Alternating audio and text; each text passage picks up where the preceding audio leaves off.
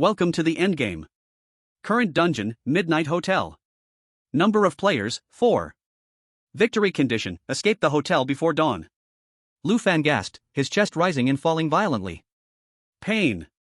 A sharp, bone-crushing pain, as if a steel pipe had pierced through his chest and crushed his heart. He pressed his hand tightly against his chest. No hole? His clothes were dry, no blood? Was the scene just a hallucination? Is he still alive? No, wait. The feeling of near death was too real. It was so real that his fingertips were still trembling uncontrollably. Damn it! What bad luck! The lottery I just bought. 5 million. A loud curse pierced his ears. Lu Fan froze, suddenly looking up. A muscle-bound man in a tank top, Zhang Hu, was angrily crumpling his lottery ticket and throwing it on the ground. Not far away, a woman with a high ponytail, Chu Yanran, was vigilantly scanning the surroundings. In the corner, a skinny man with glasses was huddled up, his teeth chattering so loudly that even from a distance, it was audible. Lu Fan's pupils shrank. This scene happened 3 minutes ago. The exact same lines, the exact same positions. The timeline has reset? He died, and the time has been reset back to the beginning of the dungeon? The psychological trauma from being stabbed to death was too great. Although his brain wanted to get up, his legs completely refused to cooperate. Bang! Lu Fan barely managed to prop himself up, only to collapse back onto the ground with a thud. The noise immediately attracted attention. Zhang Hu, already full of rage with nowhere to vent, turned around and yelled, "Hey! Pretty boy, what the hell? Playing dead? Trying to scam?" Chu Yanran also glanced over, her brow furrowed, a hint of impatience flashing in her eyes. The live stream chat was also buzzing. Yo, this batch of newbies is awful. 1 year ago, the Endgame arrived on Blue Star, globally streamed, and people still have such poor mental strength? Already fainted at the start? I bet this pretty boy is here to feed the monsters. I'm betting he won't last 3 minutes. 3 minutes? Look at his scared face, when a monster roars, he'll piss himself. I bet 10 seconds. Suggest burying him right now, so he doesn't drag down the team. Lu Fan's mind was filled with the image of that faceless monster's heart-piercing strike. He ignored Zhang Hu. Hey! I'm talking to you. Zhang Hu, seeing that Lu Fan didn't respond, felt ignored, and his anger flared up.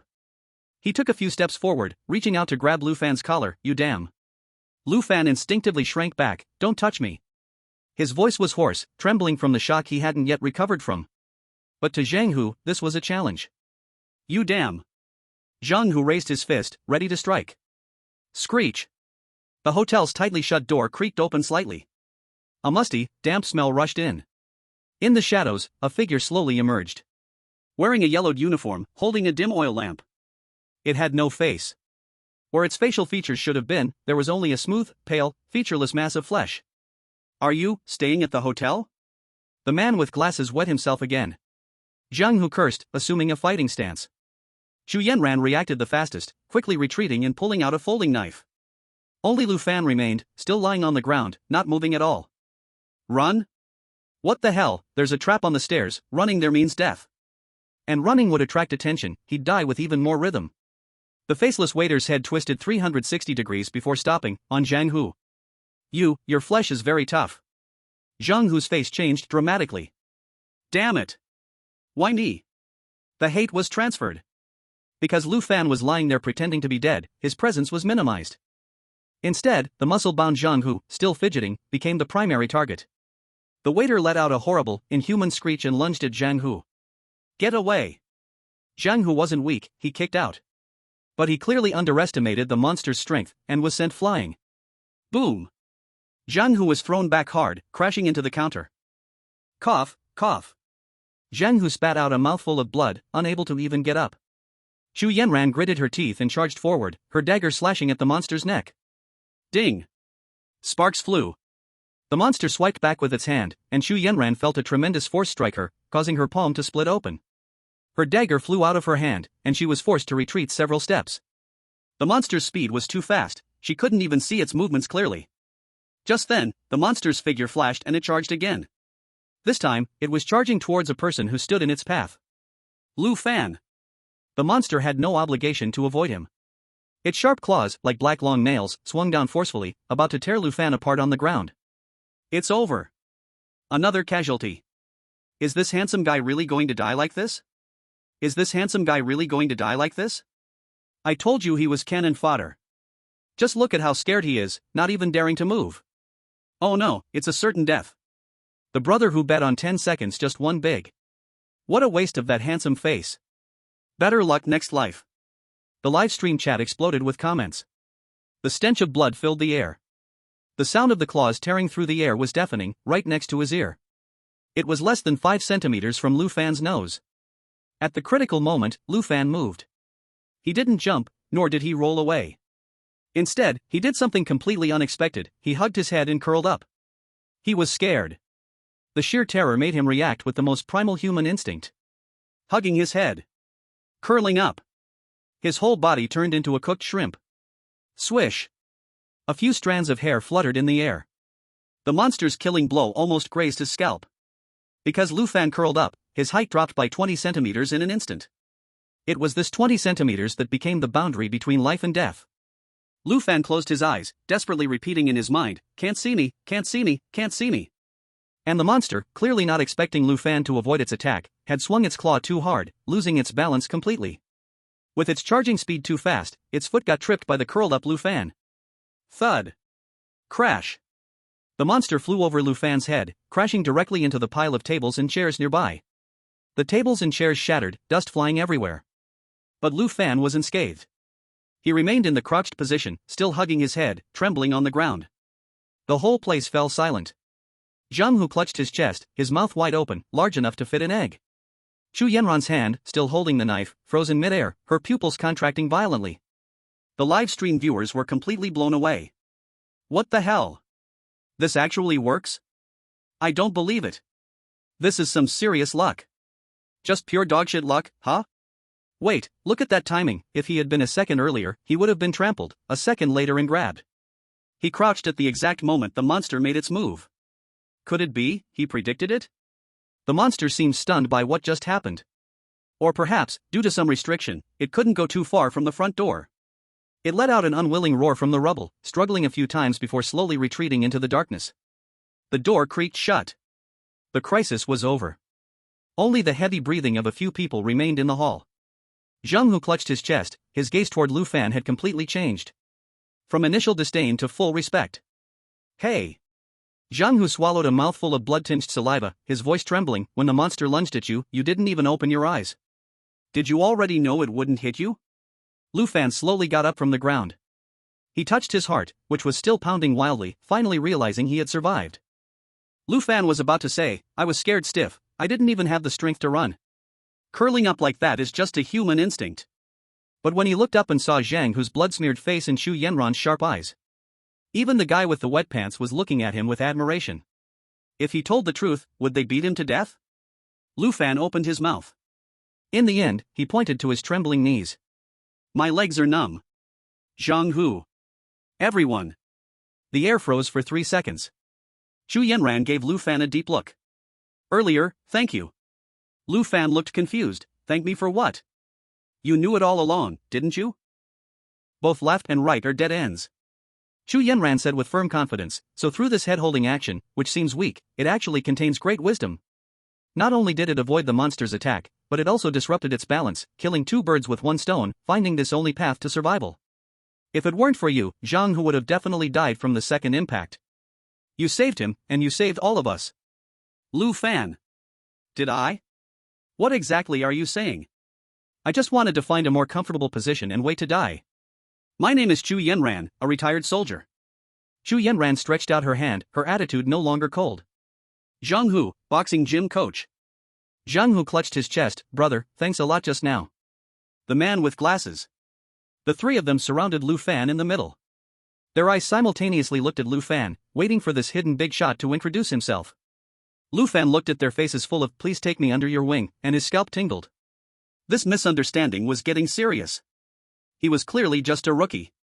He needed to explain it clearly. My name is Lu Fan.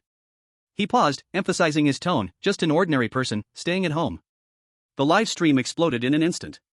Ordinary person? Listen to that, is this even human talk? What the hell, an ordinary person? An ordinary person can dodge extreme attacks under a monster's claws? I don't believe you. This is definitely pretending to be weak. Lucian is so steady, staying humble in this kind of situation. Is this the demeanor of a master? Who was the one saying they'd bury Lucian? Come out and get beaten. Followed. This is definitely a big shot here to stir things up. Xu Yanran looked at Lu Fan's I'm weak expression, and instead became more certain of her judgment. Experts usually have quirks. Some like to play dumb, others like to act weak. This one in front of her clearly belonged to the latter. All right, Mr. Lu.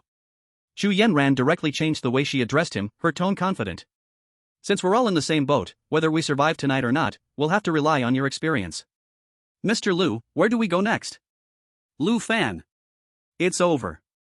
This time, it's like yellow mud falling into the pants, not shit but it might as well be. That squat just now was purely because I got scared stiff. It had nothing to do with tactical prediction or psychological games. If they make me the leader now, what will I do when we face the next wave of monsters? Besides performing an on-the-spot death scene, what else can I do? This damn misunderstanding has to be nipped in the bud. Even admitting that I'm a coward is better than dying. Lu Fan shrunk his neck. Well. He pointed to his still trembling knees, with a sincere face. I said I was guessing, I just got lucky. Do you believe it? Chapter 2 Master, it's really good. Believe it. Zhang Hu said seriously. It might have been luck the first time, but the calmness you showed when facing the monster just now wasn't something you could fake. Lu Fan. Lu Fan felt bitter inside. That wasn't calm, that was the time to give up after despair. He felt a wave of hopelessness inside. It's over. This misunderstanding seems to be getting bigger. There's not much time left. Xu Yanran glanced at the clock on the wall. We need to leave before sunrise, we must find the exit. The main door is blocked, we can only go deeper. She pointed to the stairs on the side of the hall. That was the only way to the second floor. Let's go, what are you waiting for? Zhang Hu was quick-tempered, after just suffering a loss, he was eager to regain face. The second floor must have clues, I don't believe this broken hotel can trap me. Saying that, he rushed toward the stairs. Lu Fan's pupils contracted sharply. That place, he had died there. In the last round, when Zhang Hu stepped on it, he didn't even scream, and was instantly. Don't go. This shout cracked, extremely shrill, which scared Zhang Hu so much that he didn't dare to step down. What's wrong again? Zhang Hu said impatiently. Lu Fan's forehead was covered in cold sweat. He absolutely couldn't let this big guy go up. Even though he didn't like him much, if Zhang Hu stepped on the trap, the mechanism above would trigger a series of large-scale attacks. With everyone standing so close, they would probably all die. That kind of pain, he really didn't want to experience again. You can't go, there. Lu Fan stammered. Reason? Xu Yanran stared at him. Reason? What reason could there be? I can't exactly say I can reload a save, can I? Anyway, it's already like this, let these people believe or not. I'll say. Lu Fan spoke in a joking tone, I can reload a save, do you believe me? At the moment Lu Fan revealed this terrifying secret, the entire instance suddenly shook. Finally found you. A voice full of restrained joy instantly swept across the entire instance. Countless crazy mutterings surged from all directions. Finally found you. In an instant, Lu Fan felt like he had fallen into an ice cave. Found you? So what if you found me? His mind was in chaos, desperately trying to clear his thoughts, but that voice didn't give him any chance. Crack. The ceiling above his head shattered like a biscuit. A huge pitch-black crack appeared above the instance, and the entire instance was forcibly torn open. Behind that crack was a face. A huge, beautiful yet twisted face. Finally found you. A monstrous roar came from that cherry-red little mouth. In the next second, that mouth suddenly stretched open, widening to the earlobes. The smooth teeth instantly transformed into countless sharp saw-like edges, with unknown creatures' flesh hanging on them. Cracked mouth woman. A pale, enormous hand reached out from the crack, grabbing Lu Fan and lifting him into the air as if he were a small chick. Crack. A sharp pain. An indescribable sharp pain. Lu Fan watched helplessly as his right arm was literally torn off. Blood gushed out like a fountain. He wanted to scream, but no sound came out. Next came his left leg. Then his ribs. Soon, Lu Fan lost consciousness amidst the excruciating pain. In his last moments, he saw only his head being held in the cracked-mouthed woman's palm. She bent down and gently kissed his forehead with that mouth full of fangs. Master, so fragrant. As the words fell, darkness descended. Who? Who? Who? Lu Fan suddenly shot up from the ground, gasping for air. Pain. The phantom pain made his whole body twitch, and instinctively, he reached out to touch his arm and leg. Still there. They're still there. Was that a punishment? Because he had leaked the core secret of the save load in the instance? Lu Fan collapsed on the ground, cold sweat soaking his back. This damn cheat even has forbidden words. Mr. Lu? Chu Yenron's confused voice rang in his ear. Lu Fan abruptly lifted his head, meeting Chu Yenron's probing gaze. What did you just say about a save? Lu Fan's heart stopped. He absolutely could not say. Lu Fan wiped the cold sweat off his face, forced a dry laugh, and pointed at his lower body. I meant, my crotch. I moved too much just now, and my pants were a bit tight, felt uncomfortable. Zhang Hu. Chu Yenran. The glasses-wearing man adjusted his glasses, his mouth twitching. This excuse was just an insult to intelligence. Zhang Hu rolled his eyes, then raised his foot, aiming for the first step. If your crotch is tight, just loosen your belt. Stop mumbling, I'm going first. No. Lu Fan nearly pounced, grabbing Zhang Hu's thigh. If that foot landed, everyone would have to die together. Reason. Chu Yenran gripped the dagger tightly, her tone unfriendly. If you don't explain clearly, I'll assume you've gone crazy from fear. Lu Fan's brain overloaded. His CPU was about to burn out. He couldn't say the save load, couldn't say the foreknowledge. Had to make something up. Make up something that sounds impressive but is actually nonsense. His eyes frantically scanned the stairs, trying to find something unusual to cover his lie. Dust? Wood grain? Color? Even a fly would do. See, the stairs, something's off. Lu Fan extended a trembling finger, pointing at the stairs. Zhang Hu stared at it for a long time. What the hell is wrong? Aren't they all black, rotten wood? No, it's different. Lu Fan gritted his teeth and babbled. Look at the wood grain's direction, and the dust distribution on top. It's obviously a little bit less here than in other places. It means that area is often under pressure, or there's something underneath that's hidden. He didn't even know what he was saying. It was like when he was doing math problems back in school, he didn't understand it, so he looked at others' answers. The whole process was wrong, but the result was right. In the live stream, the comments were already going crazy. What the hell? Dust distribution? I zoomed in, and it does seem a little bit different. Amazing. Is this observation skill the work of a microscope genius? Wood grain direction and dust thickness, is this the so-called details decide success or failure? In that dim environment just now, he could spot it at a glance? Lu God is awesome. High-pitched voice. Zhang Hu, though not understanding, was deeply shocked. Looking at Lu Fan's determined, but actually stiff expression, he started to have some doubts in his heart. Is this for real? Don't try to fool me. If you don't believe me, throw something and try it. Lu Fan shrank his neck. Zhang Hu suspiciously looked around, grabbed a broken chair nearby. I don't believe this curse. He swung his arm around and threw the chair violently at the stairs. Bang! The chair hit the third step. Crack! The sound of a mechanism triggered. The solid wood chair was instantly turned into a honeycomb, with chips flying everywhere. A wooden shard flew past Zhang Hu's face, leaving a bloodstain. Dead silence. The whole place was dead silent. Zhang Hu touched the blood on his face, standing frozen, his entire back soaked in sweat. If he had stepped on it just now, the thing turned into a honeycomb would have been his foot, or even his head. Gulp. No one knew who swallowed. Chu Yenran looked at Lu Fan with completely changed eyes. If before she had doubts, now she was utterly shocked. This trap was designed so covertly that ordinary people could never have detected it. And this man, just by standing a few meters away and casually glancing at it, could predict the deadly danger with nothing but dust and wood grain details. What level of insight is this? Is this still a human? So, Brother Lu, how do we go up the stairs? Zhang Hu, now completely following Lu Fan, hurriedly asked. Lu Fan didn't know how to go up. He had never been up there. Go that way. Lu Fan raised his hand and pointed toward the ventilation window. Zhang Hu followed his finger, raising his neck high, looking confused. Huh? Climb through the window? He looked at the spacious stairs and then at the ventilation window, which was barely big enough for a dog, with a face full of confusion. Brother Lu, we're leaving the wide path and crawling through a dog hole? Isn't this too awkward? Before Lu Fan could come up with a reason, Chu Yenran, who had been silent all along, suddenly shuddered. So that's it. Chu Yenran looked at Lu Fan, her voice full of awe. This is reverse thinking, right? Lu Fan? I just want to climb through a window, how did this become reverse thinking? Xu Yanran didn't give Lu Fan a chance to explain and directly analyzed to Zhang Hu. Don't you see it yet? This is a typical mental trap. The designer deliberately placed the stairs in the most obvious position, using people's habitual thinking to make us believe we have to use the stairs to go up. But once you step on it, it's a dead end.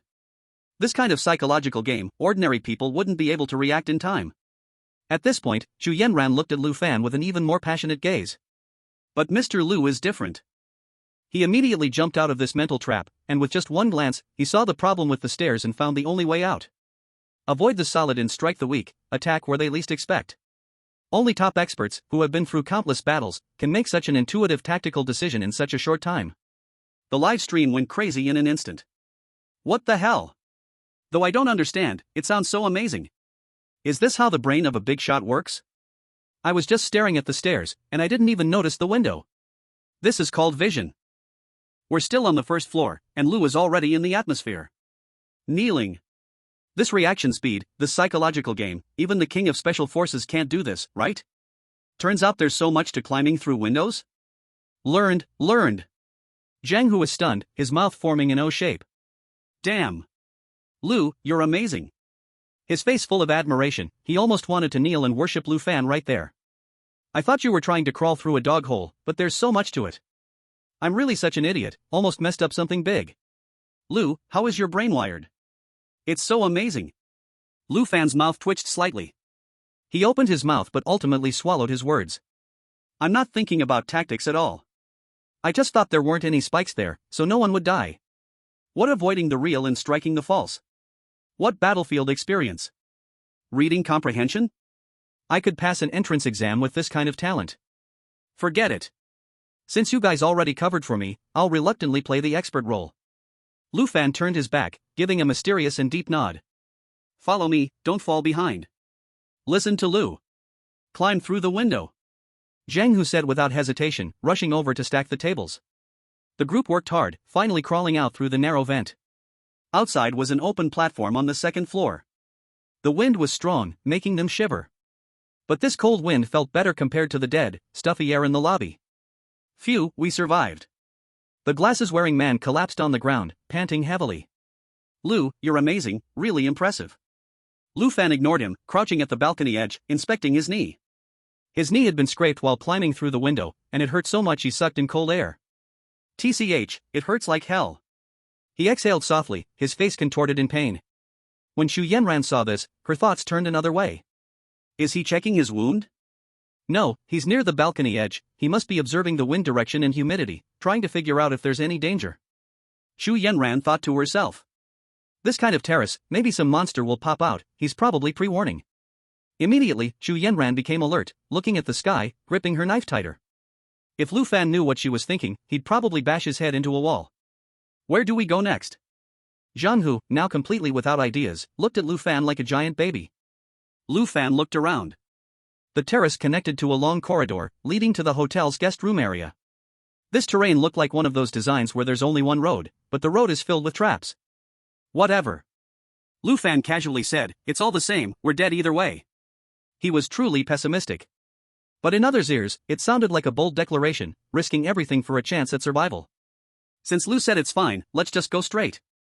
Zhang Hu's confidence soared. The group stepped into the corridor. Suddenly, Lu Fan felt a chill down his neck, as if someone was blowing air against his neck. He. A sharp, high-pitched laugh echoed behind them. Who? Zhang Hu, with his bad temper, instinctively turned around to yell at someone. Don't turn around. Lu Fan's shout was heart-wrenching. Why? Because of the horror movie rule, if there's a ghost behind you and you look back, it's a guaranteed death sentence. Also, running is the best option, no need to overthink it. This was purely a coward's instinct. Zhang Hu was stunned by the shout, and forcibly turned his head back after halfway. Run forward. Don't stop. Lu Fan sprinted. His adrenaline surged, running faster than Zhang Hu. He just needed to outrun the last person. Run. When the others saw their leader running, they dared not slack off, each of them running like mad. The laughter from behind grew louder, almost right next to their ears. Little brother, turn around and look at me. The voice was sweet and soft, making one's bones go weak. The glasses-wearing man had the weakest will, driven by curiosity or perhaps mesmerized by the ghost.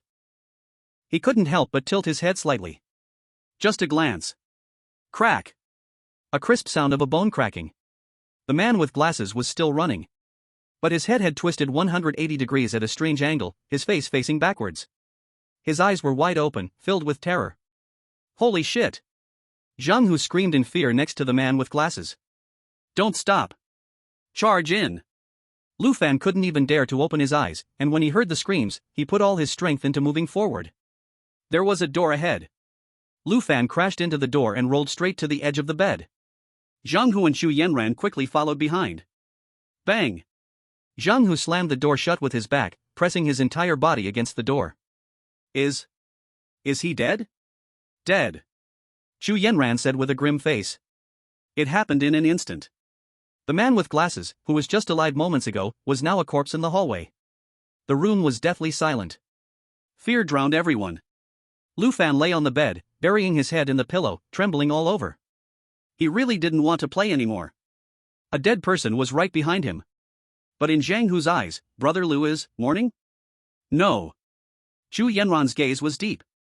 He's reviewing, analyzing the monster's movement patterns. Look at his shaking shoulders, that's a physical reaction when someone is deeply focused on thinking. Zhang Hu was filled with respect. No wonder it's Brother Lu. Even when his teammate just died, he could immediately enter the state to analyze the situation.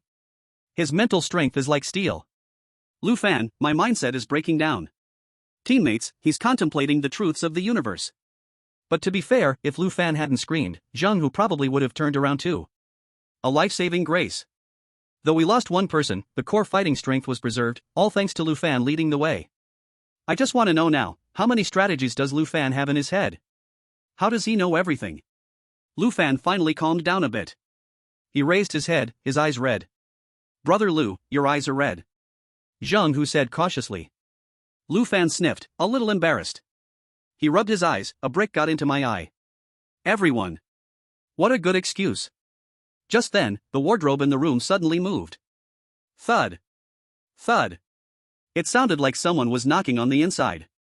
Everyone, who had just caught their breath, felt their hearts jump to their throats again.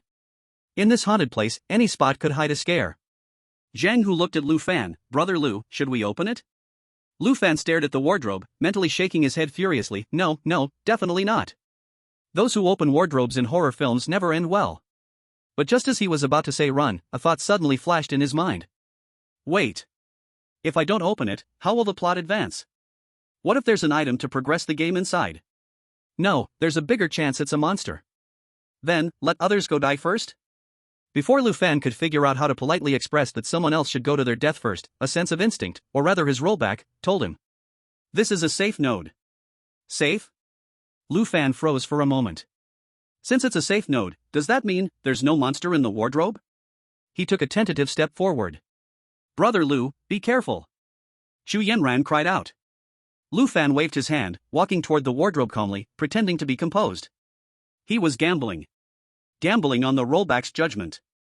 Suddenly, he yanked the wardrobe door open. Wow! Lu Fan instinctively screamed. However, the monster he expected did not jump out. Inside the wardrobe, curled up, was a little girl. She wore a tattered dress and hugged a rag doll in her arms, timidly staring at Lu Fan. Big brother, can you take me to find something to eat? The little girl's voice was soft and sweet. Lu Fan opened his eyes and let out a breath. It was an NPC plot trigger. That scared the hell out of me. His legs went weak, and he almost fell to his knees again. He leaned against the wardrobe door, striking a casual wall slam pose.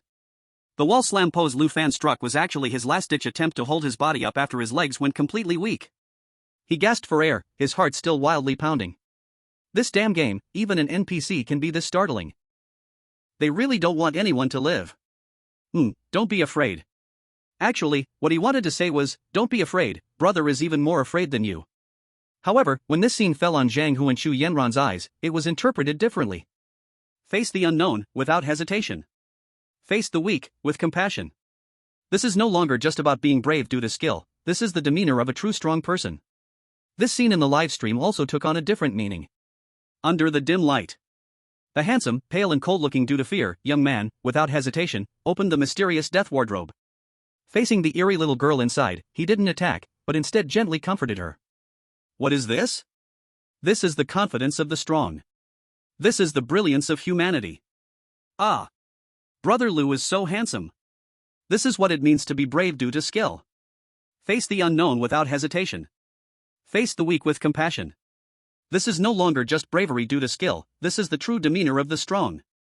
Anyone else would have been scared out of their mind and attacked by now, right? If they attacked, they'd probably trigger a death flag. This is so precise. Is he using X-ray vision or something? He didn't hesitate for even a second. Shouldn't a normal person first doubt if this is some kind of ghost or disguise? What does this show? It shows that Brother Lu saw through it instantly. He knows that the little girl is the key to solving the puzzle. If Lu Fan could see these bullet comments, he would probably spit out 3 liters of blood on the spot. See through it? Bullshit. He was just scared stiff and instinctively tried to steady himself. Chapter 4, I'm just tying my shoelaces. Brother. I'm hungry. The little girl's voice pulled Lu Fan's thoughts back. Hungry? Food in this ghostly place? Where could he find food? The kitchen? The thought of the kitchen made all kinds of horror film scenes flash through Lu Fan's mind. The ceiling covered in iron hooks, and a thick soup boiling in a cauldron made from who knows what ingredients. He shuddered. Brother Lu, she seems to want us to help her find food. Shu Yanran's voice had a hint of excitement. This should be the clue to clear the level. Zhang Hu rolled up his sleeves. What are we waiting for? Where's the kitchen? I'll bring the whole fridge to her. No. Don't. Lu Fan screamed in his heart. He already had a psychological shadow on Zhang Hu, fearing that this reckless man would impulsively trigger some deadly trap again and splatter him with blood. No rush. Lu Fan needed a break. He had to delay time. He absolutely couldn't rush into that terrifying kitchen right away. Let's check this room first. He casually made up an excuse and started walking around the room pretending to check things out. He wasn't actually looking for clues, he was just aimlessly looking around to kill time. His gaze wandered around the room, finally landing on an oil painting hanging on the wall. It was a landscape painting, depicting a gloomy dark forest. Twisted tree trunks tangled together, and the overlapping tree crowns blocked out all the light. The whole painting gave off an extremely uncomfortable, oppressive feeling. Lu Fan just glanced at it, not paying much attention. Since his legs were still a bit weak, he instinctively leaned against the painting to steady himself. A painting? Shu Yanran followed his hand's direction and her eyes immediately sharpened. She quickly walked up to the painting and studied it carefully.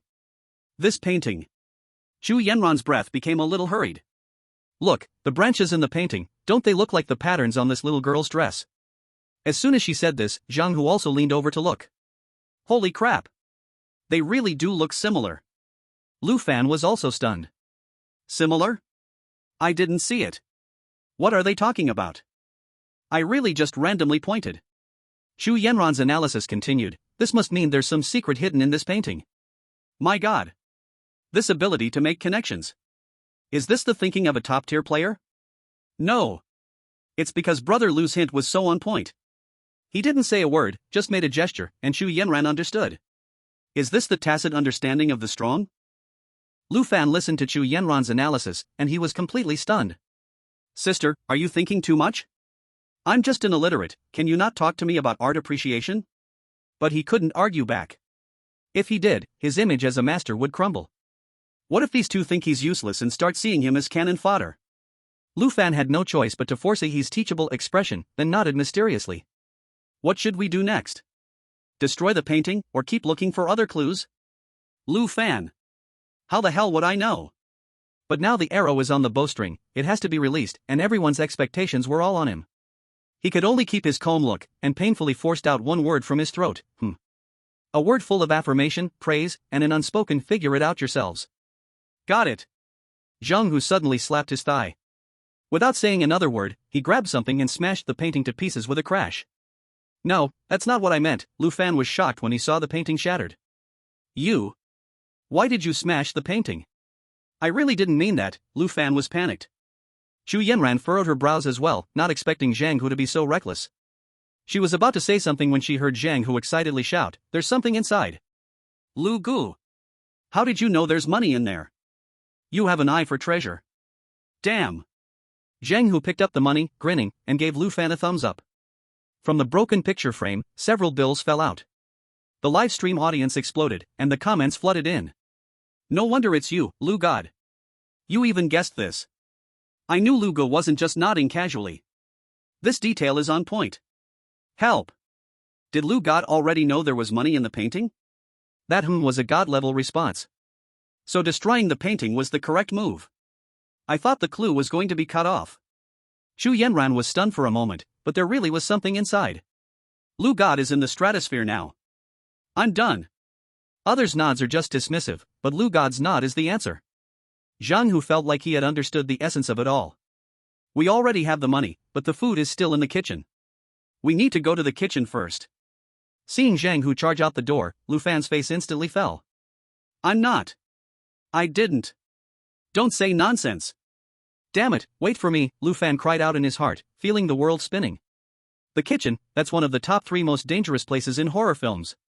But his survival instinct pushed him to move his legs. Don't fall behind. The one who falls behind dies the quickest. The hallway was dimly lit. But at the end of the hallway, there was a large door with the word kitchen written on it. Zhang Hu was at the front, charging forward like a bull in heat. Xu Yanran was in the middle, walking steadily, vigilantly scanning her surroundings. Lu Fan was last, extremely nervous, running clumsily. Stop! Lu Fan shouted. His mind was consumed with survival, and he didn't realize how shocking his action was to the others. This single word, stop, seemed to have some kind of magic. Everyone froze in place, not even daring to breathe. What's wrong, Lu Gu? Zhang Hu instantly broke out in a cold sweat, his muscles tensing. Lu Fan didn't answer. He only lowered his head, staring at a vase in front of him. The atmosphere froze instantly. Everyone thought Lu Fan had seen some danger, thinking there might be some monster hiding inside the vase. But it wasn't. Just now, he had felt his foot loosen. Looking down, he saw that his shoelace was undone. Damn it! At this life and death moment, Lu Fan thought to himself. If he didn't tie it, the lace would keep swinging around, and if he tripped while running, what would happen? What if he got caught by some monster? That could kill him. So, in the deathly silence, Lu Fan squatted down. This squat ruined everything. Behind him, Zhang Hu. Xu Yanran's face instantly changed. Get down! Zhang Hu shouted violently, like thunder from a clear sky. He directly pounced like a hungry tiger, diving to the ground and clutching the back of his head tightly. Xu Yanran quickly crouched close to the wall, performing the perfect tactical evasion move, with the dagger reversed in front of her chest, holding her breath instantly. However, the little girl looked confused and, after a long while, tilted her head and asked, "Brother, sister, why are you all lying on the ground?" Lu Fan? He had just reached for his shoelace when the tremendous noise behind him startled him. He looked up. Well, this group of people looked like they had been hit by an airstrike. The burly Zhang Hu, as strong as a bear, was crouching with his but in the air at his feet, trembling all over. What are you doing? Lu Fan held his position tying his shoes, his hands frozen in midair, his face filled with confusion. I'm just tying my shoelaces, do you really need to perform such a grand gesture? When Zhang Hu heard Lu Fan's voice, his voice trembled. Brother Lu, wasn't there an enemy attack? I saw you suddenly crouch, moving so quickly. You must have detected some kind of deadly danger. Xu Yanran said seriously, Mr. Lu, have we avoided the attack? How much longer do we need to crouch? The bullet comments in the livestream hit a new climax at this moment. Professional. This is called professionalism. Lu God's warning move is so standard, instantly lowering the center of gravity to reduce the target area. It's a textbook-level tactical evasion. These teammates aren't bad either, looks like they've been trained by Lu God. Laughing to death, only Lu God remains the calmest, crouching there like he's watching a play. What does the one upstairs understand? That's staying calm even when a mountain collapses before you. Lu Fan is using his body to test for traps for his teammates. Lu Fan looked at the people lying on the ground, and he was completely at a loss. This works? I just wanted to tie my shoelaces, and you guys can imagine a Hollywood blockbuster out of it? Ahem. Lu Fan awkwardly cleared his throat. He quickly tied his shoelace in a knot and stood up. I just tied my shoelaces. Chapter 5, that has a smell. The air suddenly became silent for 3 seconds. These 3 seconds were probably the longest 3 seconds Zhang Hu had ever experienced in his life. The two of them awkwardly climbed up from the ground, glancing at each other. They both wore embarrassed but polite smiles, and the atmosphere became incredibly awkward. Ha ha, so it was just tying shoelaces. Zhang Hu scratched his head, giving a dry laugh, which was even more painful than crying. Brother Lu really values details, always maintaining the best state. I knew it, I didn't feel any killing intent just now. Xu Yanran's admiration did not lessen but instead grew even stronger. As expected of Mr. Lu, the details determined success or failure. In a dangerous dungeon, something as small as untied shoelaces could lead to fatal consequences. Mr. Lu is teaching us that we can never overlook even the smallest details. She silently wrote in her mind, the third rule for big shots: always check your own condition, never neglect even your shoelaces. Lu Fan. I'm tired, just end it. Alright, let's keep moving. Lu Fan was truly tired. Mentally tired. His voice carried a sense of having lost all hope. But to Zhang Hu and Xu Yanran, it sounded like the urging and guiding of a strong leader. The two didn't dare to slack off and immediately followed him. This time, the formation changed. Lu Fan walked at the front, with Zhang Hu and Xu Yanran protecting him on either side, adopting a guard position. Lu Fan. God, please strike me with a lightning bolt. The three passed through the eerie corridor and finally reached the end. A wooden door appeared before them, with a sign hanging on it that said restaurant. A smell of blood and decay drifted through the door crack. Zhang Hu covered his nose and asked, Brother Lu, should we go in? Lu Fan was about to shake his head and say, what the hell, no way in. Suddenly, the little girl tugged at Lu Fan's sleeve. Under the tense gazes of the three, she raised her colorless little face and softly said, Brother. I'm hungry. Lu Fan's heartbeat skipped a beat and his whole body froze. Go to the kitchen to find something to eat? What a joke. It's not a game you play when you're tired of living. He'd rather lie in a coffin right now than walk through that door. Did you hear that, Brother Lu? The clue's here. Zhang Hu, however, was excited, his eyes shining. The cook must be in there, just right. I was feeling stifled just now, let's go in and deal with him. No. Don't touch it. Touch it, and it'll break. We can't, just go in. Why not? Zhang Hu turned around, his face full of confusion. Aren't we supposed to go to the kitchen to find something to eat? Mr. Lu means that we don't know anything about what's inside, rushing in would be too dangerous, Xu Yanran analyzed calmly. There must be dangers in there that we didn't expect. Lu Fan nodded frantically, yes, that's exactly what he meant. Big sister, you're really my confidant. The viewers in the live stream were also infected by this tense atmosphere. Here it comes, the classic choice, go in or give up? This door clearly has something wrong, the smell is almost spilling out of the screen. Brother Lu definitely found something, look at that expression, serious like he's about to face a firing squad. Firing squad? Is the one upstairs using the wrong words? It's called planning and strategy. Lu Fan had no mind for planning and strategy, he just wanted to run as fast as possible. But Zhang Hu, this reckless guy, clearly didn't get it, he pounded his chest, what are we afraid of? If there's danger, I'll take it on first. Brother Lu, you and Sister Yanran can command from behind. Saying that, this reckless guy reached out to grab the door. The moment Zhang Hu's hand touched the door handle. Buzz. Lu Fan's mind exploded with a loud noise. His vision instantly twisted. He saw the door open. He saw a cold gleam flash. He saw Zhang Hu's huge head roll off the ground like a watermelon, blood splattering all over his face. Immediately after, a huge cleaver came down, pain tearing through his whole body. Ha, ha. Lu Fan snapped back to reality, gasping for air, his back instantly soaked in sweat. Another death rewind. In that 1 second, total annihilation. Seeing Zhang Hu's hand already turning the door handle, Lu Fan had no time to think, he threw himself on top of Zhang Hu, grabbing his arm tightly. Don't move. Don't open it. His voice cracked with obvious tension. Zhang Hu was startled by the grab, his hand froze midair. Brother Lu, what's wrong? How to explain? Should he say that he just saw your head relocate? Looking at the confused expressions of the two, Lu Fan's brain worked quickly, and he finally came up with an extremely clumsy excuse. The smell, it's not right. Smell? Smell? Zhang Hu leaned closer to the door to sniff, isn't it just the smell of blood and rotten meat? Isn't that the smell of these haunted places? No. Xu Yanran's expression, however, changed. She also moved forward to carefully discern, her face solemn. It's not just the smell of rot, I also smell a spice scent. Rosemary, thyme, and pepper. Although faint, it's definitely there. Zhang Hu froze, spices? What does that mean? It means that what's inside isn't just a simple monster, it's still cooking. This confirms Mr. Lu's judgment, there's a highly aggressive chef in the kitchen. He's treating us as ingredients. SSS. Zhang Hu sucked in a breath, his eyes filled with fear. Lu Fan relaxed a little inside, finally scaring this brute into submission. Holy crap. This is terrifying when you think about it. Treating living people as ingredients? And marinating them? This chef is a psychopath. Xu Yanran's nose is amazing, but the real hero is Brother Lu. Is this the intuition of a big shot?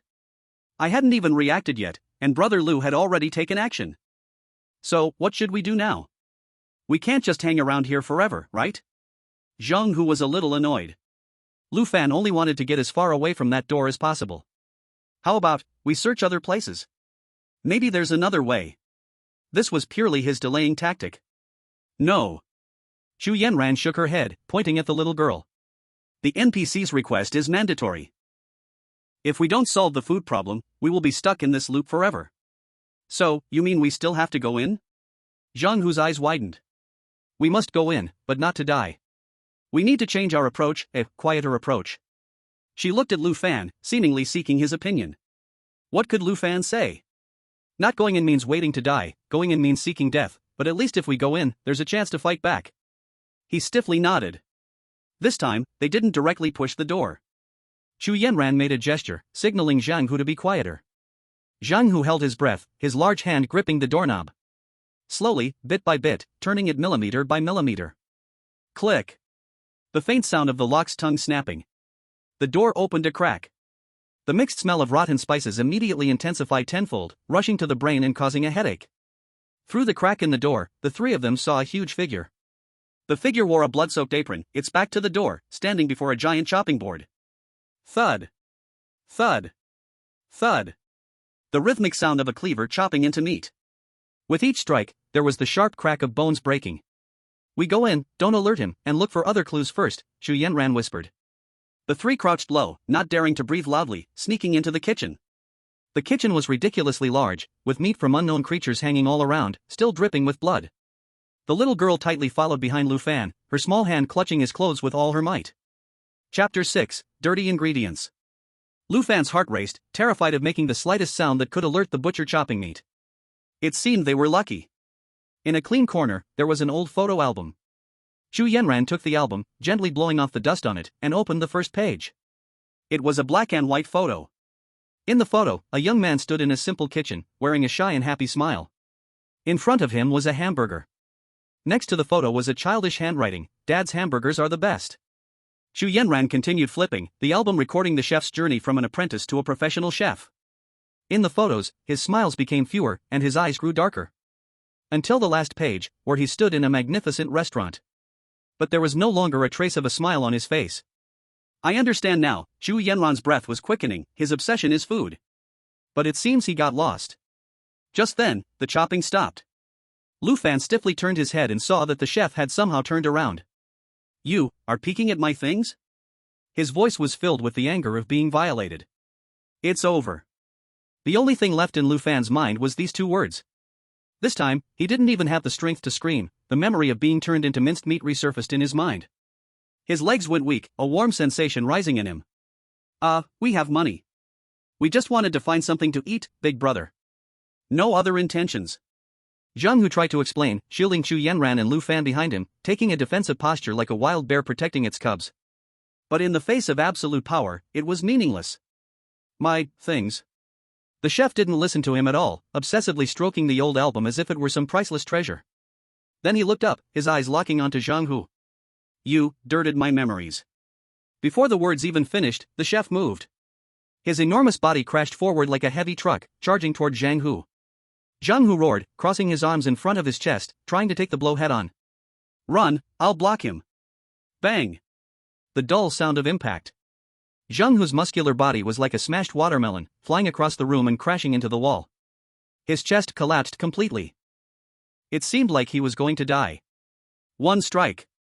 Just one strike. Xu Yanran didn't hesitate at all. She turned around and grabbed Lu Fan, who was scared stiff, trying to run out. But behind them, the little girl stood still, not moving. She lifted her head, looked at the chef, and with a soft, sweet voice, repeated. Daddy. I'm hungry. This voice seemed to be some kind of switch. The chef's movement froze. He slowly turned his head and looked at the little girl. The brutality in his eyes faded slightly, replaced by a look of pain and confusion. There's hope. Xu Yanran's heart stirred, and she was about to say something. But the chef's gaze passed over the little girl and landed on Lu Fan, whom she was holding. The chef's nose twitched twice, and he squeezed out a disgusted expression. Dirty ingredient. The next second, he drew a bone knife from behind his waist. It wasn't a cleaver, but a smaller, sharper knife, specifically used for handling delicate parts. No. Lu Fan stared in horror as the chef slowly walked toward him, the knife growing larger in his vision. He tried to run, but his legs wouldn't obey. Fear, extreme fear. The chef ignored Chu Yenran. His target was only Lu Fan. He pulled Lu Fan from Chu Yenran's hand, lifting him up by the air like a small chicken. No. No. Lu Fan desperately struggled, kicking his legs wildly in the air. The chef didn't listen to his pleas. His other hand skillfully swiped the bone knife. Lu Fan felt his pants being cut open. Then, an indescribable, sharp pain came. Ah! A heart-wrenching scream echoed throughout the kitchen. The viewers in the live stream went crazy. Damn! Damn! What did I just see? Ugh! I can't take it anymore. This is 1,000 times scarier than just decapitating. Lu God! My Lu God! This death is too humiliating for the gods. Amidst the intense pain, Lu Fan's consciousness started to blur. The last thing he saw was the chef's artist-like smile as he finished his work. Then, everything went black. Brother! I'm hungry. The cold voice once again pulled Lu Fan from hell back into reality. He suddenly opened his eyes, gasping for air, instinctively reaching down to feel himself. It was still there. Completely intact. But the phantom pain of being cut off alive made him tremble uncontrollably. His legs went weak, and he collapsed to the ground. Lu bro! Zhang Hu and Chu Yenran were startled by his sudden collapse. Don't touch me! Lu Fan screamed and scrambled backward, away from the large door. He covered his lower body with both hands, his face pale as paper. Lu bro? What's wrong? Why is your face so pale? Zhang Hu's voice was filled with concern. Lu Fan suddenly lifted his head, his eyes full of bloodshot fear. He looked at the door that sealed the demon inside, his vision went black, and he could no longer hold himself up, falling backward. Hey! Lu bro! Zhang Hu reacted quickly, catching him before he hit the ground. Lu Fan was completely drained. He would rather be stabbed 1,000 times by that faceless servant than ever step foot into that kitchen again. Lu bro! Lu bro, wake up! Zhang Hu said. Chu Yenran squatted in front of him, her expression serious. It seems like he suffered some kind of intense mental shock. His state isn't right. Mental shock? He was fine just a moment ago. Lu Fan's lips trembled as he fearfully said, Don't open that door. His terrified expression stunned even Zhang Hu, who was usually carefree, and Chu Yenran, who was always calm. This wasn't just caution or calmness. It was fear from the depths of his soul. A man who could face traps without flinching, who could command his teammates to avoid ghostly pursuits with a smile, was now so terrified by a door? The livestream was also in complete chaos. What's going on? What happened to Lu God? Just standing at the door, and getting this scared? He didn't even blink just now. Could it be that there's something behind the door more terrifying than all the monsters combined? Something that could scare Lord Lu like this? Didn't you notice? He just said, don't open that door. This means he already knows what's behind it. This reaction of Lord Lu must be because he saw an extremely terrifying future. Damn! The truth is upstairs. To foresee the future, you must pay a price. That pale face, that trembling body, this is definitely the mental backlash from peeking into the secrets of the universe. So being a big shot isn't as easy as it seems. Every prophecy, is it really consuming his spirit, even his life? I feel for Lord Lu. He's taken on so much for us. Chapter 7, Wait, are you really a prophet? Chu Yenran looked at Lu Fan's pale face, and a bold guess rose in her mind. Mr. Lu, her voice soft, did you see something? Zhang Hu also reacted, asking, Lu bro, what did you see? What's behind that door? What did he see? He saw your deaths. He desperately shook his head, repeating, we can't go and we'll all die. We'll all die. Chu Yenran repeated these words, her guess becoming more certain. To make him say we'll all die, it's clear that the future he saw is unbelievably terrifying and hopeless. And he is bearing all the pain of seeing this hopeless future alone. His ability, maybe it's not without a cost. Every time he peeks into the future, it burdens his mind. That's why he said his legs were numb, and that a brick went into his eyes. Realizing this, Chu Yenran looked at Lu Fan's expression, and from her previous admiration, a trace of respect and heartache emerged. Mr. Lu, Chu Yenran took a deep breath and asked, can you see the future? This question struck Lu Fan's mind like thunder. Admit it? Or not? If he admitted it, would it bring back that terrifying slit-mouthed woman? But if he didn't admit it, they'd still try to open the door. And then everyone would be doomed. He'd have to experience the pain of death again. Both choices seemed to lead to hell. What should he do? Lu Fan closed his eyes, a bitter smile appearing on his face. You guess. Zhang Hu and Xu Yanran both sucked in a cold breath. Guess? What kind of answer is that? It's neither an admission nor a denial, but a response from a higher dimension. A stance so transcendent that they still can't understand. Zhang Hu felt his brain wasn't enough for this. He could only look to Xu Yanran for help. The live stream chat completely exploded. Damn. You guess? What kind of godly answer is that? So awesome. The big shot's aura has broken through the sky. The meaning is clear, Lord Lu can foresee the future. He didn't directly admit it because those who peek into the secrets of the universe cannot speak of it. He's using this method to remind his teammates that some things cannot be asked, only realized. I get it. Lord Lu means, you all need to experience my ability yourself, whether you live or die depends on your own understanding. This is no ordinary prophet, this is a divine oracle.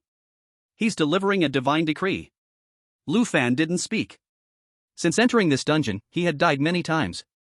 Killed by faceless waiters, swallowed alive by the slit-mouthed woman, treated as ingredients by the chef. The hopelessness of near-death relentlessly washed over his mind.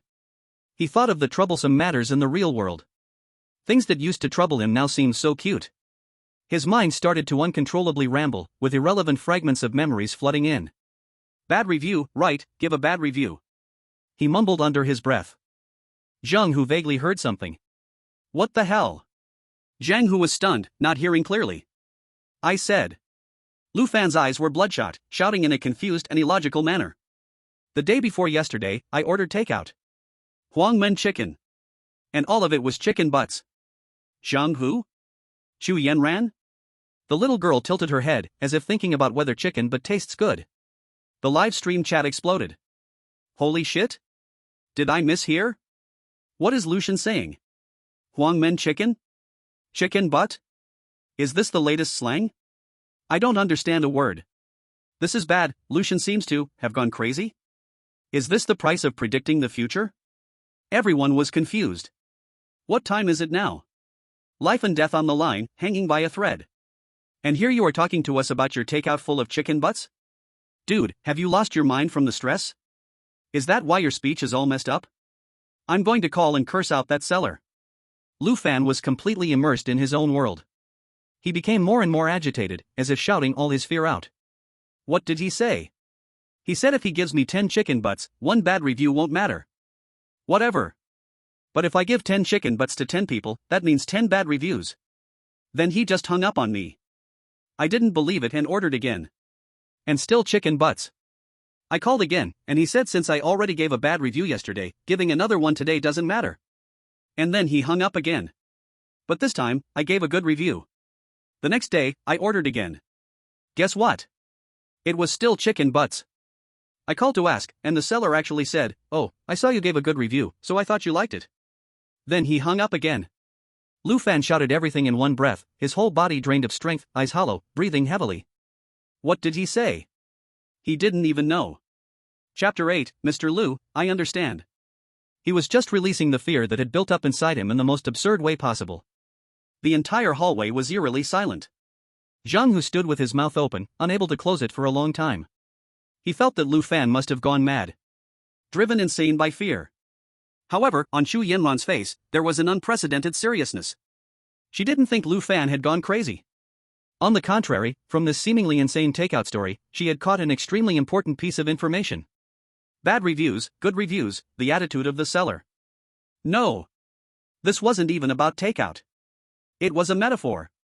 A genius metaphor about how to deal with the terrifying chef in that horrible kitchen. The chef was the seller. We, the players, are the customers.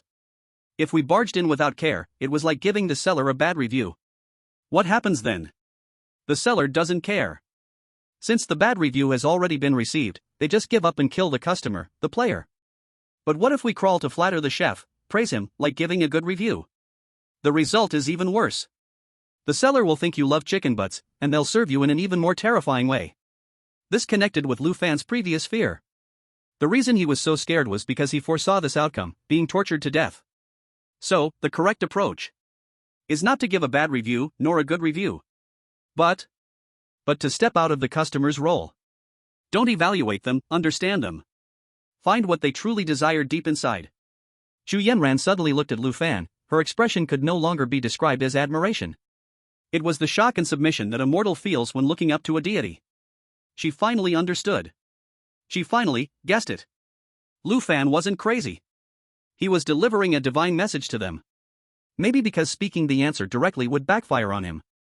So he could only use this insane way to hide the key to solving the problem in an absurd story. I understand. Chu Yanran took a deep breath, her voice trembling with excitement. Mr. Lu, I understand what you mean. Ha? Do you understand? Zhang Hu looked at Chu Yanran with a confused expression. What do you understand? What's wrong with chicken butt? He felt like his intelligence was being crushed like never before. One person is talking about braised chicken, the other says they understand. What kind of riddle are these two playing? Chu Yanran didn't answer him. She just looked at Lu Fan with admiration. To convey this message, he had even disguised himself as a madman, risking mental collapse. This prophet is carrying too much. What exactly did you understand? Hurry up and tell me. You're killing me. Zhang Hu looked at Chu Yanran, who was pretending to be deep, nearly on the verge of tears. Chu Yanran didn't explain right away. Instead, she helped the weak Lu Fan sit against the wall so he could be a little more comfortable. After doing all that, she turned to face Zhang Hu. Zhang Hu, don't you understand yet? What Mr. Lu just said wasn't about takeout. Every word from Chu Yanran clearly reached Zhang Hu and all the viewers in the livestream. That was a metaphor about our survival and death. The chef in the kitchen is the business owner. We are the customers. If you barge in, that's giving a bad review, and he will kill us without hesitation. If we try to please him, praise him, that's giving a good review, and he will think we like chicken butt, and our fate will be even worse.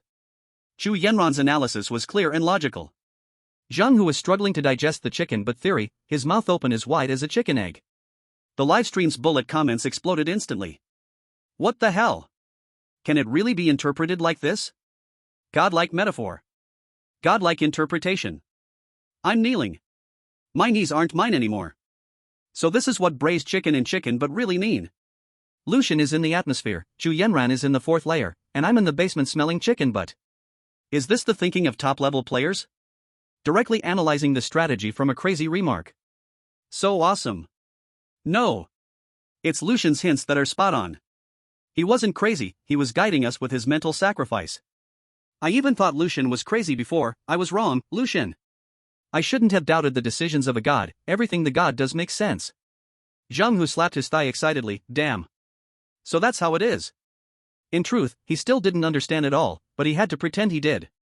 So, what should we do? We don't give good reviews or bad reviews, should we just stand at the door and stare at him? No. Chu Yanran shook her head, glancing at Lu Fan, her eyes filled with determination. Mr. Lu has already given us the answer. We can't be customers. We need to change our identity. What identity? An identity that can talk to him as equals. An identity of a true food lover who is also hungry. A plan quickly formed in Chu Yanran's mind. She no longer hesitated, turning and walking to the kitchen door. This time, she didn't ask Zhang Hu to take action. She adjusted her clothes and stood up straight. Then, she raised her hand and gently knocked on the door. Knock, knock, knock.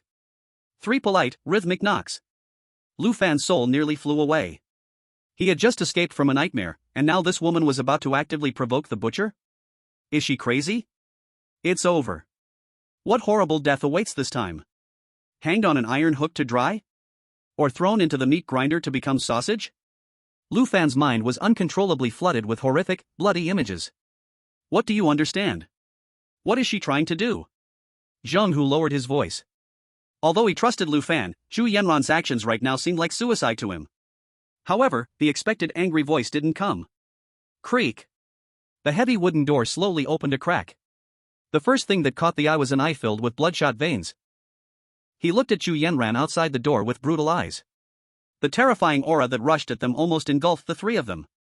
Yet, Chu Yanran stood straight, not retreating in the slightest. Her expression was calm, neither sad nor happy, as she said, "You are a chef." Lu Fan was completely panicked. "Big sister. What are you talking about? This is like lighting a lamp in a toilet." Chu Yanran's speaking speed was not fast, as if she were stating a fact.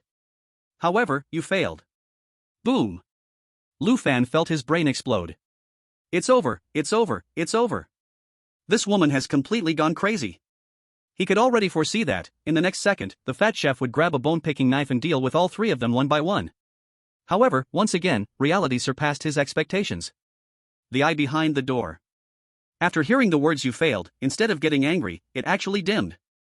It was a kind of unwillingness, touched in a painful spot. The chef fell silent, only staring intensely at Xu Yanran. You failed, and it made me feel bored. The worst part is, I'm still hungry. She even stepped forward. Zhang, whose eyes almost popped out. Was this woman insane? In the live stream, everyone held their breath. This was no longer a game, this was a life and death situation. She's gone crazy. This woman is definitely insane. How dare she speak like this to a monster?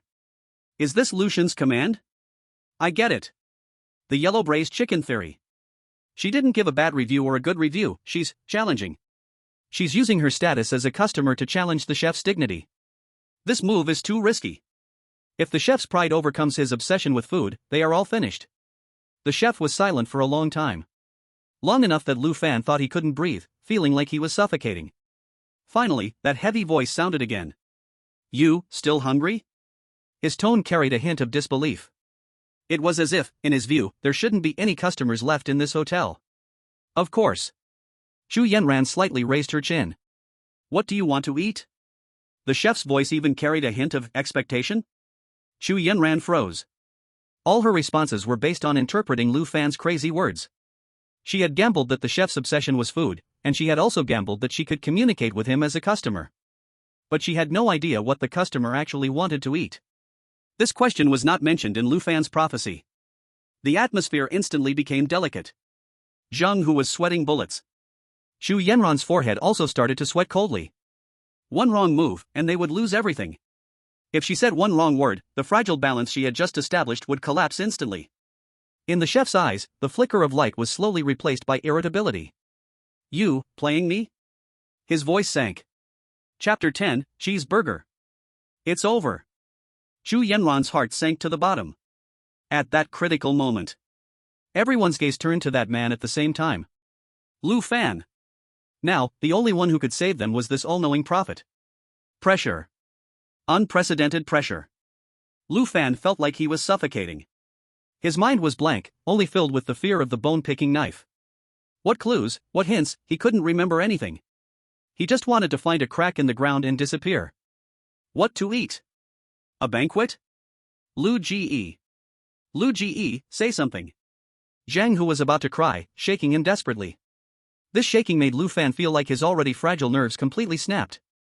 The phantom pain mixed with terror made him just want to vomit.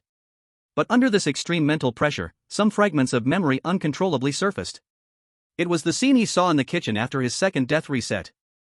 That fat chef was obsessed, gently stroking a photo album. The photo album. The photo album. In Lu Fan's mind, a picture suddenly flashed hard.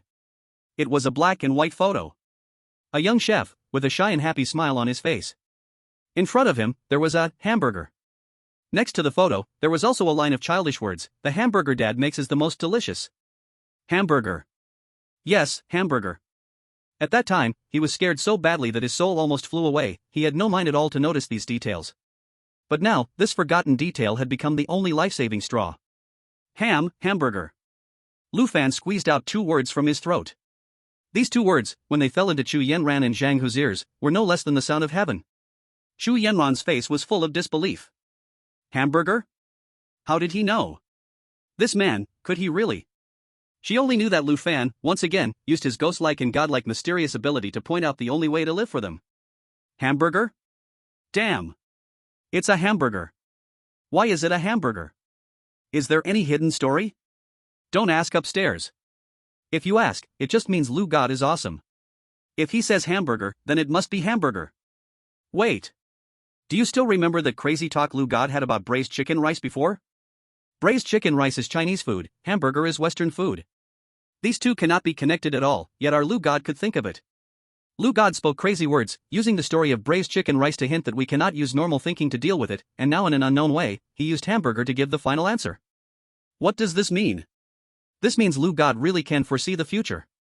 If before it was still a guess, now it has already become fact. I directly kneel down. This is no longer in the atmosphere, this is in the deep space beyond the shore. Chu Yenran turned back to that chef again, her eyes firm. Cheeseburger. She clearly spat out these 4 words. When the word cheeseburger came out from Chu Yenran's mouth, a miracle happened. All of the chef's violence and killing intent faded away in an instant. A complicated emotion appeared on his face. I can make cheeseburger. The chef's voice, for the first time, carried a kind of human emotion. That was the confidence a chef would only have when facing a diner. Real cheeseburger. Chu Yenran stepped forward 1 step, her tone heavier. Not those cool ghost molecular cuisines you are playing now, but real cheeseburger. I will make for you a delicious traditional cheeseburger. The chef's back straightened a little, releasing an aura called professionalism. Make you feel like you are eating the first cheeseburger in your life. This strange conversation made Zhang Hu at the side completely crash in his brain. He looked at the chef, then looked at Chu Yenran, and finally looked at half-dead Lu Fan. He touched his forehead, feeling like a fool who broke into a different dimension space. What the hell is going on? A monster who kills without blinking now wants to make a cheesy burger for a woman who can be slaughtered by anyone? Is the world crazy, or am I crazy? The audience were even more shocked by this godlike move and could not speak. Damn, this atmosphere. Why do I feel like I am not watching a horror survival livestream, but watching a Michelin kitchen documentary? Is this the clash of top players? Using food to decide life and death? Too high level, cannot understand, but deeply shocked. How many % cooked? 70% cooked, the chef blurted out. American cheese. American cheese is most suitable for cheeseburger, because it melts fast and does not form lumps. He even began to explain, making people wonder where the terrifying butcher just now had gone. Lu Fan stiffly leaned against the wall, he was still alive. This time, he bet right.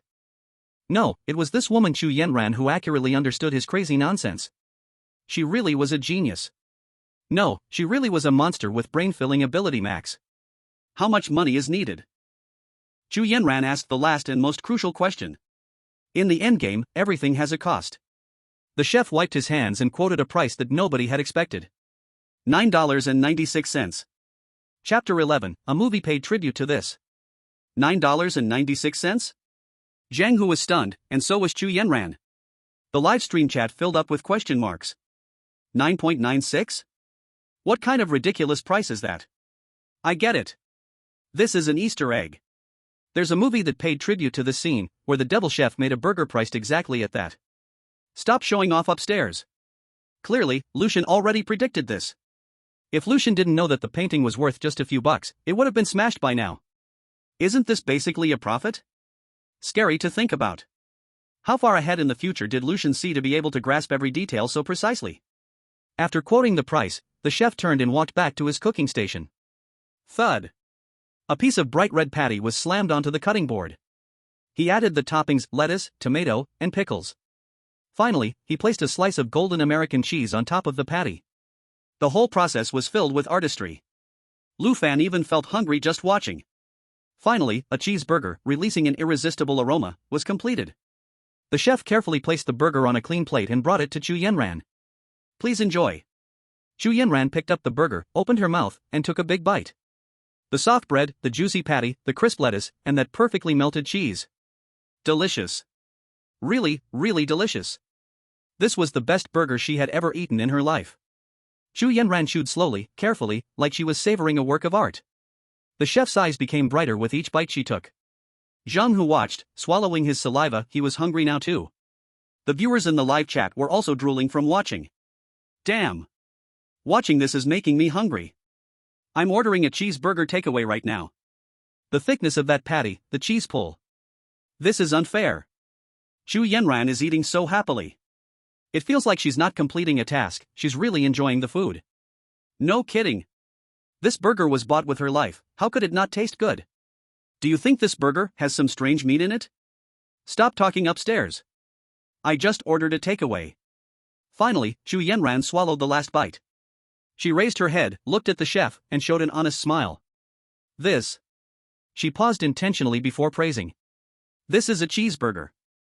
These words were like a key that completely unlocked the chef's heart. He showed a satisfied smile on his face. Yes. He nodded, his voice full of joy from being recognized. That's a cheeseburger. Here's the money, no need for change. Chu Yenran took out a few bucks. The crisis seemed to be over. The chef's obsession was finally satisfied at this moment. He was no longer the butcher lost in high-end cuisine, forgetting his roots. He had returned to being the pure chef who just wanted to make a delicious burger. But the task wasn't finished yet. The little girl was looking eagerly at the burger, her fingers nervously tugging at Lu Fan's sleeve. Chu Yanran understood in her heart. She wiped her mouth with a napkin and said apologetically, "Unfortunately, I don't think I can finish it all. Can I take the rest to go?" Takeout. It represented respect for the food, and also recognition of the chef's labor. The chef, hearing this, didn't get angry. Instead, he showed a knowing smile. "I understand." He took out a clean package and put the remaining burger inside. After finishing all of this, the chef slightly bowed to Chu Yanran. "Thank you for dining at our restaurant.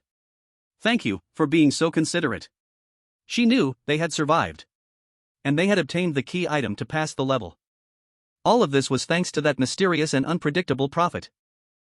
When everyone walked out of the kitchen, the outside world seemed to brighten just a little. My God. Finally out.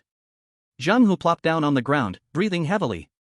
He glanced at Chu Yanran, then at the paper bag, and finally, his gaze landed on Lu Fan, his eyes filled with relief and indescribable admiration. "Brother Lu, you're not human. You're a god." Zhang Hu now couldn't find any words to describe how he felt. From the crazy ramblings of the braised chicken to the godlike prophecy of the cheeseburger. All of it exceeded his understanding. He now seriously suspected that Lu Fan was using a strategy guide to fish in the beginner's village. Lu Fan shuddered at being called a god. Stop saying that. Chapter 12, I'm not some damn Lu god. Right now, he just wanted to sleep peacefully. Chu Yanran walked in front of Lu Fan and handed him the paper bag. "Mr. Lu, mission item." Lu Fan looked at the paper bag, the scent of the hamburger filling his nose, and his stomach gave an uncontrollable growl. Gurgle. The sound was especially loud. Lu Fan's face immediately turned red, wishing he could just die right there. Zhang Hu and Chu Yanran exchanged a look, both of them seeing a hint of amusement in each other's eyes. Turns out even a god gets hungry. This made them feel that the mysterious prophet seemed to have more human warmth. Ah, what did I just hear? Lu God's stomach growled. I'm dying laughing. The prophet's hungry, what's wrong with that? It means he's using his brain, burning a lot of energy. Lu Fan awkwardly took the paper bag.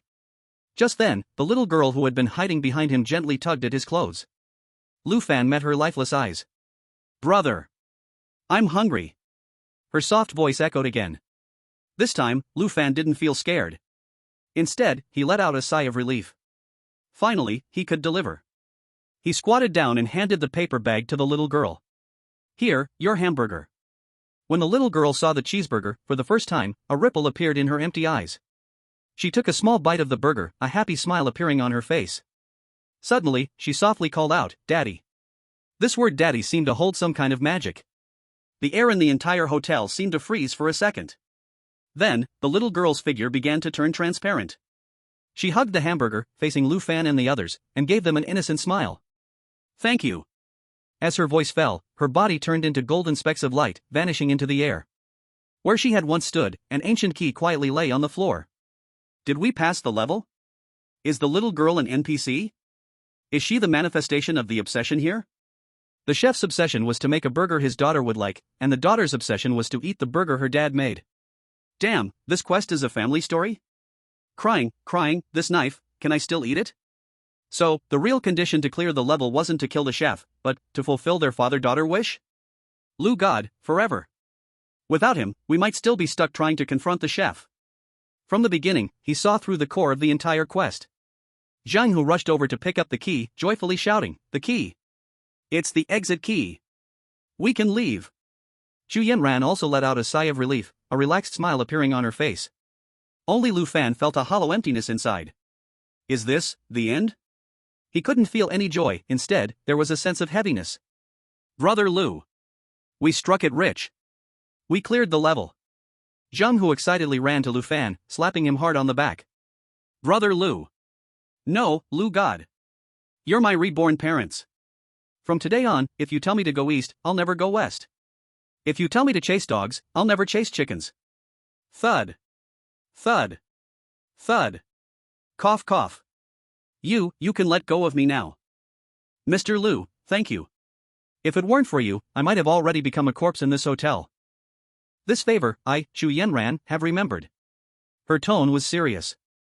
Hearing them call him God Lu and Mr. Lu, Lu Fan felt like he was about to go mad. Rebirth parents? Favor? What the hell do you know? You only saw me predict the future, chatting and laughing. But who knows how many times I've died? Who knows what it feels like to be pierced by iron spikes, like a sieve? Who knows what it feels like to have my limbs literally pulled into my stomach? Who knows what it feels like to have a small knife slowly slice away down there? That kind of pain, that kind of despair, that kind of fear. No one can understand. To you, I am unharmed. To me, I am full of wounds. And now, you still want to use the word God to praise me? To praise this person who was so scared he peed his pants? This is the greatest irony in the world. In the live stream room, the bullet screen turned into a sea of joy. Completed. Perfect completion. God Lu is amazing. Please, God Lu, teach a class. Tuition is not a problem. From today, I am the president of God Lu's fan club. Who agrees, who disagrees? God Lu. God Lu. God Lu. The title God Lu was like a hammer, smashing violently into Lu Fan's fragile soul. He couldn't take it anymore. The string that had been stretched to its limit snapped at this moment. Enough. Lu Fan let out a hysterical roar. I am not some goddamn God Lu. His eyes were bloodshot, his face contorted. Zheng Hu and Xu Yanran were both startled by his sudden outburst, their smiles frozen on their faces. The bullet screen in the live stream room also paused. Lu Fan suddenly raised his hand, pointing to his own nose, veins bulging in his neck, his voice nearly tearing his throat apart. My name is Lu Fan. The Fan in ordinary. I'm not some god. The memories of being repeatedly killed didn't need to be deliberately recalled, they all exploded in his mind at this second. The pain burned Lu Fan's sanity away. Why? Huh? Why are you calling me this? Why? Why? His eyes were blood red, his hands waving, like a madman, shouting at the two people in front of him. He wasn't just asking them. He was asking this damn game, asking that ghostly thing that treated him like an ant, pinching him at will. After this roar, the last bit of strength was drained from Lu Fan. Thud. A dull sound. He crashed to the floor, straight as a board. Tired. Too tired. Just before his consciousness completely slipped away, there was only one thought in his mind. Let it be, just don't wake up. Deathly silence. Zheng Hu and Xu Yanran froze in place, staring at Lu Fan on the ground, eyes tightly shut, their brains buzzing. What is going on? Was he so happy about completing the level that his brain broke? A series of question marks popped up in the livestream. God Lu, has he gone mad? Mental breakdown? Impossible, he was fine just now. Is this a side effect of completing the level? Or some kind of price? Zheng Hu swallowed hard, extending a finger to check under Lu Fan's nose. There was still warm breath. Not dead. Zheng Hu wiped the cold sweat from his forehead, looking at Xu Yanran, confused. Yanran, what does that mean? Is he annoyed by our nickname for him? Or is he complaining about us calling him that? No. Xu Yanran's eyes were fixed on Lu Fan on the floor. Her gaze went from shock to astonishment, then, to a hint of heartache. Don't you get it? Xu Yanran's voice trembled. He's not going crazy, he's enlightening us. Enlightening? Zheng Hu was even more confused. Enlightening what? Enlightening me not to make random nicknames? Shallow. You really underestimate Mr. Lu. Xu Yanran glared at him, her disappointment clear. He specifically emphasized that his name is Lu Fan, the fan of ordinary. This is a warning for us, even if we gain the power to foresee the future and control everything, we must keep the heart of an ordinary person. Don't get cocky just because of completing one level, and don't lose ourselves in this so-called godhood. He said he was not Lu God. This was rejecting deification. Think about it. Once placed on the pedestal, you'll become a target for everyone, drawing countless covetous eyes and attacks. Only by always keeping a mortal stance can one survive longer in this hellish world. This is great wisdom. It's hiding one's strength. Zheng Hu opened his mouth, his jaw nearly dropping to the floor. Xu Yanran became more and more excited, her finger trembling as she pointed at Lu Fan's hand. And the last question, why? You think he was asking us? Wrong. Big mistake. He was asking this final game. He was questioning this cruel world that treats human lives like grass. This is a kind of ultimate compassion for humanity, beyond personal life and death. This analysis struck like thunder, directly ripping open Zhang Hu's head. He stood frozen, hearing it all in a daze. So, this is what it meant? So Lu Ji's earlier madness actually contained such profound philosophy and survival wisdom? Looking again at Lu Fan lying on the ground, Zhang Hu's eyes changed. It was no longer the look of admiration for his physique. It was the look of reverence for a saint. In his eyes, Lu Fan, lying on the floor, instantly rose to an unimaginable height, shining with boundless light. The audience in the live stream room went wild after hearing this perfect analysis. Holy crap! Holy crap! Although I didn't understand, I'm deeply shaken. Class representative. Chu Yenran is definitely Lu God's appointed class representative. I thought I was on the first floor. Chu Yenran's already in the atmosphere, and Lu God, damn, he's already out of the galaxy. Keeping a mortal heart, rejecting deification, questioning the world. God, what level is this? I thought he was crazy just now. I'm guilty. I'm going to face the wall. This is what big picture means. What does being a big shot mean? This is it. Not only leading the way but also teaching how to live. I understand the applause. This deserves full marks. From today on, Lu God tells me to go east, I'll never go west. If Lu Fan had been awake, he would have been so infuriated by these people's wild imaginations that he would have died again on the spot. He just snapped. He just wanted to be an ordinary person. Can you people stop making things up? At that moment, Lu Fan, whose eyes had been tightly closed, suddenly had a crystal-clear drop of liquid slip down the corner of his eye. It was the tear of a person driven to the edge, a physiological tear. It was the tear of hopelessness that couldn't end even if it wanted to. But when this tear fell into Chu Yenran's eyes, its meaning completely changed. Look! Chu Yenran covered her mouth, her eyes instantly reddened. He's crying. This is the tear of compassion. He's crying for this cruel game, crying for all the players struggling in despair. Even after clearing the game, he still feels the suffering of all beings. This is the demeanor of a true strong person. Zhang Hu felt a deep respect. He no longer spoke but silently bowed deeply to Lu Fan lying on the ground, a full 90-degree bow. Lu Gu, I've understood. I truly understand. If Lu Fan still had consciousness, he would probably reply with just 6 words. Destroy everything, hurry up, I'm tired. Dungeon, Midnight Hotel, perfectly cleared. Calculating rewards? Rewards have been sent to the player's storage space, please check. 3 white beams of light fell on the 3 of them. Chu Yenran and Zhang Hu's reward was the Afterlife Candy. Afterlife Candy, a legendary candy that helps forget pain. After consumption, it can greatly ease mental trauma and reduce pain perception by 50% in the next dungeon. Single use. Lu Fan also had a candy in his hand. Soul-calming candy, the lullaby of the gods. After consumption, it completely removes mental trauma and blocks 90% of pain perception in the next dungeon. Single use. At this moment, Lu Fan, who was unconscious, opened his eyes. He swallowed the candy in one bite. It felt good. Detected that the player has completed the settlement, returning to player space in 10 seconds, displaying the leaderboard. The leaderboard is the ladder of the strong, the only path to the divine realm. Climb. Struggle. Until you reach the peak that no one can match. In an instant, the space turned. A gigantic stairway, so huge that no one could imagine it, rose straight from the ground. That stairway was made of unknown white jade, stretching upward without limit, with no end in sight. On every single step, countless names flickered densely. This was the sky ladder. It was grand, ancient, and gave off a crushing pressure that made even the soul tremble. At the very top. The next second. A streak of golden flowing light shot up from the very bottom of the sky ladder, rushing straight into the sky. Whoosh! That golden light passed countless names one after another, so fast that it left only a faint shadow behind. 30 steps. 40 steps. 50 steps. At last, under the shocked gaze of everyone, it stopped at a height no one had ever reached before.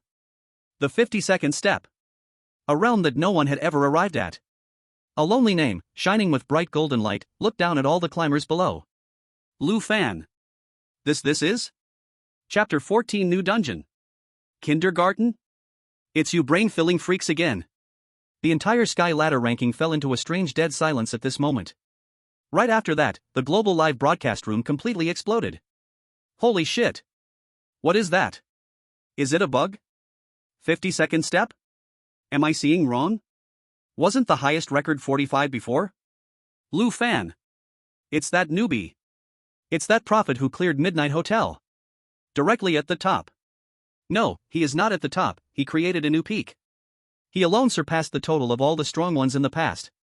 Crazy. This world is completely crazy. At the same time, Blue Star, City C pollution zone. That black fog that stood for death was quickly fading away. A ray of sunlight that had not been seen for a long time fell on this land for the first time. An old man with white hair burst into tears. It's bright, really, it's bright. A miracle. This is absolutely a miracle. And at this moment, the center of this storm. Lu Fan. He had just woken up from deep sleep. The effect of that soul-calming candy was extremely strong. His whole body felt like he had just finished a deep SPA. He yawned and looked around. This was a pure white room of about 20 square meters, one bed, one table, one chair, nothing more. So this is the player space? It's quite simple. He looked at the huge sky ladder ranking.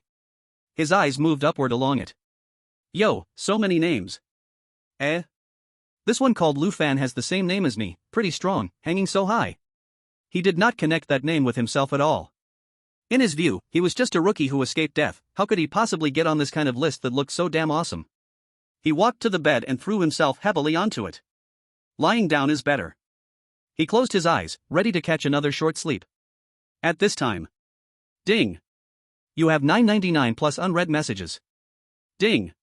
You have 999 plus friend requests. A series of system notification sounds crazily bombarded Lu Fan. Lu Fan jumped in shock and suddenly sat up from the bed. What the hell is this? He looked in fear at the message windows that kept popping up in front of him. Who are these people? Why are they looking for me? Didn't I already clear it? Why won't they let me go? At this time, a system announcement with a golden exclamation mark forcibly popped up. Endgame global announcement. Congratulations to players Lu Fan, Xu Yanran, Zhang Hu for achieving the perfect clear for the first time, completely purifying the pollution zone Midnight Hotel, hereby announced. Climb, struggle, the next one, maybe it will be you. Perfect clear? Purified the pollution zone? The dungeon I cleared? That name hanging high on the 52nd step, shining with blinding golden light, Lu Fan.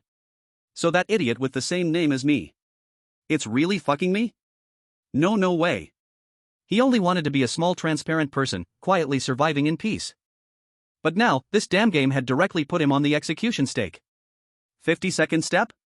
And even a global announcement? Now it's great, the whole world knows that a badass called Lu Fan has appeared. It's all over. He hurriedly opened the messages in panic. The first one was sent by Zhang Hu. Lu Gu. Damn. Amazing. You are truly my brother. 52nd level. You just broke through the sky ladder. Ha ha ha ha. From now on, I'm with you. Don't worry, if anyone dares to trouble you, I'll be the first to smash their dog's head. Lu Fan's hand trembled, nearly dropping the system panel. Join me? No way. Big brother. Stay away from me. The second message was from Chu Yanran. It was a piece of text. Mr. Lu, did you see? The pollution zone in City C has been completely purified because of your perfect clearance.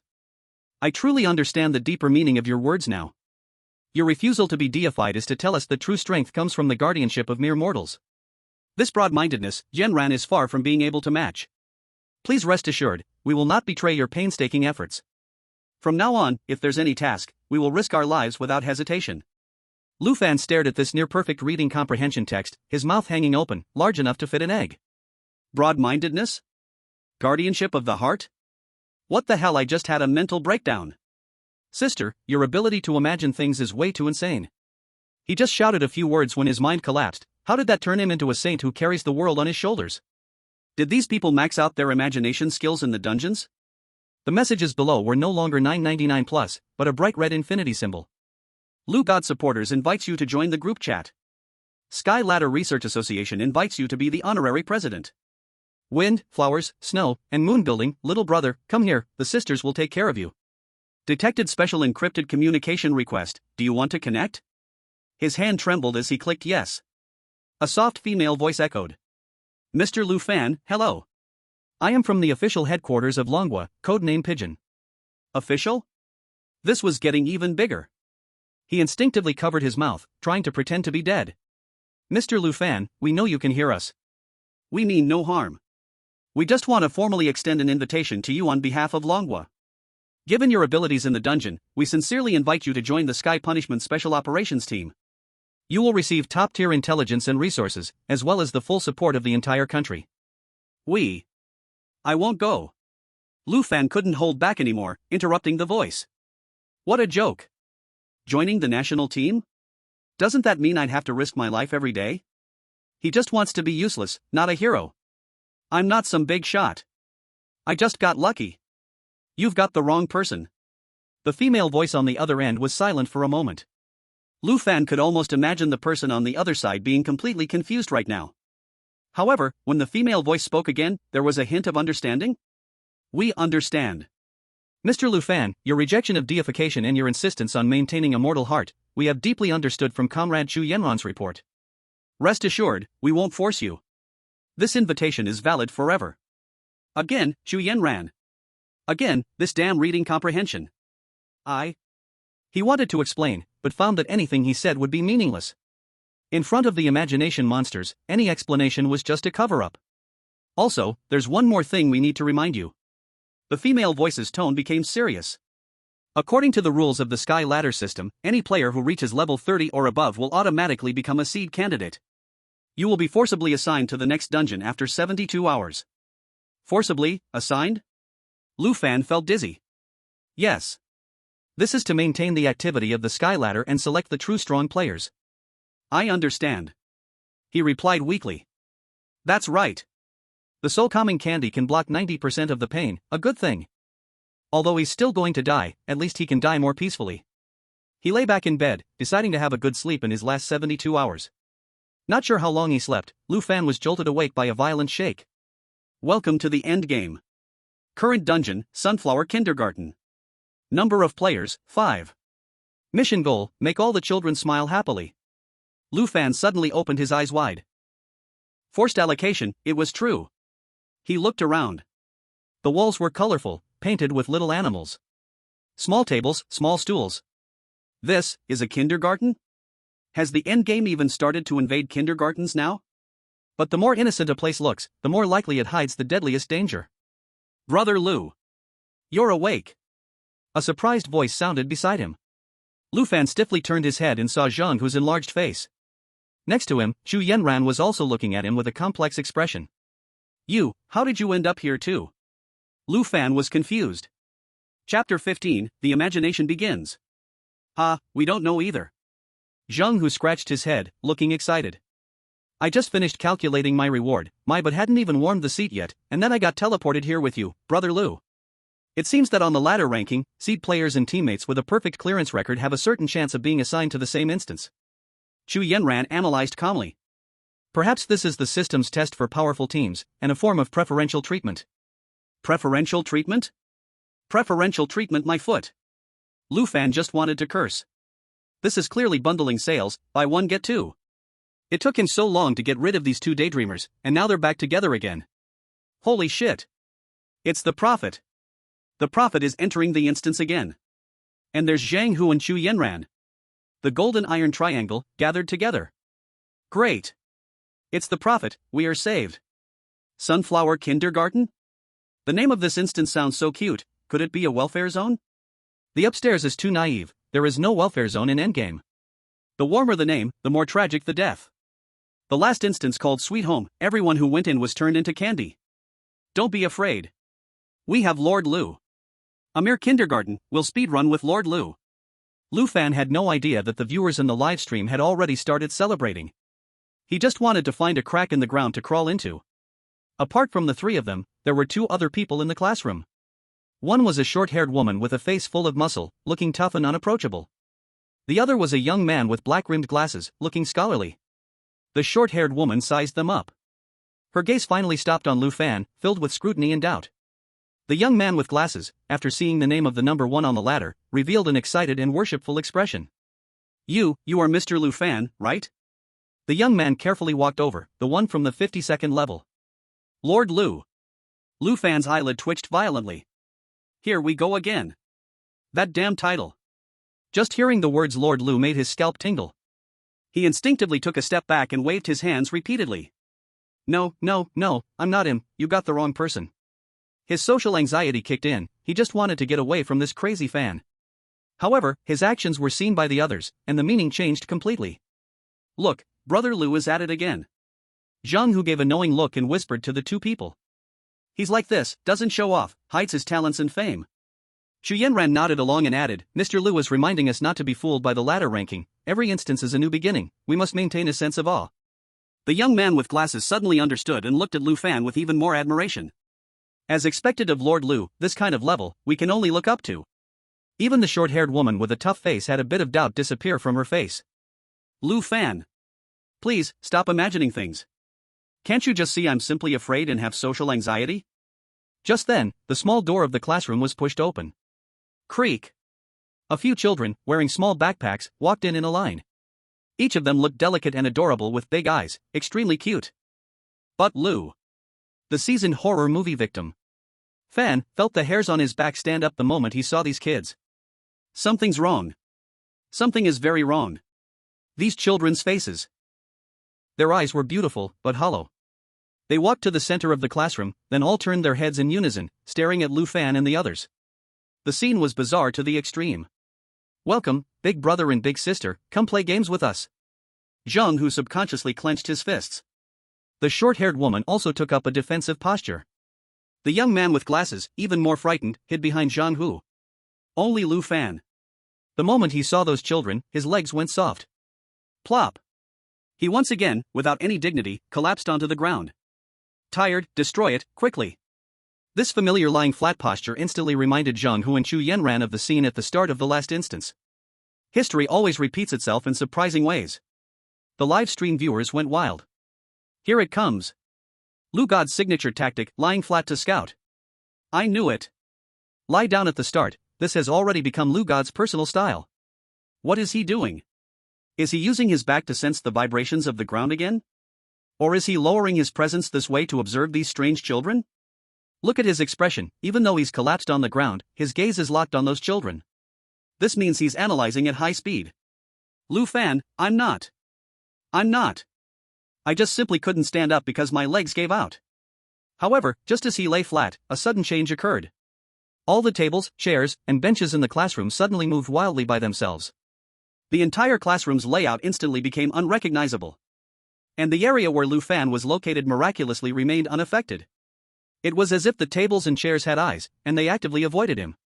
He lay there all alone in the center of the chaos, like the eye of the storm, calm and eerie. Everyone was stunned. Chapter 16, Don't Guess the Thoughts of the Big Boss. The chaos came quickly and left just as fast. Soon, the entire classroom returned to calm. Zheng Hu, Chu Yenran, and the others had some scratches from dodging the flying furniture. But Lu Fan? He remained lying flat, but a safety zone about 2 meters in diameter had cleared around him. What? What's going on here? The new glasses-wearing young man, Wang Song, stared in awe at the scene. The short-haired woman with a face full of flesh, Li Xiu, also had her face full of shock. She had just avoided a flying table, and her arm had been scratched, still bleeding. And that seemingly frail pretty boy was unharmed? Zheng Hu, with a face full of fervor, said, I knew it. I knew every unexpected move from Brother Lu has a deep meaning. Chu Yenran's expression was also extremely serious. He didn't predict the trajectory of the tables and chairs. She said slowly, word by word. He found the only safe spot in the room from the very beginning. Before the chaos even started, he already saw everything. As soon as she said this, Wang Song and Li Xiu's eyes completely changed when they looked at Lu Fan. This wasn't just a strong sense of observation, this was almost foreknowledge. Is this the existence of the 52nd level of the heavenly ladder? Did he find the safety zone of the instance right at the start?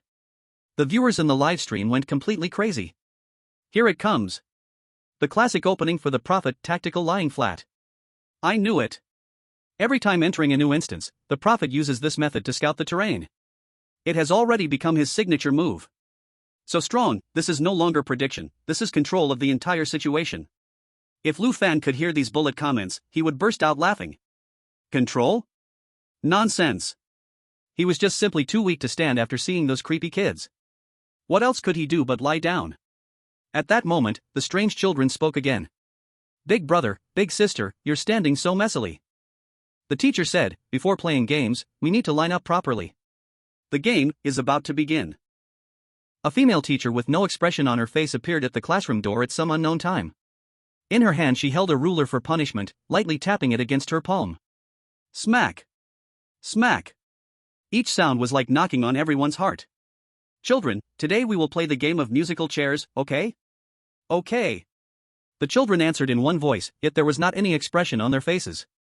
Strange music sound came out from the speaker in the classroom. 5 small stools were placed in the center of the classroom, the number the same as the number of people. Could it be that the rule is that the people who grab the same chair are eliminated? Everyone stared at those chairs nervously, ready to rush over at the instant the music stopped. Only Lu Fan. He was still collapsed on the ground. It was not that he did not want to get up, it was that the series of shocks just now made him still in the debuff of weak legs. He simply could not stand up at all. He struggled to crawl up. But in other people's eyes, it became wriggling on the ground, as if measuring something. What is Brother Lu doing again? Zhang Hu asked Chu Yanran in a low voice. Do not make noise.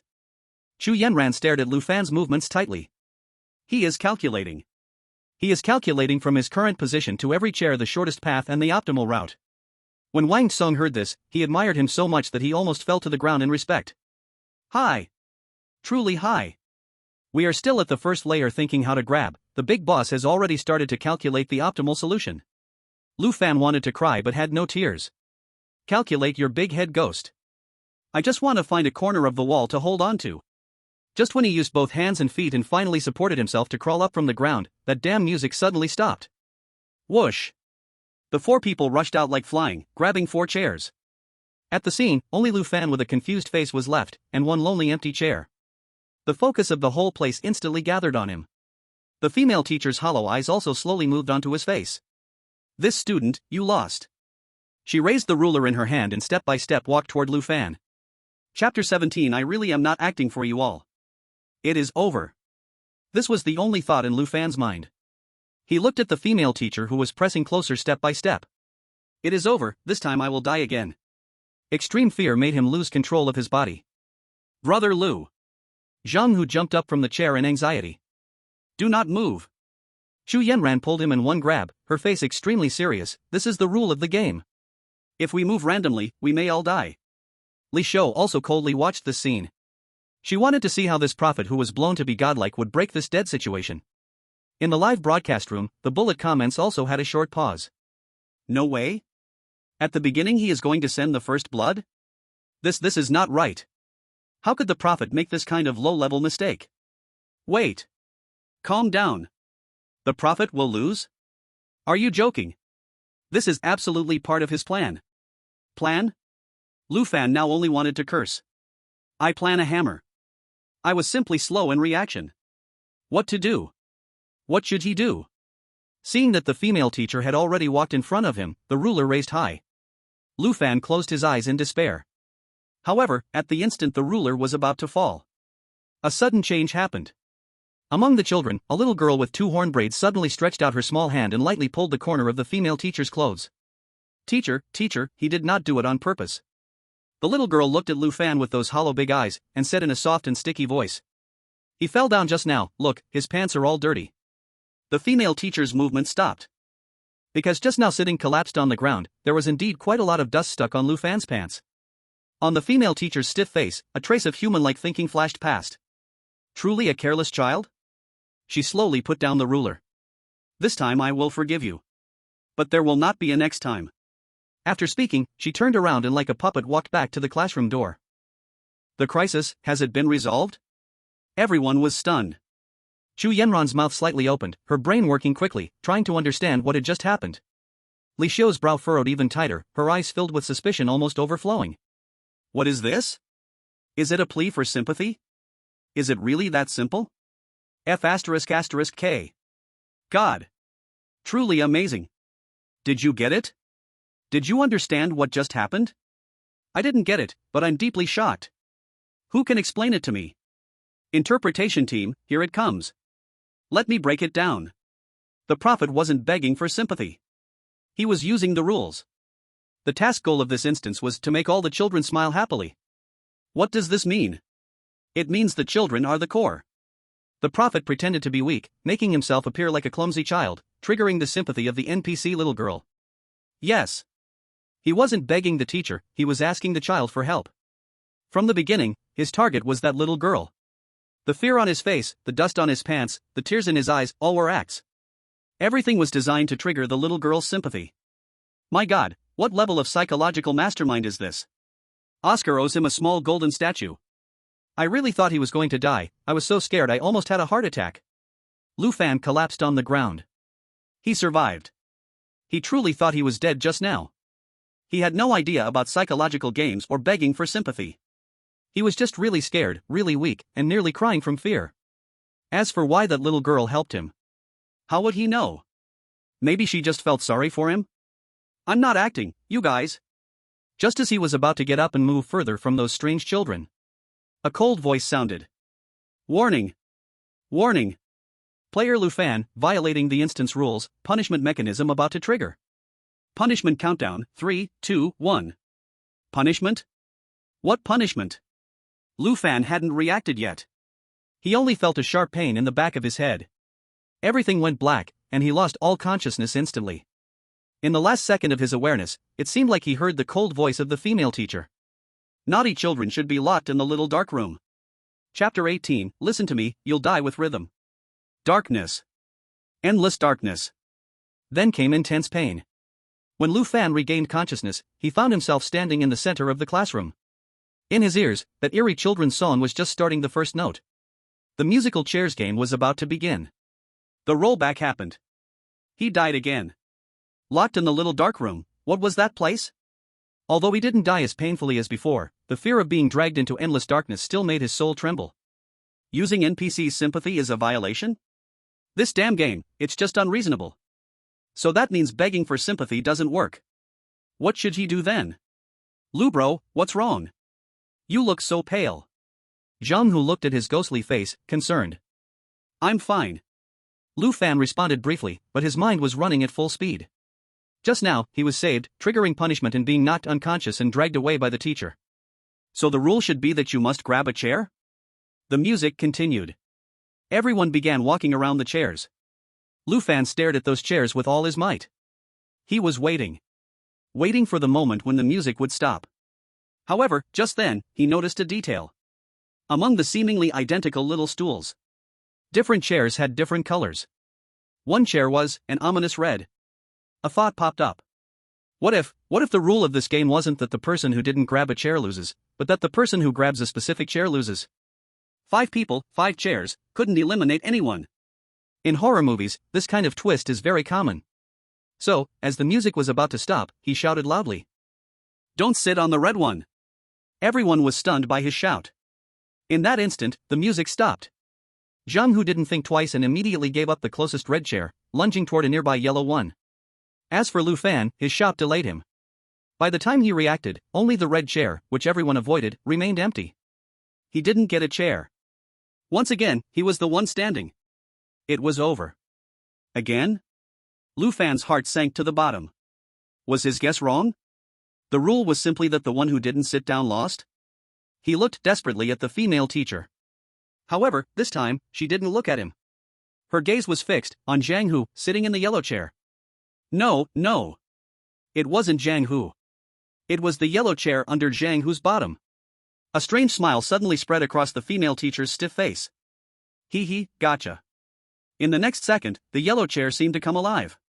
2 chair legs turned into arms, tightly wrapping around Zhang Hu's waist. What the hell? Zhang Hu was terrified, struggling desperately. But the wooden arms were so strong that he couldn't break free. Then, the 2 chair legs twisted and contorted, like poisonous snakes, wrapping around his legs. Help! Lu Gu! Save me! Zhang Hu cried out in terror. The female teacher walked over with elegant steps. The ruler in her hand, under Zhang Hu's fearful gaze, slowly transformed into a sharp saw. Disobedient children, we need to saw off the extra legs. Ah! Let go of me! Get away! Zhang Hu struggled desperately, unleashing his brute strength at this moment. But the more he struggled, the tighter the grip became. The wood scraped against his body, making a screeching sound. What do we do? Should we save him? Wang Song asked, his face pale in fear. Don't go. Li Shou grabbed Wang Song, who was about to get up, her eyes cold. If you go now, it's a free gift. The female teacher had already raised the saw, aiming at Zhang Hu's thigh. Zhang Hu's eyes were filled with despair. It's over. Zhang Hu is going to be made into a wooden sculpture. Didn't the prophet just shout, don't sit on the red one? Why is the yellow one the problem? Could it be that the prophecy was wrong this time? No. Haven't you noticed? Although the prophet didn't grab a chair, he's still fine. The teacher's target is Zhang Hu, who sat in the yellow chair. I get it now. The rule is not to sit on the wrong chair.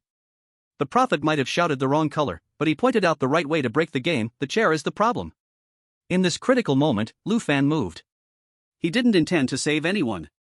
He thought Zheng Hu was definitely done for. Seeing the saw, he only wanted to retreat, to get away from the slaughterhouse. But then, accidentally, his bottom bumped into the red chair. Bang! He sat down on it. The moment he sat on the red chair, something changed. The female teacher, who was about to strike, froze in her tracks. She slowly turned her head, glaring at Lu Fan, who was sitting on the red chair. The chair that was wrapped around Zheng Hu immediately released him. He scrambled away, rolling to a side, his face full of relief after surviving the ordeal. The crisis was resolved again? It was him again, the prophet. Once again, with his mysterious way, he brought a glimmer of hope to everyone. Everyone's gaze was focused on Lu Fan and the red chair. The female teacher walked toward Lu Fan, step by step. Her expression no longer held the eerie smile, but instead, a look of near-reverent respect. She reached Lu Fan and bowed deeply. Wang, you have returned. Wang? What Wang? Lu Fan was completely confused. He looked down at the red chair under his bottom. This chair seems not quite the same as the others. Its back is higher, and its armrests are wider. It looks truly like a small throne. So, the true rule of this game is: when the yellow chair is triggered, find and sit on this throne. Only in this way can we perfectly save everyone? This heaven-shaking reversal made everyone fall into dull shock. Chu Yanran felt her IQ pressed to the ground and rubbed over and over. All her previous analyses, in front of this scene, looked extremely laughable. The reason Mr. Lu shouted not to sit on the red one was not because the red chair was dangerous. It was to let himself sit on it at the most critical moment, draw away the boss's hatred, and thus save the one who sat on the yellow chair. He predicted the rules, even predicted the danger of his teammates, and then in the last second, with the posture of a king returning, controlled the whole situation. This was no longer some prophet. This was a god. This was a god walking inside the dungeon. Lu, brother Lu. Zheng Hu's eyes were full of worship and gratitude. You saved my life again. Shock also showed on Li Xiu's face. She believed she was a small expert, but in front of Lu Fan's chain of godlike moves, she felt like a newbie. Wang Song directly knelt down, excited and said, God Lu, please accept my knees.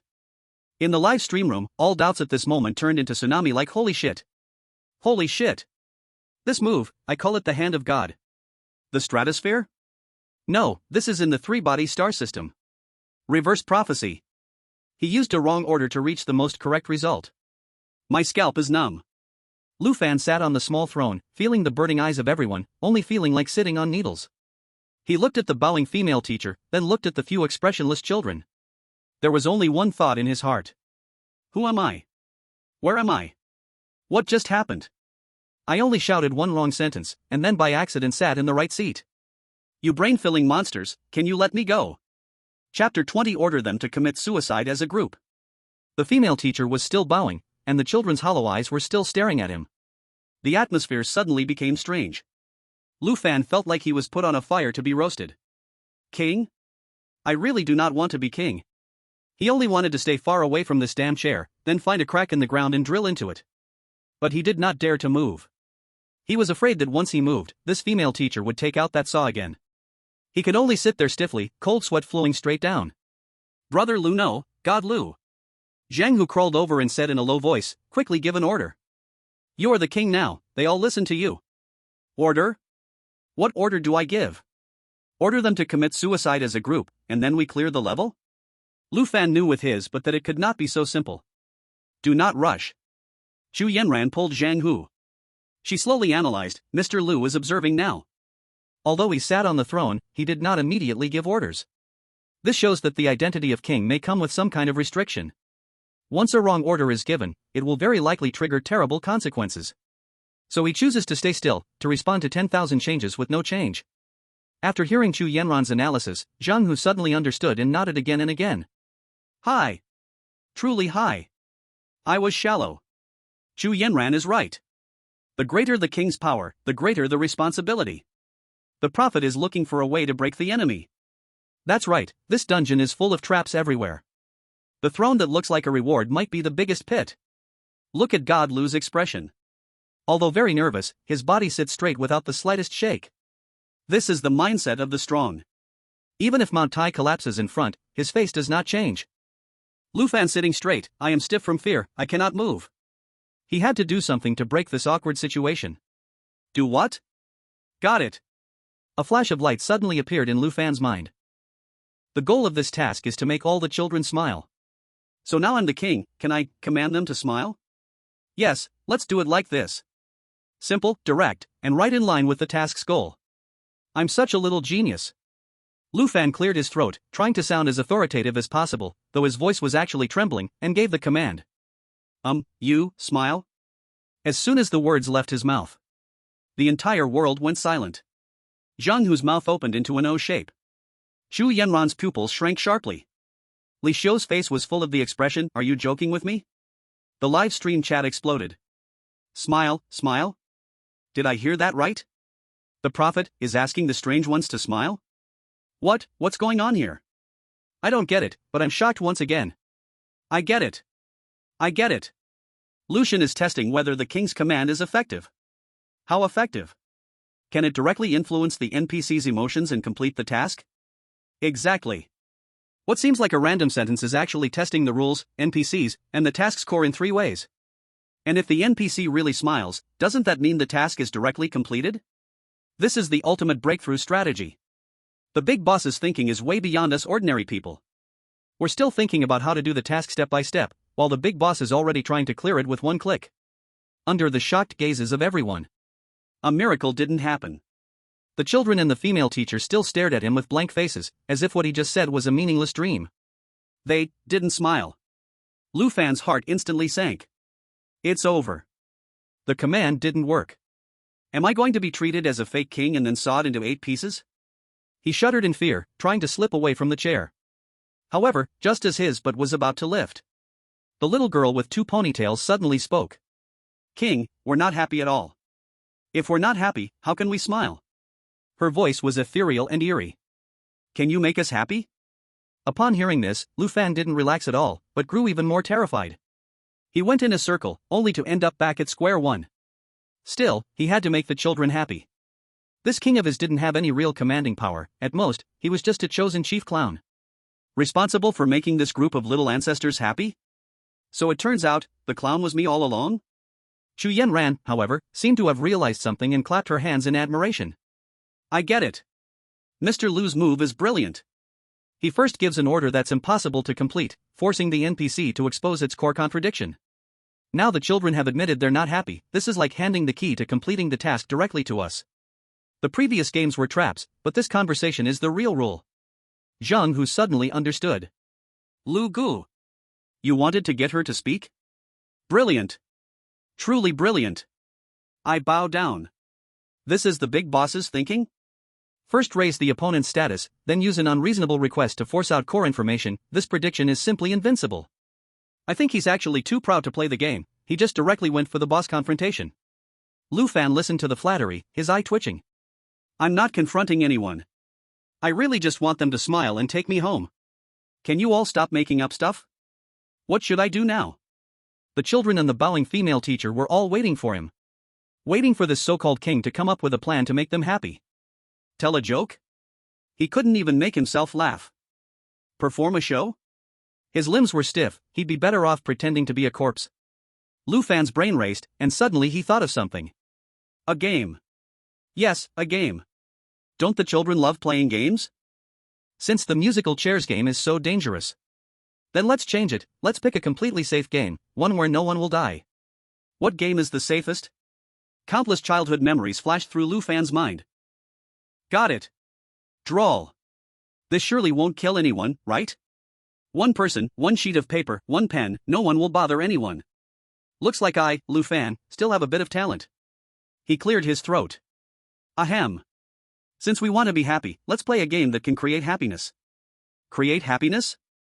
Chu Yanran and Zhang Hu exchanged a glance, both confused. Is Lucian starting his divine prophecies again? Lu Fan continued, well, let's draw. Chapter 21, damn, how the hell do we draw this? Draw? As soon as the word came out, everyone froze. Zhang Hu almost popped his eyes out. After all that, sitting on a throne, testing weird things, and now we're just drawing? What is this? A kindergarten art class? The live stream's chat was flooded with a series of question marks. Draw? Did I hear that right? In such a tense moment, Lucian wants us to draw? What kind of trick is this? I can't follow the big shot's thinking at all. It's over, I feel like my brain's CPU is going to burn out. Who can explain this to me? Lu Fan didn't care about any of that, he just wanted to finish this process. The theme of the drawing is, my happiest thing. However, these words, falling into Chu Yenran's ears, were like a thunderclap. First, she was stunned. Then, that shock turned into deep, profound astonishment. She understood. She completely understood. So that's how it is. Chu Yenran muttered to herself. What's going on? Yenran, what did you understand? Zheng Hu was still confused. Chu Yenran seemed to have seen through everything, don't you get it? This isn't just drawing, this is the only way Mr. Lu showed us to survive. Our previous thinking was wrong. We kept thinking about how to please these ghosts, how to cater to them. But Mr. Lu went the opposite way. He wants us to express human emotions through our drawings, to touch these emotionally cold ghosts. Do you remember the last level? We dealt with the chef by awakening his feelings as a chef, and that let us pass. This level is the same. We need to use the kindness in human nature to purify these twisted obsessions. That's the true core of this level. Mr. Lu, from the very beginning, saw through everything. This analysis, worthy of a perfect score in reading comprehension, left Zheng Hu and Li Xiu stunned. So a simple sentence like draw hides such deep strategic thinking? The audience, after hearing the appointed interpreter's analysis, also exploded in excitement. Damn! I kneel. I'm really kneeling. Attack the heart. This is what a true big shot is. While we're still thinking about how to play the game, Lucian has already ascended to the philosophical level of human nature. Is this the 52nd level of mastery? At this moment, the female teacher, who had been bowing all this time, straightened up. A look of recognition appeared on her stiff face. The king, as expected, it's you. Only a true king knows how to guide everyone to create true happiness, not through violence and deception. Her words also confirmed Chu Yenran's analysis. The female teacher took out a stack of drawing paper and several boxes of crayons. Drawing is a good game. She handed out the tools and said, many older brothers and sisters before also wanted to make us happy. Some wanted to tell us bloody stories, some wanted to perform magic tricks of pulling out their own intestines, and others wanted to play a game where we stab each other. They all failed. Because that's not happiness, that's pain. The teacher's words sent a chill down the spines of Zhang Hu and the others. It turns out there were so many suicidal games before. Compared to that, Lu Ji's suggestion to draw is like a heaven-level treatment. Now, please begin. The female teacher gave a creepy smile. Children will personally judge your happiness. Those who draw in a way that satisfies the children will get candy as a reward. I'm not satisfied with the drawing. She didn't finish her sentence, only pointing to a small door beside her with the ruler. The door was pitch black, emanating an ominous aura. It was the small, dark room that Lu Fan had been dragged into when he died last time. Draw the happiest thing? This question seemed simple, but in reality, it was full of traps. Happiness is a very subjective emotion. Everyone defines happiness differently. And the key isn't whether the drawing is good or not, but whether it satisfies the kids. What kind of drawing would these strange children be satisfied with? Money? Beautiful women? Power? Or maybe, blood and killings? Damn, how the hell do I draw this? Zhang Hu felt completely lost. His happiest thing? Of course, it was winning the lottery, then partying with young models, living a life of indulgence. But could he even draw that? Could these little brats even understand it? Wang Tsong also frowned. He was a bookworm, and his happiest thing was staying in the library reading books. But could these kids, who couldn't even recognize all the words, be satisfied? Li Xiu's eyes flickered. Her happiest thing was completing a high-difficulty assassination and receiving a generous reward. Should she draw something exciting? Maybe these little brats would like that? Chu Yenran was also deep in thought. She was a person who valued reason above all. For her, the happiest thing was solving a complex puzzle or completing a precise plan. But that was too abstract and couldn't be expressed through a drawing. Everyone fell into deep thought. Only Lu Fan. He stared at the drawing board in front of him, his mind completely blank. Happiest thing? Right now, all he wanted to do was cry. Draw? What the hell am I supposed to draw? He didn't want to stay in this damn place at all. He picked up the brush, his hand shaking like he had Parkinson's. Paint splattered everywhere. He had no idea what to draw. He just wanted to draw anything and wait for death. And then... yes, he really did die. Chapter 22, What's on the mind of the big shot? Take a guess? This time, he wasn't locked in the small dark room. Instead, because his drawing was so terrible, a kid said, "Your drawing is so ugly, I don't like it." Then, that child's body suddenly swelled up, turning into a monster and swallowing him whole. So, you can't draw badly. But, he really couldn't draw. The more important thing was, what happy memories did he even have left now? His mind was filled with horrific memories of his death. Being swallowed alive by a monstrous ball of flesh. Being chopped up piece by that chef. These memories, every time he thought of them, made him want to die. Now, every time he closed his eyes, he saw those bloody, mangled images. To try to find happiness in these images? That would be worse than killing him. He didn't want to die anymore. He didn't want to experience that pain again. He just wanted to survive, live peacefully. He wanted warmth, he wanted light, he wanted to escape all this darkness. Warmth, light. A pure image emerged in his mind. The sun. Yes, the sun.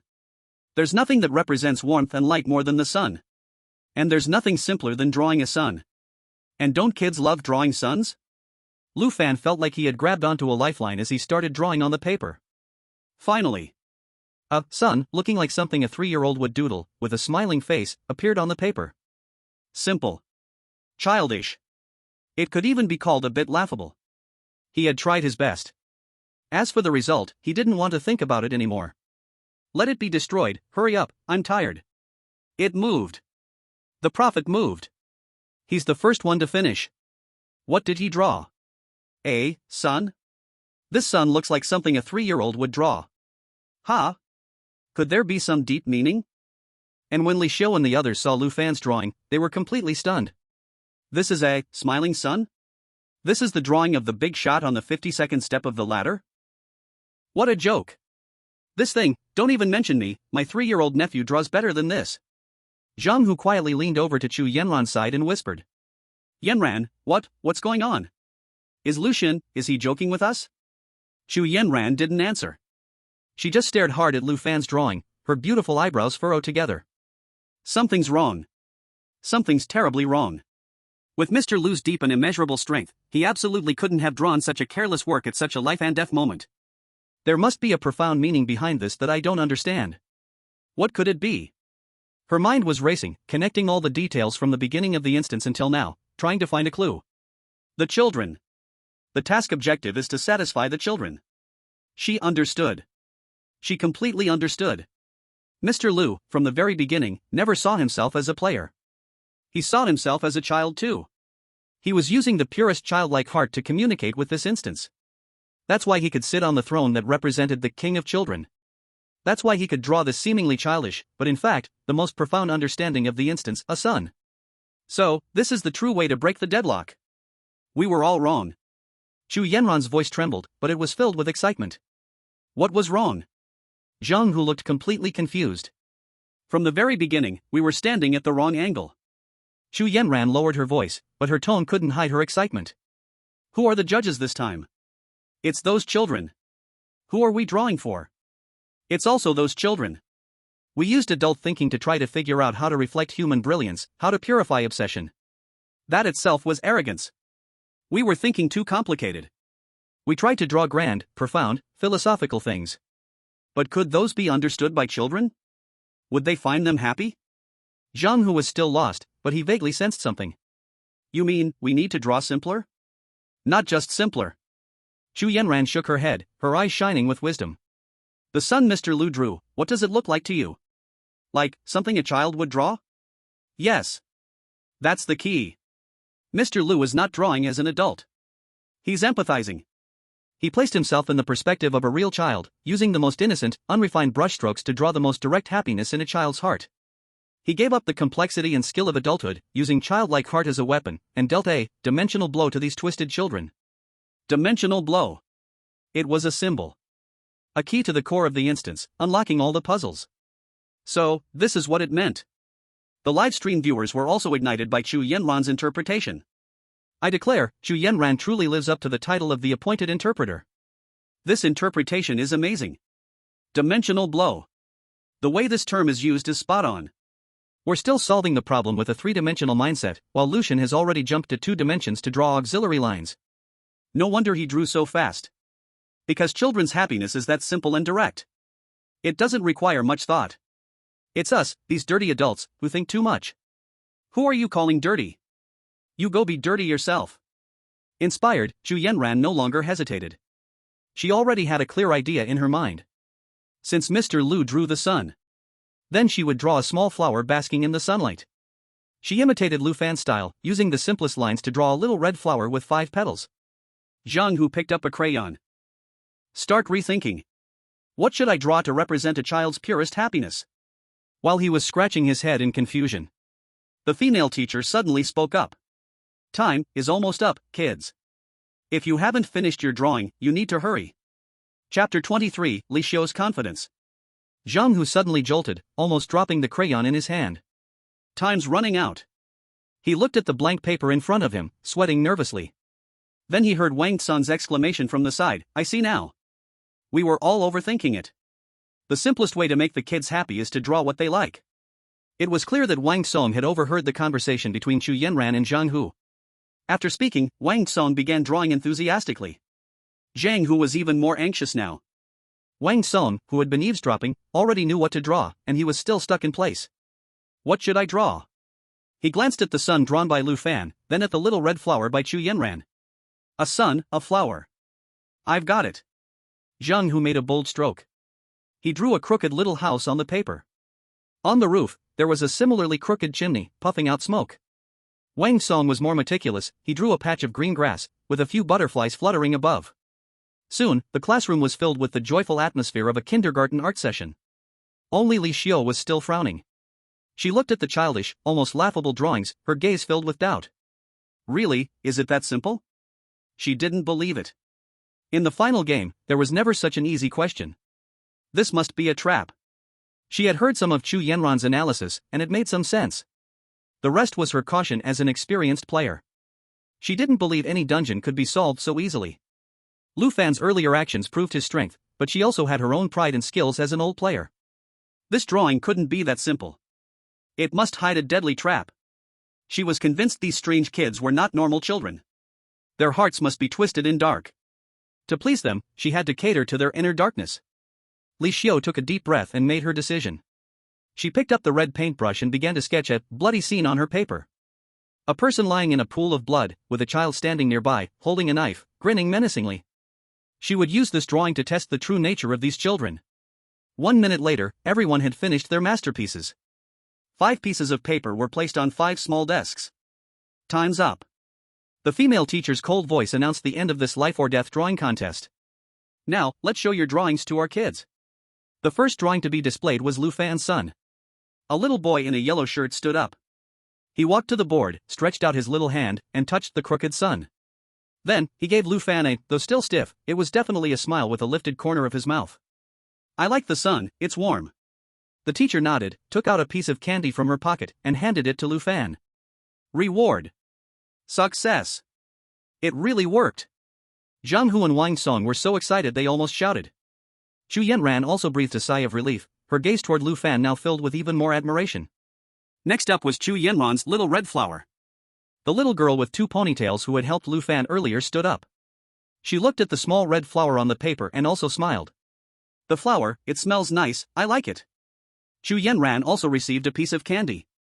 The third was Zhang Hu's house. The fourth was Wang Song's grass and butterflies. No surprise, they too were liked by a child and earned a piece of candy. The atmosphere grew relaxed. It seemed they had really made the right bet this time. Everyone's eyes turned to the last remaining drawing. Li Xiu's painting. When the female teacher displayed Li Xiu's bloody painting, the air in the entire classroom seemed to freeze in an instant. The previously peaceful atmosphere became stiff. A sense of piercing cold and disgust appeared on the children's faces. The chubby boy assigned to evaluate Li Xiu's painting stared at it tightly. His body began to tremble uncontrollably. Why did you paint this? His voice was filled with immense anger, as if it came from a hellish roar. Why paint the scene of Mom being murdered? Boom! The chubby boy's body started to swell rapidly. His little vest was immediately ripped apart, his skin covered with twisted blue veins. In just a few seconds, a beautifully carved little boy transformed into a 2-meter-tall, foul-smelling meatball monster. I want to eat you. The monster charged at Li Xiu. Damn! Li Xiu's face changed dramatically. She rolled and clumsily dodged the monster's attack. What are you waiting for?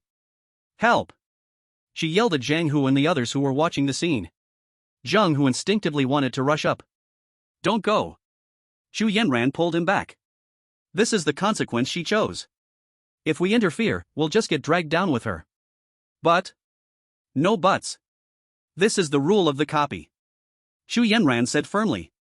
The meatball monster, missing its hit, became even angrier. Its massive body charged at Li Xiu again, faster this time. Li Xiu drew a dagger from her waist, facing it head-on. She was a battle-hardened player, agile and swift, the dagger cutting through the air. But her attacks fell onto the thick fat of the meatball monster, causing no effective damage at all. Instead, it stirred up the monster's viciousness. Bang! The monster swatted at her, directly sending Li Xiu flying against the wall. Puff!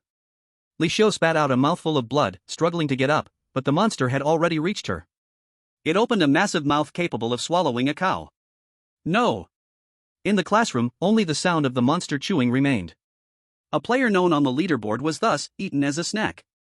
Zhang Hu and the others felt their hands and feet turn cold, their faces turning pale. Lu Fan even collapsed on the ground, covering his mouth, desperately suppressing the urge to vomit.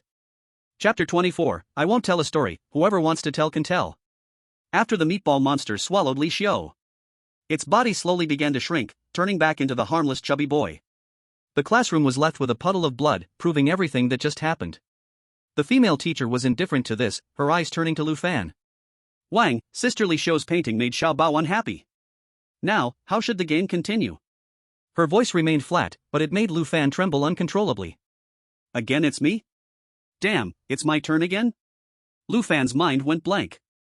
I don't know. He could only answer tremblingly. Lu God has started his signature act of showing weakness. It's always like this. First saying he can't do it, then turning around and dropping a bomb. Have you noticed that every time Lu God says I don't know, it means he has already calculated all possibilities and is ready to choose the best solution? That's right. This is a tactic. To let the enemy relax their guard and keep the teammates calm. If Lu Fan could see the bullet comments, he would probably spit out 3 liters of blood on the spot. I really don't know. At that moment, the little girl with pigtails tilted her head and looked at Lu Fan. Wang, drawing is no longer fun. Let's tell stories, okay? I want to hear a story. With her suggestion, the other children also turned to look at him, with an expectant yet strange gaze. Telling a story? Lu Fan's heart sank. This thing is way harder than drawing. A story? God knows what these little devils want to hear. What if I say the wrong word? Will I turn into something else again? He wanted to refuse. But when he saw the little fat boy lick his lips, he couldn't help but agree. He was afraid that if he refused, he would end up like Li Xiu. Okay, alright. Lu Fan nodded reluctantly. The female teacher once again flashed a strange smile. Wang has agreed. Now, the next game segment is telling a story. Whoever's story can make the children smile will pass. And there will be candy as a reward. As for the punishment for failure. She didn't say it explicitly, but everyone's gaze instinctively drifted to the bloodstain on the wall. The atmosphere grew heavy again. Tell a story? What story? With Li Xiu as a warning, who would dare to mess around? This good story standard was clearly set by those strange creatures. What if one word is wrong, or a part of the story they don't like? Will they turn into monsters and eat me too? Once again, everyone's gaze unconsciously turned toward the man still lying on the floor. Lu Fan. Right now, the only person who could guide them was this all-knowing prophet. Lu Fan felt like he was about to break down. His mind was filled with images of Li Xiu being eaten alive. At this moment, he just wanted to throw up. He had no desire to think about any story at all. He just wanted to leave this cursed place immediately. Brother Lu. Zhang Hu cautiously approached. It's time to tell the story. Do you have any ideas? I have no ideas. Lu Fan waved his hand weakly. I don't know how to tell stories, whoever wants to tell can go ahead. He really didn't know how.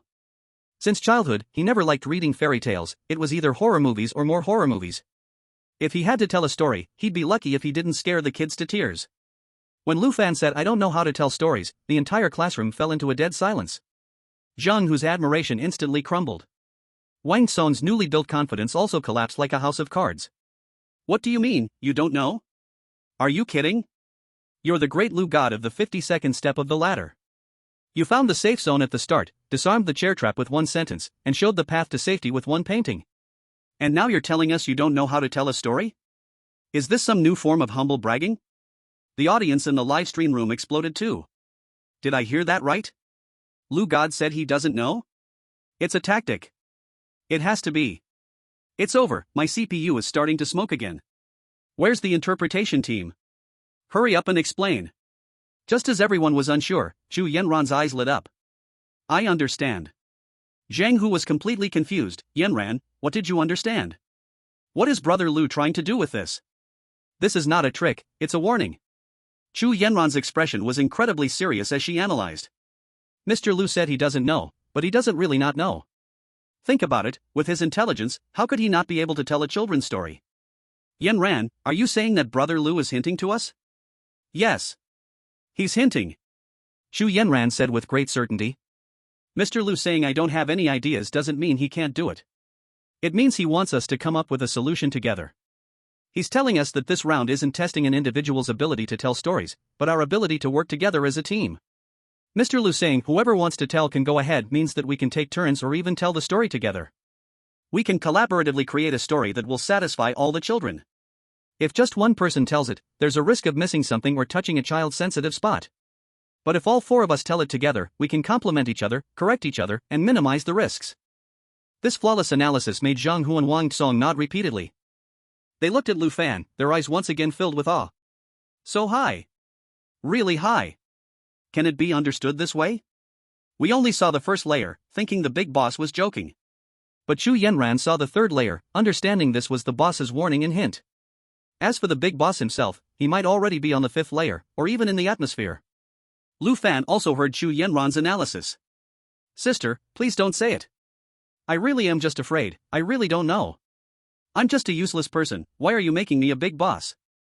They looked at Lu Fan again, only to find him painfully covering his face, his body slightly trembling. Look. Zhu Yanran pointed at Lu Fan and excitedly said, Mr. Lu is using his way to remind us again. Covering his face means telling us not to just look at the surface. His body is trembling, expressing that this part is very difficult, we must be fully focused. The live stream audience was already very familiar with this kind of reading comprehension. Here it comes. Zhu Yanran's full score analysis is here again. I declare, Zhu Yanran is the prophet, she knows exactly what he is thinking. Teamwork? Damn, this idea is brilliant. Turning a solo battle into a team battle, the error tolerance rate is instantly maximized. The prophet is so gentle. He could easily carry the game by himself, but he's still putting all his effort into teaching us rookies how to play. He even destroys his image to wake us up. Stop, I'm going to cry again. He's CPUing us. He's using PUA tactics to forcefully raise our game levels. If Lu Fan could hear these words, he would probably vomit blood on the spot. CPU you? I'm about to burn out my CPU right now. I just want to throw up, and on top of that, your crazy speculations are driving me crazy. Zhu Yanran had completely stepped into the role of a strategist. Since Mr. Lu has pointed the way for us, we cannot disappoint his hard work. Let's discuss what kind of story we should tell. First, the tone of the story must be positive, there should be no blood, violence, or dark elements. Li Xiu has already proved this with her life. Second, the main character of the story should preferably be a small animal, or an anthropomorphized image like the sun or flowers. This way, children will find it easier to accept. Finally, the story's ending must be perfect. The prince and princess live happily ever after, or the little animals overcome the difficulties and live happily ever after. She briefly explained her thoughts. Zhang Hu and Wang Song nodded, feeling that it made perfect sense. Then, who will go first? Zhang Hu asked. Everyone's gaze once again fell on Lu Fan. As usual, the heavy responsibility of starting this session was definitely to be given to the prophet. Lu Fan felt his scalp tingling. Again? Can't a person just live in peace? He desperately shook his head, trying to refuse. But before he could speak, Zhu Yanran, with understanding, said. I understand, Mr. Lu wants us to go first. As the king, as our backbone, he needs to appear last to give the story a perfect conclusion.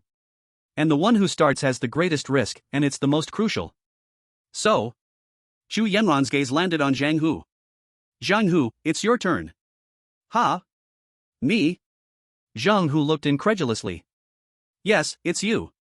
Zhu Yanran's tone was firm. Your personality is the most straightforward, your idea's the simplest, it's most suitable for you to start with a simple and pure opening. Then it's Wang Song, then me, and finally, Mr. Lu. Zhang Hu glanced at Lu Fan and saw that he was still painfully covering his face. This must have been an unspoken approval of Chu Yanran's arrangement. He gritted his teeth. No problem. Lu bro, Yanran sis. Don't worry. Zhang Hu, even if I die, I'll still. He regarded it as an honor. An honor to be chosen by the big boss as the vanguard. Lu Fan looked at Zhang Hu, who was bravely marching to his death, his mouth opening and closing, but in the end, nothing came out. He wanted to say, "Big brother, don't go. You'll die." But he didn't dare. He was afraid that once he opened his mouth, Chu Yanran would interpret it with 1,000 different meanings. He could only watch. Watch this big fool, who misunderstood his own intentions, carrying the great resolve to sacrifice for the team. Step by step, he walked onto that stage, a stage that was actually a place of execution. Chapter 25, You Dare Touch My People. Zhang Hu stood at the very front of the classroom. The female teacher and the children all stared at him. Zhang Hu's palms were drenched in sweat. It would be a lie to say he wasn't nervous. The image of Li Xiu being devoured alive was still vivid in his mind. But as soon as he thought of Lu Fan sitting behind him, a strange courage rose in his heart. Brother Lu entrusted me with such an important task, it's a trust. I can't embarrass him. Even if I die, I must die meaningfully. He glanced back. Lu Fan was still slumped in his chair, his eyes empty, looking as if he had been scared out of his wits. But to Zhang Hu, this was a sign of the big boss plotting behind the scenes. Brother Lu, don't worry. I understand what you mean. You're telling me not to worry, everything is under control. Zhang Hu completely let go of his heart. He cleared his throat, trying to make his voice sound kinder. Ahem, well hello, children. Today, Big Brother Zhang Hu will tell you a story about a big tiger. The children still stared at him blankly. But the audience in the live stream was already getting excited. Zhang Hu, go. You're not fighting alone. Although we know you're just a cannon fodder to explore the way, but for some reason, we feel a bit fired up. This is the charisma of Lu Xin. He can make a reckless man willingly march to his death. Zhang Hu continued. A long time ago, there was a big forest, and in that forest lived a very strong big tiger. We called him Tiger Dazhuang. Tiger Dazhuang had great strength, he could punch and kill a bear with one hit, and kick a wild boar away with one foot. He even waved his fist as he spoke. But just as he finished speaking, the little girl who had helped Lu Fan before suddenly raised her hand. Teacher, he's lying. Tigers can't beat bears. The cold voice made Zhang Hu panic in an instant. Chu Yanran rubbed her forehead, she knew this would happen. Zhang Hu also felt that the atmosphere was wrong, so he quickly corrected himself. No, I misspoke. This little tiger is very kind. He never fights. As he spoke, he secretly observed the children's expressions. You're lying. Tigers can't beat bears. The little girl yelled angrily. I hate liars. Saying that, the little girl was about to transform. Her skin began to crack, revealing her bloated flesh inside. In this critical moment, Chu Yanran spoke up. He didn't lie. All eyes turned to her. She stood up and explained. What Zhang Hu said was from a long time ago. Back then tigers might not have been as strong as they are now. Also, this is just a story, and in stories, anything can happen, can't it? This explanation made sense. The little girl's transformation stopped. She turned her head, as if thinking about Chu Yanran's words. Stories can indeed not be so realistic. Tiger Dazhuang can be stronger than the bear. You, continue telling. Crisis, averted. Zhang Hu let out a long sigh of relief. He glanced at Chu Yanran gratefully, then looked at Lu Fan. Brother Lu, I understand now. So this was part of your plan. You had already anticipated that I would mess up, so you arranged for the team to complement each other with the story. You thought ahead and had Chu Yanran come to cover for me. This scheme, this layout, is simply flawless. Lu Fan. I'm not, stop making things up. One day, the little tiger met a big gray wolf in the forest. The big gray wolf wanted to eat the little rabbit. The little tiger saw this and became very angry. He rushed forward and said to the big gray wolf. Zhang Hu got stuck. What should I say? Should I say, I'll *CK your mother, dare to touch my people? No, that's too violent. He was sweating nervously. He said, Big Gray Wolf, bullying little animals is wrong. Chu Yanran quickly reminded him. Yes. Zhang Hu hurriedly said, Big Gray Wolf, bullying little animals is wrong. We must be a civilized and polite good wolf. The big gray wolf listened and shamefully lowered his head. From then on, he never ate meat again and switched to eating grass. The children in the audience still looked expressionless. At this moment, the buzzcut little boy suddenly spoke. "Tiger, why did you help the rabbit?" His question hit the nail on the head. Zhang Hu was stunned. "Yeah, why? Because he's the main character? Because he's kind?" This explanation clearly wouldn't convince these strange children. Because. Chu Yanran furrowed her brows and couldn't come up with a good answer right away. Zhang Hu was even more frantic, almost crying. "Why? Why?" the little boy screamed. The buzzcut little boy kept walking toward him, step by step. With each step, his body cracked open, twisted tendrils emerging from within. Just as Zhang Hu was about to despair, a voice suddenly rang out. It was Lu Fan. His lips were still trembling, but his gaze was fixed on the questioning little boy. Because the rabbit is his friend. Friend. This word seemed to carry a strange kind of magic. When Lu Fan trembled while saying these two words, ripples appeared in the hollow eyes of the buzzcut little boy. He no longer asked questions, simply sitting back down silently. Zhang Hu let out a long sigh of relief. Brother Lu, once again, it was Brother Lu.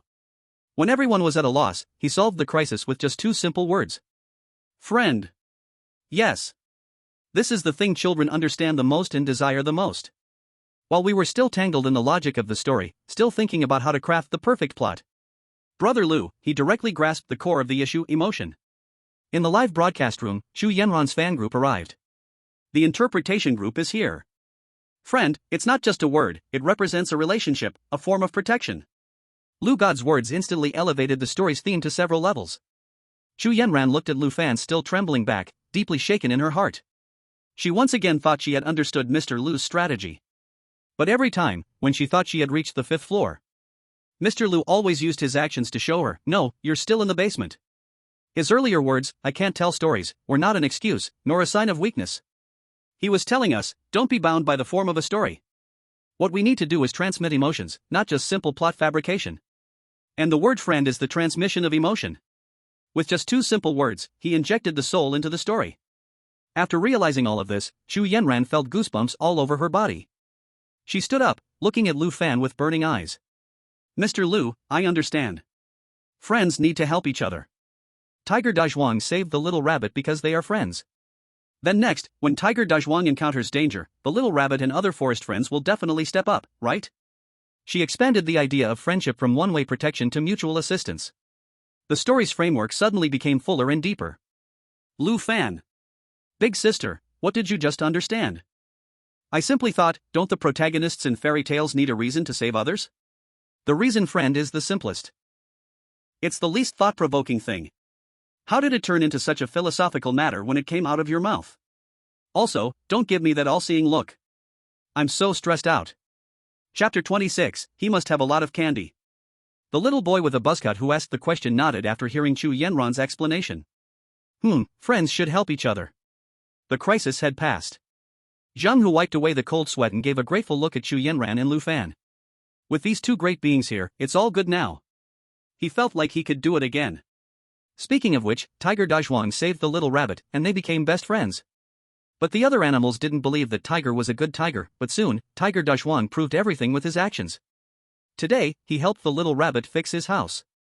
Tomorrow, he helped the little squirrel pick fruits. The day after tomorrow, he carried the sick grandpa go to see a doctor. Zhang Hu's story was simple, even a bit like a log of events. But it perfectly matched the positive and optimistic tone. The children's faces, though still expressionless, at least no longer raised any doubts. The story seemed to be heading in a good direction. However, just when Zhang Hu was about to reach the part where Tiger Dazhuang lived happily with everyone for a big, happy ending, the chubby boy, who had been silent all along, suddenly spoke up. Tiger Dazhuang is so good, he must have a lot of candy, right? Where does he hide his candy? Candy? The chubby boy's sudden question made Zhang Hu's mind go blank. I'm telling a story about helping others, how did it turn into candy? Is there any inevitable connection between these two things? He stood there, unsure how to respond. The live audience was also confused. What's going on? Why is this chubby boy not following the script? Candy, could this be the focus? What these kids want to hear is not about helping others, but how to get candy. Ugh. This is terrifying if you think about it. This might be a trap. If Zhang Hu says Tiger Dazhuang has a lot of candy, Could he be seen as showing off wealth, angering the kids? If he says no, then wouldn't the image of the good tiger be ruined? What kind of good tiger doesn't even have candy? It was a dilemma. No matter how he answered, it seemed like there was a risk of stepping on a landmine. Zhang, who was sweating bullets, looking to Chu Yanran and Lu Fan for help. Chu Yanran also furrowed her brow tightly. Clearly, this unexpected situation had gone beyond her expectations. Her brain was working quickly, trying to find the perfect answer. However, at that moment, Lu Fan, who had been slouched in his chair, suddenly moved. He gently tapped the reward candy he had received earlier with his finger. Thud! A soft sound rang out, breaking the silence of the classroom. Such a simple action. But it instantly unlocked the confusion in Chu Yanran's mind. She understood. She once again understood Mr. Lu's deep meaning. Candy. The key was candy. In this scenario, candy is the reward.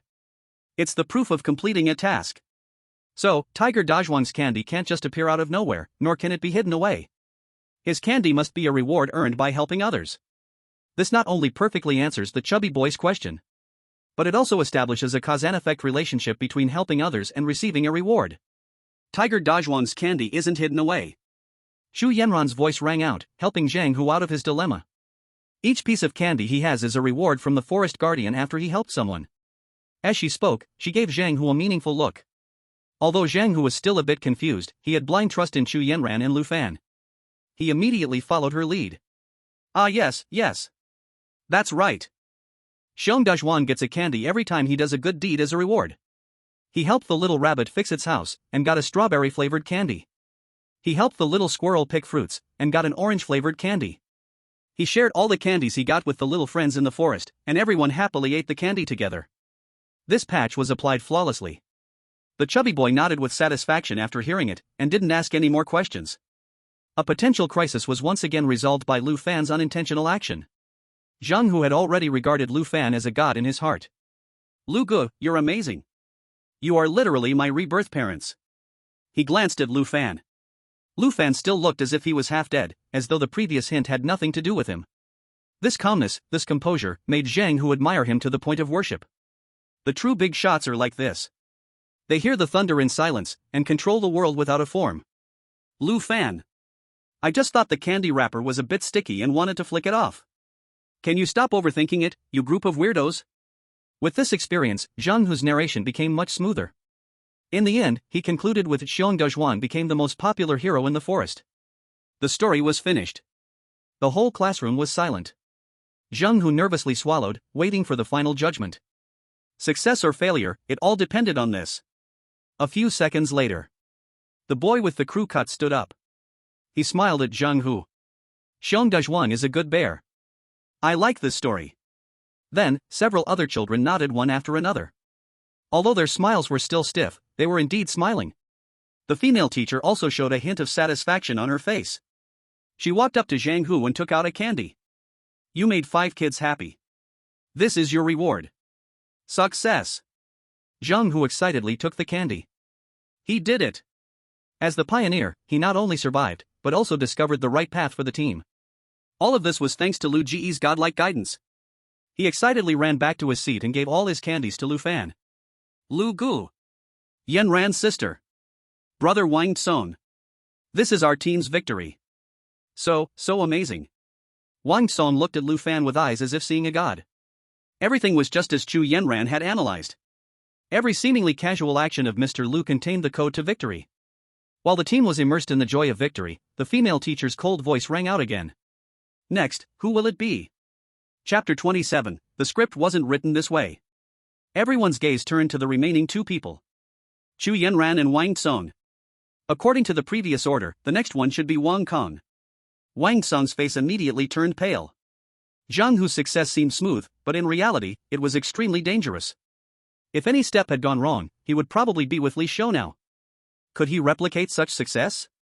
He glanced at Chu Yanran, who was full of confidence, then at the inscrutable Lu Fan. A sense of inferiority rose within him. He was just an ordinary intellectual.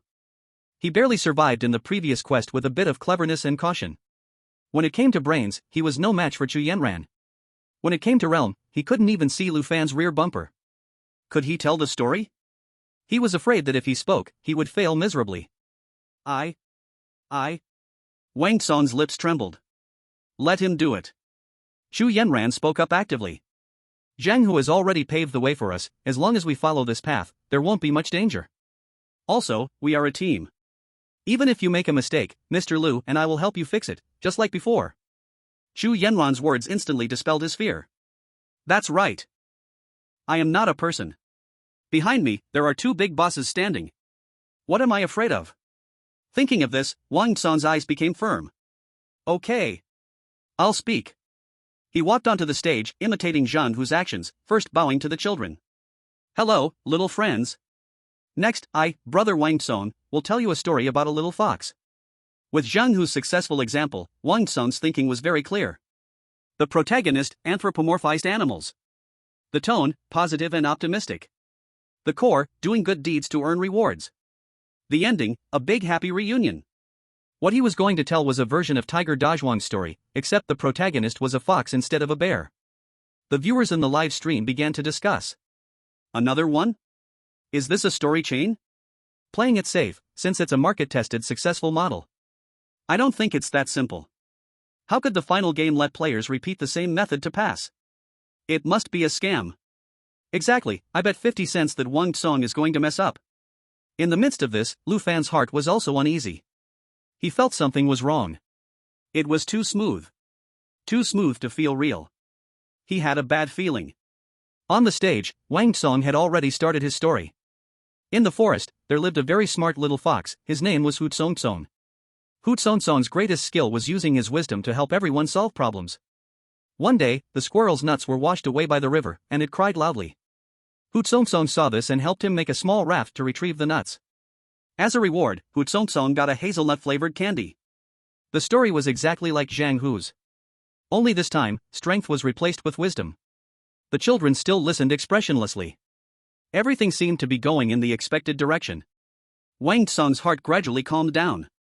It seemed that this model really worked. The more he spoke, the smoother it became. Another day, the little rabbit got lost and couldn't find its way home. Hu Tsong used the Big Dipper to guide him in the right direction. As a reward, Hu Tsong got a carrot-flavored candy. At this point, Wang Tsong even felt a little proud. Look, my story is much more meaningful than that brute Zhang Hu's, right? Not only is it about helping others, but it also teaches astronomy. The classiness just went up a notch. However, he didn't notice.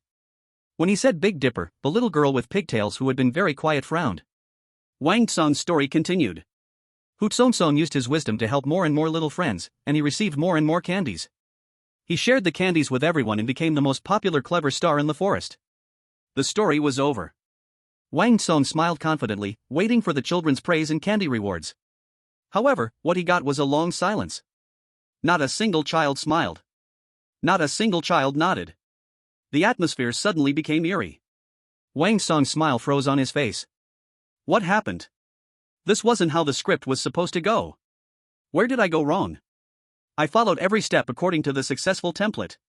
While he was at a loss for what to do, the little girl with pigtails stared at Wang Tsong with her hollow eyes. Foxes are cunning. He helped the rabbit, but surely it's so he can eat it later. Your story is a bad story. I do not like. The last word dropped. The girl's body began to twist and deform. No. No. Wang Tsong was so scared his soul nearly flew away. Hu Tsong is a good fox. He won't eat the rabbit. This is a good story. However, his explanation seemed so weak. The little girl's body stretched, and her limbs became thin like a spider's. Bad stories need to be punished. That face, which was originally somewhat cute, began. His face twisted, and the corners of his mouth cracked all the way to his ears. Save me. Wang Tsong let out a desperate howl. The spider-like monster was about to pounce on Wang Kong. Zhang Hu stood up in a panic. Damn it! I'll fight her. He was about to rush forward when he was firmly held back by Chu Yanran. Don't act impulsively. If you go now, you'll just get another person killed. Panic appeared on Chu Yanran's face as well. She had miscalculated. She never expected the problem to lie in the fox image itself. In the world of adults, a fox can symbolize wisdom. But in the minds of children, a fox is a symbol of cunning, the very definition of a villain. This stereotype is deeply ingrained. Wang Tsong's story, from the moment the protagonist was chosen, was doomed to be a dead end. Damn. Something really went wrong.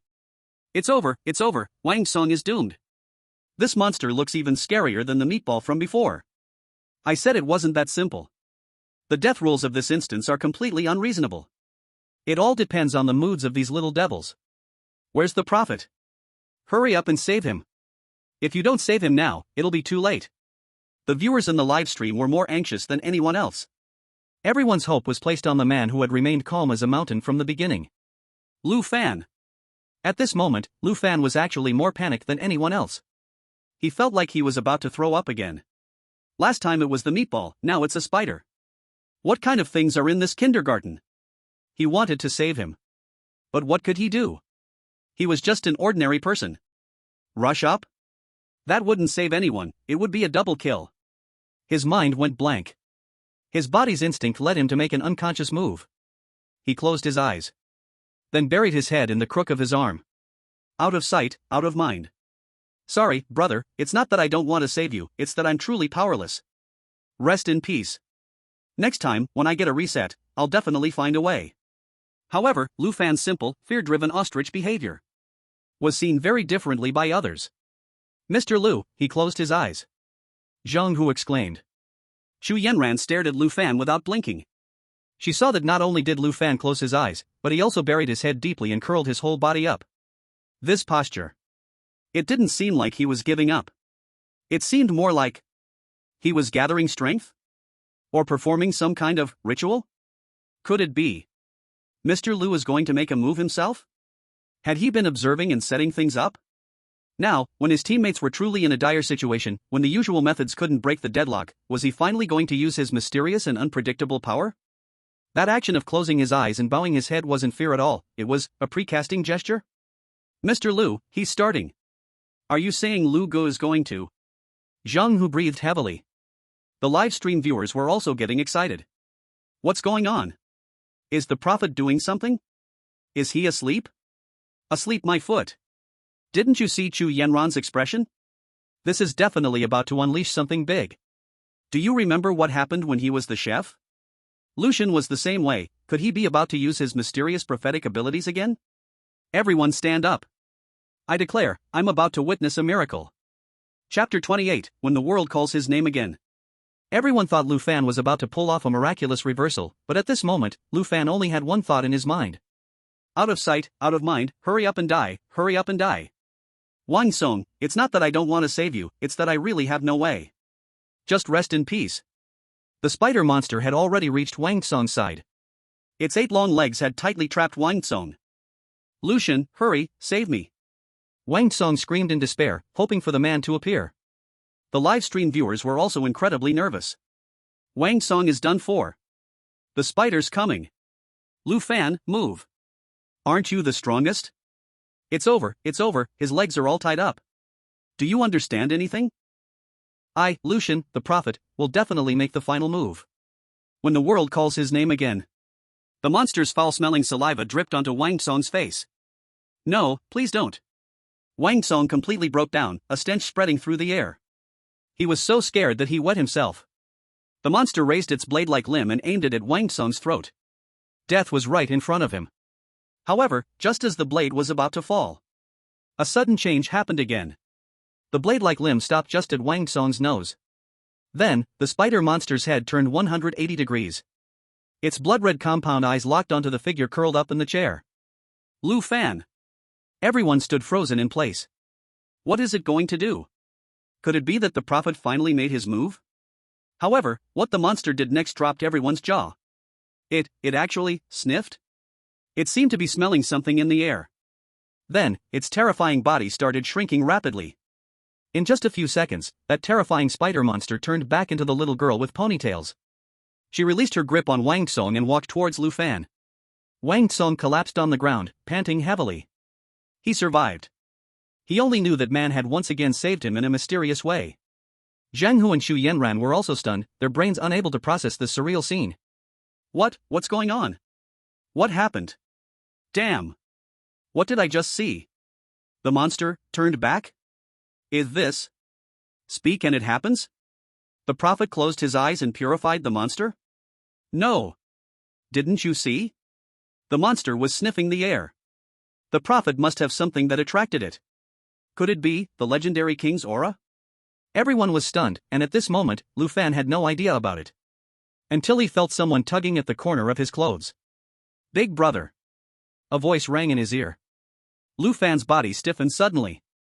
This voice, is it that little girl? Wasn't she going to kill Wang Song? Why is she here with me now? Does that mean after killing him, I'll be next? He lifted his head in despair, ready to face his death. But the little girl had no intention of killing him, she just stared at him without blinking. To be more precise, she stared at the 3 candies in his hand.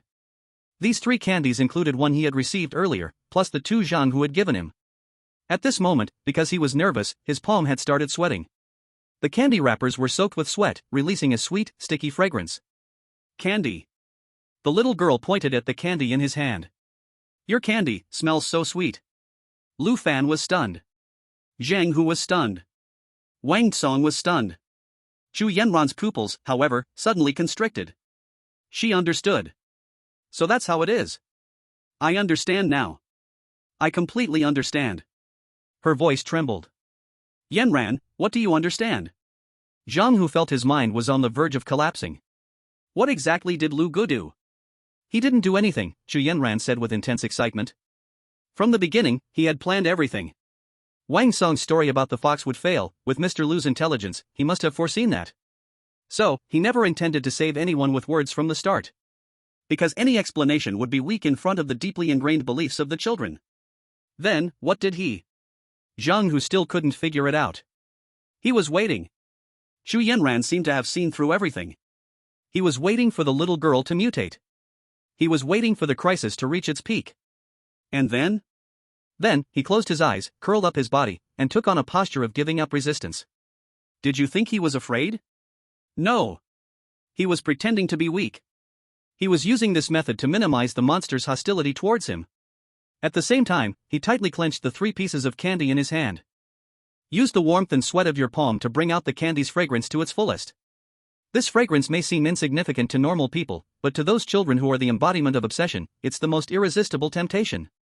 It's a taste that only well-behaved children can get. This taste is like holy light, directly purifying the resentment on the little girl's body, turning her from a violent monster back into the child who craves candy. This shocking analysis made Zhang Hu and Wang Song feel their scalps tingle, their worldview shattered. It turns out that Brother Lu's seemingly resigned action of waiting to die actually concealed such a terrifying psychological game and layout. Prediction, showing weakness, leading, purification. Each step, intricately linked, calculated to perfection. Holy shit. This interpretation, I want to kneel and listen to it. So that's how it is. I knew it. That move was intentional. It was to better release the candy's fragrance. I learned something. Crying, really crying. Brother Lu went to such lengths to save a teammate he didn't even know. He could have abandoned Wang Song, but he didn't. He's too kind, I'm crying to death. Lu Fan also heard Chu Yanran's analysis. Ha? Did I think that much? I was just plain scared. I just covered my eyes and couldn't bear to look. The candy in my hand was from Zhang Hu. The sweat on my palm is just because I'm nervous. Can you people stop overthinking? Big brother, can you give me the candy? Give you all the candy. Lu Fan just wanted this little girl to leave quickly. He reached out, intending to give her the candy. At this moment, a sudden change occurred. He. The chubby boy who had previously commented on Li Xiu's painting suddenly laughed. He laughed while staring at the candy in Lu Fan's hand. I want candy too. Next, the buzzcut boy and the other 2 kids who hadn't spoken much, also looked over. They all wore smiles on their faces, smiles that seemed kind. They all wore smiles on their faces. But Lu Fan's heart sank, as if falling into an ice cellar. One child staring at him meant a death threat. A whole group of kids staring at him meant it was time to feast. I want candy too. Candy, give it to me. We want it too. The children's voices rose one after another, forming a surrounding circle. Lu Fan's mind went blank. Give it, or not give it? If I give it, will they tear me apart for unequal distribution? If I don't give it, with the way they're acting, I might be eaten alive as if I were the candy. What to do? What to do? This is a hot potato. Right, a hot potato. Just throw it away. Why not? Yes, throw it away. As long as the candy is no longer in my hand, they won't be able to find me, right? I'm a genius. He suddenly swung his hand, throwing the 3 candies toward the empty space in the classroom. Take it all. Don't come closer. The 3 candies fell to the floor with a plop. For a moment, the entire world fell silent. Everyone froze in place. Zhang Hu's eyes widened, not understanding what Brother Lu was up to this time. Wang Song, who had just been frightened, hadn't yet recovered, and was once again confused by Lu Fan's actions. The live stream's barrage also froze. He threw it? Lu God threw the reward? What does this mean? Has he given up on himself? The 5 children who were closing in also stopped. They all stared at the 3 candies on the ground. None of them moved. None of them tried to grab it. The atmosphere became unnervingly strange. Lu Fan curled up in his chair, shivering. It's over, things just got even worse. He was already starting to regret his impulsive action. Just when everyone was lost in confusion, Chu Yanran's body trembled with excitement. She understood. So that's it. She muttered to herself, a look of obsessive crimson appearing on her face. Yanran girl? What do you know? Zhang Hu lowered his voice. Brother Lu, is he stunned? What do you understand? Chu Yanran sharply scolded. Her emotions were a bit out of control, but she quickly adjusted. He's not stunned. This is the only way to break the deadlock. It's a divine move. Ha! Zhang Hu was even more confused. Wang Song also perked up his ears. Chu Yanran began to analyze. Do you think what Mr. Lu was facing just now was what kind of situation? To give or not to give? Zhang Hu answered honestly. Shallow. Chu Yanran criticized without mercy. Give? How to give? 3 candies, 5 kids, and you divide them? No matter how you divide them, there will always be kids who are dissatisfied. What happens when they're dissatisfied? You all saw the consequences. Then what about not giving? Wang Song asked. Not giving? That means making enemies of all the children. He would be torn apart on the spot. So, this is a deadlock. No matter what you choose, it's a dead end. Zhang Hu and Wang Song were covered in cold sweat as they realized how dangerous the situation just now had been. Then Brother Lu. So, he jumped out of the chessboard. Chu Yanran's tone was filled with admiration. He didn't choose to give or not to give, he created a third option, which is give up all ownership. He threw the candies to the empty ground in the classroom. What's the implied meaning of this action? It's to tell the children, these candies are no longer mine. They are now ownerless, public property. He instantly turned a crisis, targeting him into a test for the children's inner conflict. Look at those children. Chu Yanran pointed to the 5 unmoving figures. Why aren't they fighting for the candies? Because they too were stunned. They didn't expect this king would give up the candies symbolizing the reward. This shocking analysis once again refreshed their worldview. It turns out that the action of throwing the candies, which seemed like being stunned, actually hid such deep strategy. In the deadlock, finding a glimmer of hope. In the desperate situation, taking thunderous action. This is art. Brother Lu, amazing. Zhang Hu held back for a long time and finally uttered these 2 words. He felt his vocabulary had completely failed to describe Lu Fan's divine move. Every time they thought they had touched the ceiling, Lu Fan would casually break through it. Wang Song directly knelt on the ground, worshipping in the direction of Lu Fan. He had 1 foot in the gates of hell earlier, and it was Lu Fan who pulled him back from the brink. This kindness can never be repaid. Only his knee can be offered. The live stream audience, after hearing the analysis, went completely wild. Holy crap! I'm on my knees. I really am. I'm offering my knees to Chu Yanran and Lord Lu. Give up ownership. Turn a personal crisis into a system problem. Can a carbon-based life form come up with such a move? I used to think Lord Lu was stunned. I was wrong. I'm guilty. I, this mortal, can't even fathom 1/10,000th of the gods. Did you notice? Lord Lu maintained that terrified expression the whole time. He not only fooled the NPCs, but even fooled us. This acting, directly deifying him. If Lu Fan had heard these words, he would have probably fainted on the spot. I wasn't acting. I was really just scared.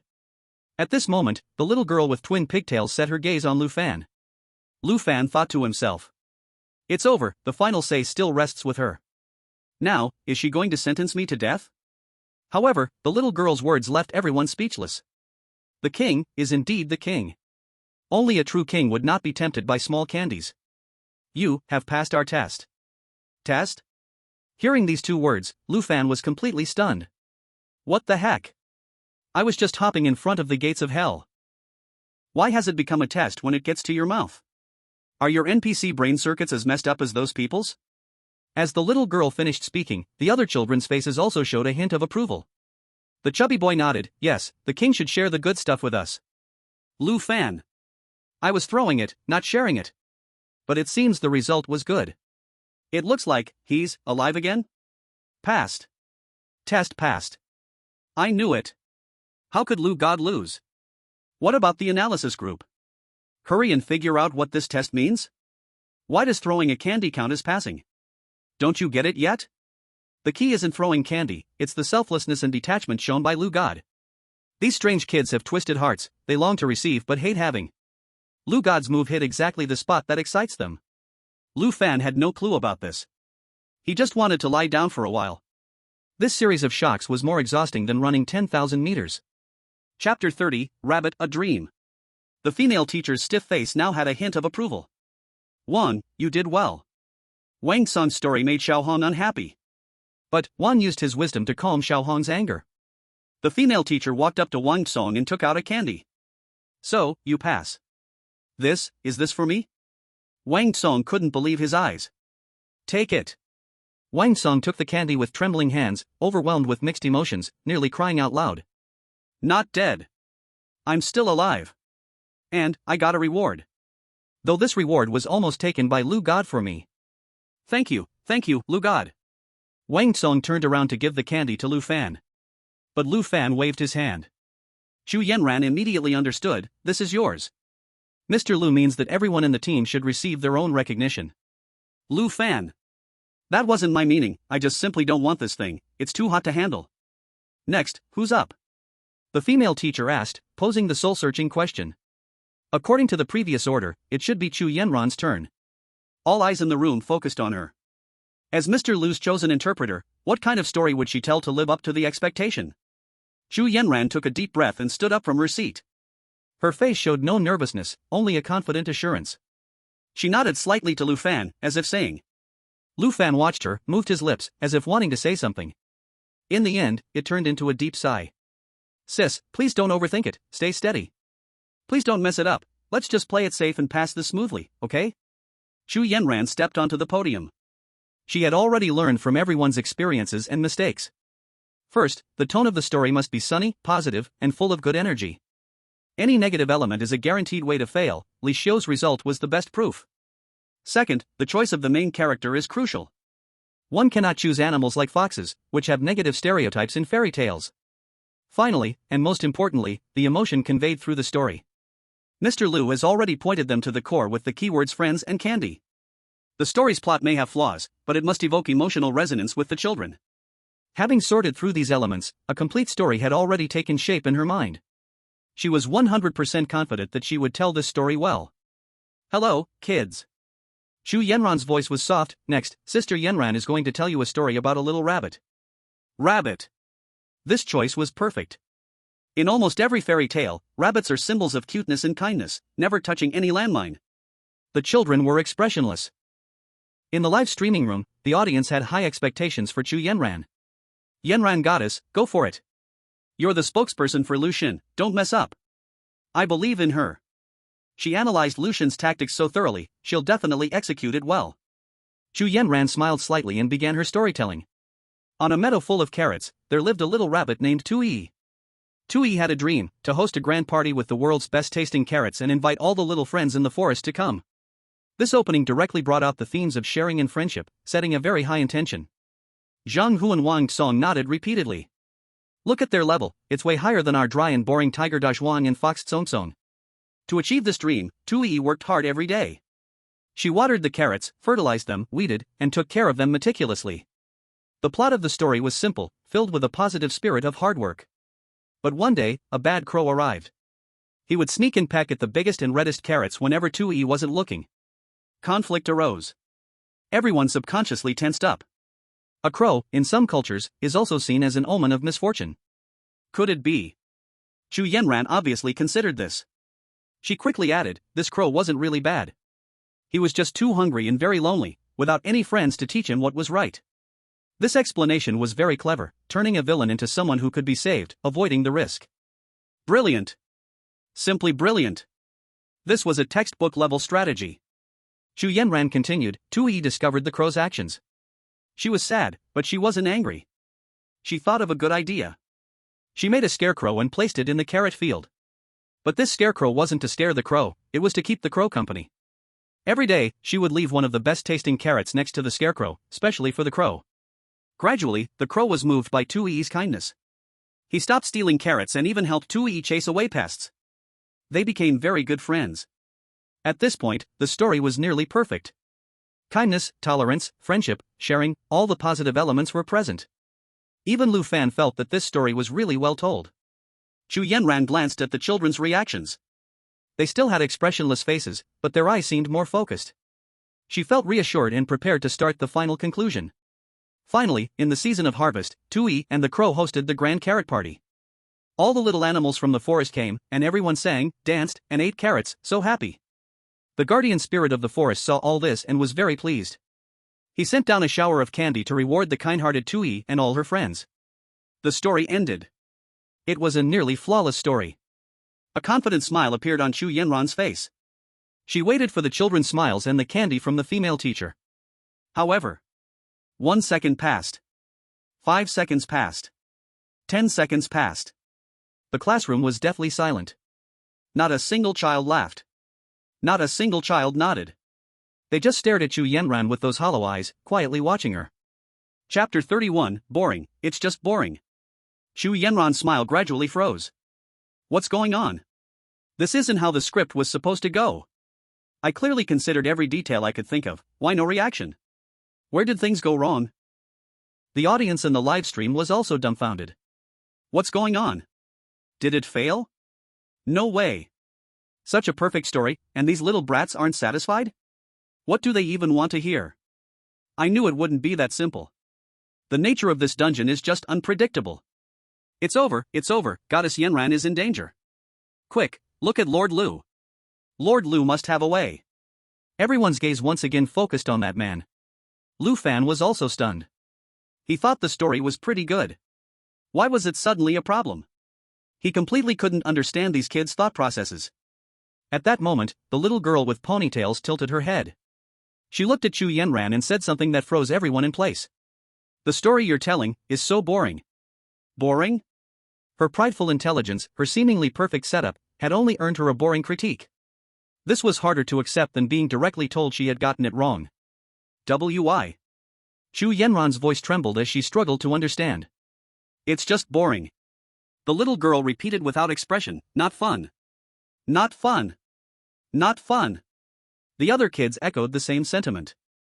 The atmosphere in the classroom instantly froze. Zheng Hu and Wang Tsong didn't dare to make a sound. Even someone of Chu Yanran's level had failed. The difficulty of this dungeon was beyond their imagination.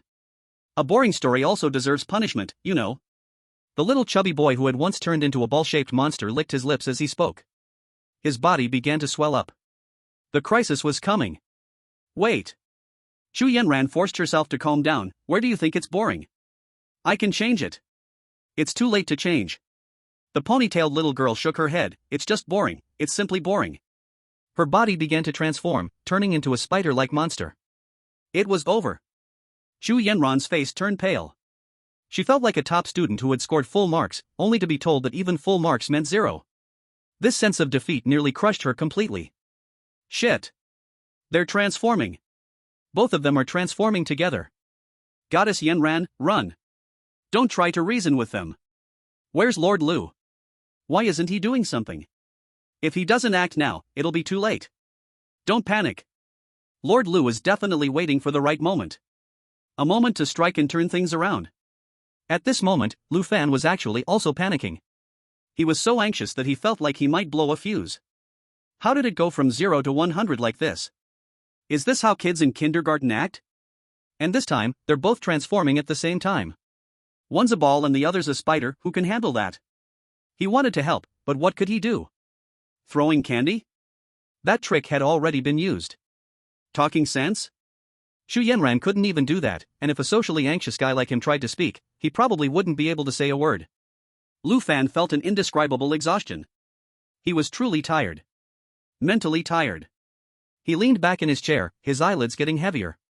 Just as the ball and spider monsters were about to pounce on Chu Yanran, Lu Fan couldn't hold back anymore. He opened his mouth wide and yawned. Aha! In this tense and silent classroom, it felt incredibly jarring. Everyone was stunned by this yawn. The live stream was flooded with question marks. Ha, yawn? Did I see that right? Did Lord Lu just yawn at this moment? Is he sleepy? Sleepy my ass. This has to be some kind of signal. Some deep command we mere mortals can't understand. The two transforming monsters also froze in their movements. They both turned their heads in unison and looked towards the source of the sound, Lu Fan. At this moment, Lu Fan, after yawning, even had tears in his eyes. He rubbed his eyes, looking utterly exhausted and innocent. He wasn't doing this on purpose. He was just genuinely, simply, sleepy. But it was precisely this simple, pure biological reaction. It fell into Chu Yanran's eyes, but it made her suddenly realize. A yawn? Why is it a yawn? What does a yawn represent? Tiredness. Fatigue. And boredom. Boredom. Yes. It's boredom. Mr. Lu, he wasn't yawning. He was using this way to tell himself the root of her story's failure, boredom. All her previous analysis was wrong. The problem was not with logic, not with emotions, not with conflict. But in the fact that her story was too correct. It was as correct as a standard model essay. Neat, beautiful, without a single flaw. But it had no soul, making people feel sleepy. What do children need? They need imagination. They need fantasy. They need something with no logic, something that makes them laugh out loud. But she was using adult thinking to pour truth, goodness, and beauty into children. That itself is the greatest boredom. Mr. Lu, he, from the very beginning, saw through all of this. But he didn't say it directly, because words are pale. So, he chose, at the most crucial moment, to wake himself up with a yawn. This wisdom, this well-intentioned effort. Chu Yanran's body trembled slightly with excitement. She looked at the innocent-looking man, and her eyes even became a little moist. It turned out, he had always been there. He had always been guarding the whole team in his own way. After realizing all of this, Chu Yanran's previously panicked heart suddenly calmed down. She knew what to do now. I understand. Facing the two monsters about to take shape, Chu Yanran's face showed no fear, but instead, a relieved smile. What do you understand? The girl with pigtails, the spider monster, asked. I understand why my story was boring, because it lacked the most important thing. What thing? The chubby, meatball monster asked. Surprise. A good story should not always be so logical, it should be full of surprises and twists, right? As she spoke, she secretly glanced at Lu Fan. She saw Lu Fan still looking as if he hadn't woken up, even stretching lazily. Chu Yanran felt more confident now. Mr. Lu was giving me feedback with his body language again. Stretching, this movement represents relaxation, represents breaking free. He is encouraging me, telling me not to be constrained by the previous framework. I must dare to imagine boldly. Lu Fan, I just sat too long, my waist hurts a bit. Chapter 32, my story isn't finished yet. I understand. I completely understand. Surprise. That's the key. So that's it. We all thought we needed to tell a perfect story, but Mr. Lu told us to tell a fun story. A yawn, a stretch, two simple actions, and they directly gave us the code to pass. Is this the guidance of a top boss? Love it, love it. The two monsters were also intrigued by Chu Yanran's words. Surprise? What surprise? My story isn't finished yet. Chu Yanran smiled mysteriously, the real ending is just beginning. Just when all the little animals thought the party was about to end happily, the crow, who had been convinced by the rabbit, suddenly pulled out a water gun. Water gun? As soon as this word was spoken, not only the strange children but even Zhang Hu and Wang Song were stunned. The scene changed too quickly, right? 1 second, it was a warm and healing fairy tale, and the next second, it turned into a chaotic battle? The crow, holding the water gun, shot wildly at all the little animals, Yubu. Chu Yanran even imitated the action and sound of shooting. The little animals were soaked, but instead of getting angry, they thought it was so much fun. So, everyone took out their own weapons, some made guns from carrots, others made shields from mushrooms, and a grand forest water fight began. It erupted just like that. Everyone chased and played on the grass, shooting at each other, and in the end, they all tumbled into a heap, laughing and rolling on the ground. Chu Yanran's story completely let herself go. Logic? Not here. Rationality? What is that? She simply piled up everything she could think of that kids might find fun, all in one place. This story was all over the place. But the effect was unexpectedly good. The children seemed to be completely immersed in the story, and the two monsters returned to their original forms. In the end, the guardian angel in the sky was also drawn in by this joyful game. Instead of sending down a rain of candy, he sent down a rain of cola. All the little animals were soaking in the sweet cola, having a water fight and drinking cola at the same time. Everyone was having a blast. The story was over. It was a story without logic, even somewhat absurd. Yet, it was this very story that made the 5 children in the audience all show stiff, but truly heartfelt, smiles. It worked. The female teacher came over and shoved 2 candies into Chu Yenran's hand. You made all the children feel the joy of surprise. This is double the reward. Chu Yenran held the 2 candies in her hand, feeling deeply moved. She excitedly walked down from the podium and came to Lu Fan's side. Under the stunned gazes of everyone, she deeply bowed. Mr. Lu, thank you. If it weren't for your sleepy advice, I'd probably be dead by now. After saying that, she gave all the candies in her hand to Lu Fan. Lu Fan looked at the candies and then at Chu Yenran's grateful eyes. Destroy me, really, I'm tired. I beg you, please stop imagining things. With Chu Yenran's success, the atmosphere relaxed. Now, there was only one person left. Lu Fan. The absolute core of the team, the prophet worshipped by everyone, the one true king. To them, it was a given that Lu Fan would tell the story. Lu Ge. It's your turn. Zheng, whose face was full of expectation. Yeah, Lu Shen. Wang Song's eyes were also glowing. We've all finished, now we're just waiting for you to give our story the perfect ending. Chu Yenran didn't speak, but her fiery gaze already spoke volumes. In her eyes, the stories of the 3 of them were just a prelude. They were a stage set up for Mr. Lu's final appearance. Zhang, whose story defined kindness and friendship. Wang Song's story avoided the pitfalls of stereotypes and preaching. Her story emphasized the importance of surprise and fun. Then, what would Mr. Lu do? How would he weave all these elements together and elevate them? What kind of earth-shattering ending would he give? She was already looking forward to it. The audience in the live stream room was even more excited, already in full party mode. Here it comes. The final performance is about to begin. The main event is starting. The first 3 were appetizers, now comes the real feast. I've got my knees ready.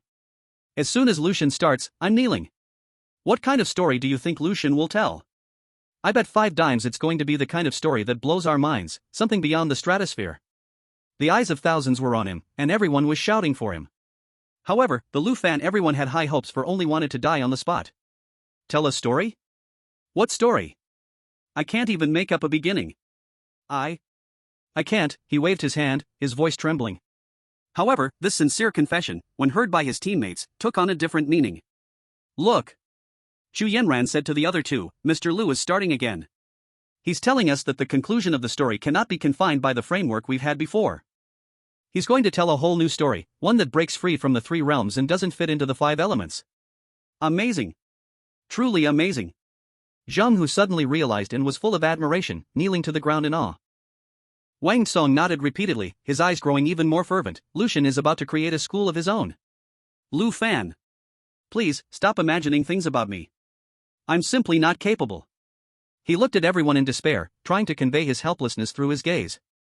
Unfortunately, his eyes, in everyone's view, were calm, radiating the serenity of someone who controlled everything. Mr. Lu, please begin, Chu Yenran made a gesture, inviting him to start. We are ready to witness the miracle. Yeah, Lu brother. Start now. I can't wait anymore. Zhang Hu urged. Lu Fan felt like he was suffocating.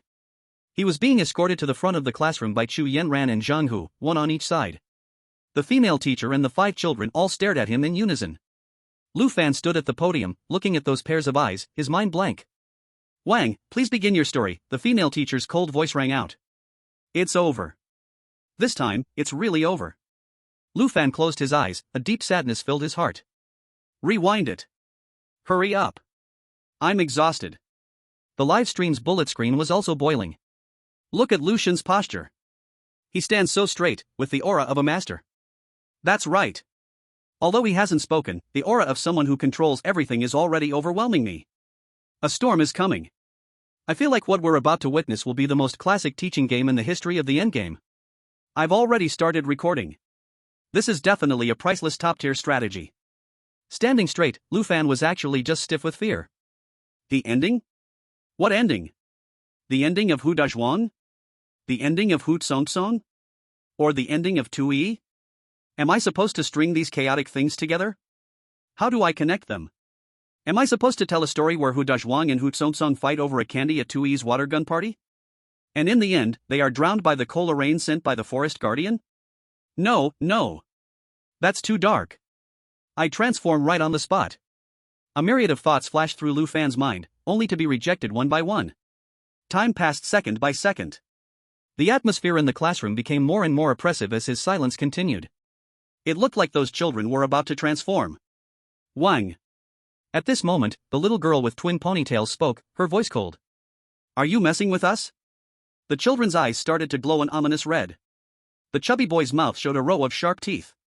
Another boy with a buzz cut also started to twitch. It's over. They're really going to transform this time. This is it, I'm really going to die. Lu Fan jolted upright. The only thought in his mind now was to say something. Anything, as long as it could delay time. As long as he could prevent them from transforming immediately. Lu Fan's lips trembled. At that moment, he saw the drawing of the sun he had made. Right. The sun. This is something the kids like. He hurriedly squeezed out a few words. I'll tell the story of the sun. Once he finished speaking, the world fell silent. Zheng Hu was dumbfounded. Wang Tsong was stunned. Chu Yanran's eyes also showed confusion. The sun? Just that? After all the build-up, he came up with a sun? What kind of story is this? This is too low, right? The livestream's bullet screen was instantly filled with question marks. The sun? Did I hear that right? Just one word? It's over, the host seems to be really scared, now he's babbling. Just when everyone thought Lu Fan had mentally collapsed. The sun? A child tilted their head. Yes. The sun. Hearing there was a chance, Lu Fan quickly repeated. But his mind had no story, only those few words spinning around. A long time ago. There was a sun, very, very big. It's light, warm. It loved to laugh, every day, happily, ha ha ha, laughing. Lu Fan laughed as he said this, feeling it was ridiculous. What kind of story is this? It's simply nonsense, but he really couldn't make anything else up. However, a miracle happened. Down below, among the 5 strange children, the little boy in yellow clothes. When he heard the word sun, on his expressionless face, he actually cracked a stiff smile. He looked up, as if he really saw a sun in the sky. The sun will smile. The little boy mumbled, as if something deep inside him had been touched. As he smiled, the eerie aura around him slowly calmed down. This scene left everyone dumbfounded. Is this enough? Zhang Hu's eyes nearly popped out. Wang Song rubbed his eyes hard, suspecting he was hallucinating. One word? Just one word, and it calmed an eerie presence that was about to explode? What kind of trick is this? Lu Fan was also stunned. This actually works? He stared at the little boy in yellow, his mind a complete mess. Warm? Comfortable? Did I get it right? Could it be that the child's obsession is just with basking in the sun? It seems like I guessed right? He quickly pressed on, then saw the little red flower that Chu Yanran had drawn earlier. And then, beside the sun, grew a little red flower. Little red flower? The twin-tailed girl's attention was caught. MHM. Lu Fan nodded fiercely. Little red flower, it smells so nice. The twin-tailed girl, who was about to turn into a spider, suddenly froze. She sniffed the air, a look of infatuation appearing on her face. Little red flower, smells so nice. As she spoke, she tilted her head and innocently asked. Little red flower, can it sing? Sing? Lu Fan nearly choked. How can a flower sing? Is your flower supposed to hold a concert or something? He complained silently inside but didn't dare to stop for a second. It can. Of course it can. As soon as the sun comes out, the little red flower gets happy, and when it's happy, it sings. It sings so beautifully. As he spoke, the little girl in blue, who had been quiet the whole time, suddenly clapped her hands. Singing sounds nice. Her face also broke into a stiff smile. Another one? Lu Fan was no longer worried about logic, he was just speaking off the cuff. His eyes scanned the classroom frantically, looking for his next inspiration. He saw the 3 candies he had tossed on the ground earlier. That's right. The sun and the little red flower are best friends. Every day, the sun sings to the little red flower, and the little red flower bears lots and lots of candies.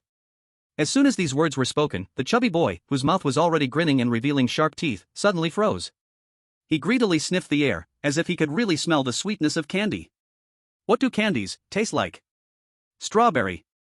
Orange. Cola. Lu Fan rattled off all the flavors he had heard of. The sun gives candies to the little red flower, and the little red flower gives them to its good friend, a little rabbit. At this point, he instinctively glanced at the buzzcut boy. His earlier question was why does the tiger help the rabbit, and he had calmed him down by using the word friend. So, what he desired was a friend. The twitching of the buzzcut boy's body stopped as well. He stared blankly at Lu Fan, muttering the word again. Friend. Finally, he smiled and nodded. The sun, the little red flower, singing, candies, and friends. The red light in their eyes faded away. The 5 children all displayed a stiff but unmistakably satisfied smile. The classroom was terrifyingly silent. I made it. I made it through again. Meanwhile, the 3 teammates in the audience had completely lost the ability to think. Zhang Hu and Wang Song stood there, mouths open, expression dazed, like 2 puppets with their souls drained. Their minds were left with nothing but an indescribable shock. This could no longer be explained by intelligence or strategy. This was a miracle. A true, living miracle walking among humans. Chu Yanran, she stared fixedly at the man slumped on the podium. It was a kind of fanaticism. A fanaticism that glimpsed a corner of the truth. She had thought she was already on the 5th level, having understood Mr. Lu's plan. But now, she realized, she hadn't even touched the door to the basement. They were still struggling to tell a complete story. But Mr. Lu, he had already completely transcended the framework of a story. He didn't tell a story. He was talking about rules. The core obsessions of the 5 children in this world. The sun, flowers, songs, candy, friends. These 5 elements precisely corresponded to the 5 children. He used the simplest language to string these 5 elements together, creating a perfect world that belonged only to the children, full of innocence. In this world, every child was the protagonist, and every child's desire was fulfilled. This wasn't storytelling at all. This was clearly creating a world. I understand now, her voice carried a hint of sobbing. Chapter 34, You Are Too Proud to Tell a Story. Zhang Hu suddenly snapped out of it. He looked at Chu Yanran, his Adam's apple moving up and down. Yanran, sister, what did you understand? Wang Song also turned his head, his eyes filled with awe. Can't you see it yet? Mr. Lu, he has already transcended storytelling. Chu Yanran's face flushed with an unhealthy redness, the expression she had when she was extremely excited. He is answering the question. Answering the question? Wang Song looked confused. Yes. Chu Yanran's tone was extremely confident. Our previous thinking was wrong from the beginning.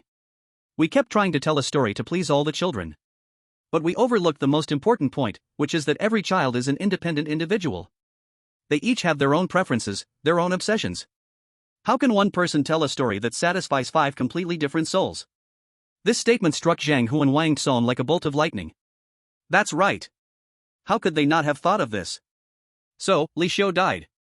Because her painting only satisfied herself, but angered the little fatty. Wang Song almost died. Because his story, though trying to imitate Zhang Hu, angered the ponytail girl with the image of the fox. Even I almost died. My story seemed perfect, blending kindness, friendship, and sharing, but it was so boring that it couldn't resonate with any of the children.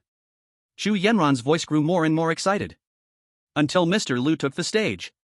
Every word he said, every phrase, was precise to the extreme. His first sentence was about the sun. Why the sun? Because he had already seen through it, the little boy in the yellow clothes, his core obsession was warmth and light. Then came the little red flower. It corresponds to the ponytail girl who desires beauty. Singing. It corresponds to the blue-clad girl who desires happiness. Candy. It corresponds to the little fatty who desires rewards. Friends. It corresponds to the buzzcut boy who desires companionship. He built a world for each child that belonged to them alone. Mr. Lu, from the very beginning, knew the answer. The reason he made us speak first was to test us, to see who could discover these answers. He only appeared at the end to wrap it up.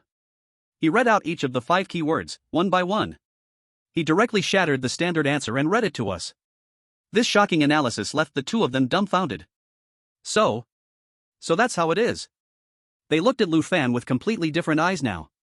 If before, they saw Lu Fan as an unfathomable big shot, now, they were looking at him as a walking game GM. A god who knows everything. Damn.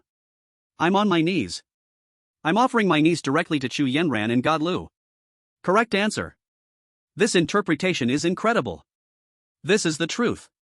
So we're all just pawns in God Lu's teaching bureau. He's not clearing the levels, he's teaching us. He could clear it on his own, but he didn't. He chose to do it this way, piece by piece, breaking down the truth of the levels and feeding it to us. He even pretended to be weak and scared as part of the lesson. He's so gentle, I'm crying. If Lu Fan could hear these words, he'd probably perform a spontaneous ascension right there. Please. I'm just desperately trying to survive, grabbing onto whatever I can to say. How do your brains work? Can you at least leave me a way out? As he was mentally screaming, the female teacher walked towards Lu Fan at the podium. The warmth of the sun. The fragrance of the flowers. The sweetness of the candy. The companionship of the rabbit. And the happy songs. They are all very happy. The female teacher said, slowly turning around, looking at the 5 children. On their faces, there was a satisfied and eerie smile. King, you made every child find their favorite story. You are the true king. Saying this, she did something that left everyone dumbfounded. Then, she took out a whole bag. A whole bag of colorful, beautifully packaged candies. It was a large bag, at least containing dozens of candies. She placed the heavy bag of candies on the podium. These are all your rewards. King. Boom. Lu Fan's brain went blank. He stared at the small mountain of candies in front of him, feeling like he was in a dream. All of this is for me? Just because I said a few nice words? This is too absurd. Zhang Hu and Wang Tsong in the audience were completely stunned. They fought desperately, risking being eaten, just to get 1 or 2 candies as rewards. And Brother Lu, all he did was stand there and casually say 5 words. And he got all the rewards? Is this the difference? The unbridgeable gap between man and God. In Chu Yenran's eyes, there was a shining light. She clenched her fists in excitement. As expected. It's exactly like this. Mr. Lu not only got the right answer, he scored full marks. He cleared the entire question bank. He reached the perfect result in the simplest way. Damn. Damn. Damn. What else can I say? Other than damn, I can't find any words to describe how I feel. A whole bag. He got a whole bag. What level of reward is this? Did he clear the reward pool for this dungeon all by himself? I declare, from today on, God Lu is my only god. Anyone who says a bad word about God Lu, I'll fly through the internet cable and smash their dog head. The live stream room completely exploded. And as the center of the storm, Lu Fan just wanted to find a hole to hide in. He slowly walked down from the podium, staring at the bag of candies, feeling incredibly hot to the touch. Brother Lu. You're my god. He was so excited, he could barely speak coherently. How did you think of those words? Unbelievable. You must have studied those little demons' ancestors and everything about them, right? Wang Song also came over, his eyes filled with wild admiration as he looked at Lu Fan. God Lu, please accept my bow. Saying this, he actually bent down as if he was going to kneel. No. Lu Fan was startled and quickly stopped him. He felt a tingling sensation on his scalp. I just got lucky. He could only explain dryly. Lucky? Zhang Hu's voice suddenly rose. Brother Lu, that's not right. This isn't luck. This is strength. Crushing everything with power. Yes. Wang Tsong nodded repeatedly. God Lu, please stop being humble. Your wisdom has already surpassed the realm of mortals. We all understand. Lu Fan. I understand, you big-headed idiots. Just as he was being surrounded by the 2 and couldn't defend himself, Chu Yenran walked over. Her arrival made the air around them a little quieter. She simply gazed at Lu Fan with a complex look in her eyes. After a while, she finally spoke softly. Mr. Lu, you once said I couldn't tell a story. Now, I finally understand the true meaning of these words. Lu Fan's heart skipped a beat.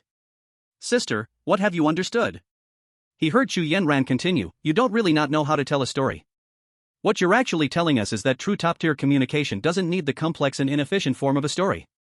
When you can see through the essence of everything, a single word, a single concept, is enough to solve all problems. You do not know how to tell a story, you simply disdain telling stories. These words once again struck Zhang Hu and Wang Song's hearts hard. Disdain telling stories. So that's how it is. They were still stuck at the first level, thinking about how to tell the story more wonderfully, more safely. But Mr. Lu was already standing in the atmosphere, thinking about the meaning of the story itself. Realm. This is the difference in realms. The way they looked at Lu Fan had already transcended admiration, evolving into belief. Lu Fan had given up on explaining. He was tired. Let it be destroyed, really. Chapter 35, System, are you playing me? Ding. Mission objective, make all the children smile happily. Completed. Dungeon, Sunflower Kindergarten, cleared. Evaluating the clearance. Evaluation level, B-level clearance. Note, there's still a gap to perfect clearance. Didn't reach the core of the dungeon, didn't fully purify the resentment. B-level clearance? Not perfect clearance? B-level? How could it be B-level? Zhang Hu's smile froze. Didn't we make all the children laugh and complete the task? Wang Song also stopped crying, looking confused. Yeah, why isn't it perfect clearance? We did so well. Lu Fan's heart surged with joy at the moment he heard B-level clearance. Great. It's not a perfect clearance. That means his ladder ranking won't soar any further. More importantly, clearing the dungeon is clearing the dungeon. Who cares if it's B-level or A-level, as long as he can leave this place? He was already eagerly waiting for the teleportation. However, 1 second passed. 10 seconds passed. 1 minute passed. The teleportation light didn't appear.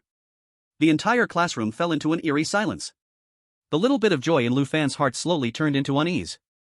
What's going on? Why isn't the teleportation happening? Zhang Hu started to panic. At this moment, a voice broke the silence.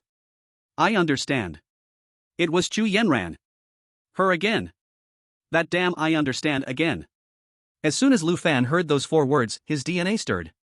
He had a bad premonition. Yenran, what have you understood now? Zhang Hu quickly asked. Chu Yenran didn't answer immediately. She turned her gaze to Lu Fan. But that gaze was complex to the extreme. Don't you still understand? Why is it B-level clearance? Why aren't we being teleported? Because Mr. Lu is not satisfied with this result. These words hit like a thunderbolt. Zhang Hu and Wang Song's mouths once again formed an O shape. The livestream chat exploded. Holy crap. I think I understand. The prophet is not satisfied. He's not satisfied with this B-level evaluation. So, as long as the prophet doesn't approve, the dungeon won't end? What kind of authority is this? No. He's not dissatisfied with the evaluation. Not reaching the core, not fully purifying the resentment, that is the reason he won't leave. He wants to conquer this dungeon. He wants to make it truly perfect. Oh my god. What a noble realm.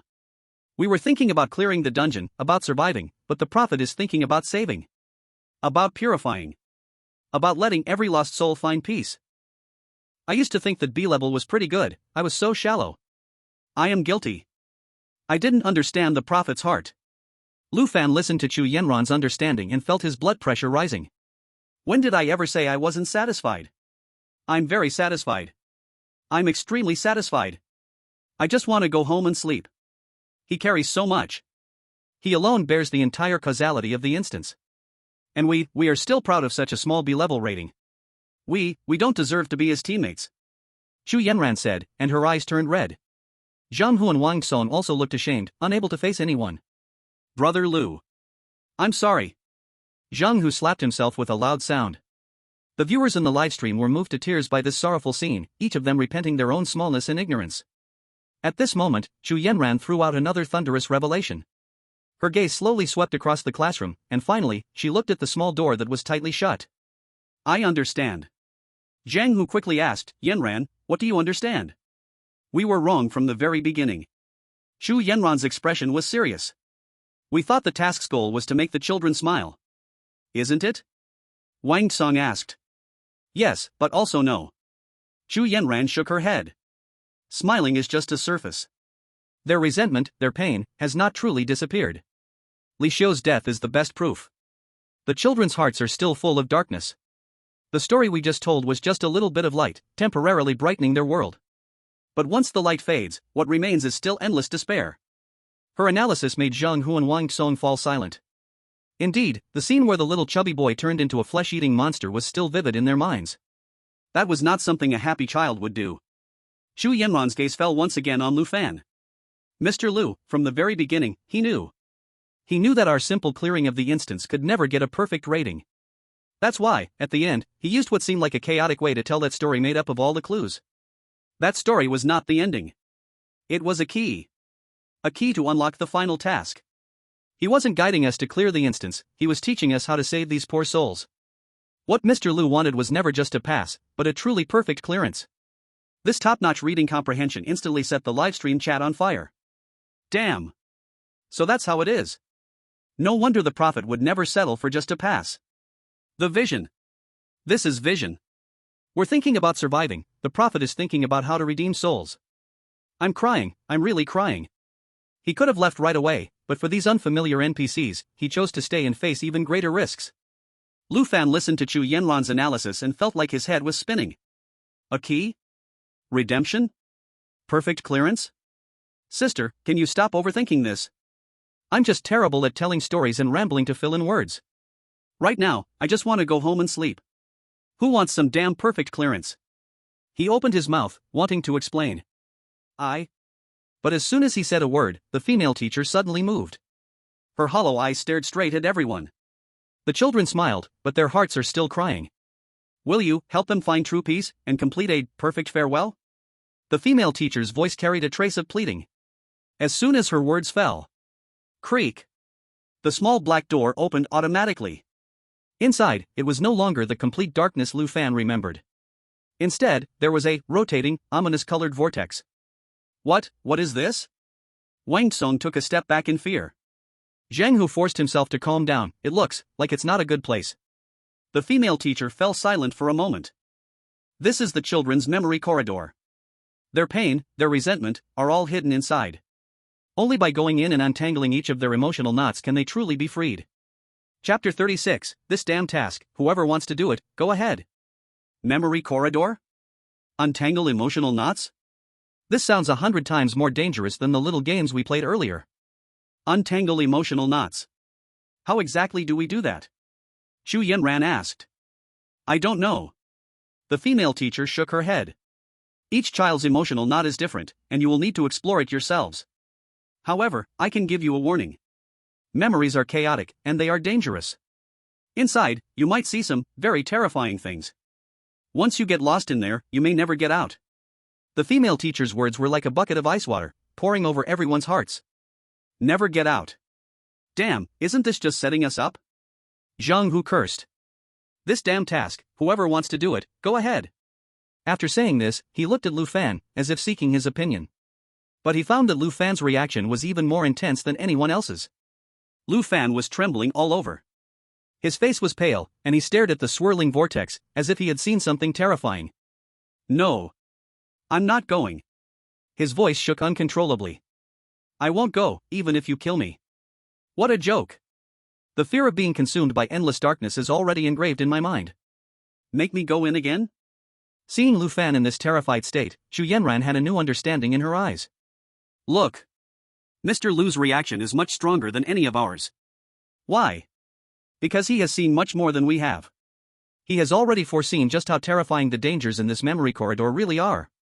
With Mr. Lu's strength, naturally, he would not be afraid. His fear is not for himself, but for us. He doesn't want us to take this risk. These words made Zhang Hu and Wang Song instantly respect him. So? Lu Gu is worried about us? Lu Gu. Zhang Hu's eyes reddened. Don't worry. I'll go through fire and water with you, brother. Wang Song also puffed out his chest. Being able to follow Lucian is my fortune. I'm not afraid. The livestream viewers were even more moved, crying their eyes out. Whoa, the prophet is so great. He's clearly strong enough on his own, but he's still thinking about us noobs. His trembling isn't fear, it's compassion. He's sad for the suffering we're about to face. I declare, from now on, if anyone dares to say anything bad about the prophet, I'll fight them first. If Lu Fan could hear these heartfelt voices, he would probably die on the spot from the embarrassment. Alright, since everyone has made up their minds, the question is. Xu Yanran's expression was serious. Who will go in first? This question once again plunged the room into silence. The person going in first would undoubtedly face the greatest risk. He would face the completely unknown environment and scout the way for the others. At that moment, Lu Fan suddenly moved. He turned his back to the vortex. Then, he hugged his head with both hands and crouched in the corner, curling up into a ball. I'm not going. Don't look for me, I don't know anything. He expressed his resistance with a posture almost like shutting himself off. This look was as scared as it could get. However. What do you understand again? Zhang Hu felt like he only knew how to ask questions now. Mr. Lu's actions aren't to escape. He's giving us a hint. Chu Yanran spoke with certainty. A hint? What does crouching in the corner mean? Look. Chu Yanran pointed at the four corners of the classroom, this classroom. There are 4 corners. And we, plus Mr. Lu, now happen to be 4 people. Mr. Lu chose to squat in the corner, with his back to us. This is telling us that this mission requires us to act separately. That whirlpool is likely connected to several different memory spaces. Each of us needs to choose one to enter, in order to resolve the corresponding child's mental block. And he himself, choosing to turn his back to us and curl up, is expressing that he will enter the most dangerous and darkest memory. So, he needs absolute focus and cannot be disturbed by us. This shocking analysis caused Zhang Hu and Wang Song to instantly open their mouths wide. Act separately? Enter different memories? Has the big shot's mind become this complicated? Damn. I'm kneeling. I really am. This interpretation, I would call it a kill move. Squatting in the corner equals acting separately, turning back equals entering the core. I'm sliding into my knees. What kind of brain structure does Chu Yanran have? So strong. Every move and expression of the prophet contains vast amounts of information. This is truly a big shot. Lu Fan, squatting in the corner, listening to the discussions behind him, felt like he was suffocating. I just had a simple social anxiety attack plus was scared into shutting down. That's all, separate actions, my ass. In this kind of terrifying game, splitting up is like lining up to die, isn't it? This is the cardinal sin of horror movies. However, his teammates had clearly taken his hint as a holy decree. Okay. I understand. Zhang Hu said with a firm gaze. Since Brother Lu has paved the way for us, we can't chicken out. Saying that, he resolutely walked towards the colorful whirlpool. Sure enough, when he reached the whirlpool, the colorful whirlpool automatically split into 5 different whirlpools. Chapter 37, Brother Lu, is this practicing the frog skill? Zhang Hu stood in front of the 5 whirlpools, feeling his scalp tingle. He turned to look at Lu Fan. Brother Lu, say something. Which one should we enter? This was also the question in everyone's mind. Wang Song and Chu Yanran nervously looked at Lu Fan, waiting for his command. The bullet screen in the livestream was even more lively than New Year's. What are you rushing for? This is a death question. The prophet is deducing the cause and effect. I bet a pack of spicy sticks, Lu God will definitely break the game in a shocking, earth-shattering way. Is this the aura of a big shot? Turning his back to the masses, making unilateral decisions for all eternity. Lu Fan, turning his back to the crowd, just wanted to find a crack in the ground to crawl into. Deducing what? Are these 3 people's brains packed with something? Why are they looking at me at a time like this? How the hell do I know which one to enter? Don't look at me, just pretend I'm dead, okay? Lu Fan's silence was once again interpreted by Chu Yanran as deep contemplation. Mr. Lu, he is thinking. He is weighing the options, calculating, choosing the most suitable path for each of us. We cannot rush him, we must wait quietly. Zhang Hu and Wang Song, upon hearing this, immediately grew respectful. Thus, the 3 of them just continued to stare intently at Lu Fan in the corner. Lu Fan felt like he was going to be pierced through by their gaze. The pressure, the immense pressure. He couldn't take it anymore. Run. I must escape from here. The classroom door won't open, so where else can I escape to? The window. There's a window over there. It's closed, but maybe it's not locked? Anything is better than entering that cursed memory corridor. But the window is a bit far. Should I just run over there? No, these 3 tailing dogs will definitely stop me and ask all kinds of questions. Got it. Stick to the wall. As long as I squat low enough, shrink small enough, and crawl little by little along the wall. They should, probably, maybe not notice, right? Forget it, it's a gamble with no choice, let's go.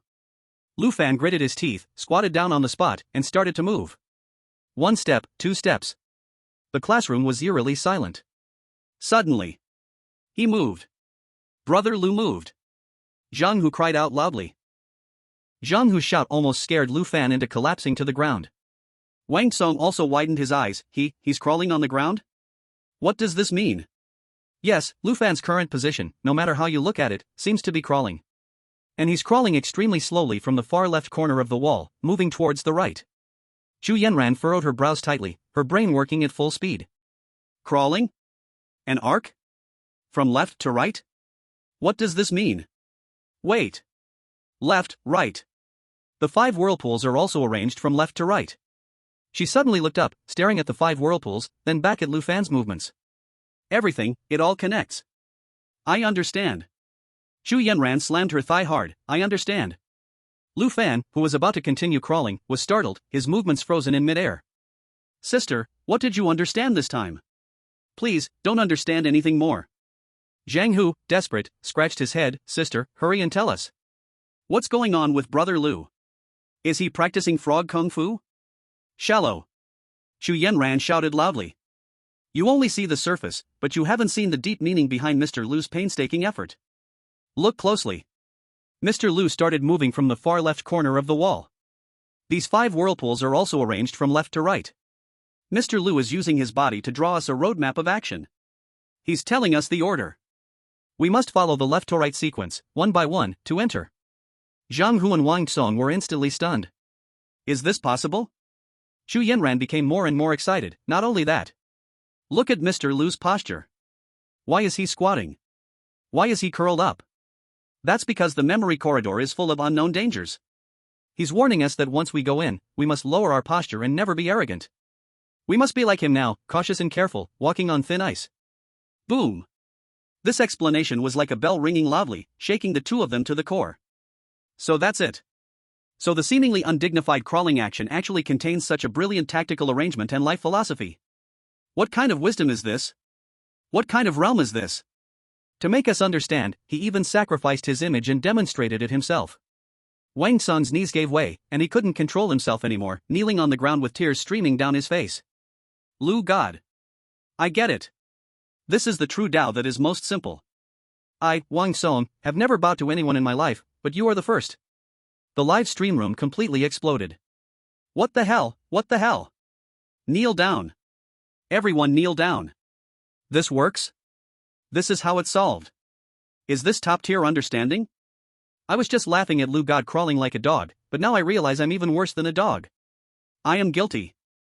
This is a god. This is our god. With the humblest posture, guiding us on the brightest path. This move? This is a performance art lesson. Lu Fan, who was still struggling to move at the corner, had no idea he had been raised to the status of a deity. He just felt confused. Why is no one speaking? No one is stopping me? Has my stealth tactic succeeded?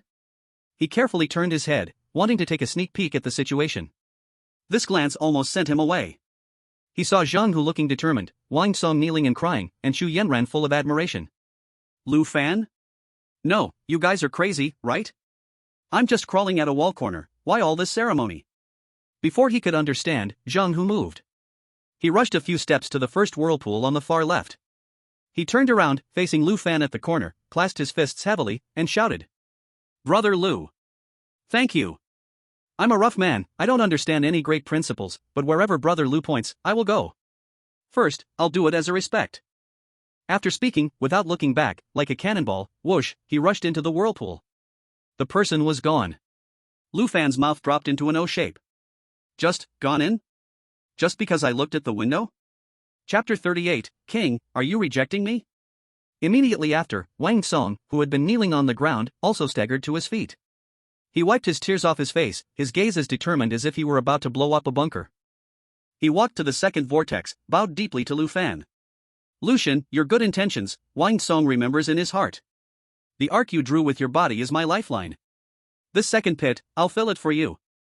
As soon as his words fell, Wang Song jumped in without hesitation. Another one gone. Lu Fan lay on the ground, completely stunned. Isn't this plot a bit too magical? I just wanted to slip away. Can't you all stop with all these theatrics? Now, 2 teammates are gone. In the classroom, only Zhu Yanran, the expressionless female teacher, and myself, lying on the ground, remain. Lu Fan felt the atmosphere was unbearably awkward. He couldn't get up, couldn't stay lying down. At this moment, Xu Yanran walked over. She stopped next to Lu Fan, looking down at him. Her gaze was incredibly complicated. Lu Fan swallowed hard. What does this woman want to do? She's not going to give some kind of award speech and then jump into the pit, is she? Please, just jump already. If you do, I can run away. Mr. Lu. Xu Yanran spoke, her voice terrifyingly calm. Zhang Hu is brave, but needs to temper his temperament. Wang Song is meticulous, but still needs refinement. All of this is within your calculations, not a bit off. Lu Fan buried his face in his arm, not daring to make a sound. Calculations my ass. I can barely even remember their full names. Xu Yanran turned around, looking at the remaining 3 vortices. According to your guidance, next, it should be my turn. She then stepped toward the 3rd vortex. Lu Fan's heart leapt with joy. Yes, yes.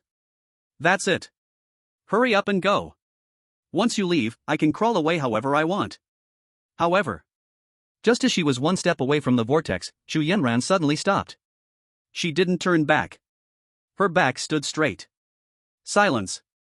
A few seconds of silence made Lu Fan's heart rise to his throat. What happened? Out of battery? Bugged? She turned around, bowing deeply to the Lu Fan on the ground. Mr. Lu. Rest assured, I will not disappoint your expectations. After saying this, without any hesitation, she turned and plunged into the swirling vortex.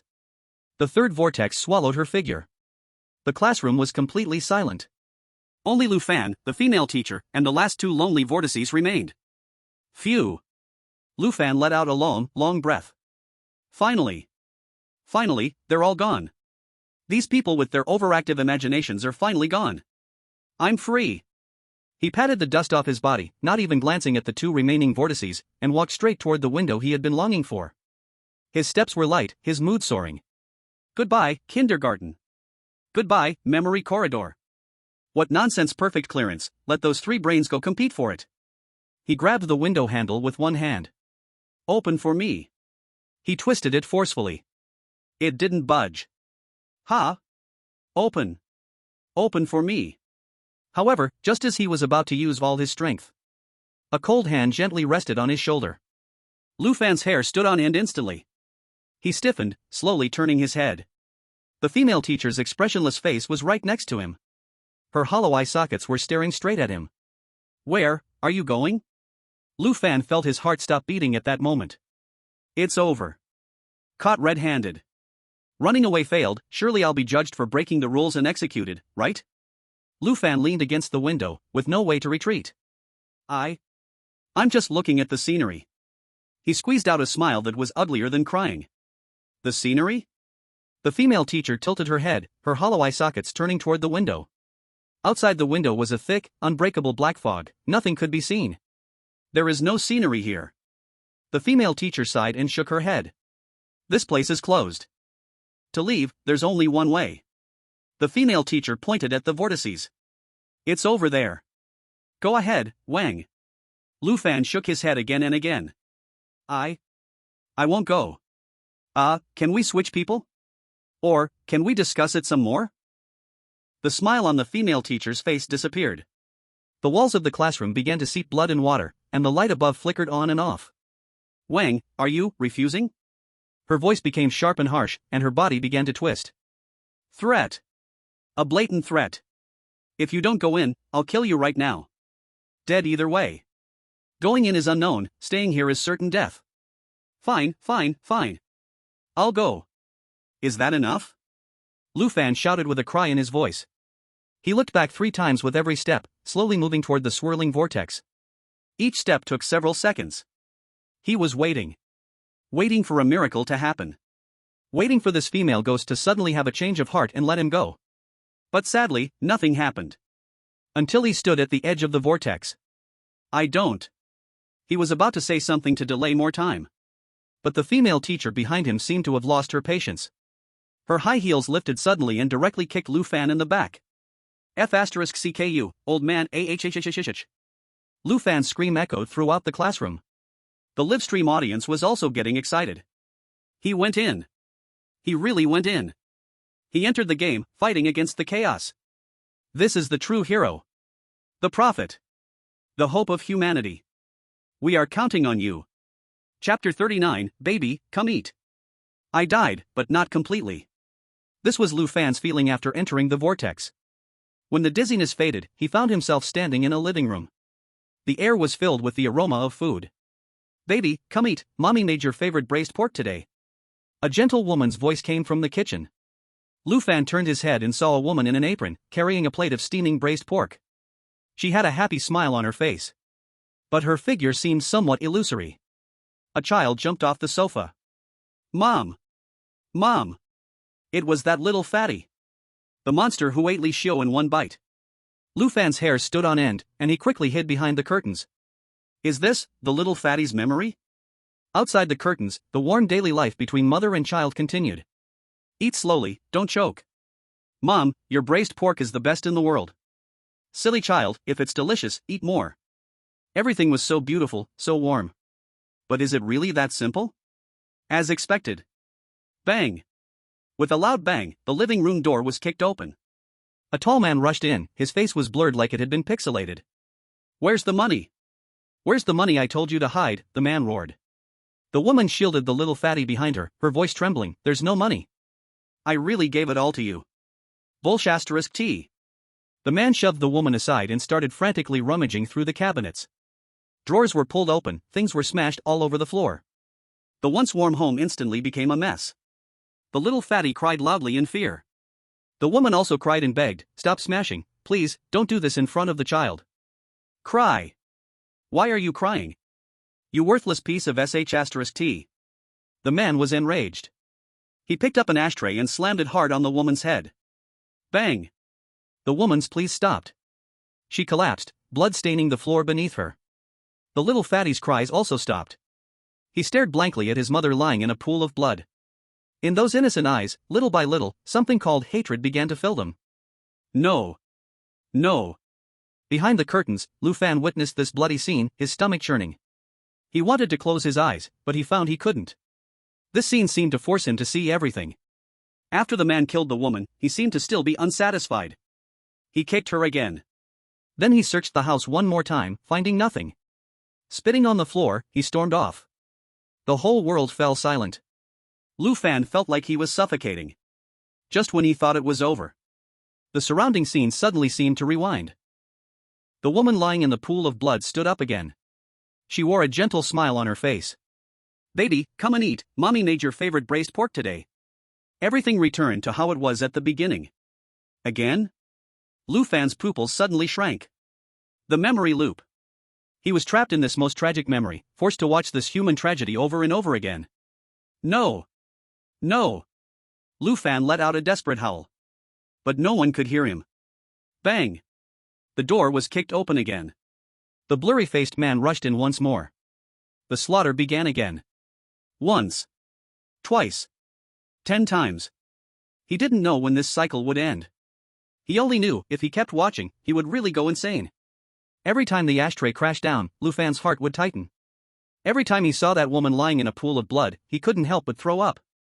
He tried closing his eyes, but he found he couldn't do it. He tried covering his ears, but that sound couldn't be blocked out at all. He was going insane. He had to do something. Calm down. Calm down. Lu Fan hugged his head, desperately trying to make himself think. This damn game never sets up a real deadlock. There must be a way. There must be a way to break this damn cycle. What is it? Where is the clue? Lu Fan's eyes frantically scanned the living room.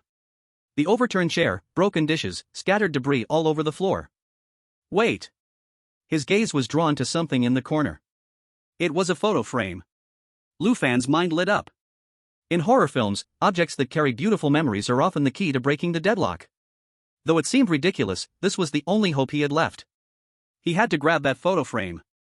The new round of the cycle began. Baby, come and eat. The moment the woman walked out of the kitchen with the braised pork, Lu Fan moved. At the speed of a 100-meter sprint, he lunged toward the sofa. His movement caught the attention of the mother and son in his memory. Huh?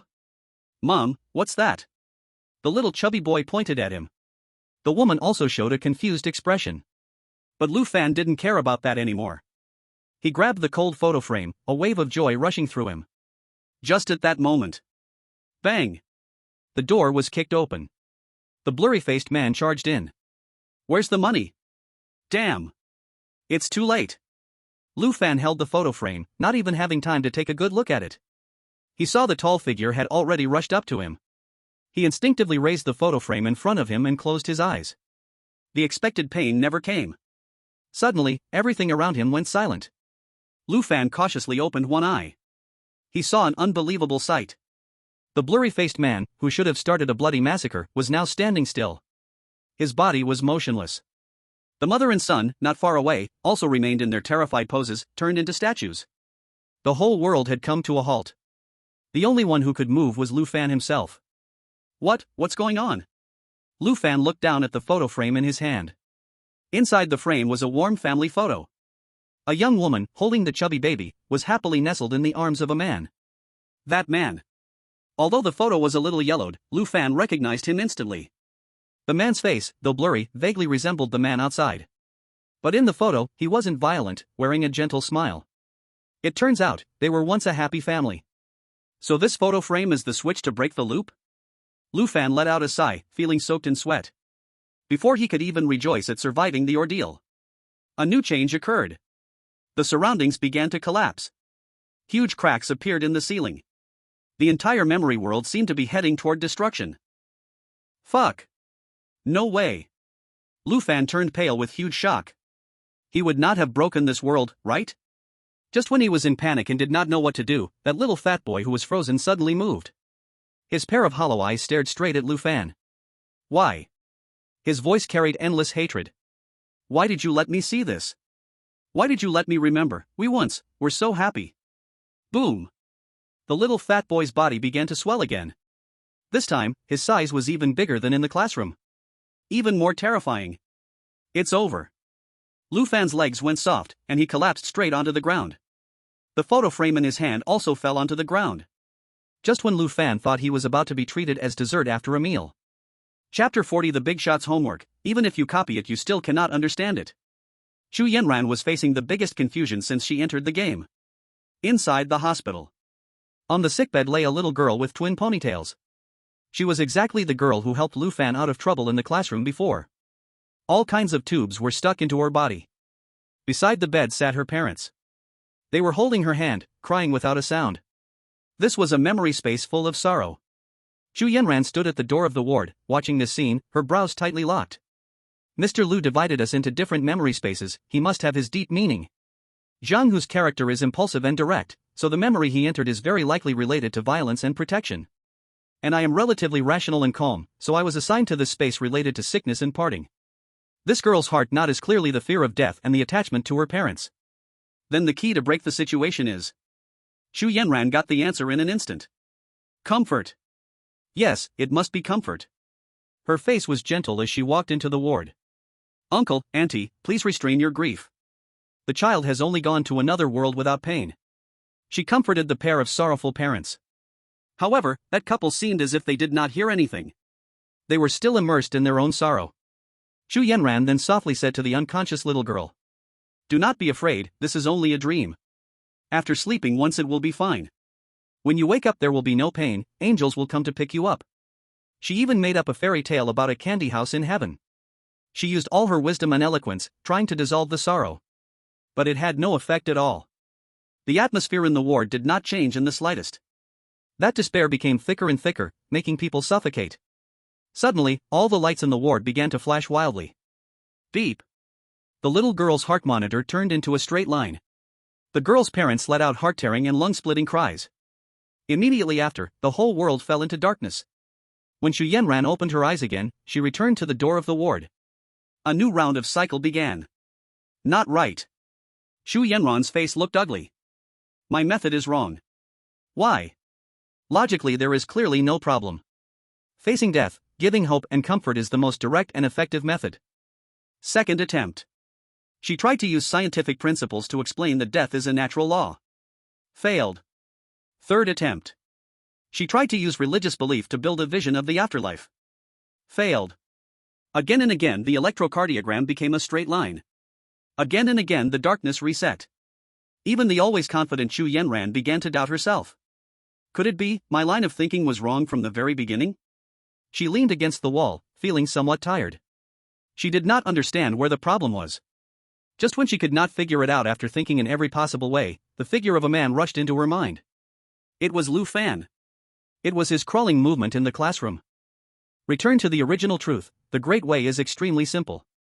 Mr. Lu never uses complicated ways to solve problems. He can always use the most direct, most close to the essence method to find the answer. I have been using adult logic to try to persuade this memory to let go of sorrow. But, can sadness really be persuaded by logic? Mr. Lu, what will he do? Chu Yanran's eyes brightened. It seemed like she had caught something. A new cycle began again. This time, Chu Yanran didn't say anything. She didn't even enter the hospital room. She simply moved a chair, sat at the door of the hospital room, and quietly sat there. Like a silent guardian, accompanying this family through the most difficult time. She didn't speak, yet it felt like she had said everything. She didn't offer hope, but brought the warmest companionship. Time passed, second by second. Inside the room, the suffocating sound of crying continued. But this time, when the heart monitor alarm rang, a miracle happened. Through the crack in the door, a sliver of warm golden light shone through.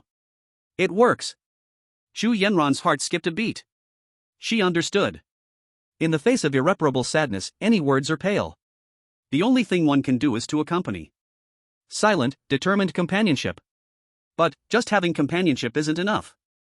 This light can only delay the collapse of memories, but it can't truly purify them. Something is still missing.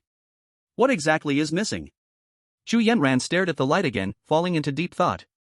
Mr. Lu's homework is really something I can't even copy correctly. She chuckled bitterly, shaking her head. She knew she was still far from reaching that man's level. Chapter 41, The Self-Cultivation of a Rude Man. Unlike Chu Yanran's mental storm, a completely different scene was unfolding on Zhang Hu's side. He found himself standing in a narrow alley. In the depths of the alley, he could hear the voices of a few students. Give me the money. Is this all? Are you giving me pocket change? If you don't hand over the money, I'll break your legs today. Zhang Hu frowned. Campus bullying? He followed the voices and saw three thuggish young men surrounding a small boy, punching and kicking him. The boy had a buzz cut. Zhang Hu's anger immediately flared up. In his life, there was nothing he despised more than these kinds of scum who bully the weak. Damn it! Stop! Zhang Hu shouted furiously. The three thugs were startled, turning around to see Zhang Hu, a 6 feet 3 inches muscular man. Who the hell are you? Want to meddle in other people's business? One of them shouted. Meddle? Zhang Hu cracked his knuckles, making a sharp sound. I'm meddling today. What he loved most was playing the hero. Oh no, it was shouting for justice when he saw something wrong. In the real world, he'd been in jail countless times because of it. But this was the endgame. There were no cops here. Zhang Hu felt the violent instincts inside him burn wildly. Get him. The three thugs exchanged glances and charged at him. Bring it on. Zhang Hu was not scared but excited. He had been waiting for this moment for so long. He stepped to the side and threw a punch. Bang! The thug at the front was sent flying, crashing into a wall, and fell silent. The other two, seeing their companion knocked out with one punch, turned tail and tried to flee. Run? Can you? Zhang Hu grabbed them one by one and slammed them together. Bang! Another dull sound. The world quieted down. In less than 10 seconds, the fight was over. Zhang Hu clapped his hands, feeling enlightened. He walked over to the bruised boy and grinned. Kid, are you okay? However, the little boy did not show any gratitude. The fear in his eyes not only didn't decrease, but increased. Monster! The boy screamed in terror. Then, the three thugs that Zhang Hu had knocked out began to twist. In the blink of an eye, they turned into a stinky black sludge. From the sludge, countless pale arms reached out, grabbing at Zhang Hu. What the hell is this? Zhang Hu was horrified. He struggled desperately, but those arms kept coming, soon dragging him into the sludge. When Zhang Hu regained consciousness, he was back at the entrance of the alley. From a distance, the laughter of the punks and the crying of the boy echoed again. The cycle had begun once more. Damn it! Zhang Hu's face turned grim. Looks like I can't use violence. This scenario, it seemed, was about love and peace. Shit, this is really frustrating. Zhang Hu scratched his head. To have this violent beast play the role of love and peace, it felt worse than being killed. But there was no choice. To survive, he had to endure. A new round of the cycle started. This time, Zhang Hu didn't rush out like before. He made an effort to look as kind as possible. He walked up to the group and, imitating Chu Yanran's tone, said, "Hey, kids, fighting is wrong, let's talk things through." However, seeing him look so easy to bully, the punks became even more arrogant. Where did this big fool come from? Get lost. Yeah, stop minding your own business. Saying that, one of the punks threw a punch at Zhang Hu's stomach. Zhang Hu's body instinctively tensed up. The punch felt like a tickle. But he endured it. He endured the relentless punches and kicks from the punks. Although it didn't hurt, it was deeply humiliating. After the punks got tired, they snatched the money from the buzzcut boy and left. Only then did Zhang Hu get up from the ground and walk toward the boy. This time, his expression was as friendly as possible. "Kid, are you okay? Look, I chased them away for you." He thought that his self-sacrificing act would surely move the boy. But instead, the boy showed him a look of contempt. Useless. Then, limping, the boy walked away without even looking back, leaving Zhang Hu alone, confused in the wind. Useless, useless? What the hell was he supposed to do? He couldn't hit them, but he also couldn't just stand by. Zhang Hu felt like all his strength had nowhere to go. He clutched his head in agony. "Brother Lu, what are you thinking? This puzzle you gave me is just too hard." A thug's self-cultivation had just begun. Chapter 42, there seems to be a mouse here. While Chu Yanran and Zhang Hu were each facing their own dilemmas, Lu Fan, on the other hand, was facing a life-and-death crisis. The meatball monster, formed by the chubby boy, had fully taken shape. Its massive body filled the entire living room. Why? Why do you make me remember? It's over. This was the only thought in Lu Fan's mind. The action of raising the photo album above his head hadn't solved the problem, but instead had directly triggered the boss. I didn't mean to. Lu Fan kept retreating until his back was pressed against the wall. No way to retreat further. It's you who made me suffer. So, I will eat you. A giant mouth covered him. "Baby, dinner's ready, mommy made your favorite braised pork today." A gentle woman's voice sounded again. Lu Fan suddenly opened his eyes, realizing he was back behind the curtains. No. "I can't touch that photo frame again." Lu Fan was still frightened. That photo frame wasn't the key to solving the problem, it was the switch to his death. What should I do? If I don't touch the photo frame, I'll have to watch this cycle repeat. If I touch the photo frame, I'll just accelerate my death. This is a damn death loop. Bang! The door was kicked open again. The man rushed in and began to assault. Lu Fan hid behind the curtain, but he couldn't block the sight or sound in front of him. There must be a way, there must be another clue. Lu Fan's eyes carefully scanned the living room. TV, sofa. Wait. His movement stopped. In that messy drawer, something seemed to be inside. It was a red piggy bank. It was shaped like Peppa Pig. Money. The man had barged in shouting for money. Could it be this was the key? If I give him the money, maybe he won't kill anyone? It's possible. This could definitely work. Next cycle, I must take it. "Baby, come and eat." A familiar voice rang out. It's now. Lu Fan suddenly sprang out from behind the curtains and dashed straight to the drawer. He grabbed the piggy bank, feeling its weight in his hands, filled with many coins. At that moment, bang! The door opened. The blurry-faced man charged in, reeking of alcohol. "Where's the money? Where's my money?" Lu Fan summoned all his courage and walked up. He lifted the piggy bank in front of the man. The money is here. It's all for you. Take the money and leave, don't hurt them." The man froze. His blurry face turned to Lu Fan. The mother and child were also stunned. The entire world seemed to fall silent. It's working. Lu Fan's heart soared with joy. He felt like he had finally found the right approach. However, in the next moment, the man suddenly let out a furious roar. "Who the hell are you? Why is an outsider like you meddling in my family's business?" He snatched the piggy bank away. Then, with a violent swing, he smashed the ceramic piggy bank onto Lu Fan's head. Smash! Lu Fan's head split open, blood spraying. The world turned into a sea of red. In the last moment of consciousness, he heard the man's demonic whisper. "Nosy bastard. Baby, come and eat." Reborn once again. Lu Fan lay behind the curtains, feeling like a dead dog. He no longer wanted to move. The photo frame was a trap. The piggy bank was a trap.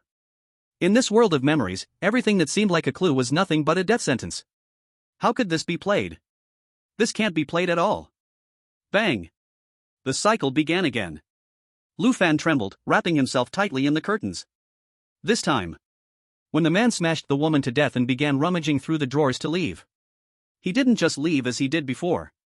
He stopped, turned toward the curtains where Lu Fan was hiding. There seems to be a rat here. Lu Fan's heart sank to the bottom in an instant. Chapter 43, The Goddess's Move, You'll Never Guess It. Accompaniment, still not enough. Xu Yanran stared at the faint golden light, lost in thought. This light proved that her current direction was right. But it was still not enough to break the deadlock. What was it? What was still missing? Her brain raced, rapidly sorting through all the known clues in her mind. Sunflower kindergarten, strange children, twisted rules, friends, candy, surprises. And Mr. Lu. Every move of that man seemed to carry some special magic. Especially that one move. That move where, when everyone else was at a loss, he crouched in the corner, back to everyone, slowly crawling on the floor. Crawling. Xu Yanran repeatedly chewed on the word. She had interpreted it before, thinking it meant Mr. Lu wanted them to think like children. But now that she thought about it, that interpretation seemed too shallow. With Mr. Lu's profound depth, every action of his should contain multiple layers of meaning. Thinking like a child might just be the first layer. What about the deeper meaning? Crawling. What kind of person crawls? A baby who just learned to move. Suddenly, she stood up. I understand now. I finally understand. The live stream audience had long been impatient. Does she understand again? Goddess, how many times have you understood? Hurry up and tell us. Stop keeping us in suspense. I'm dying of anxiety. I feel like my brain is falling behind compared to Yenron's. How did she connect crawling to the way out? I was wrong. From the beginning, I used the wrong identity. I entered the children's memories as an intruder. We, high up, tried to use our logic, our reasoning, to save them, to help them. But we forgot, we were facing a group of children who died in pain and despair. What they needed was not some grand theory. And definitely not cheap sympathy. What they needed was. It is what they have lost, the most precious thing. Xu Yanran looked at the parents, their hearts filled with unbearable pain. What did they lose? They lost their own child. This pain, no language can heal it. So the only way is to return the child to them. Xu Yanran's body trembled violently because of this bold idea. Mr. Lu's crawling movement was not just a simple roadmap. It was a revelation. It was an oracle. Become one of them. Become their family. This is the real way to break the deadlock. Beep. The heart monitor in the ward sounded the alarm again. Darkness arrived as expected.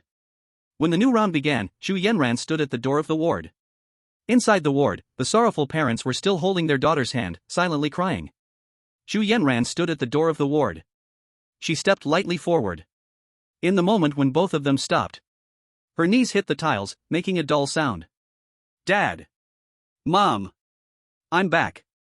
In that instant, the entire world became quiet. The sorrow on the parents' faces froze. The livestream viewers were completely stunned. Holy shit. She knelt? And still calls them mom and dad? Insane. Goddess Yanran has gone crazy. What is this operation? I don't understand, but I am deeply shocked. This works? Replacing the dead girl with yourself? Is this a move only carbon-based life forms can think of? After a brief moment of daze, the couple in the ward. The woman reached out trembling, wanting to touch Xu Yanran's face, but hesitated. You are. Xiaoya? Xu Yanran nodded heavily, squeezing out a few tears. Mom, I missed you so much. That word mom completely shattered the woman's last psychological defense. The woman rushed forward, pressing her tightly in her arms. Her cry was heart-wrenching. My daughter, my Xiaoya, you didn't die, you really didn't die. The man also kneeled down. The three of them embraced each other. The suppressed cries that had been held for who knows how long filled the entire ward. On the sickbed, the faint shadow of the little girl looked at the three of them crying and hugging. A faint smile appeared on her pale face. Golden light suddenly surged at that moment. The entire ward was enveloped in warm light. Xu Yanran had just relaxed slightly, when suddenly, she heard a voice in her ear. Sister. Will you be my sister for life? Chapter 44, The Foolish Muscle Man Who Can't Fight is the Best Bodyguard. Useless. When these two words came out of the buzzcut boy's mouth again, Zhang Hu's heart was on the brink of collapse. He sat at the alley entrance, chewing a blade of grass, his eyes as melancholy as a philosopher's. He couldn't understand.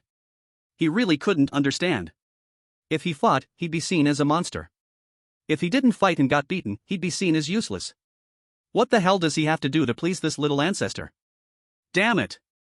Zhang Hu irritably spat the blade of grass onto the ground. If they wanted him to wrestle with a monster, he wouldn't even blink. But to make him guess what a child is thinking, this was harder than climbing the sky. Brother Lu, oh brother Lu, Aren't you making things difficult for me, Zhang Hu? He sighed to the sky. The viewers in the live stream were also feeling for him. I'm dying of laughter, the muscle man is going into self-isolation. This question is too hard, it's beyond Zhang Hu's ability. I think Zhang Hu's thought process is wrong. He keeps thinking about how to please the boy, but maybe the boy doesn't even need to be pleased. The one above is right. I think what this kid lacks is not a bodyguard or a punching bag, but security? Security? If Zhang Hu could see this message, he might suddenly realize. But unfortunately, he couldn't. He could only keep jumping between the labels of monster and useless. The new round of the cycle began again. From the deep alley, that familiar voice came again. Damn it, so annoying. Zhang Hu stood up. He had a fierce look on his face. I'm done guessing. Do whatever you want. He decided that this time, he would follow his instincts. He walked into the alley again. The three punks were pressing the buzzcut boy onto the ground, rubbing him against it. Zhang Hu didn't act like he did the first time and rush into a fight. Nor did he step forward to reason with them or act as a punching bag. He just walked over, stood still. He stood right in front of the buzzcut boy. His tall and muscular body was like a wall. He separated the boy from the three punks. This move made everyone freeze. Who the hell are you? Another busybody, the blonde punk cursed. Zhang Hu didn't say a word. He just stood there silently, firmly. He quietly looked at the buzzcut boy on the ground. In his eyes, there was no violence, no flattery. There was only one thing. Protection. Damn. Who the hell do you think you are? Get him. The blonde punk was enraged by Zhang Hu's presence. He called over his two companions and began throwing punches and kicks at Zhang Hu. Bang. Bang. Bang. Fists and sticks came down one after another on Zhang Hu. Zhang Hu gritted his teeth, not making a sound. His body didn't budge. He didn't fight back, but he didn't retreat a single step. He just stood there, using his own flesh and blood to create an absolutely safe space for the boy behind him. The boy on the ground stared at this wide back. He saw sweat flowing down the man's neck. He saw blood seeping from the corner of the man's mouth. He could even feel the man's slight tremble with every heavy blow that landed. But that back never fell. Like a mountain. For the first time, something stirred in the boy's hollow eyes.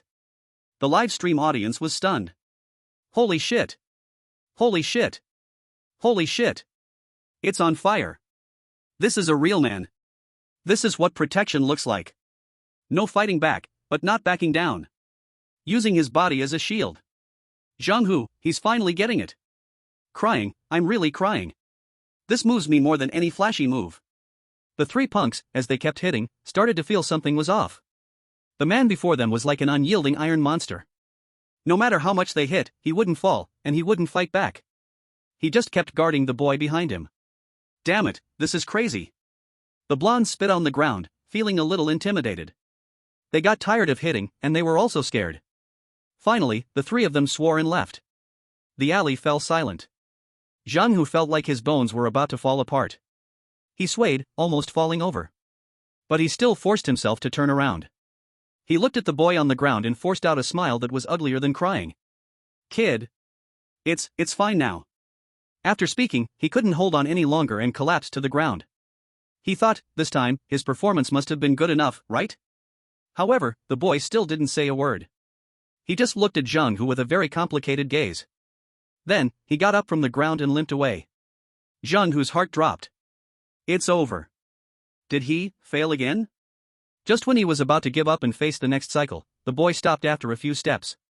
He didn't turn around. He just took something out of his pocket and threw it on the ground. It was a still warm meat bun. For you. The boy's voice trembled a bit.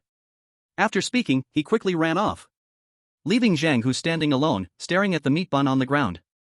He stood frozen for a while. Then, he smiled. He smiled like a fool. Wang Song was about to go crazy. He found himself in a pure white room. In the center of the room was a black grand piano. A little girl, wearing a blue dress, sat on the small stool in front of the piano. She wasn't playing the piano, she just sat there quietly. Wang Song steadied himself and began to analyze the situation before him. This was the blue-dressed little girl with the key word singing. The answer was already very clear. Singing. This knot in his heart was simply an easy question. As an intellectual, a cultured person. Singing? He knew too much about it. Children's songs, folk songs, pop songs, he could hum a few lines of all of them. A confident smile crept to the corners of Wang Song's mouth. It seemed that God Lu had truly arranged a suitable test for each of us. He cleared his throat and stepped towards the little girl. "Hello, little friend." The little girl did not respond. Wang Song was not concerned, he saw her face clearly.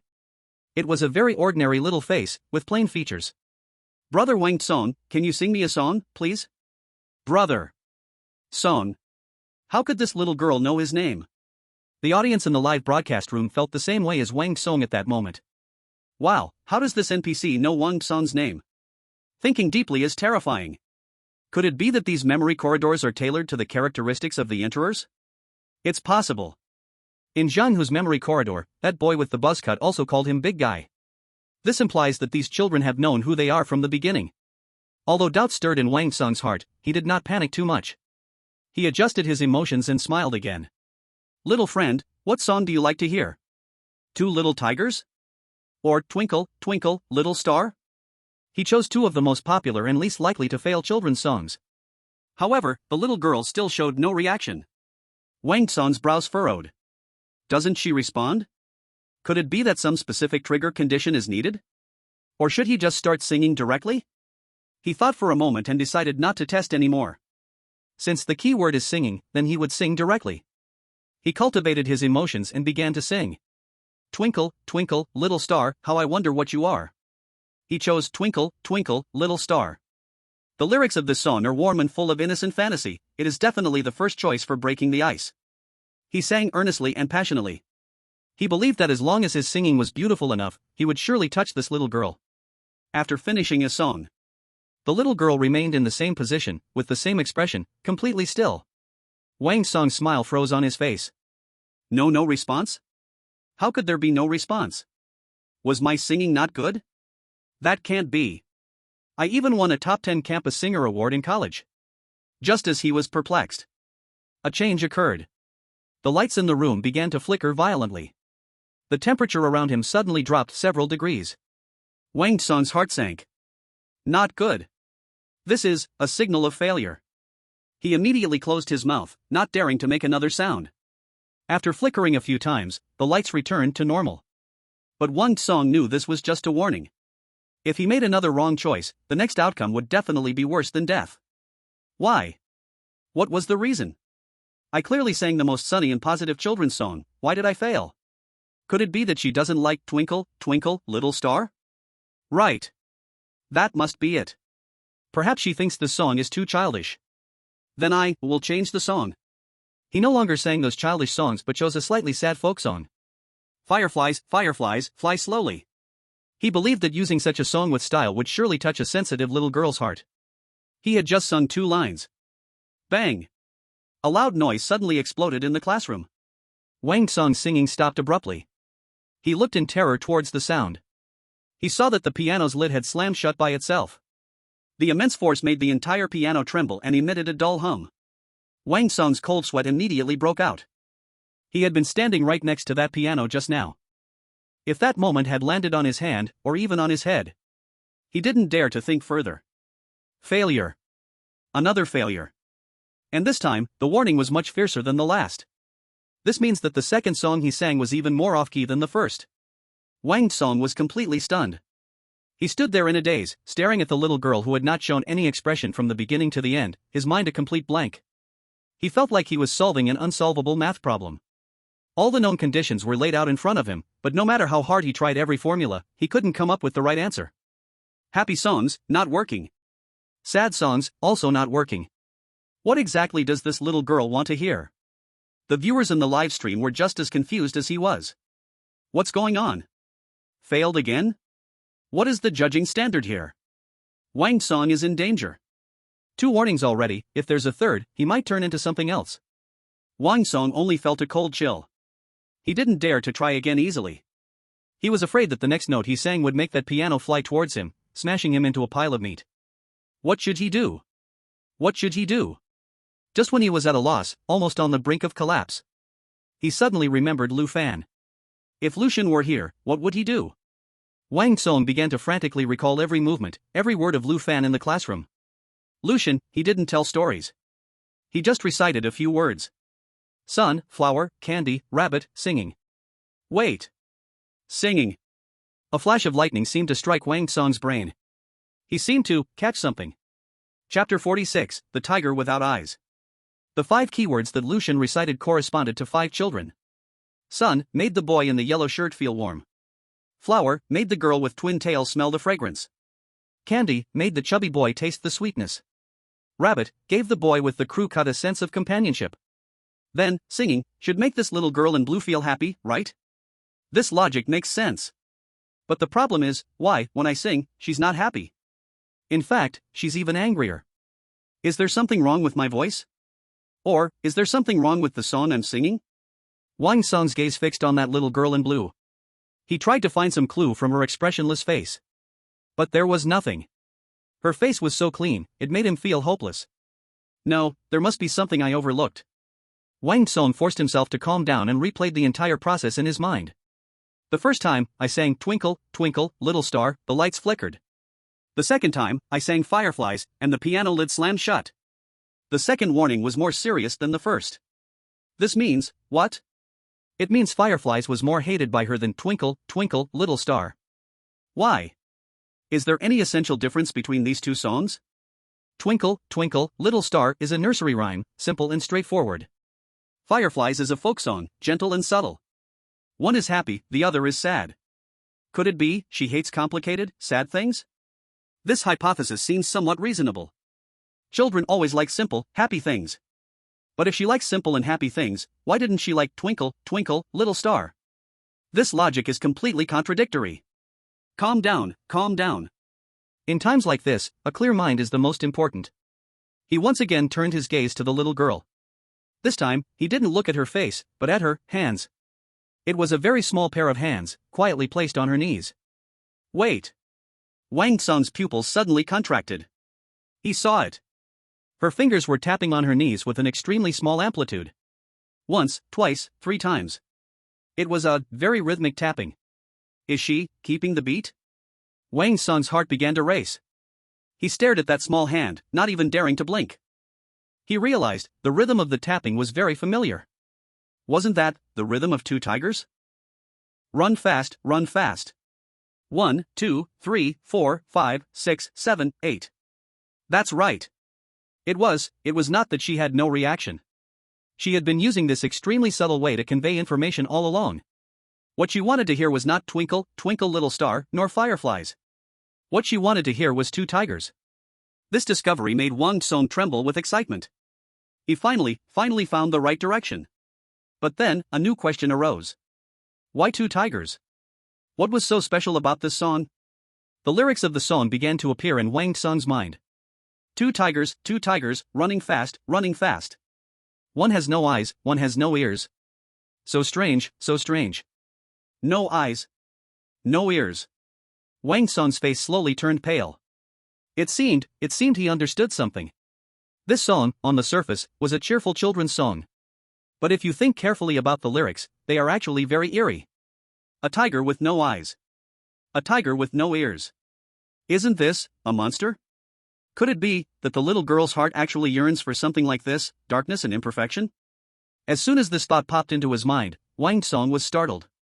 This is too twisted, right? But, apart from this explanation, he couldn't think of any other more reasonable ones. The viewers in the live stream also thought of this. Damn! No eyes, no ears. The lyrics are terrifying when you think about it. Could this be the truth? The hearts of these children are not as innocent as we imagined? They like this dark fairy tale? So, does this mean Wang Song is on the right track? As long as he sings this 2 tigers, he can pass? For Wang Song, this was a huge gamble. If he was right, he'd pass. If he was wrong, He glanced at the black piano and swallowed. If he was wrong, the outcome might be being killed by that piano. Do it! Wang Song gritted his teeth. There was no turning back now. He walked slowly back to the little girl's side and slowly opened his mouth. His voice trembled slightly. 2 tigers? 2 tigers? Wang Song's heart raced. He stared nervously at the little girl's reaction, ready to face any punishment that might come. However, the punishment did not come. The lights did not flicker. The piano did not move. The little girl remained sitting quietly. But her mouth seemed to. Seemingly, it lifted slightly, curling into a smile. She smiled? She smiled? Chapter 47, Xu Yanran lost her memory. Xu Yanran felt like she couldn't keep acting anymore. Since she kneeled down and acknowledged her parents, the entire memory space had indeed stabilized. That couple treated her as their only emotional support. They treated her with unimaginable kindness. The woman would make her delicious food in various styles every day. The man would buy her all the toys she wanted. They poured all their love into her, their substitute. This love was so heavy that Xu Yanran found it hard to breathe. She had to carefully imitate the girl named Xiaoya. Afraid that if she accidentally revealed a flaw, the entire memory space would collapse again. Moreover, she realized that although the space had stabilized, that sad aura had not completely disappeared. It was like a time bomb, buried beneath the false happiness. Once it exploded, the consequences would be unimaginable. This won't do. Late at night, Xu Yanran lay in Xiaoya's bed, tossing and turning. This false piece is too fragile. I only temporarily stabilized them, but I haven't truly untangled their inner knots. They are just deceiving themselves, projecting their longing for their daughter onto me. Once they wake up from this fantasy, what awaits them will be even deeper despair. Xu Yanran frowned tightly. She knew she had to do something. But what was the solution? She had already become their daughter. This was the best method she could think of. Could there be a more thorough way? Xu Yanran thought of Lu Fan again. She remembered his mysterious and unpredictable methods. If it were Mr. Lu, what would he do? He definitely wouldn't settle for this superficial piece. He would definitely choose the most direct way to face the core of the problem. What is the core of the problem? It is the truly deceased Xiaoya. As long as Xiaoya is still dead, the parent's heart knot will never be untied. A bold thought wildly grew in Xu Yanran's mind. What she had to do was not just to replace, but to resurrect. She wanted to make these parents truly believe that their daughter had really returned.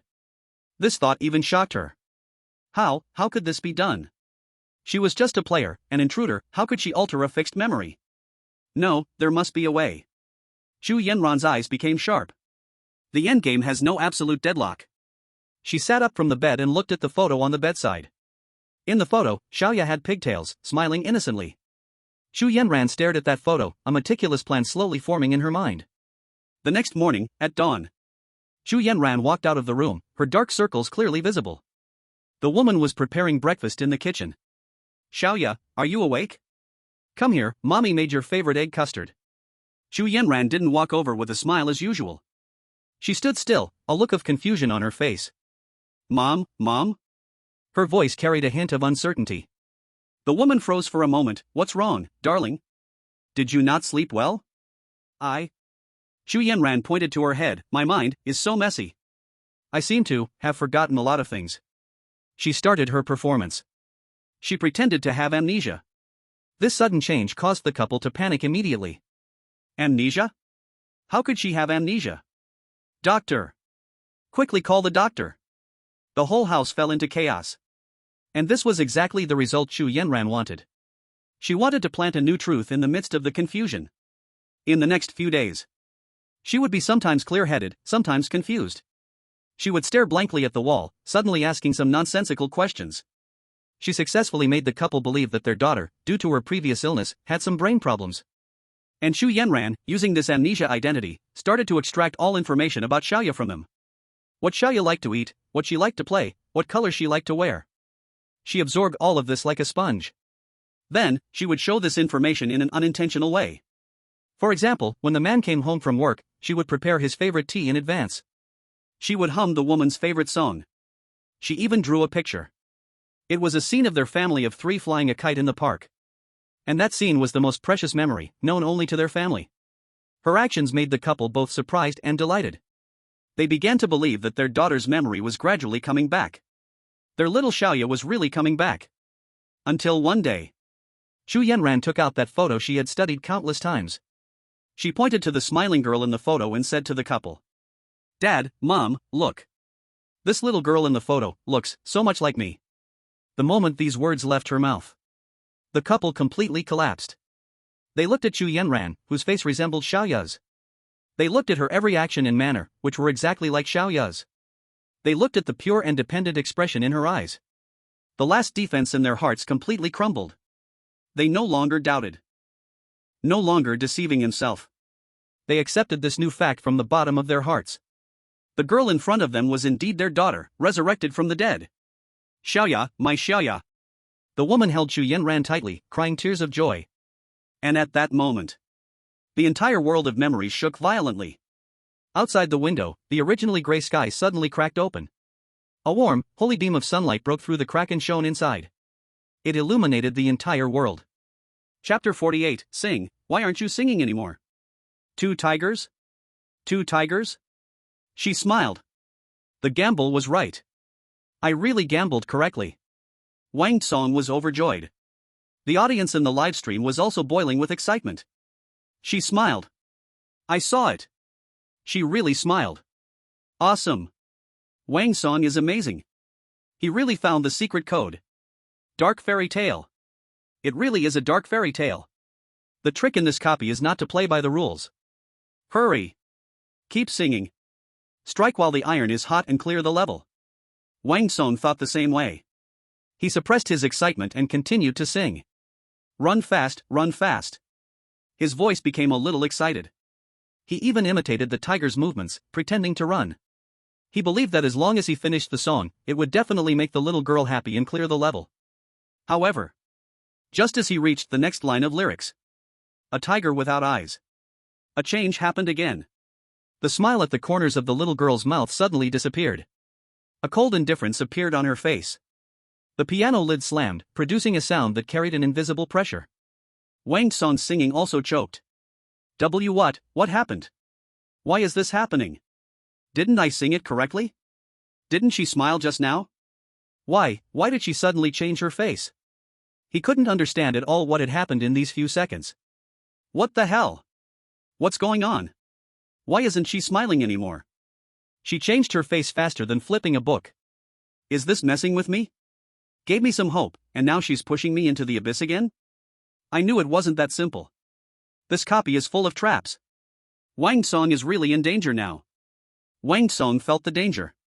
He could feel that if he sang even one more wrong word, the little girl would tear him apart. He didn't dare to sing anymore. The classroom was dead silent. At this moment, the little girl, who had been silent all this time, suddenly raised her head. Her empty eyes, for the first time, had a focus. She stared directly at Wang Kong. Then, she spoke. Her voice was sharp and piercing. Sing. Why, aren't you singing? These words made Wang Song's scalp tingle instantly. Sing? Sing again? Sing your mother. If I keep singing, I'll lose my life. Wang Song screamed wildly in his heart. His body started trembling uncontrollably out of fear. Sing. The little girl repeated. This time, her voice became impatient. As her words fell, clang. The piano stand suddenly fell to the ground, making a piercing noise. Warning. This was the third warning. Wang Song's mental defenses completely collapsed. His legs went soft, and with a thud, he kneeled on the ground. No, don't kill me. His voice was filled with a cry. I don't know what to sing, please, let me go. He gave up. Facing this completely unpredictable, strange girl, all his wisdom, all his analysis, had become a joke. Now, he just wanted to survive. However, his pleading did not earn the girl's sympathy. A look of disappointment even appeared on the girl's face. Waste. She spat out 2 words. These 2 words were like 2 knives, thrusting deep into Wang Song's heart. He thought back to his life. From childhood to adulthood, he had always been the child in others' eyes. He studied hard, got into a prestigious university, and found a decent job. But ever since entering this damn endgame, he realized that those things he had been so proud of. In this place, nothing is worth anything. When it comes to wisdom, he is no match for Chu Yanran. When it comes to levels, he's nowhere near even touching Lu Fan's heels. Now, he can't even handle a strange little girl. A useless piece of trash. He's just a useless piece of trash. He knelt on the ground, head lowered, no courage left to resist. Since you can't sing. The little girl's voice grew colder. Then, stay here forever. Her body began to elongate, her limbs twisting. A monster. She's going to turn into a monster. Wang Song closed his eyes in despair, waiting for death to come. Chapter 49, She is also a monster. It's over, it's over. Wang Song has completely given up. He's going to be eaten. Sigh, it's not his fault, this question is just too hard, anyone would be confused. Just when everyone thought Wang Song was definitely doomed. A light. A sudden light appeared in Wang Song's mind. That light came from a long-buried memory of his. It was from when he was very young. Probably around the same age as this little girl. He was forced by his parents to go to a community singing competition. He was very scared, very nervous. He stood on the stage, looking at the crowd beneath him, his legs trembling. It was his turn. The music began to play. He opened his mouth, but no sound came out. Laughter began to rise from the audience. He was so anxious he was about to cry. Just when he was about to flee the stage, his mother suddenly stood up from the audience. She didn't scold him, didn't urge him. She just looked at him, then mouthed something to him. That mouthing was, "It's okay." Then, his mother gently, silently, began to sing the song for him. With the gentlest of eyes, she encouraged him, guiding him with the most standard lip movements. Looking at his mother's lip movements, Wang Song's panicked heart miraculously calmed down. He followed his mother's lip movements, singing word by word. In the end, he sang the entire song. Although he didn't win any place. But at that moment, he felt like a hero. The memory receded like a tide. Wang Song suddenly opened his eyes. He looked at the distorted monster before him. He understood. He understood completely. So, this is how it is. He murmured. He had been so wrong. He had gotten the direction completely wrong from the start. This little girl, she didn't want him to sing. Nor did she want him to sing some dark fairy tale. She can't sing. She wants to sing, but she can't do it. Just like he was back then, standing on the stage, panicking. So, when he sang Twinkle Twinkle Little Star, she became annoyed. Because that song was too simple, she felt stupid, unable to even sing such a simple song. When he sang Firefly, she became angry. Because that song was too complicated, she felt even more useless, never able to learn it. And when he sang Two Tigers, she smiled. Not because the song was dark, but because in the lyrics of that song, there was a monster just like her. A tiger without eyes. A tiger without ears. Then, what about the girl who can't sing? She's also a monster. She found resonance in that line, found someone like her. So she smiled. But when he continued to sing, she changed her face. Because she realized he was just singing, performing. He didn't understand her pain at all, and was even mocking her with a curious attitude, imitating a so-called monster. This was betrayal. So, she became angry. She wanted to punish this useless thing that didn't understand her, that toyed with her. Realizing all this, Wang Song felt a wave of dread. Just now, he was truly on the edge of death, jumping back and forth across it. Damn. Damn. Damn. I think I understand too. Can't sing? So that's what it means. This twist, I'm on my knees. Oh my god. The design of this quest is just too amazing. Every knot in the heart corresponds to a piece of sad past. So, the correct way to pass this test is not by singing, but teaching her how to sing? The audience in the livestream, like Wang Song, came to this shocking conclusion. At this moment, the monster had almost fully formed. Her body stretched out like a praying mantis. Her two arms turned into sharp bone blades. She looked down from above, gazing at Wang Song, who was kneeling on the ground. Now, do you regret it? The monster's voice was hoarse. Too late. The shadow of death loomed again. However, this time, Wang Song did not beg for mercy. He simply lifted his head and silently stared at the twisted face. There was no fear on his face. Only a kind of indescribable tenderness and guilt. I'm sorry, he said. The bone blade raised by the monster stopped in midair. What's the use of saying sorry now? It is useful. Wang Song stood up from the ground. I apologize for my foolishness and arrogance. I thought that as long as I sang beautiful songs, I could make you happy. But I was wrong. I never truly, really, tried to understand you. His voice was filled with strength. It was a power born from empathy.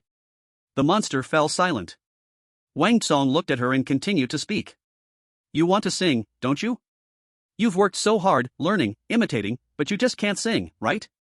You think you're a monster, someone different from everyone else, a useless waste, right? Each of Wang Tsong's words struck the monster's heart fiercely. The monster's body began to tremble slightly. You lie. She let out a sharp scream. I'm not lying. Wang Tsong's tone was certain. Because, I was once just like you. Saying this, he pointed to his throat. I also, once, could not sing a single word. This sentence stunned the monster completely. The audience in the live stream was also shocked. What? Wang Tsong also had such an experience? Damn. What a plot twist. I always thought he was a weak scholar, but didn't expect him to have such a past. No wonder God Lu arranged for him to enter this memory corridor.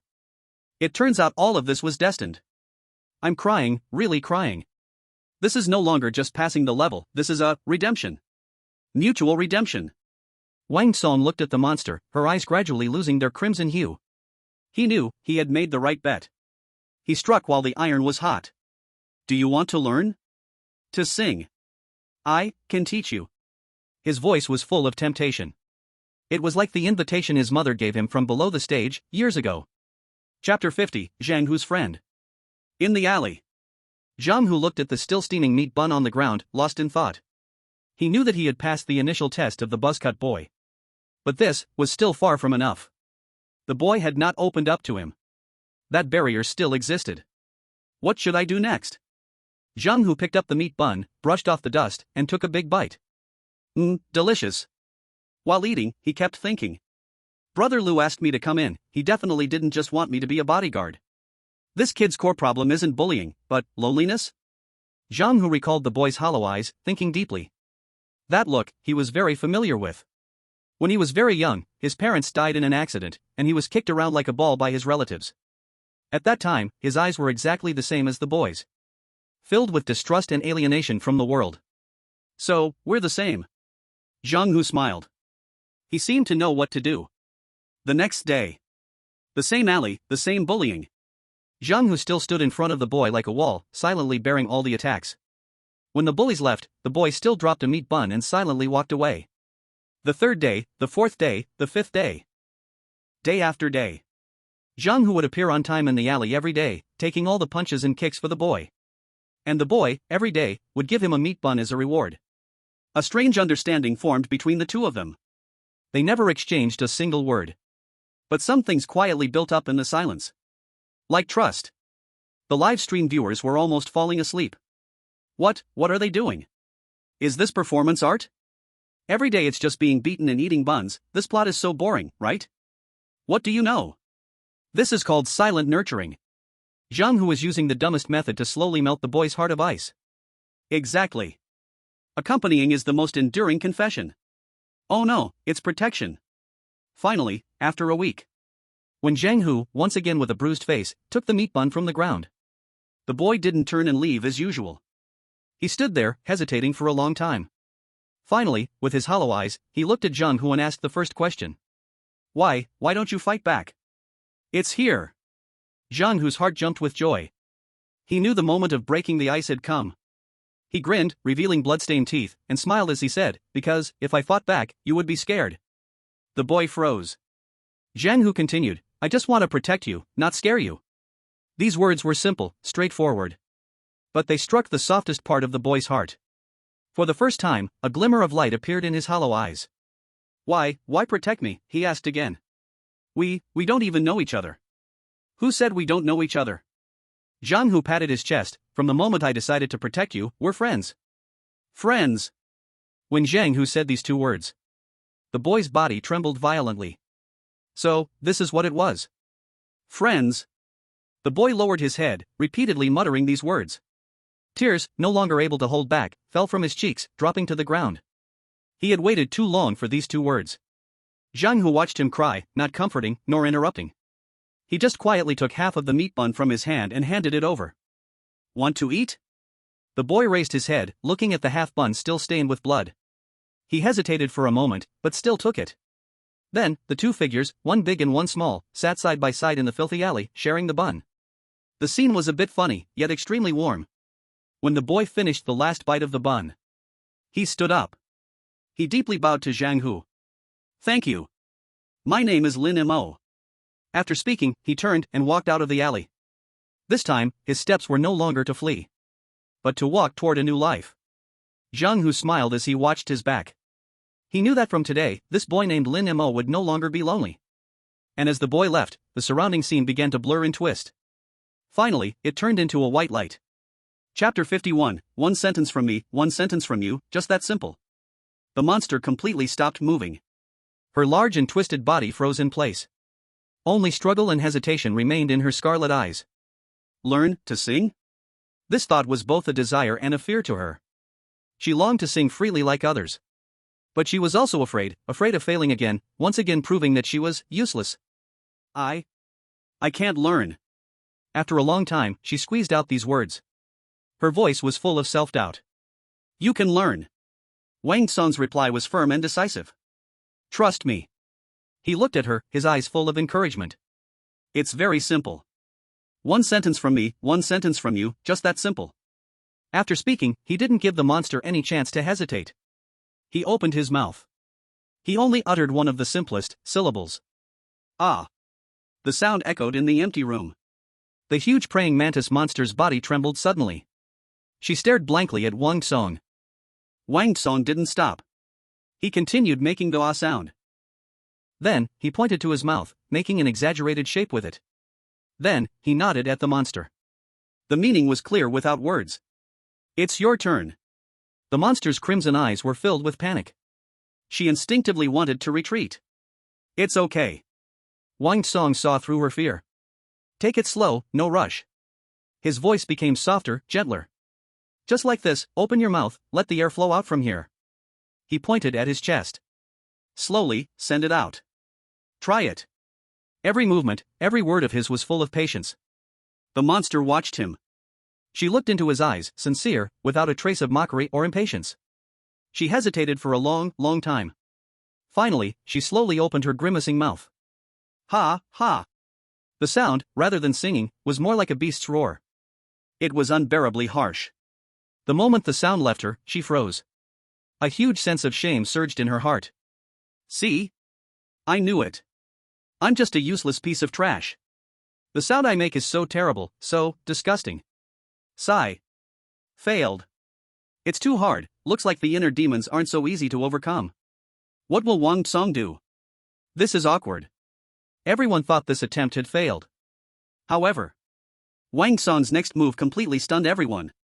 He showed no sign of disappointment. He gave the monster, who was so embarrassed she almost shrunk into a ball, a thumbs up. Great. He sincerely praised. You did it. You made a sound. That's the best first step.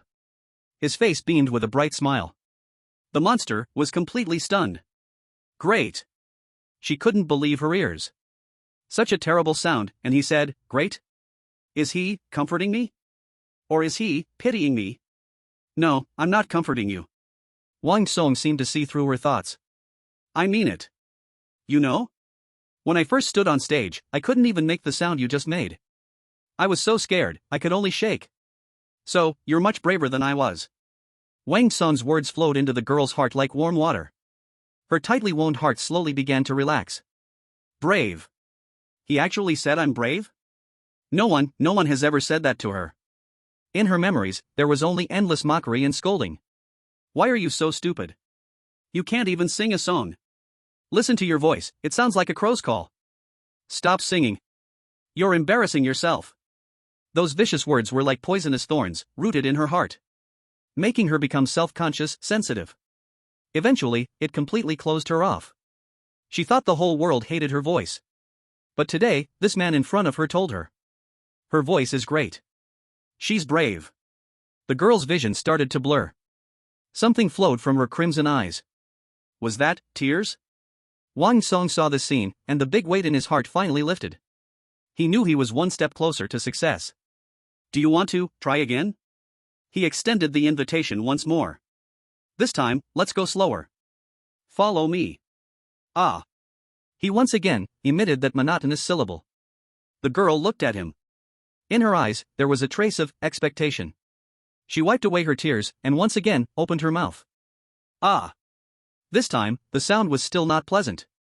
But it was much better than the last time. Yes. That's it. Wang Tsong once again, without hesitation, offered his encouragement. Awesome. You're a genius. Let's do it again. Ah. Ah. Ah. Ah. In the empty classroom. A man and a monster. They just, you say, I say. Again and again, repeating this simplest syllable. The scene was strange, yet warm. The live stream audience were all stunned. They even forgot to send bullet comments. Everyone's heart was filled with an indescribable emotion. As the practice continued, the girl's voice became more and more beautiful. From the dry, hoarse sound at the beginning, to the smooth and steady flow later. And her huge, fierce monster body also gradually started to shrink, little by little, during this process. That terrifying mantis monster completely disappeared. The little girl in a blue dress, ordinary and simple, returned. But her eyes were no longer hollow. Inside them, there was light. The girl looked at Wang Tsong, and for the first time, showed him a smile from the bottom of her heart. That smile was like sunshine after the rain, clean and warm. Thank you, you. Wang Tsong looked at her and smiled too. An unprecedented sense of satisfaction filled his heart. This feeling was stronger than any achievement he had ever obtained. Ding! Congratulations to player Wang Tsong for successfully unlocking the blue dress girl's mental block. As the system prompt sounded, the girl's body began to become transparent. Her face still wore a grateful smile. Wang Tsong, brother. Your singing is very beautiful. After speaking, her body completely turned into tiny stardust, dissipating into the air.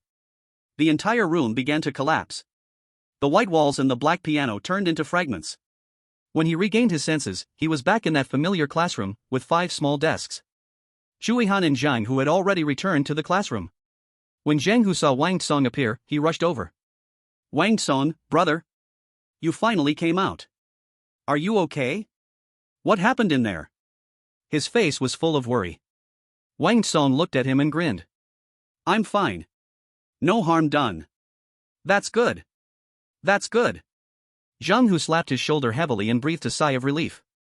You don't know, after you went in, old Zhang's heart was hanging the whole time. Wang Tsong felt warmth in his heart. It felt really good to be cared for by teammates. Chapter 52, You're just a coward. There seems to be a rat here. The man's voice was filled with killing intent. At this moment, he was slowly approaching the curtains where Lu Fan was hiding. Run? Where to run? This living room was so small. He had been tortured by the violent cycle earlier, and now he had no place to hide. Chase and kill? You meddlesome bastard. The man picked up the ashtray and threw it at Lu Fan's head. Bang!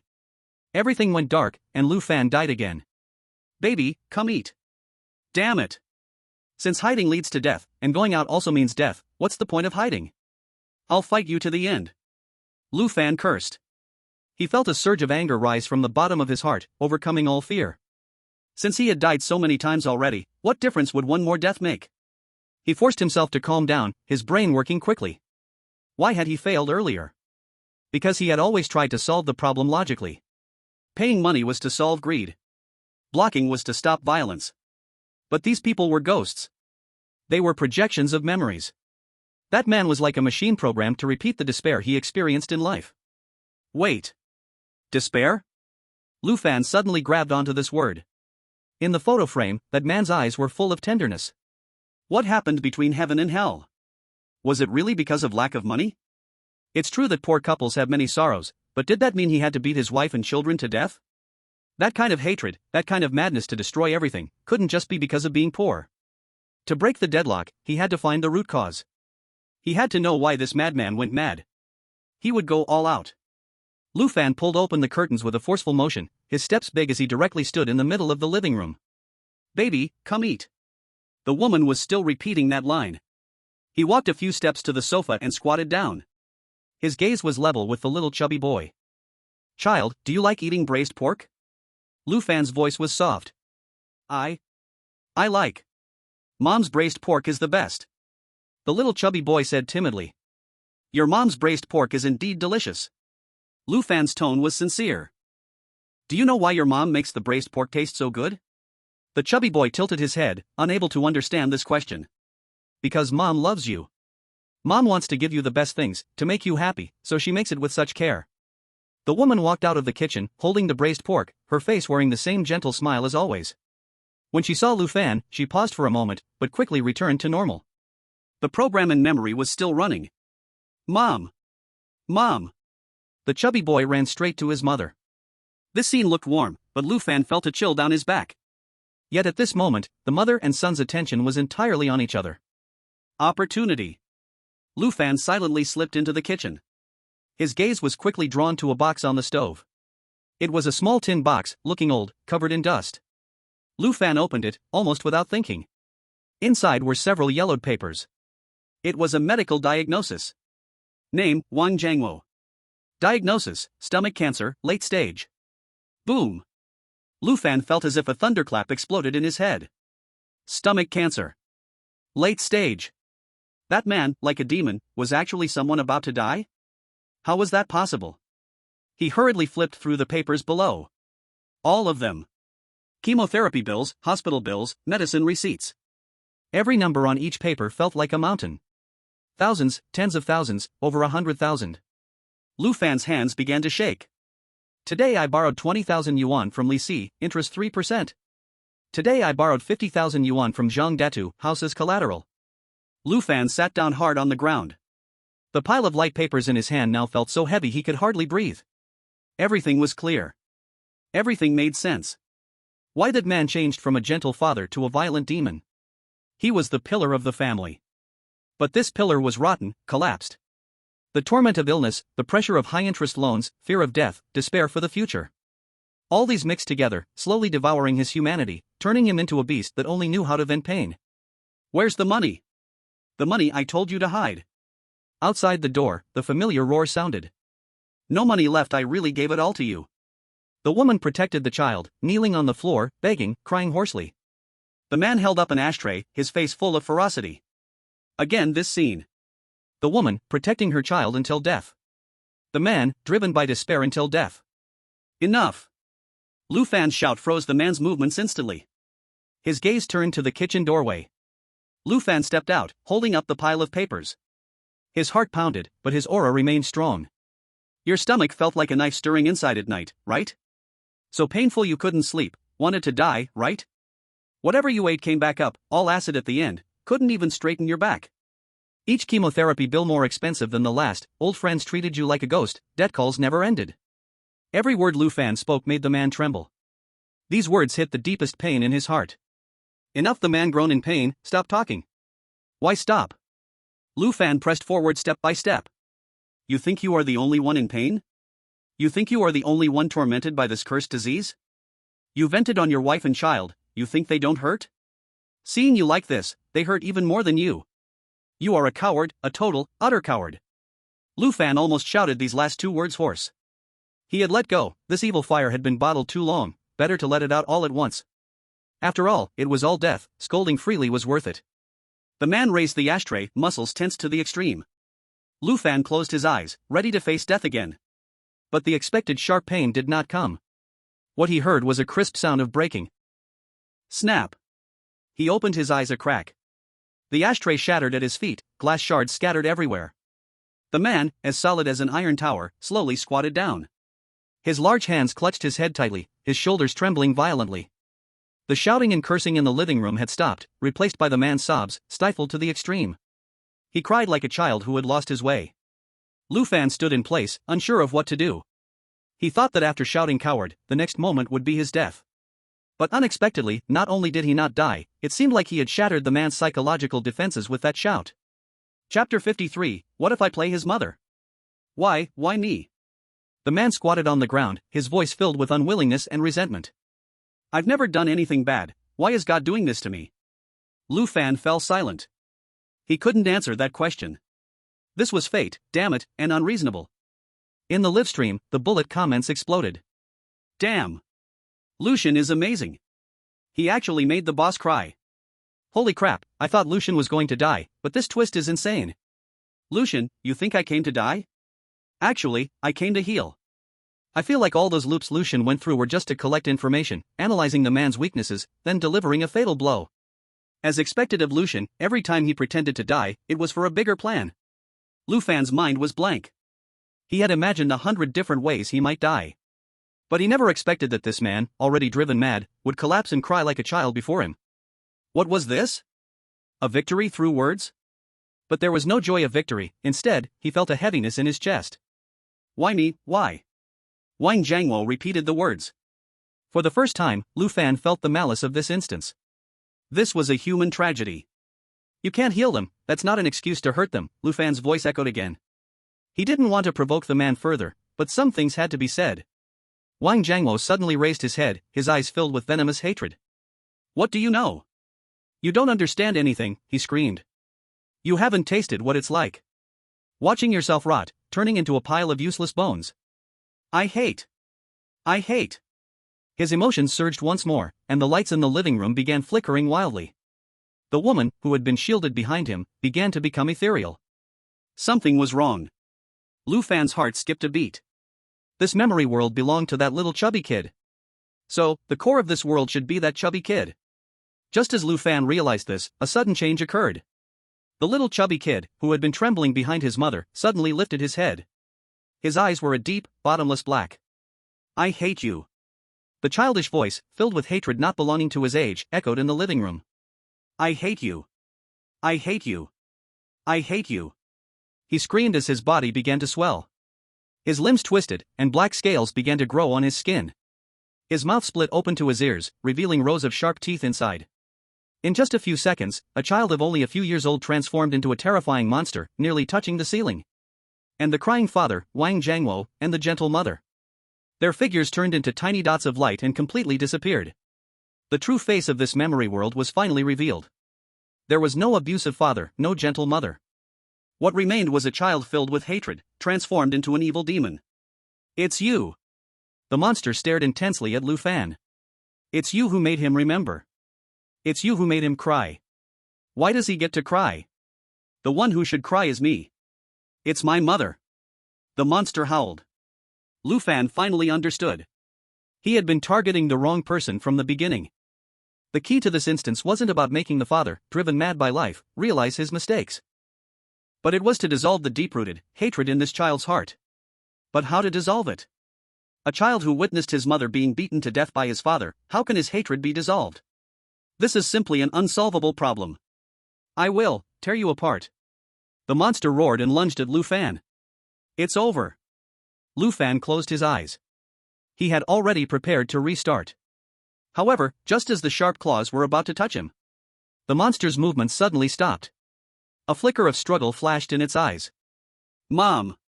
It let out a painful whimper. Baby, come and eat.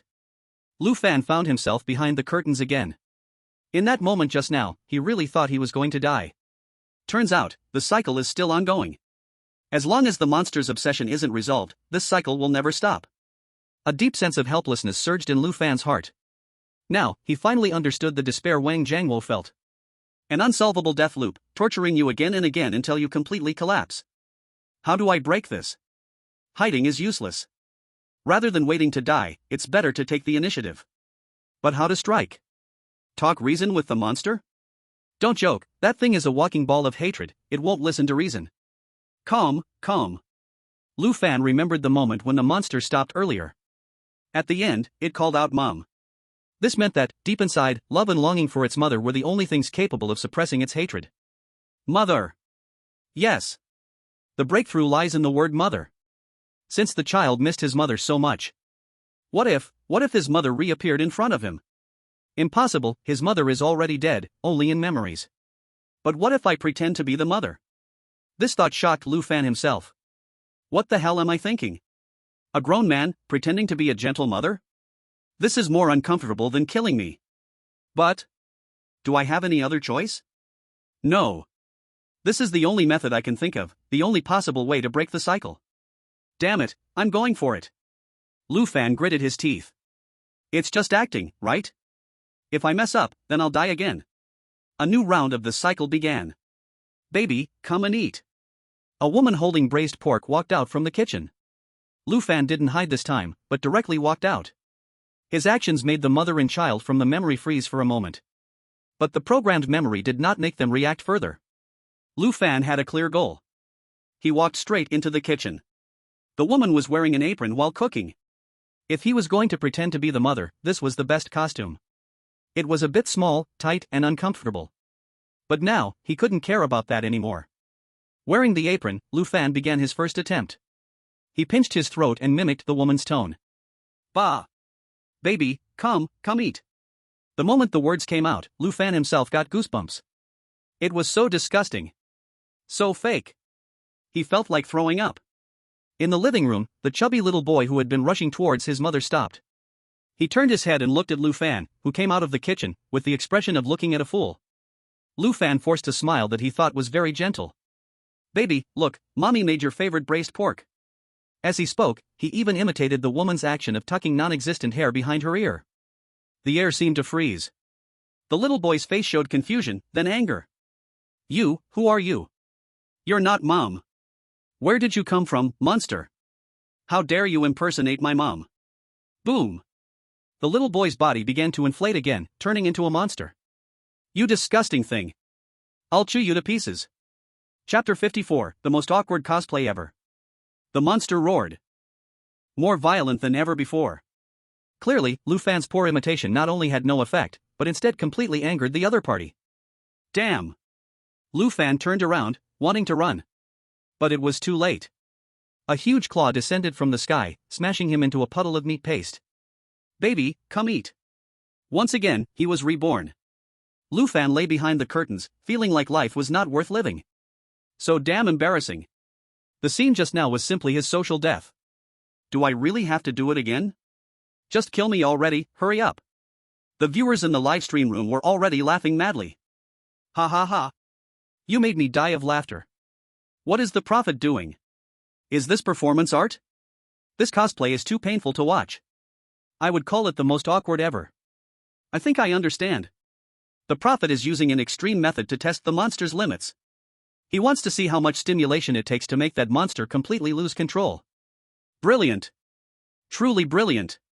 We thought he was just joking at the first level, but actually, he's doing a pressure test at the stratosphere. Did you guys notice? Even though it failed, the prophet hasn't given up. He's definitely brewing something big. Brewing a damn big move. Lu Fan just wanted to find a hole to crawl into. But, the instinct for survival still made him get up from the ground. No, I can't just give up. What went wrong in that last failure? The voice wasn't right, the movements were stiff, and most importantly, he didn't grasp the essence. What is the essence of that mother? It's love. A deep, heartfelt love for the child. And his performance just now was full of utilitarianism, not a shred of emotion. Damn it, let's do it again. Lu Fan gritted his teeth and walked back into the kitchen. This time, he didn't rush to put on an apron. He closed his eyes, replaying the phrase baby, come eat over and over in his mind. He tried to feel the tenderness and affection contained in those words. Although he was a single guy and couldn't possibly understand the feeling of being a mother. But even if he had never eaten pork, he had seen a pig run, right? He started to add drama to his imagination. He imagined being pregnant for 10 months, raising a child through pain and hardship. Imagining feeding him, changing diapers, teaching him to walk, hearing him call mama for the first time. Although it sounded ridiculous, the immersion hit him hard. When he felt his emotions had built up enough, he put on the apron again and walked out. When Lu Fan walked out of the kitchen again, his whole aura had changed. If last time, he had seemed like a clown performing a ridiculous imitation show, then this time, he truly exuded a touch of maternal glow? Although it sounds absurd, that's exactly what happened. He looked at the chubby little boy, his eyes filled with tenderness. Baby. He spoke. This time, he didn't intentionally try to pinch his voice. The voice was his own, but the tone was incredibly gentle. The little boy froze again. He stared at this strange uncle wearing a mom's apron with caution. Come to mommy. Lu Fan opened his arms to him. This gesture was so awkward that it could make anyone want to dig their toes into the ground, but he managed to hold it together. The little boy didn't move. He just stared at Lu Fan, unblinking. Who are you? I'm your mommy. Lu Fan answered calmly, so much so that even he was scared. You're not. The little boy screamed. You're a man. You're a liar. Sometimes, moms can also be men. Lu Fan began seriously spouting nonsense. Look, mommy can make you braised pork, protect you, and tell you stories. As long as I can do these things, does it matter if I'm a man or a woman? What matters is that I love you, baby. This completely revolutionary statement left the little boy in stunned silence. His not-so-smart head clearly unable to process this kind of information. Mom, could it be a man? This seems to make some sense, but something also feels off. Just when the little chubby kid's CPU was about to burn out. Bang! The door was kicked open. The man with a blurry face, reeking of alcohol, charged in. Where's the money? My money! According to the previous script, the next step would be the man getting violent, and the woman protecting her child. Then the little chubby kid, filled with intense hatred, would turn into a monster. But this time, the script was rewritten. Before the man could charge at the mother and child, Lu Fan moved. With a quick step, he blocked the man's path. You will not harm my child. He spread his arms wide, like a hen protecting her chicks, firmly guarding the mother and child behind him. This sudden scene stunned everyone. The man with the blurry face froze. The little chubby kid froze. Even the viewers in the live stream were dumbfounded. Holy sh**t. Holy sh**t. Holy sh**t. The prophet, what is he doing?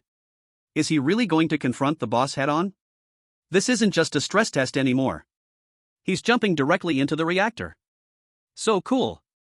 So responsible. Stepping up to protect the child. Is this the legendary Lu God? Love it, love it. If Lu Fan knew what they were thinking, he would surely shout injustice. Responsibility my ass. I just wanted to play the role of a mother in front of the little chubby kid. Who the F***ck are you? Get the hell out of my way. The man, enraged, raised the ashtray in his hand. His vicious look would have scared the old Lu Fan to death in the past. But now, he couldn't back down. Because he was a mother. He stared at the ashtray coming closer, his face grim. But still, he gritted his teeth and didn't retreat a step. If you want to hit someone, hit me. You are not allowed to touch them. He closed his eyes, ready to face death once again. However, the expected pain never came. Suddenly, everything around him went completely silent. He cautiously opened his eyes just a slit. He found that the man with the blurry face had actually frozen in place, still holding up the ashtray like a statue. And behind him, the shadowy figures of the mother and child had completely disappeared. The whole world was left with just him, and the still stunned little chubby kid. It's working. Lu Fan felt a surge of joy in his heart. He had bet right. When he chose to stand out as a mother to protect the child, this world of memories finally reacted. No more hatred. You. The little chubby kid looked at Lu Fan, his eyes showing emotions other than hatred for the first time. There was shock, doubt, and a hint of longing. Why are you protecting me? Because I'm your mom. Lu Fan's answer was still as confident as ever. This time, the little chubby kid didn't argue. He just stared at Lu Fan, his eyes slowly turning red. Wah, wah, wah, wah. The next moment, the ear-piercing cry echoed throughout the living room. The little chubby kid's suppressed grievances erupted completely at that moment. He cried his heart out. At this moment, perhaps he knew that Lu Fan wasn't his real mother, but that no longer mattered.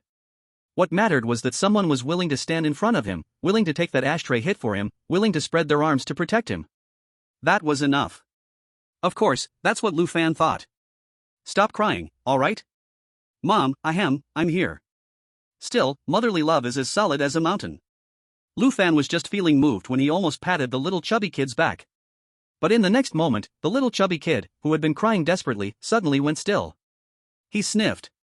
Lu Fan's hand froze in midair, an ominous premonition rising in his heart. The little chubby kid raised his tear-streaked face, glaring at Lu Fan. You're not my mom. His voice was full of tears, but it was certain. Moms smell like braised pork. You don't smell like that. Lu Fan. Holy sh**t. This is how we do sniffing recognition. Chapter 55, is this something a human can even eat? What about the smell of braised pork? Lu Fan felt completely numb. After all this time, after putting on such a grand show, he got stuck on the last step, the smell identification? Could science be this strict? You're really a fraud. The grievance on the chubby boy's face vanished, replaced by the fiery anger that was ignited once more. His body showed signs of starting to swell again. Wait. Lu Fan quickly came up with an idea and shouted. Who said I don't have a smell? That's because Mom just finished taking a shower. The fragrance was all washed away. This explanation could be considered quite far-fetched. But for a vengeful spirit whose mental age was still stuck in childhood, it seemed barely acceptable. The chubby boy's swelling stopped indeed. He tilted his head, looking at Lu Fan with doubt. Really? Of course it's true. Lu Fan lied without skipping a beat. If you don't believe me, take a sniff, and see if there's still the scent of body wash. Saying this, he even stretched out his arm. The chubby boy really leaned in, sniffing his arm. Then, he showed an even more confused expression. That's not it, it's the smell of sweat. Lu Fan. Damn it. A plant. Seeing the little bit of trust he had painstakingly built was about to collapse, Lu Fan's brain worked quickly again. What to do? What to do? Got it. That's because. Lu Fan raised his voice, trying to cover his guilt with momentum. That's because Mom just fought with that bad guy to protect you and got all sweaty. For you, Mom even gave up on smelling nice. How could you still doubt me? You've really hurt Mom's feelings. Saying this, Lu Fan dramatically covered his face, pretending to sob. This move could be considered quite shameless. But the effect was surprisingly good. As soon as the chubby boy heard this, he immediately panicked. I didn't. He looked at his heartbroken mother, at a loss for what to do, and tears fell again. Mom, don't cry. I was wrong. He stretched out his little hand, cautiously tugging at Lu Fan's clothes. Lu Fan secretly observed his reaction, feeling a sigh of relief inside. Damn it, finally got it past him. So, do you still doubt Mom? Lu Fan continued with a tearful tone. No, I don't doubt anymore.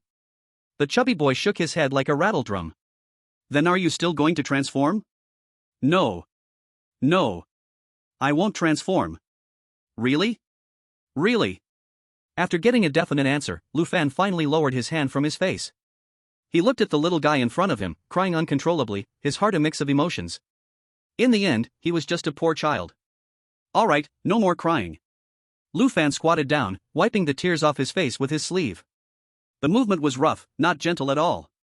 But the chubby boy looked as if he had received a treasure, showing a satisfied smile.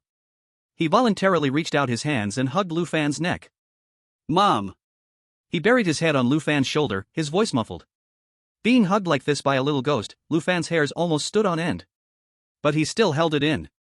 He stiffly reached out his hand, gently patting his back. Good. He only said this one word. Because he found that his throat was also a bit choked. At this moment, he was no longer a dungeon challenger. He was just a clumsy man comforting a child who had lost his mother. Everyone in the livestream was deeply moved by the scene in front of them. Whoa. I'm crying, what about you? Although I know it's all acting, I still broke down. The prophet, I'm crying to death. He was so scared, but still put on this performance for the child. This is true compassion. He is using his way to save this lost soul. Before, I just thought Lu God was amazing, but now I realize, what's most powerful about him isn't his intelligence, but his gentleness. Lu Fan didn't know that his helpless action to stay alive. It had already been imagined by the audience as a grand soul redemption. He was just holding the small, cold body in his arms. He felt something inside his heart, quietly melting away. At that moment. Mom! The little chubby kid suddenly spoke. I'm hungry. Lu Fan froze for a moment. I want to eat braised pork. The little chubby kid's voice was full of longing. Lu Fan's face immediately fell. Braised pork? Big brother, look at me, do I look like someone who can cook?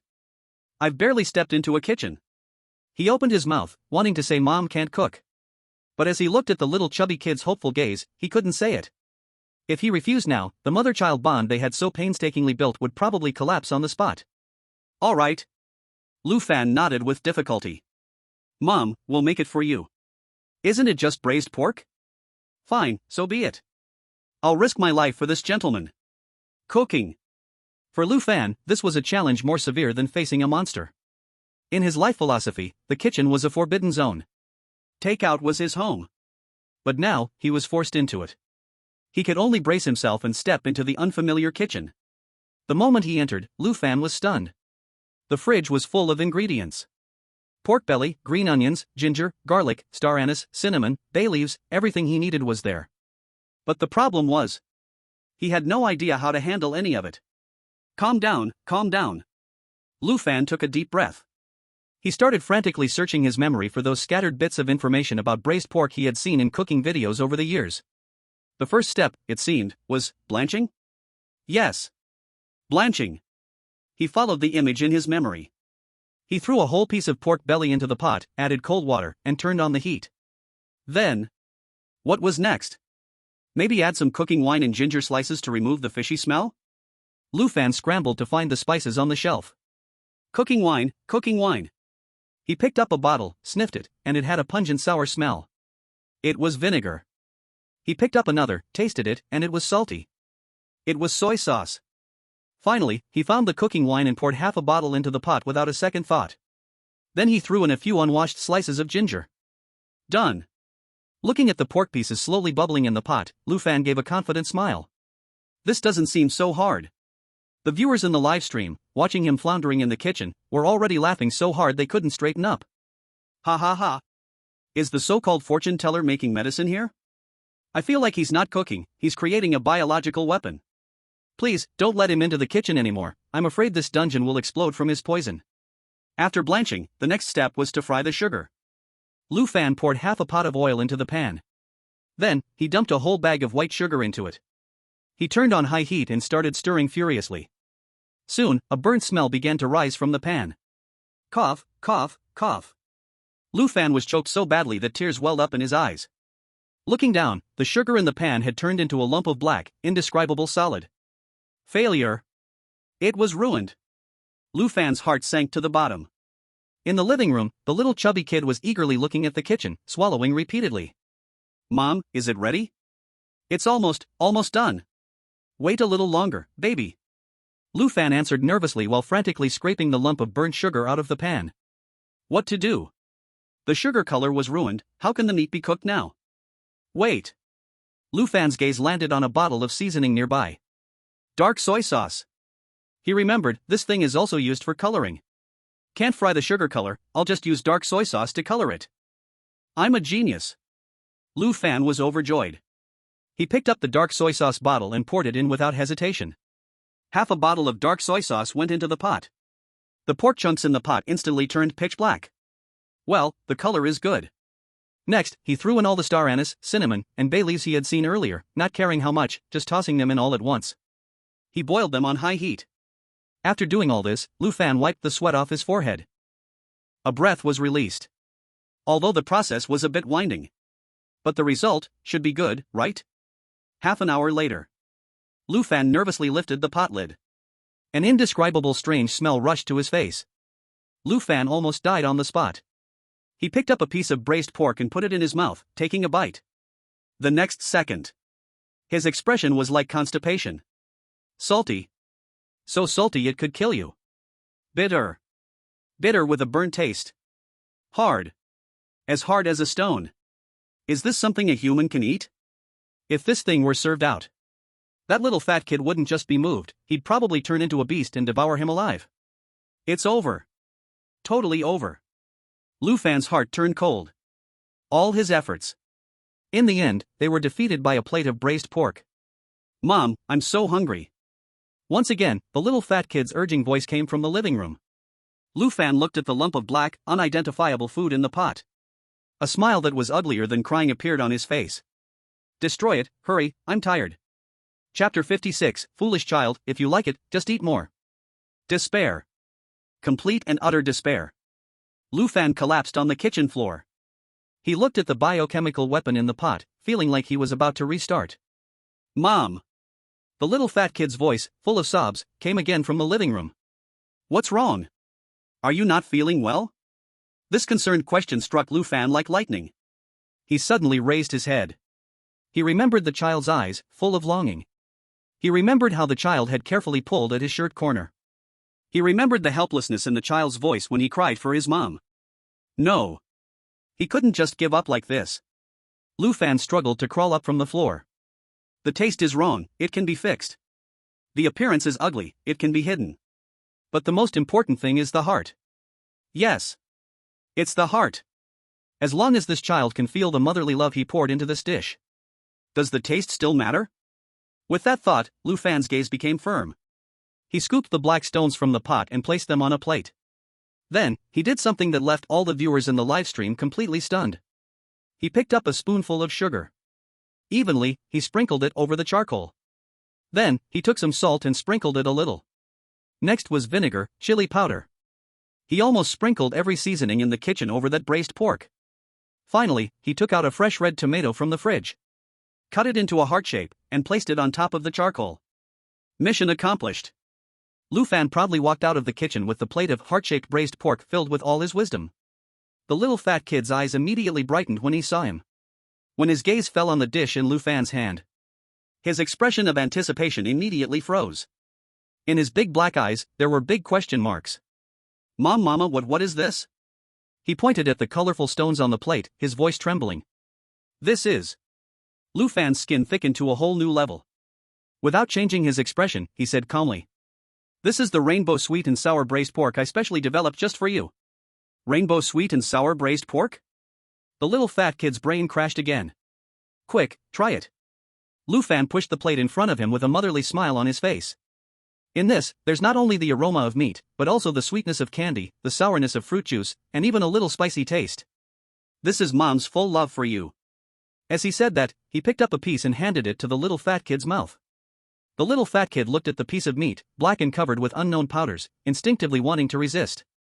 But when he saw the expectation in Lu Fan's eyes, he hesitated. In the end, he still opened his mouth and ate the piece of meat. The moment he chewed, the little fat kid's expression became incredibly interesting. First it was salty to the point of bitterness. Then it was sweet to the point of being cloying. It was sour enough to make his teeth ache. Then spicy enough to make him breathe fire. 5 extreme flavors, all exploding at the same time in his mouth. The feeling was worse than death itself. He wanted to vomit. But he saw his mother's gentle smile. He held back. He wanted to cry. But he saw his mother's concerned eyes. He held back again. He struggled and swallowed that piece of meat. Then, under Lu Fan's nervous gaze, he lifted his head, and on his face, there appeared a brilliant smile. Delicious. He shouted these 2 words with all the strength of his life. Tears, however, disobediently, ran down from the corners of his eyes. Lu Fan froze. The viewers in the live room also froze. Holy crap! This is possible? This kid is tough. He can swallow something like this without changing his face, and even says it's delicious? I'm crying, I really am. He doesn't think it's delicious, he's afraid of making his mom sad. He's not eating meat, he's eating love. The lost and found motherly love. Mom! The little chubby boy, with tears running, smiled and said, "This is the best braised pork I've ever eaten." After speaking, he picked up the chopsticks himself, took the second piece, then the third. He ate slowly, very carefully. As if this was not a failed dish, but the most precious taste in the world. Lu Fan looked at him, and could no longer hold back, his eyes warm. He smiled again, like a kind mother. He couldn't help but reach out and touch the little chubby boy's head. Silly child, if it's delicious, eat more. The little chubby boy finished the last bite. He put down the chopsticks, stood up, and bowed deeply to Lu Fan. Then, he opened his arms and gave Lu Fan a big hug. Mom, thank you. I love you. The moment his body touched Lu Fan's, his solid body began to become transparent. Finally, it turned into warm starlight filling the sky. The monstrous creature, dominated by hatred, disappeared. The poor child, trapped in memories, was also freed. In the living room, only Lu Fan remained. He stood in place, still a little stunned on his face. A warm drop slid down his cheek. He lifted his hand to wipe it. Only then did he realize, unknowingly, his face was already wet with tears. I love you too, child. Ding. Congratulations, player Lu Fan, successfully resolved little chubby boy's heart knot. As the system prompt sounded, the whole memory world began to collapse. When the surroundings became clear, Lu Fan found himself back in the classroom. Xu Yanran, Zhang Hu, Wang Soem, the 3 of them stood there, looking at him with worry. Seeing him appear, Zhang Hu was the first to rush forward. Brother Lu. You finally came out. Are you okay? We were so worried about you. Wang Soem also echoed, Yes, Lord Lu, you were the last to come out, we thought something bad happened to you inside. Xu Yanran didn't speak, but her eyes carried concern. I'm fine. Lu Fan waved his hand, his voice a little hoarse. His exhausted look gave Xu Yanran and the others a completely new understanding. Mr. Lu, you worked hard. Xu Yanran's tone was full of respect. You must have borne everything for us in the most dangerous memory corridor, right? Zhang, who was also touched, Brother Lu, you are like my reborn parent. From now on, my life is yours. Wang Song was moved to tears. Lord Lu, you purified the deepest hatred by yourself, this merit is like a bodhisattva on earth. Lu Fan. Please, stop imagining things. I'm just mentally tired. Chapter 57, that child died because of me. And I always thought I was not wrong. Lu Fan twitched his eyelid. He just wanted to finish this and leave this cursed place. The 4 memory corridors were already cleared, now only the last one remained. Once he purified the last child's hatred as well, they could leave now. Lu Fan suddenly realized something. The last vortex, whose was it? Right, it was that little boy in yellow. The one who said he liked the sun. There's only one left. Zhang, who also noticed, Brother Lu, let's go all in and finish this. As everyone was talking, the female teacher, who had been standing like a statue, suddenly moved. She walked over to the water dispenser in the classroom. She picked up a paper cup and placed it under the water outlet. Then, she pressed the switch. No water came out. Is the water dispenser broken? Zhang, who instinctively said. The female teacher ignored him. Quietly, she took down the water barrel from the dispenser. She checked the barrel's mouth. It turned out that the seal on the barrel hadn't been removed. She reached out, tore it off. Then, she put the barrel back in place. She pressed the switch again. Still, no water came out. Hey, I told you it was broken. Zhang, who scratched his head. The female teacher didn't stop her actions. She took the water barrel down again. This time, she turned the barrel upside down and shook it. It was empty. It turned out to be an empty barrel. Silently, she picked up another barrel filled with water from the side. She replaced the empty one with the new one. For the 3rd time, she pressed the switch. Still, no water came out. What the hell? Is this just messing with us? Zhang, who was getting anxious. The female teacher remained expressionless. She took the barrel down for the 3rd time. She checked the mouth of the new barrel. The seal hadn't been removed either. She once again tore off the seal. Then, she put the barrel back. For the 4th time, she pressed the switch. Still, not a drop of water came out. At this point, even Wang Tsong couldn't stand it anymore. Teacher, this water dispenser must be broken. Don't waste your effort. The female teacher seemed not to have heard. She took the barrel down again, checking the seal she had just torn off. It turned out that even though the seal had been torn off, the plastic film inside was still blocking the water outlet. She patiently poked a hole in the film. Then, for the 5th time, she put the barrel back. She took a deep breath and pressed the switch for the 5th time.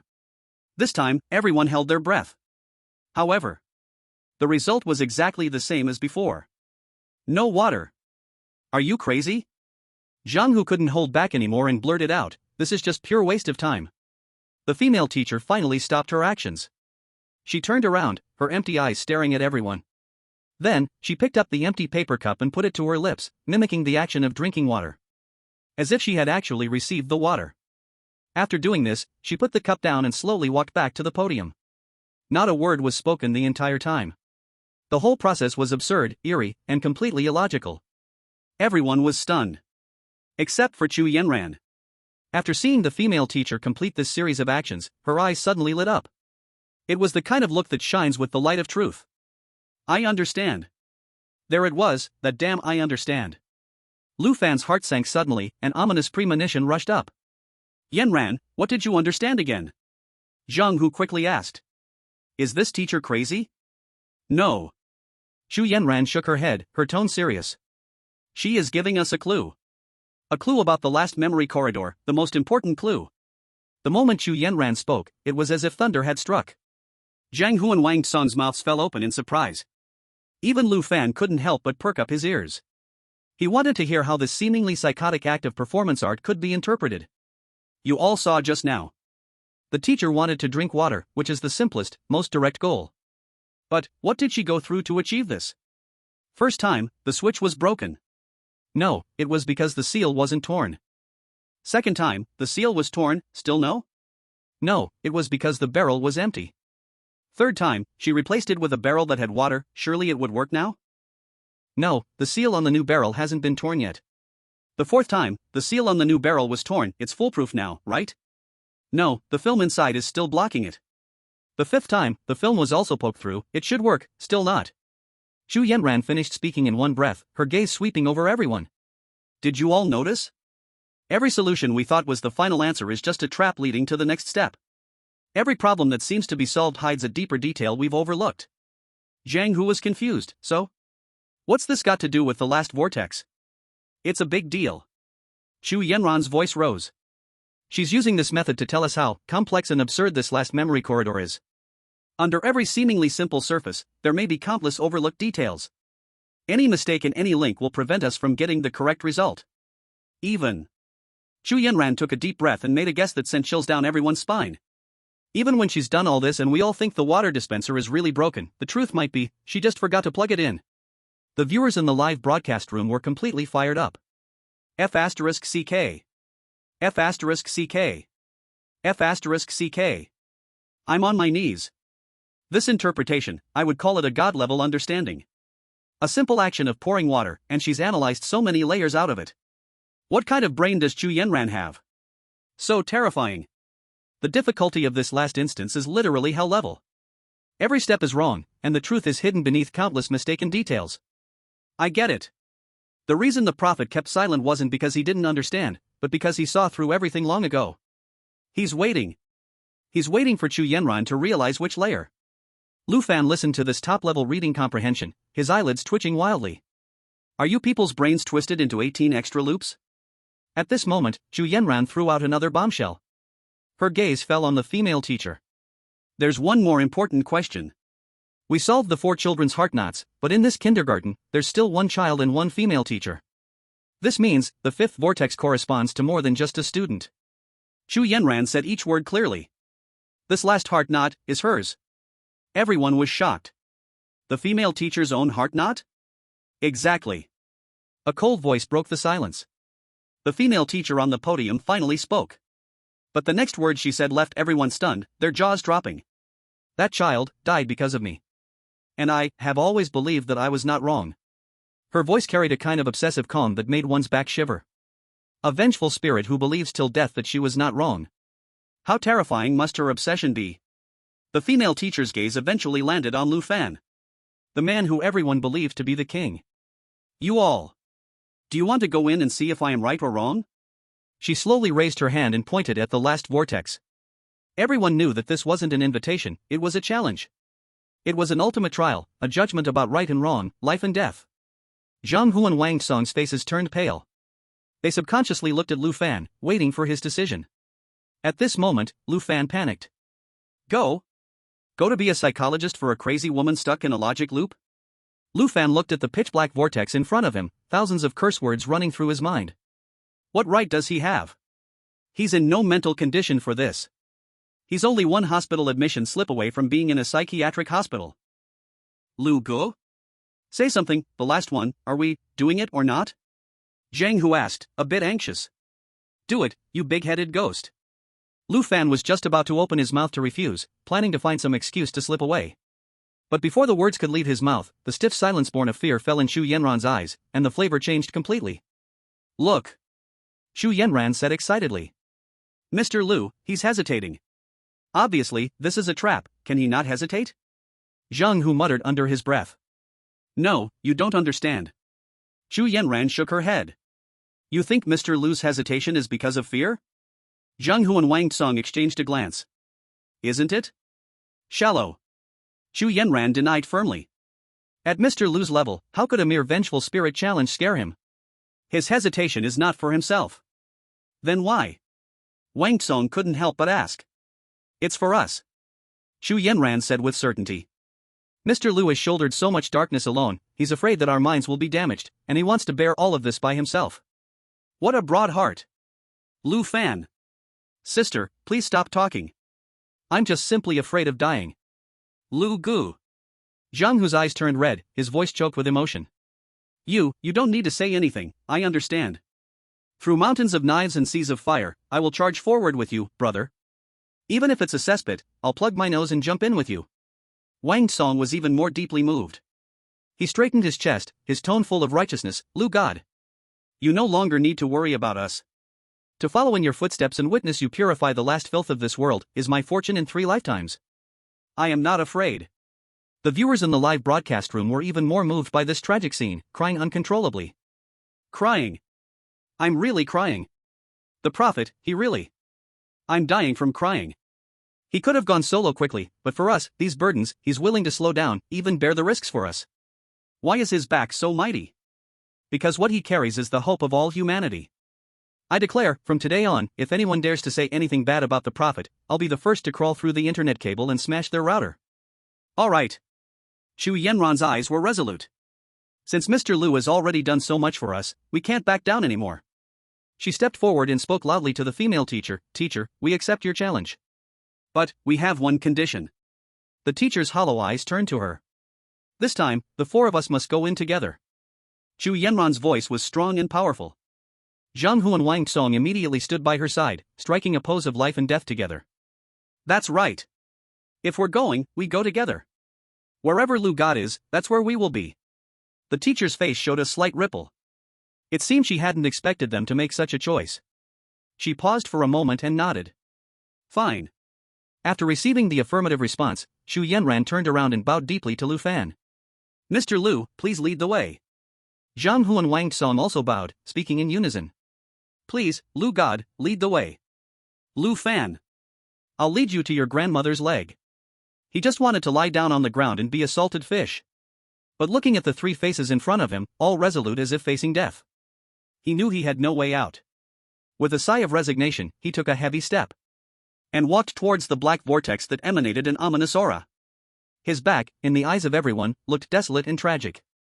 Yet there was also an unwavering determination in it, as if a lonely hero was about to step onto the final battlefield. But Lu Fan's inner monologue was, "It's over, barbecue, I'm really going to die again this time." Suddenly, everything spun around. Lu Fan realized he was standing in a kindergarten corridor.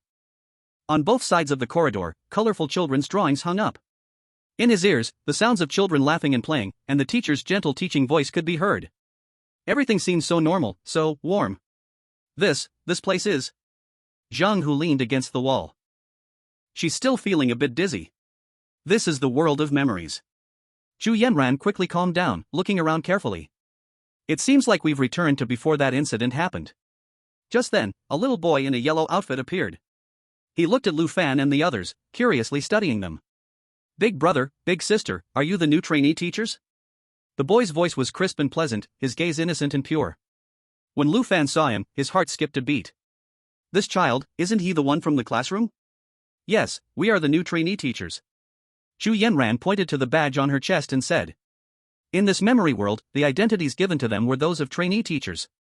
Little one, what's your name? She crouched down, her tone gentle. My name is Lele. The boy laughed heartily. The teacher says, always smile and be happy every day. Lele. Come back here. Don't run around. A gentle woman's voice called out, and young teacher Lin waved her hand with a smile. Warm, beautiful, full of healing energy. Lu Fan finally breathed a sigh of relief. Then, the unexpected happened. A cleaner wearing a baseball cap rushed in, lowering his head as he brushed past Lu Fan, bumping into him hard. A chill ran through his hand. The cleaner ran off quickly, disappearing around the corner in an instant. Lu Fan looked down. For some reason, a fruit knife had mysteriously appeared in his hand. On the blade, dark red blood was dripping down through his fingers.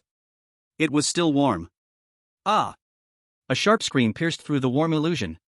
A bloodied female teacher tumbled out from the storage room, pointing at Lu Fan, her eyes bulging. Murderer! He's holding a knife. He killed Teacher Wang. Boom! Lu Fan felt like his head exploded. Murder? Me? He instinctively looked at his hand. On the fruit knife, the warm blood continued to drip, drop by drop, onto the clean floor. Drip! Drip! The teachers and children around them were all drawn to the commotion. When they saw the knife in Lu Fan's hand and the bloodied female teacher, the entire kindergarten erupted in chaos. At that moment, several tall security guards rushed over. They were holding batons and stepping closer to Lu Fan, one step at a time. Don't move. Put down the knife. It's over. A death sentence right from the start? How the hell are we supposed to play this? Zhang Hu and Wang Song were completely stunned. Lu bro, what's going on? Chu Yanran's pupils also contracted sharply. She had imagined countless possibilities. But she never expected that the opening of this instance would actually make them murderers. No, it wasn't me. Lu Fan tried to explain but had no words to say. He looked around at the terrified eyes, feeling like he had been set up. Chapter 59, Evidence and witnesses all point to you, what else can you argue? Damn it! This is a trap. Zhang Hu was the first to react. He grabbed a nearby fire hydrant, ready to fight the security guards. Don't be impulsive. Xu Yanran stopped him with a hand. What are you talking about? Don't be impulsive now? Zhang Hu was sweating anxiously. If we don't act now, Lu Bro will be arrested as a murderer. Being arrested is still better than dying here.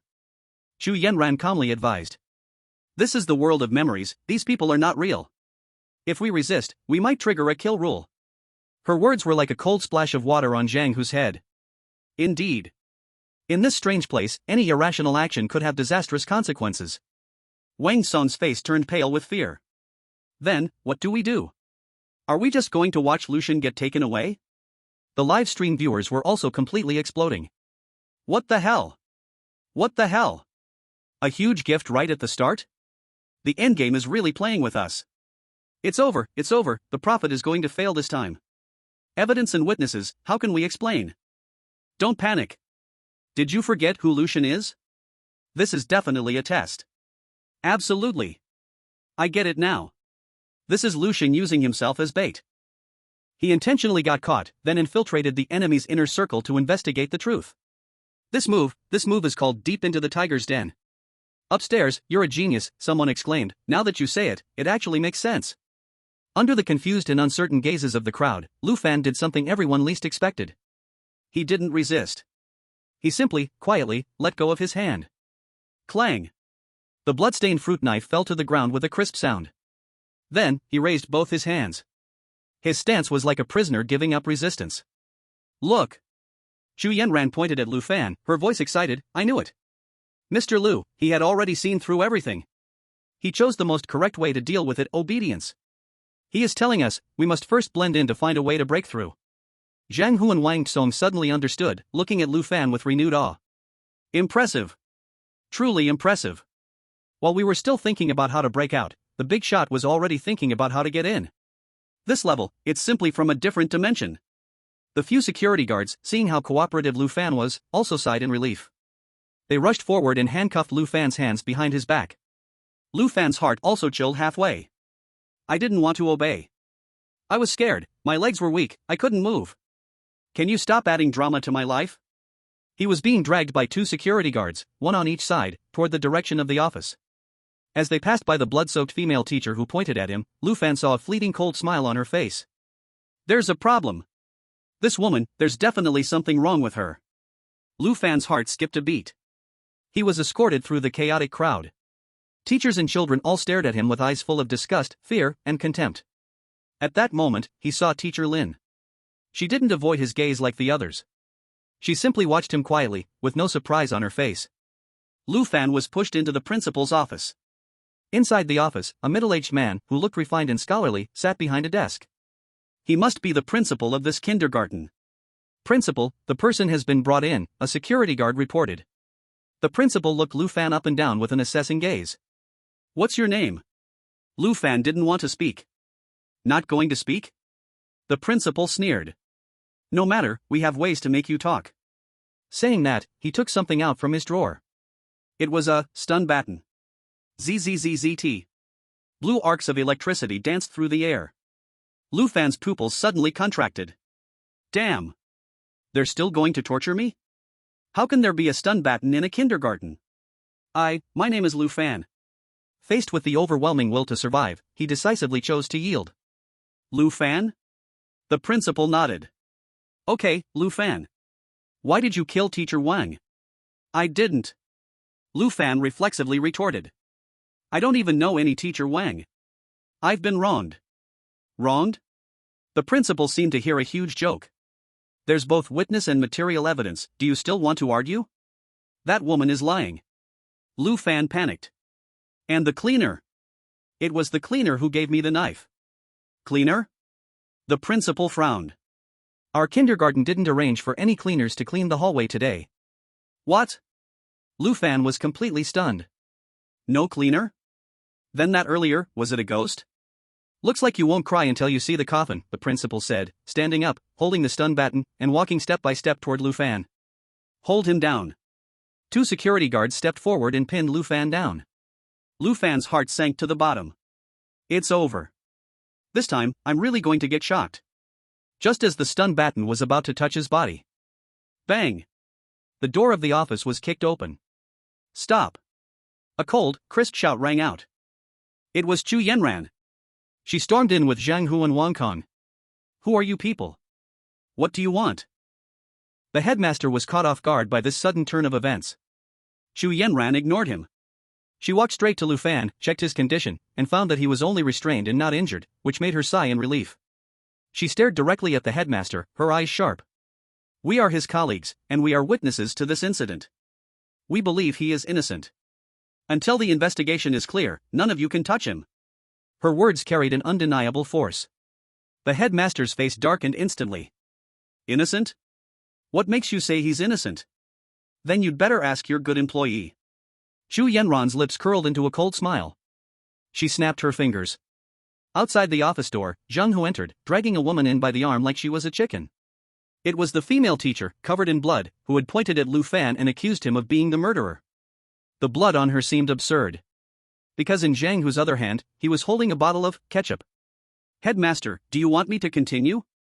Chu Yenran looked at him leisurely. For example, why did this teacher cover herself with ketchup to fake a murder scene? Or why did you all team up to frame a new intern teacher on his first day? Every word of Chu Yenran's hit the headmaster like a heavy hammer, crushing his heart.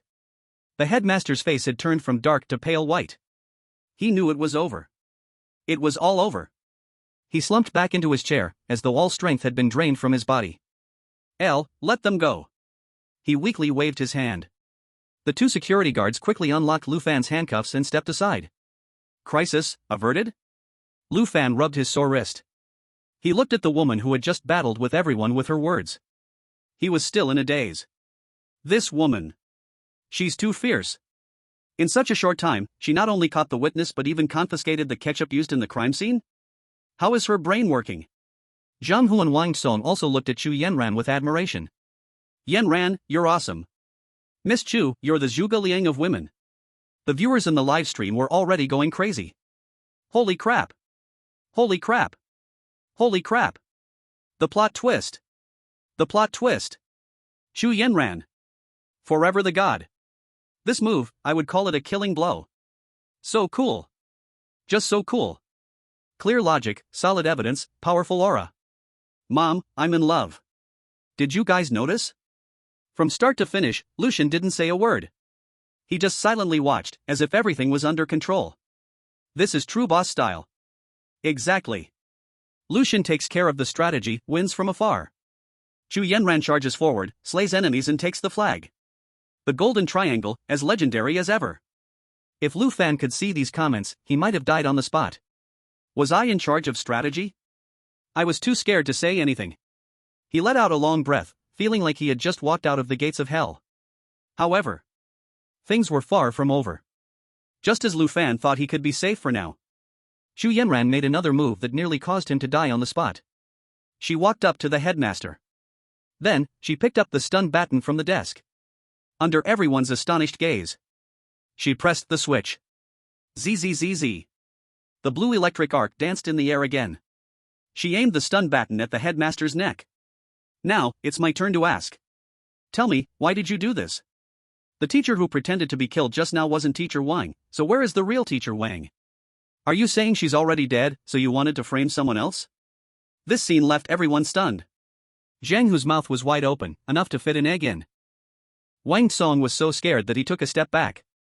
Lu Fan's eyelids twitched violently. Big sister. What are you doing?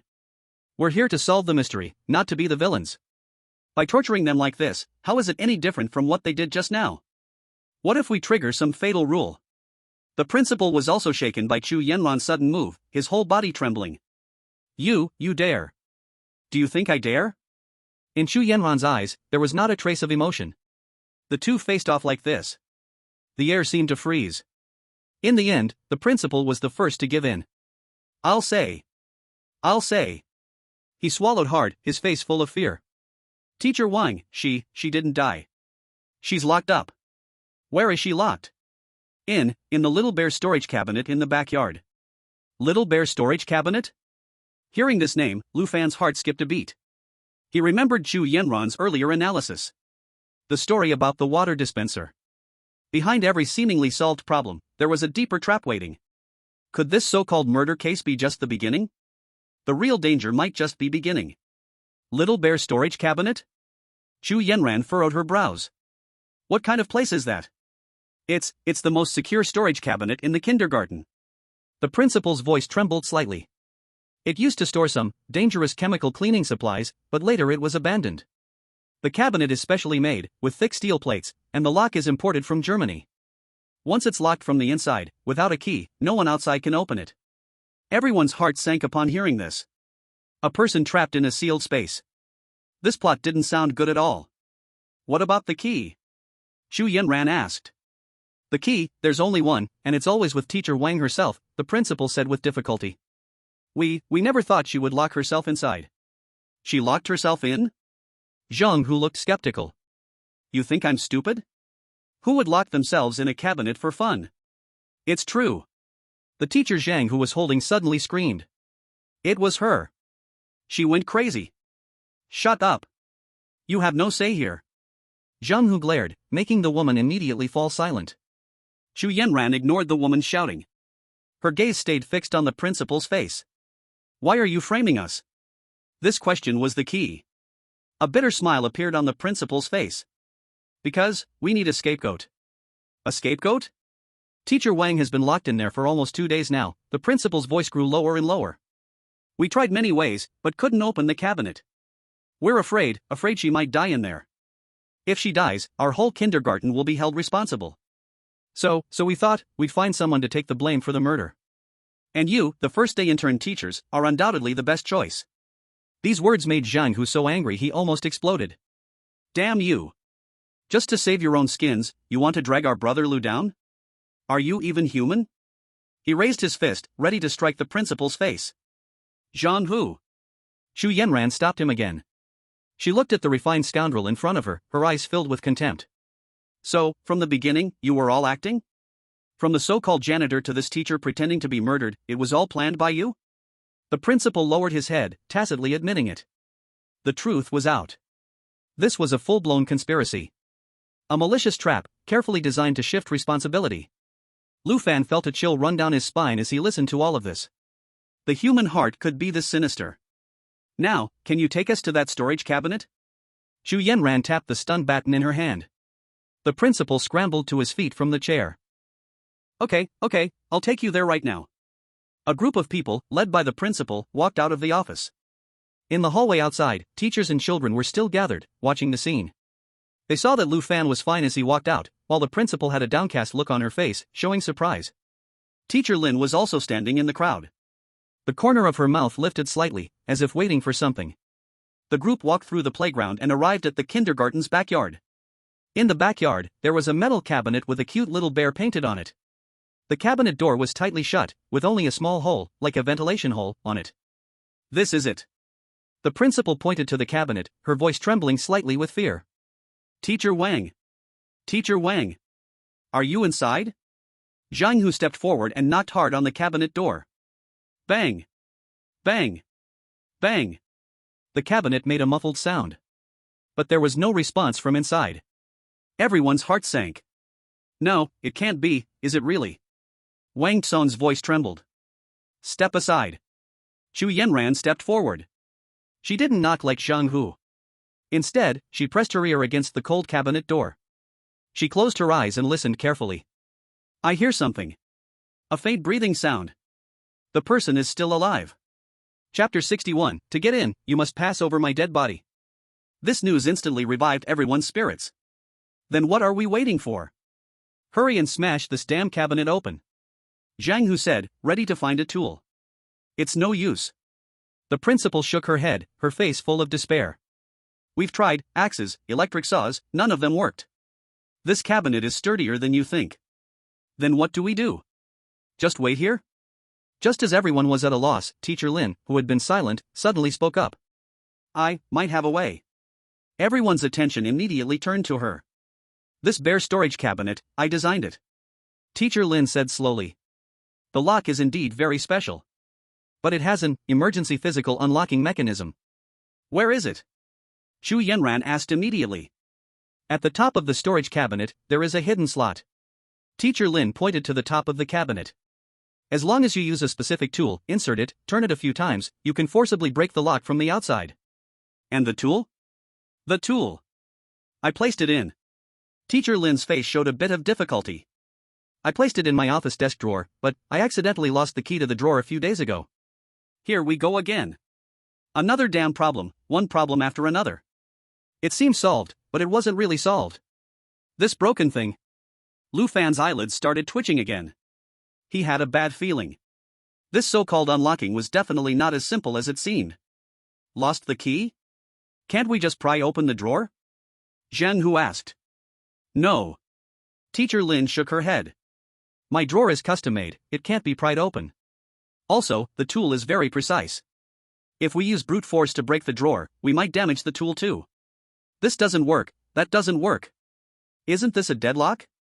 Zheng Hu irritably grabbed his hair. No, it's not a deadlock.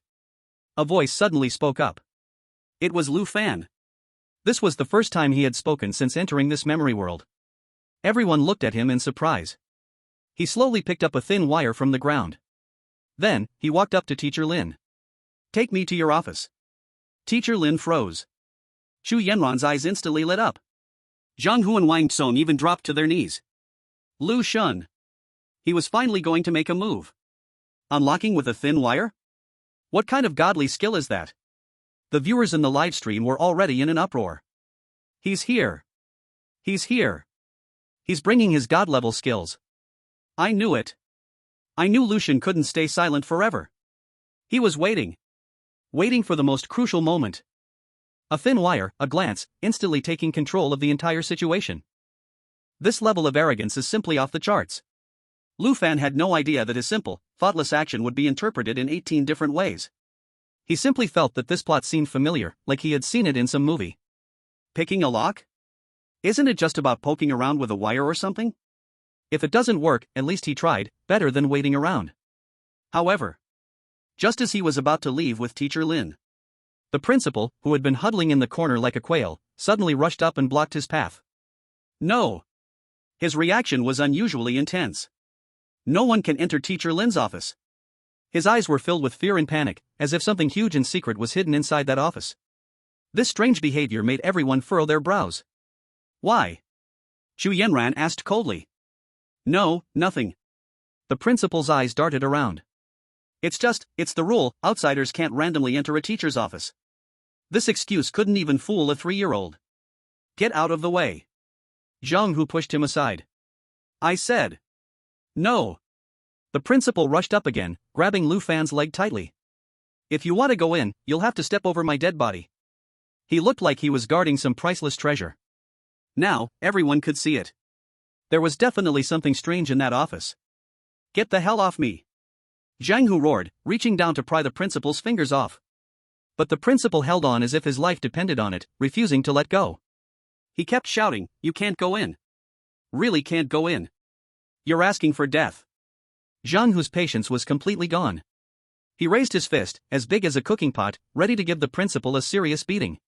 Wait. Lu Fan spoke again. He looked down at the principal clinging to his leg, crying and sniffling, his brow furrowed tightly. Something was wrong. Too wrong. The principal's behavior had been full of contradictions, from arrogant and domineering to now desperately blocking their way.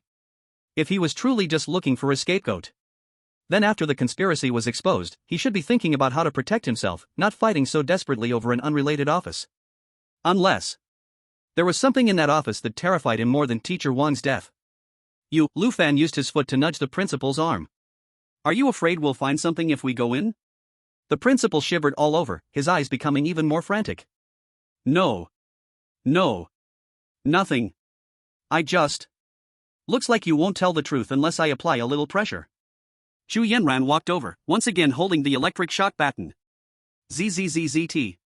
The familiar blue electric arc flashed again. The principal saw the baton and screamed like a mouse spotting a cat, quickly letting go of Lu Fan and scrambling to the corner of the wall. I'll tell you. I'll tell you. Please, don't shock me. Under the threat of absolute force, the principal's mental defense collapsed. In Teacher Lin's office, there's surveillance.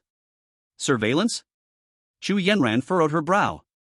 Isn't that a good thing? We can just check to see who took the key. No, not that kind of surveillance. The principal's voice trembled. It's a pinhole camera that I secretly installed.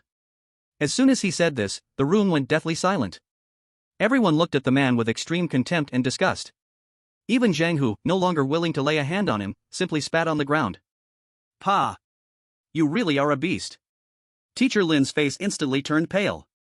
She never imagined that the leader she interacted with daily was secretly doing such vile things behind her back. So, you're afraid we'll go in because you don't want us to find your perverted actions? Chu Yenran asked coldly. Yes. The principal nodded vigorously. Is that all? Yes, that's all. Chu Yenran looked at him. Suddenly, she smiled. That smile was very cold. You're still lying. Slowly, she pressed the electric shock stick to the principal's neck. Ah! A piercing scream echoed through the entire backyard. The principal convulsed, foaming at the mouth, and a burnt smell began to spread. This scene made Wang Tsong instinctively cover his neck, feeling a bit chilly. The viewers in the live stream also cheered. Great shock! You can't go easy on scum like this. Chu Yenran is powerful. Love it. Wait, don't you think it's strange? If he was just afraid of exposing the hidden camera, would he really be willing to risk his life? Yeah. This reaction is way too extreme. There's definitely more to this. Chu Yenran obviously thought of this as well. She turned off the electric shock stick and looked down at the principal, now a limp heap on the floor. Last chance. What's in the office? The principal, stunned from the shock, barely clung to life, but his survival instinct made him speak the truth. In the office, there's a bomb. A bomb? These two words exploded in everyone's minds like a real bomb. What did you say? Zhang Hu grabbed him and lifted him up. It's true. The principal cried out. In that drawer, there's no lock-picking tools. Only a timed bomb. Once the drawer is opened, the bomb will activate. In 3 minutes, the entire kindergarten will be reduced to rubble. Boom. Chapter 62. God, tell me. What is your answer? A bomb? These two words instantly blanked everyone's minds. You? What did you say? Zhang Hu grabbed the principal by his collar. Bomb, a bomb? It's true. The principal's face was covered in tears and snot. In that drawer, besides the lock-picking tools, there's a timed bomb. Once the drawer is opened, the bomb will activate. In 3 minutes, the entire kindergarten will be reduced to rubble. Wang Tsong collapsed on the ground, muttering to himself, it's over. It's over. Now we're really going to die. Zhang Hu loosened his grip, and the principal slid down like a puddle of mud. He could fight security guards and wrestle with evil spirits, but this was C4. Who could withstand that? The live stream comments exploded. A bomb? Did I hear that right? Playing with bombs in the kindergarten instance? Are they crazy? How do we even play now? Opening with a murderer, ending with a human bomb? Is the endgame really this intense now? It's over, it's really over. The fortune teller is done for this time. Once the drawer opens, it'll explode. It's a death loop. Wait. Calm down, guys. This is Endgame. They would never set up an unavoidable death situation. There must be some deeper meaning behind this. Deeper meaning? What deeper meaning? I think this is just pure malice. Everyone fell into despair. Except for Lu Fan. He stood still, his face expressionless, unmoving. That was the calmness of a mountain collapsing before him, with not a single change in his expression. In reality. Lu Fan, because I was too nervous just now, my leg cramped, and I can't move.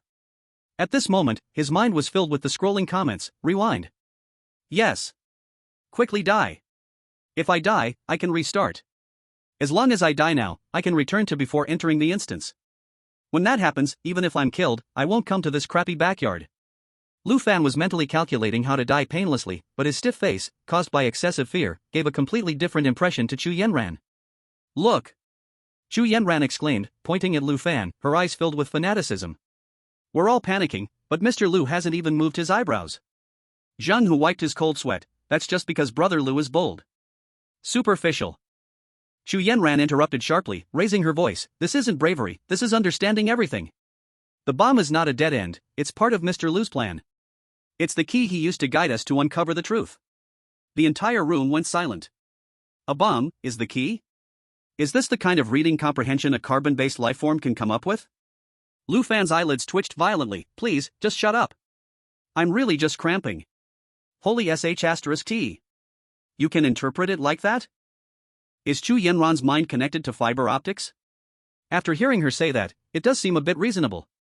You see how calm and unbothered the fortune teller looks? She really doesn't seem scared. I get it now.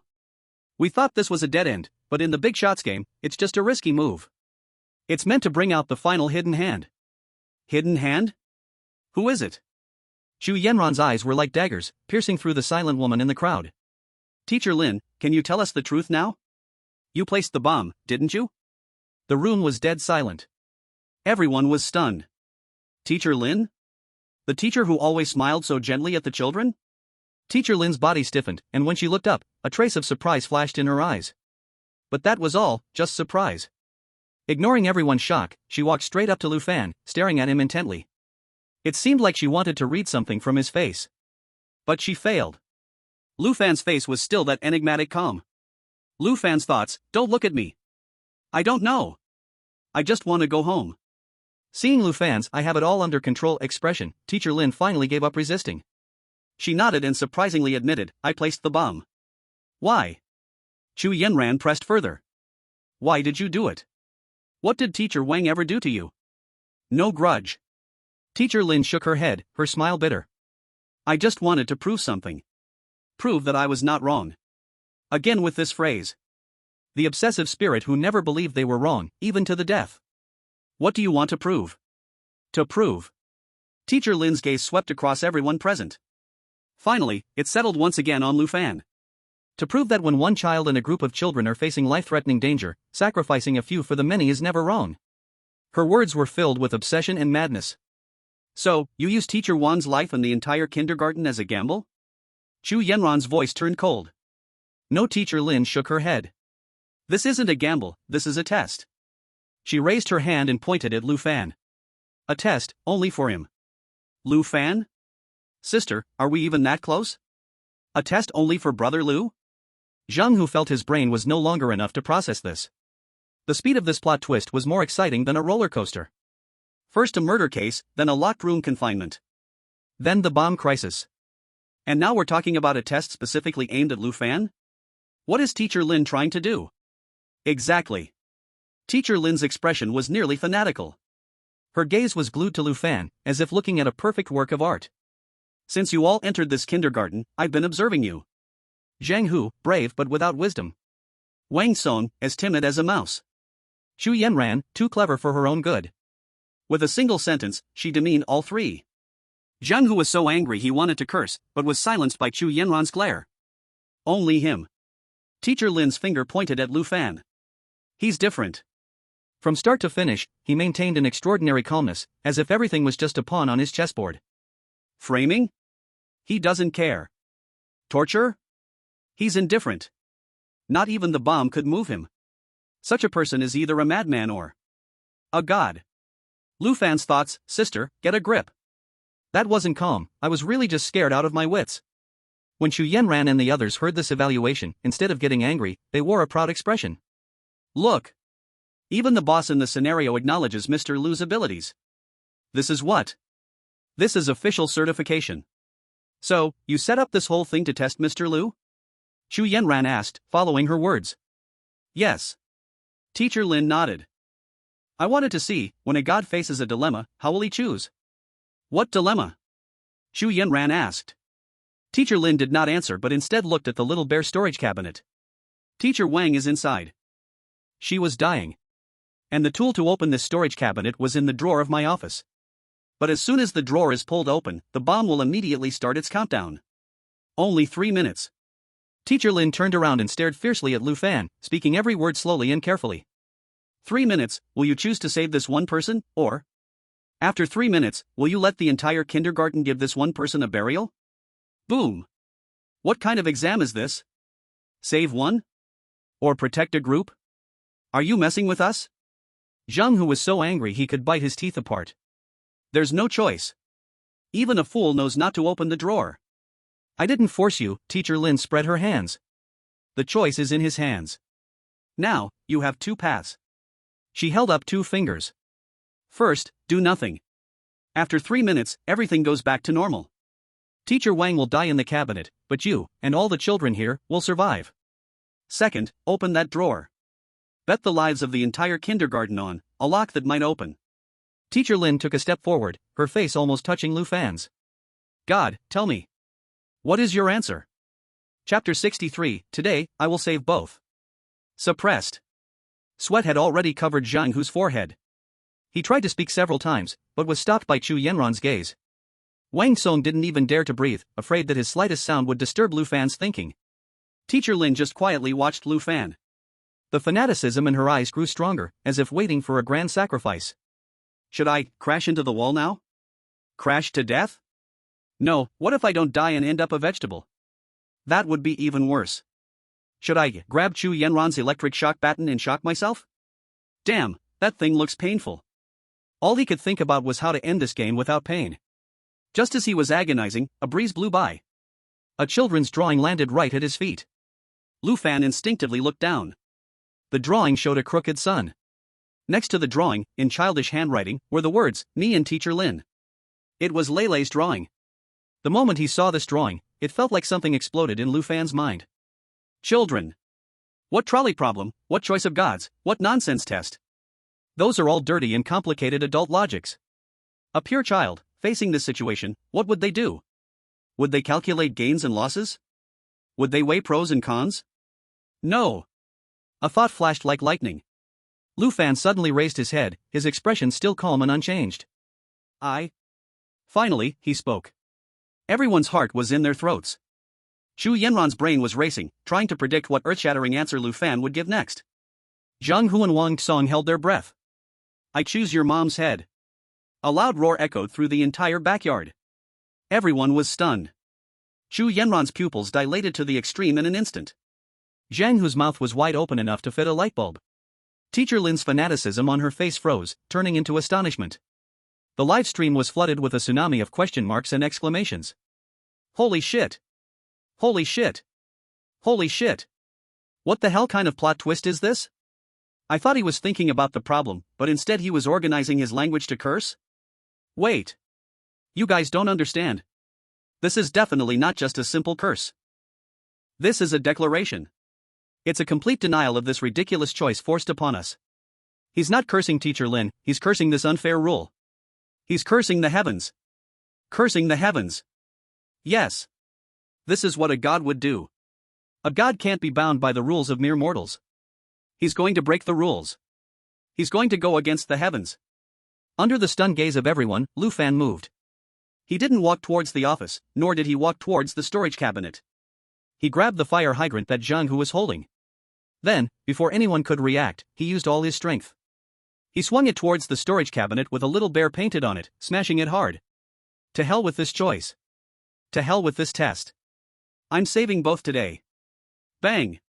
The loud sound of metal crashing shook the eardrums, causing pain. The incredibly sturdy little bear storage cabinet, where it was hit by the fire hydrant, actually caved in a huge chunk. This is impossible? The director screamed in disbelief. This is German imported. It couldn't even be cut with a saw, how could it be so easily? But Lu Fan didn't stop. He swung the fire hydrant like he had lost his mind. Once, again, and again, he smashed it onto the cabinet door. Bang! Bang! Bang! Each blow was filled with all the strength in his body. Each blow carried his fury at this ridiculous game. Zhang Hu was the first to react. He looked at Lu Fan's bloodshot eyes. A surge of hot blood rushed straight to the top of his head. Yes. To hell with this choice. Lu Gu is right. We're not taking this bullshit. He roared and rushed forward, taking the fire hydrant from Lu Fan's hands. Lu Gu, take a break. Let me do it. This muscular man erupted with incredible strength at that moment. The fire hydrant in his hands was like a massive battering ram. Boom! Another loud bang. The lock on the cabinet door was forcibly deformed. I'm in too. Wang Song was also set on fire, like someone ignited him. Though he didn't have the strength, he picked up a brick from the ground and rushed up, smashing it wildly against the crack in the cabinet door. Xu Yanran stood still. She watched this violent scene unfold. Her heart was pounding wildly. No! This wasn't just plain violence. A thought, like a current, shot through her body, making her scalp tingle. She understood. She finally understood. Mr. Liu, from the very beginning, never intended to solve this deadlock with adult logic. Where is this place? It's Leilei's memory world. The fundamental rule of this world isn't the laws of physics, but the child's obsession. The person inside the cabinet is perhaps the minority that Leilei most wanted to save in his heart. So, when Lu Fan used the most unreasonable, childlike way to say, "I'll save them all," this world, built on the child's will, must make way for him. To the common person, this seems like mindless violence breaking the rules. But this is exactly how Mr. Liu planned it, targeting the rules of this world. A dimensional strike. Boom! After a series of violent attacks, the so-called German-imported, indestructible lock finally let out a groan under the strain. Click. A crisp sound. The lock opened. The cabinet door slowly opened a crack. A heavy smell of blood wafted out from inside. Soon, this smell of blood enveloped the entire backyard. Half of the sky seemed to be stained red. Zhang Hu and Wang Song stopped moving, both feeling their hearts drop. It's over. They were too late. With such a strong stench of blood, the person inside must have already. Xu Yanran's face also turned pale, and she quickly stepped forward, pulling open the cabinet door. The next second, everyone gasped sharply. There was indeed a person inside the cabinet. A woman. She was wearing a white dress, curled up in the small space. Her body was covered in large and small wounds, and blood had almost turned her white dress red. But the most terrifying part was her face. There were no facial features. It was a smooth face. No eyes, no nose, no mouth. Is this Teacher Wang? Zhang Hu's voice was trembling. At that moment, the woman's smooth face began to ripple with flesh-like growths. A nose grew out from beneath her skin. Then came the mouth. Finally, two tightly shut eyes appeared. When the face was fully formed, everyone in the room, except for Lu Fan, gasped in shock. Lin. Teacher Lin? Chapter 64, You released me. Yes, indeed. The woman covered in blood inside the cabinet looked exactly like Teacher Lin standing outside. Two Teacher Lins? What is going on here? Is this your twin sister? Zhang Hu turned around and looked at Teacher Lin behind him. However, he saw the Teacher Lin outside. Her expression was in pain, and her body was becoming transparent. No, don't look at her. Her voice was filled with pleading. But it was too late. The Teacher Lin inside the cabinet opened her eyes. What kind of eyes were those? There was no trace of emotion in them, only an unshakable pitch-black darkness. It was as if they were two deep, bottomless pits leading to hell. The moment Zhang Hu and Wang Song locked eyes with those, both let out a muffled groan, their faces turning pale as paper. Don't look into her eyes. Xu Yanran shouted sharply, swiftly blocking Lu Fan's path. She herself felt a wave of dizziness. This was a mental attack. And an extremely powerful one at that. The viewers in the live stream were also in an uproar. Warning! High-intensity mental pollution detected. The live stream is about to enter protection mode. What the hell is this thing? Just one look and people die? Protect the prophet. Quick, protect the prophet. It's over. This time, we're really going to be wiped out. Lu Fan stood behind Xu Yanran and also saw those eyes. But strangely, he didn't feel any discomfort. He just felt, those eyes were so familiar. It was as if he had seen them before. That's right. It was that little boy in yellow, Leilei. Her eyes were just like Leilei's. So, the Teacher Lin in the cabinet was a manifestation of Teacher Lin's obsession, tainted by Leilei's resentment? Then who is the Teacher Lin outside, who is about to disappear? He. The Teacher Lin inside the cabinet suddenly let out an eerie laugh. She stood up from the cabinet. As she rose, the wounds on her body quickly healed. The blood vanished without a trace. You've released me. As a reward. I'll let you stay here, forever, to play my game. With those words, the entire kindergarten scene began to twist violently. The sky turned a strange dark red. The ground oozed thick black liquid. Faces of tortured people appeared on the walls of the school building. The teachers and children who were watching the scene turned into hideous monsters one by one.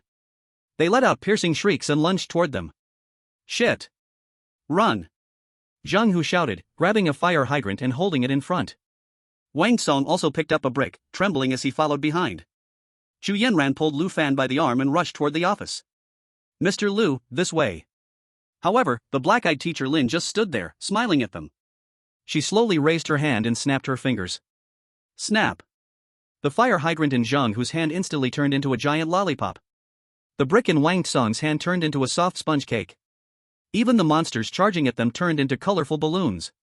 The entire world seemed to transform into a fairy tale amusement park. Run? Where can you run to in here? The black-eyed teacher Lin's voice echoed in each of their ears. Give up. Why not just be my toy? Despair. An unprecedented despair enveloped everyone's heart. Power was taken away. The rules were rewritten. In this world that has been completely polluted, they were like fish on a chopping board, only able to be slaughtered. Chu Yanran's brain, at this moment, also crashed. All her analysis, all her strategies, seemed so ridiculous and powerless in the face of absolute strength. Could it really be over? At this moment, Lu Fan, who had always been protected by her, suddenly moved. He broke free from Chu Yanran's hand and walked towards Teacher Lin. Mr. Lu! Don't! Chu Yanran cried out in panic. Brother Lu! It's dangerous! Zhang Hu also shouted urgently. But Lu Fan seemed to not hear them. Step by step, he walked in front of the terrifying woman. Then, under the stunned gazes of everyone, he reached out his hand. Gently, he patted Teacher Lin's head with black eyes. A gentle smile appeared on his face. Don't be afraid. It's all over. The entire world seemed to freeze. Everyone's gaze focused on those two people. One was Lu Fan, a mortal body with no weapons. The other was Teacher Lin, who controlled the entire world like a god or demon. At this moment, Lu Fan's hand was on the woman's head. His movement was so natural, so gentle. His face carried a kind of gentleness that seemed to melt all ice and snow. And the weird smile on Teacher Lin's face also froze. In her eyes, which contained no emotion, a ripple appeared. What are you doing? What am I doing? Lu Fan smiled and asked back. What do you think I'm doing? I'm fucked, I don't even know what I'm doing. Lu Fan just felt that since death was certain, why not provoke the monster? Get a quick death and rewind. But this feeling, why is it so cold? No, is this the time to think about that? It's over, now I'm definitely dead, she'll squish me into meat paste. Chu Yanran was completely stunned. Her brain couldn't comprehend what was happening in front of her. Comforting? Mr. Lu, he's comforting this completely corrupted boss? What is this operation? Using love to change her? Does this really work? The viewers in the live stream had completely lost it. He touched her head and killed her? What the hell? Did I just see this? A prophet touched the final boss's head? What is this divine plot? I'm ascending right now. Teacher Lin, with black eyes, stared at Lu Fan. Aren't you afraid of me? Why should I be afraid of you? Lu Fan asked back. I'll kill you. I'll turn all of you into my toys. Her voice became sharp. Oh. Lu Fan responded lightly. But his hand didn't stop moving. You. Teacher Lin was somewhat at a loss, her terrifying aura, which she had been brewing for so long, felt like it hit cotton, completely ineffective. You really aren't afraid of death? I am. Lu Fan honestly nodded. I'm scared to death. Then why? Because I know you won't kill me. Lu Fan took a deep breath, took a gamble. He pointed to the badge on his chest, in turn teacher, Lu Fan. Teacher Lin would never hurt her students. And I. Lu Fan looked at her, his gaze becoming incredibly sincere. I am your student now. Chapter 65, Teacher Lin will not hurt her children. Boom. Chu Yanran felt something explode in her mind. Student. Yes. From the moment they entered this instance, their identity was intern teachers. Since they're interns, they're students. Mr. Lu, from the very beginning, saw through something deeper. This is a world made of obsession. And Teacher Lin, no matter how she changes, her most fundamental obsession in her subconscious is still to protect her children. That's why Mr. Lu dared to be so fearless.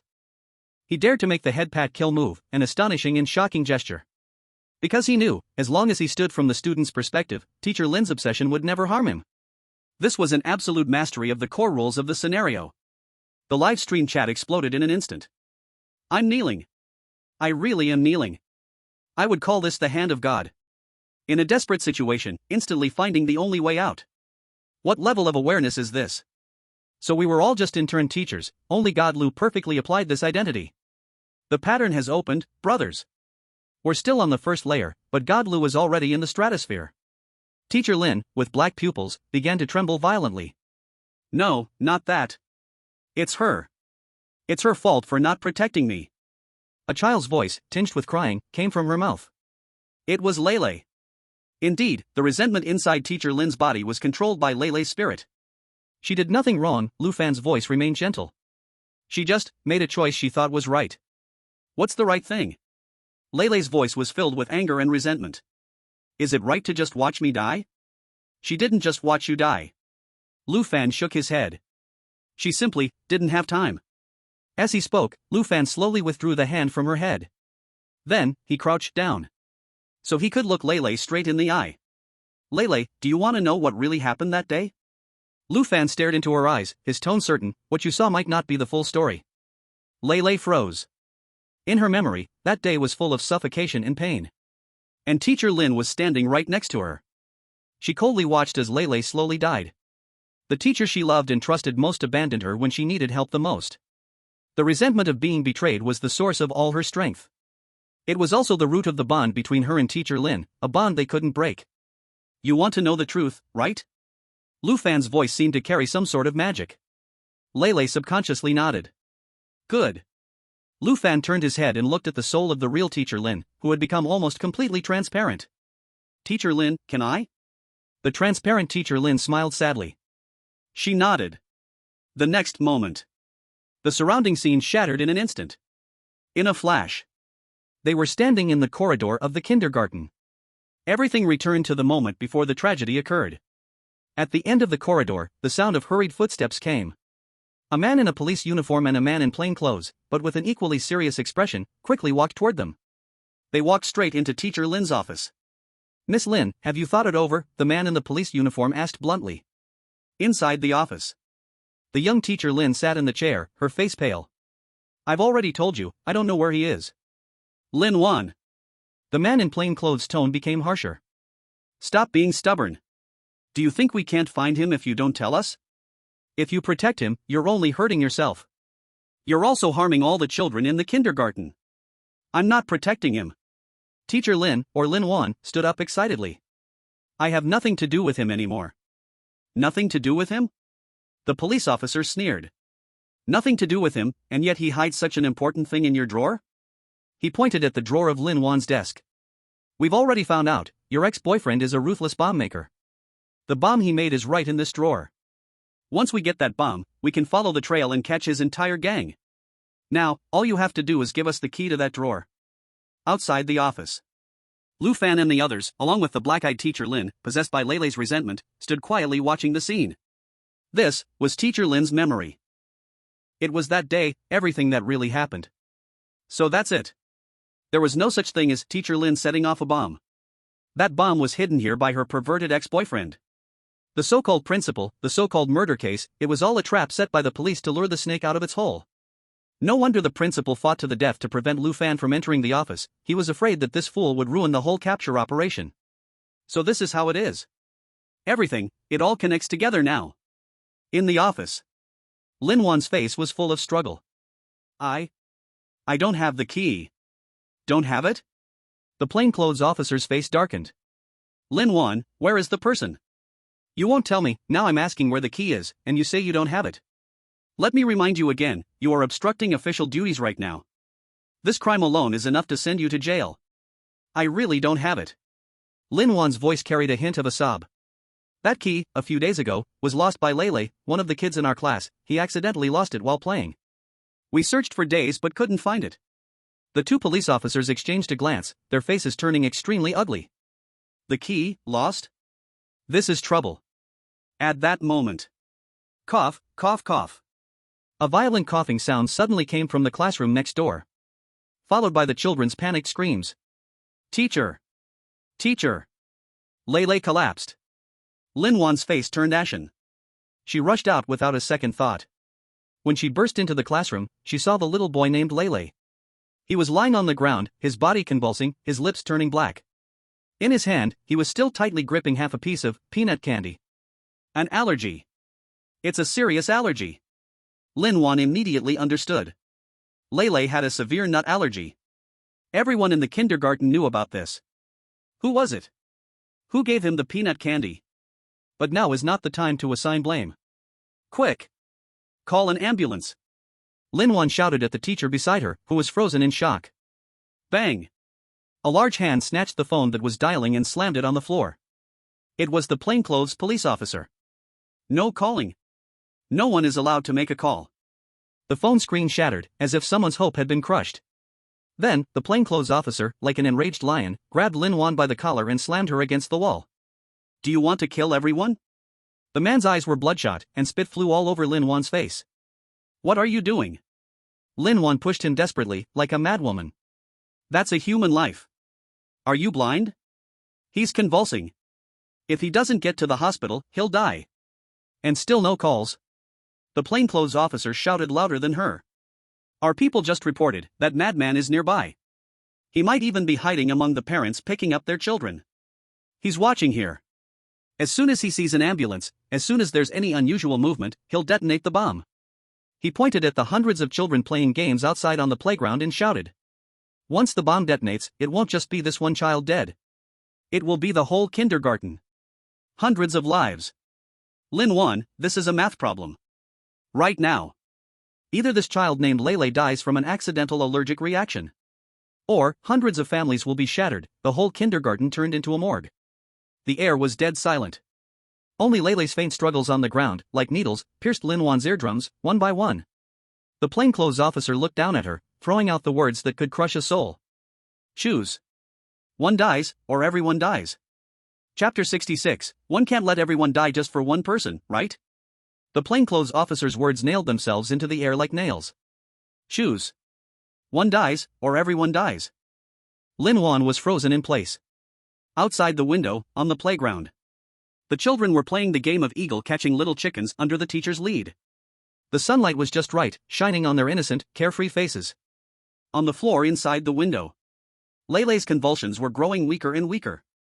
His face was blue and purple. His lips turned into a terrifying black. He was still so small. When he came in the morning, he was still holding his hand, saying he liked Teacher Lin the most.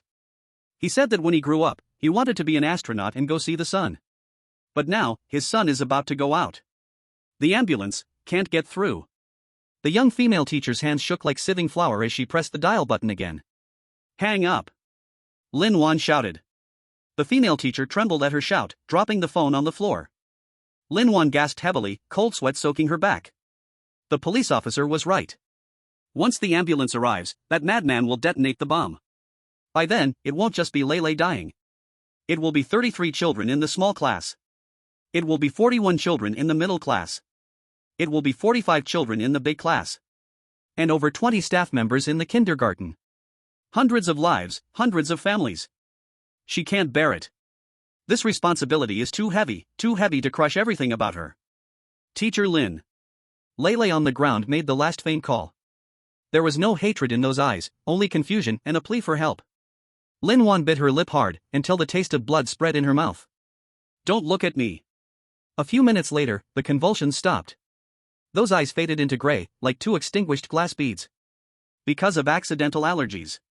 Because she didn't call an ambulance. Because, for the sake of hundreds of people, she killed one person. It's over. The plainclothes officer coldly stepped forward, covering the body with a white cloth, hiding the eyes that refused to close. The movement was as skilled as handling a piece of trash. The scene shattered, reality returned.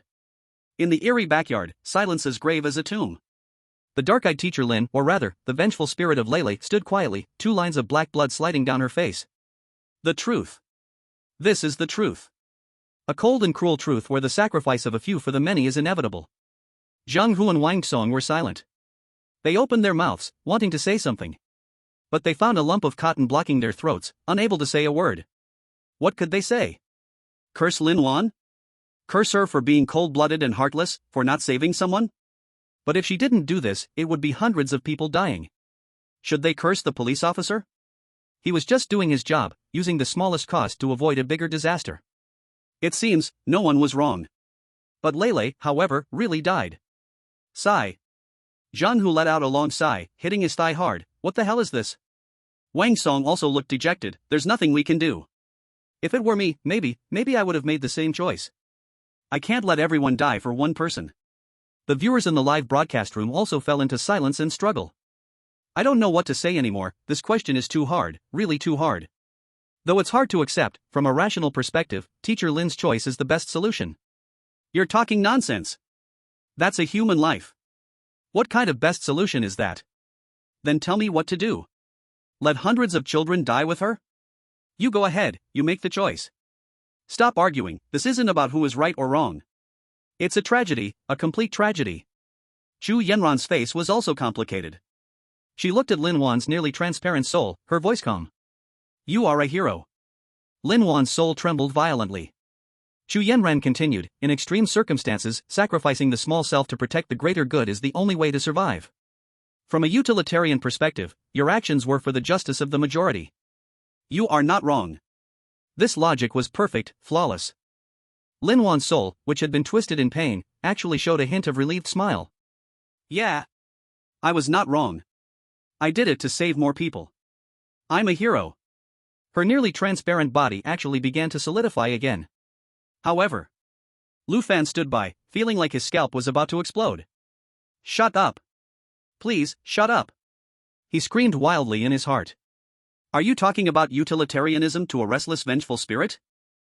Do you want to talk about math probability? You're not trying to mediate, you're lighting a dynamite barrel. Can't you see the face of that black-eyed little ghost next to you is already twisted? Lu Fan wanted to rush over and cover Chu Yanran's mouth, but his legs were too weak to take a step. To others, he still looked expressionless, his eyes deep as if he silently agreed with Chu Yanran's analysis. Even Chu Yanran herself thought. This is going well, even God Lu hasn't disagreed. The next second. Hero? Ha ha ha. Hero? A piercing child's voice erupted from her mouth, shaking everyone's eardrums with a loud buzz. You all say she is not wrong. You all say she is a hero. Then what about me, who she abandoned? What about me, who she watched die with her own eyes? Do I just deserve to die? Boom! A terrifying black shockwave exploded, centered around her. Zhang Hu and Wang Song were thrown out like kites with broken strings, slamming heavily against the wall. Puff! Zhang Hu spat out a mouthful of old blood. The whole kindergarten began to collapse. The ground cracked open into an abyss, and a giant, blood-dripping single eye appeared in the sky. Since she is righteous. Lele's voice turned into hundreds of overlapping screams, shaking people's souls. It's over. The negotiation is completely broken. Chu Yanran's face turned pale, forced back by the shockwave, her eyes filled with disbelief. Her logic was obviously correct. Why did this happen? It's over, it's really over. The intensity of this resentment is probably enough to blow up the whole instance. Chu Yanran's well-intentioned act has backfired. Arguing philosophy with a vengeful spirit, isn't that asking for death? Seer. Think of something quick. Why hasn't the seer moved? Has he been scared stupid too? It's over, we've lost our last hope. Everyone's gaze instinctively shifted back to that man who had not said a word from beginning to end. Lu Fan. Chapter 67, you people, all of you have problems with your brains. Rewind. We must rewind quickly. This time, we must die faster, I can't suffer anymore. He began to seriously think about which way to die would be most efficient. Just as he was preparing to rush towards the abyss, to make a leap of faith, the already solidified soul of Lin Wan suddenly floated in front of him. Her face wore a sickly smile. Sir, thank you. She bowed slightly to Lu Fan. Thank you for affirming my choice. It let me know that I was not wrong. Lu Fan was about to say, I didn't affirm you, but the words got stuck in his throat. He looked at Lin Wan, then looked at the completely rampaging black-eyed teacher Lin over there. An uncontrollable flame of anger suddenly surged from his heart. Damn it! What the hell, hero? What the hell, optimal solution? A child has died. A living child, just like that, gone. You people, not only do you feel no guilt, you're all here patting yourselves on the back, playing with logic and dialectics? Are you sick? Lu Fan couldn't take it anymore, but he didn't speak. He just shook his head. This single motion left everyone at the scene frozen. The self-satisfied Lin Wan froze. Even the black-eyed teacher Lin, about to destroy the world, stopped moving. In his pitch-black eyes, a trace of confusion appeared. Even Chu Yenran, on the verge of despair, looked up. Mr. Lu, what does this mean? Lu? Mr. Lu? Chu Yenran asked hesitantly, do you think I'm wrong? Lu Fan didn't answer her. He just stared hard at Lin Wan's soul and shook his head again. That look was full of disdain. Yes, disdain. As if looking at some unreasonable trash. The smile on Lin Wan's face froze. Sir? You? What do you mean? She started to panic. Did I make a mistake? But I did it to save more people. Lu Fan finally spoke. His voice wasn't loud, but it struck everyone's hearts like a heavy hammer. You people, you. There's something wrong with your brain. One sentence, and it was earth-shattering. The entire chaotic world fell silent. Chu Yenran's brain buzzed with a loud sound, leaving her mind blank. Her brain is wrong? Mr. Lu. He included me in his insult too? She had just finished her so-called pragmatic analysis, which she believed was flawless in logic. And then, just like that, Lu Fan completely rejected it with a single sentence, your brain is messed up. Why? Why is this happening? Could it be that my analysis was wrong from the very beginning? The live stream audience exploded. What's going on? The prophet is doing this? Even insulting Chu Yenran? No way, no way. I just thought Chu Yenran made a solid point, but the prophet flipped the table? It's over, I can't understand anymore, my CPU is already fried. Lu God's actions have completely exceeded my understanding. Is it possible that Lu God is just simply going crazy? The person above, your account is gone. Dare to question Lu God? Didn't you see his contemptuous expression? That means we're all wrong, including Chu Yenran. We are on the first level, but Lu God is on the atmosphere layer. Zhang Hu and Wang Song were also utterly confused. They thought Chu Yenran's point made sense. How did it turn into a brain problem when it came to Brother Lu? Lu? Brother Lu. Zhang Hu scratched his head, did we say something wrong? Lu Fan didn't answer him. His gaze, like two sharp knives, sliced through Lin Wan's soul, then through Chu Yenran's face. Then, his sharp gaze turned to everyone. One person dies, or do all of you die? Lu Fan's lips curled into a mocking smile. Sounds like a tough choice, huh? He looked at Lin Wan and asked seriously. Lin Wan instinctively nodded, but her eyes were filled with panic. Yes. Chu Yenran spoke up, trying to defend herself. This is the classic trolley problem. In an emergency situation, choosing to save the majority is rational. Rational? Lu Fan sounded like he had just heard the biggest joke in the world. You call this a choice problem? He suddenly raised his voice, filled with uncontrollable rage. A child is dying because of a severe allergic reaction. There's a phone right next to him, and a road outside, an ambulance can be there in minutes. To save him, you just need to make one call. Does this need a choice? This isn't even a choice problem. Lu Fan took a step forward, glaring at Lin Wan's ghostly face. This is a murder scene. And you, Mr. Lin. You're not some damn hero, you're just a cowardly accomplice who watched your student get murdered without even daring to make a call. A coward. An accomplice. Coward. Accomplice. These two words were like two loud slaps, harshly striking Lin Wan's soul. Her body, which had just solidified a little, instantly became transparent again. No. No. She frantically waved her hands. I wasn't. I didn't. I was trying to save more people. Save more people? Lu Fan sneered, this excuse, can you fool yourself?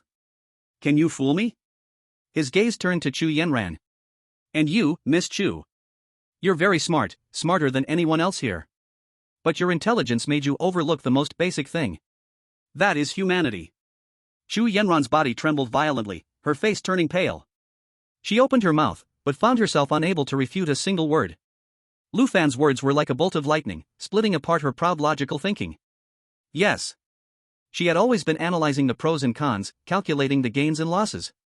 But she forgot, the one who was sacrificed was also a living child with a name. His name was Lele. He loved the sun so much, but he would never see tomorrow's sun again.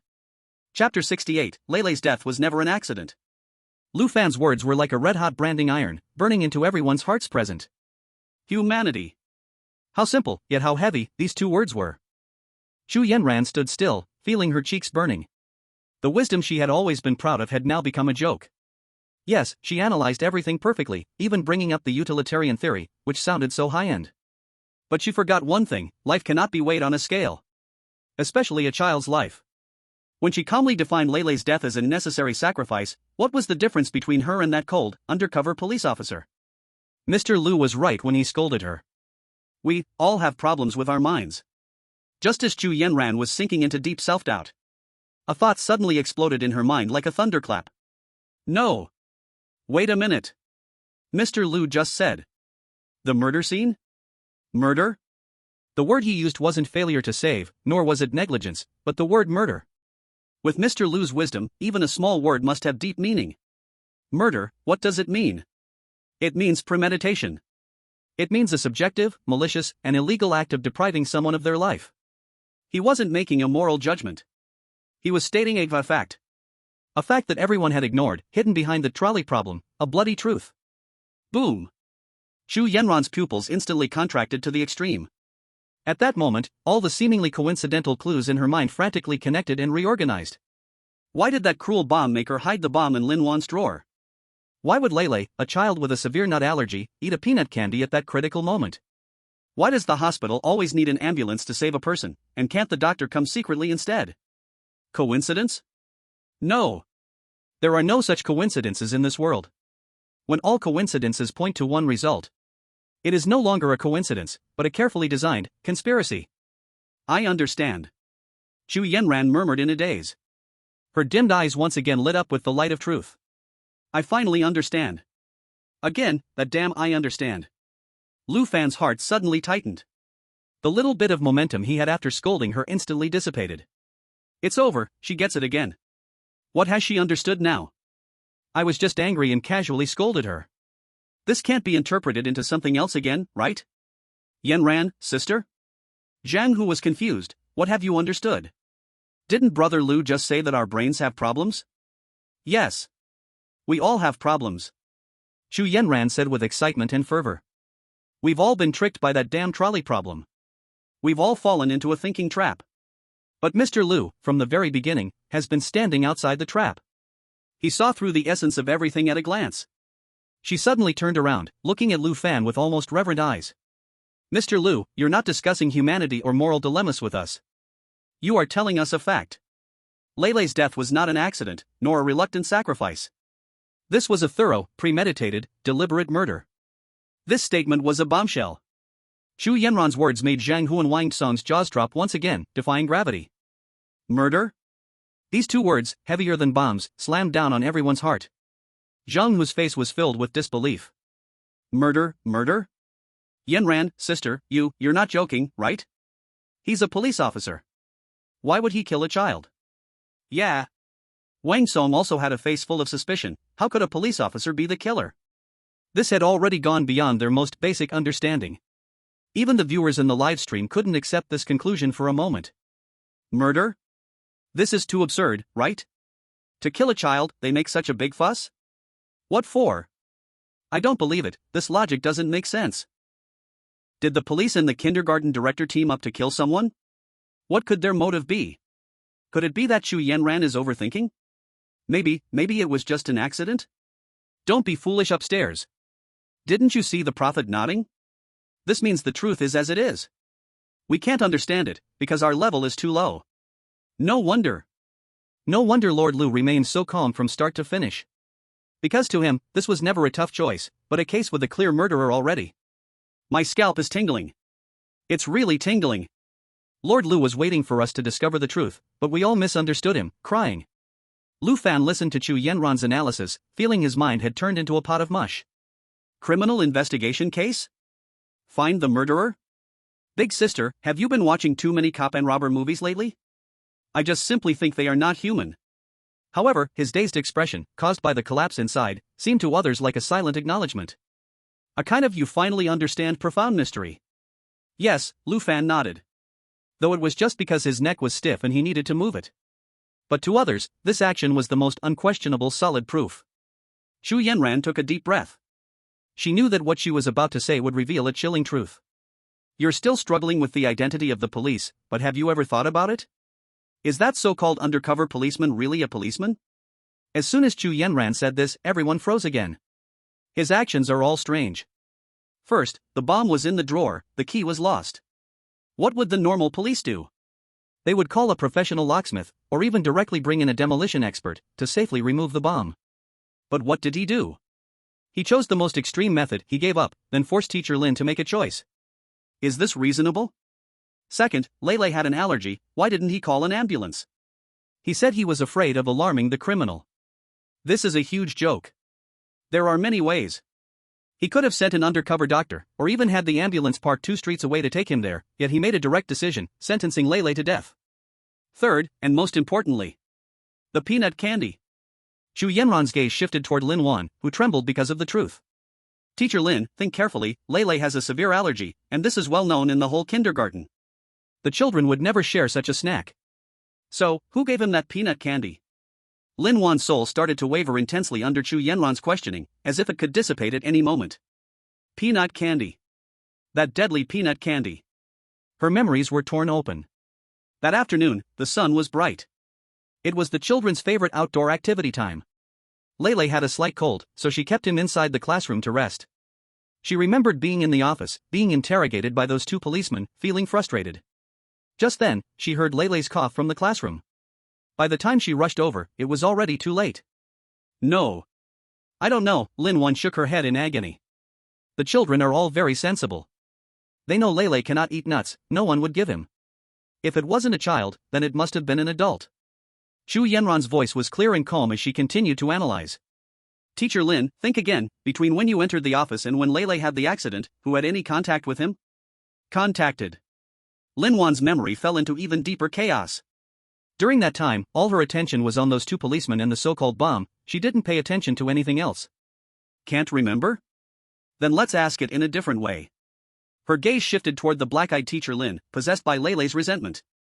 At this moment, she had also stopped raging. Or perhaps, he too wanted to know the truth.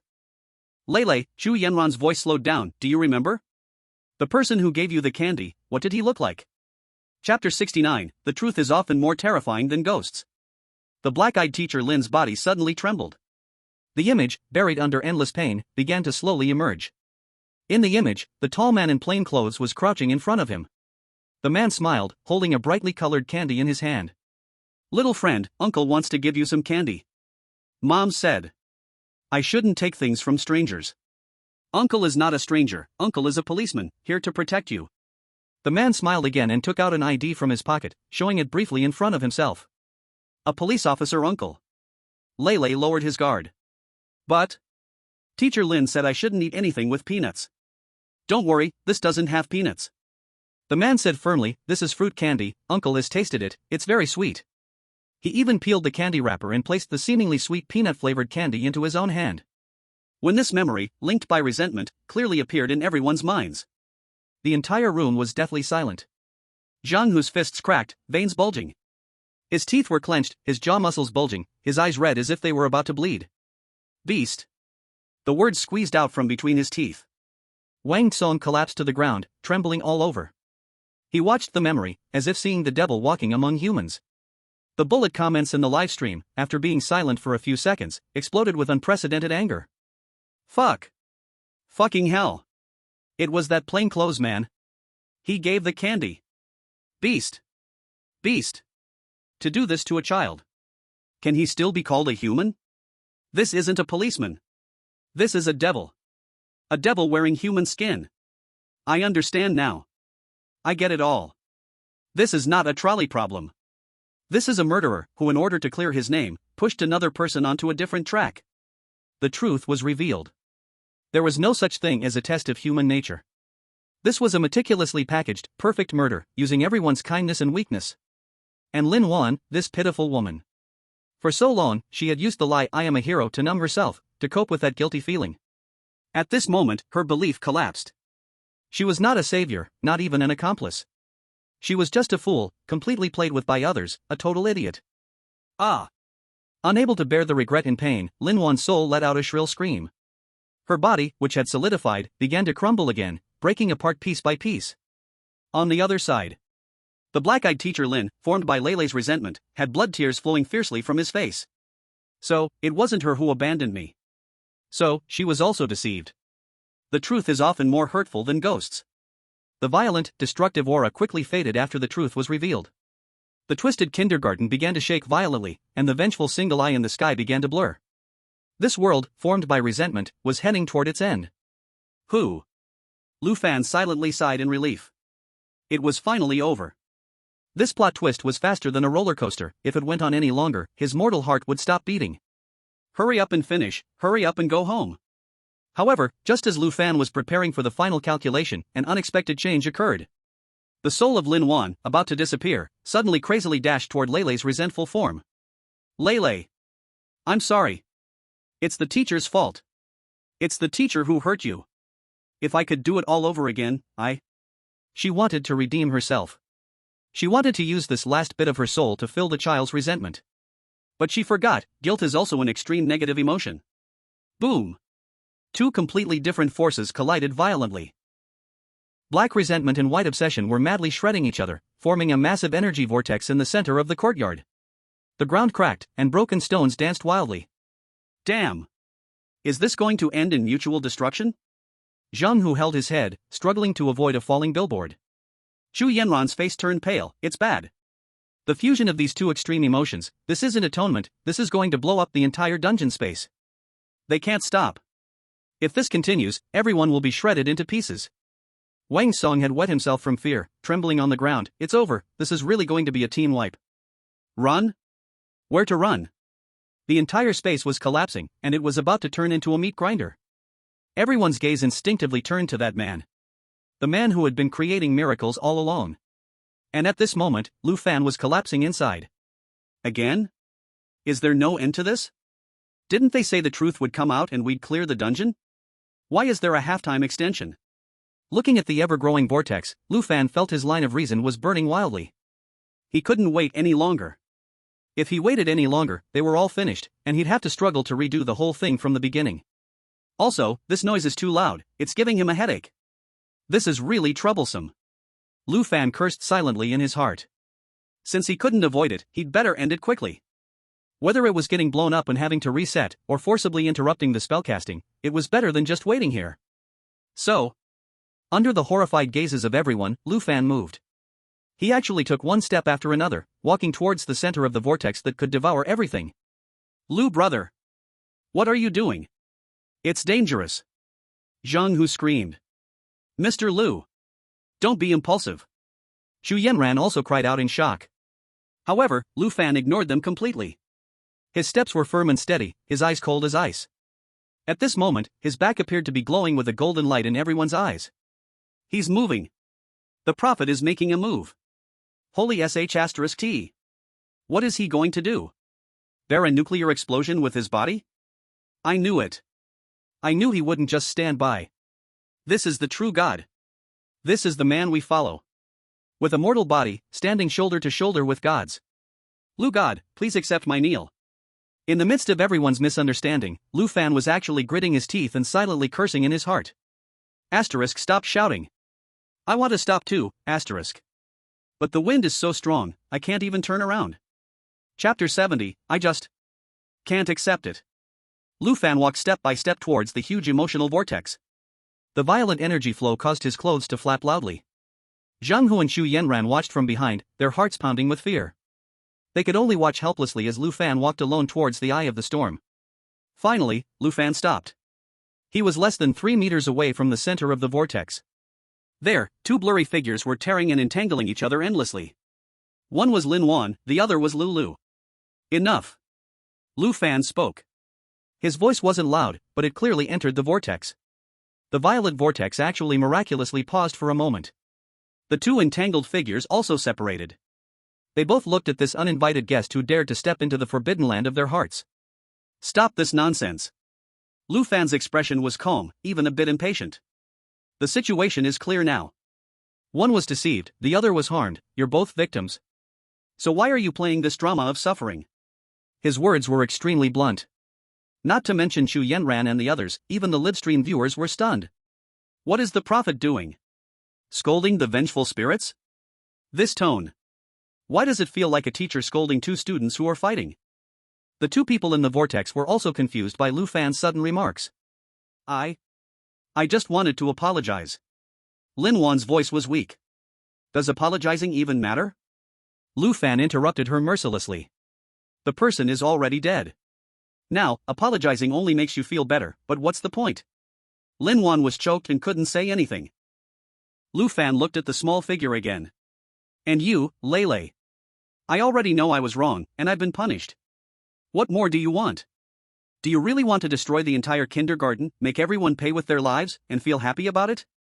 Lele's vengeful spirit, the little boy with black eyes, pouted and actually cried out loud. I don't want to.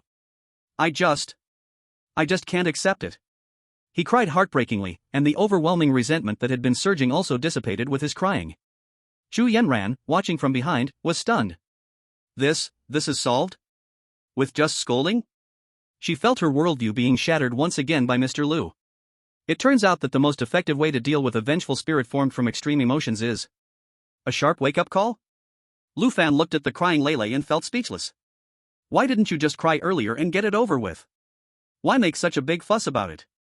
He sighed and walked up to the little boy, crouching down. He extended his hand and spread it out in front of Lele. Stop crying. Lu Fan said with a stern face, since you know you were wrong, then hand it over. Lele sniffled and looked at Lu Fan in confusion. What thing? Lu Fan's heart skipped a beat. No way? No reward? After all that, did I do it for nothing? That. Lu Fan gestured. The thing you think is the most important, you understand?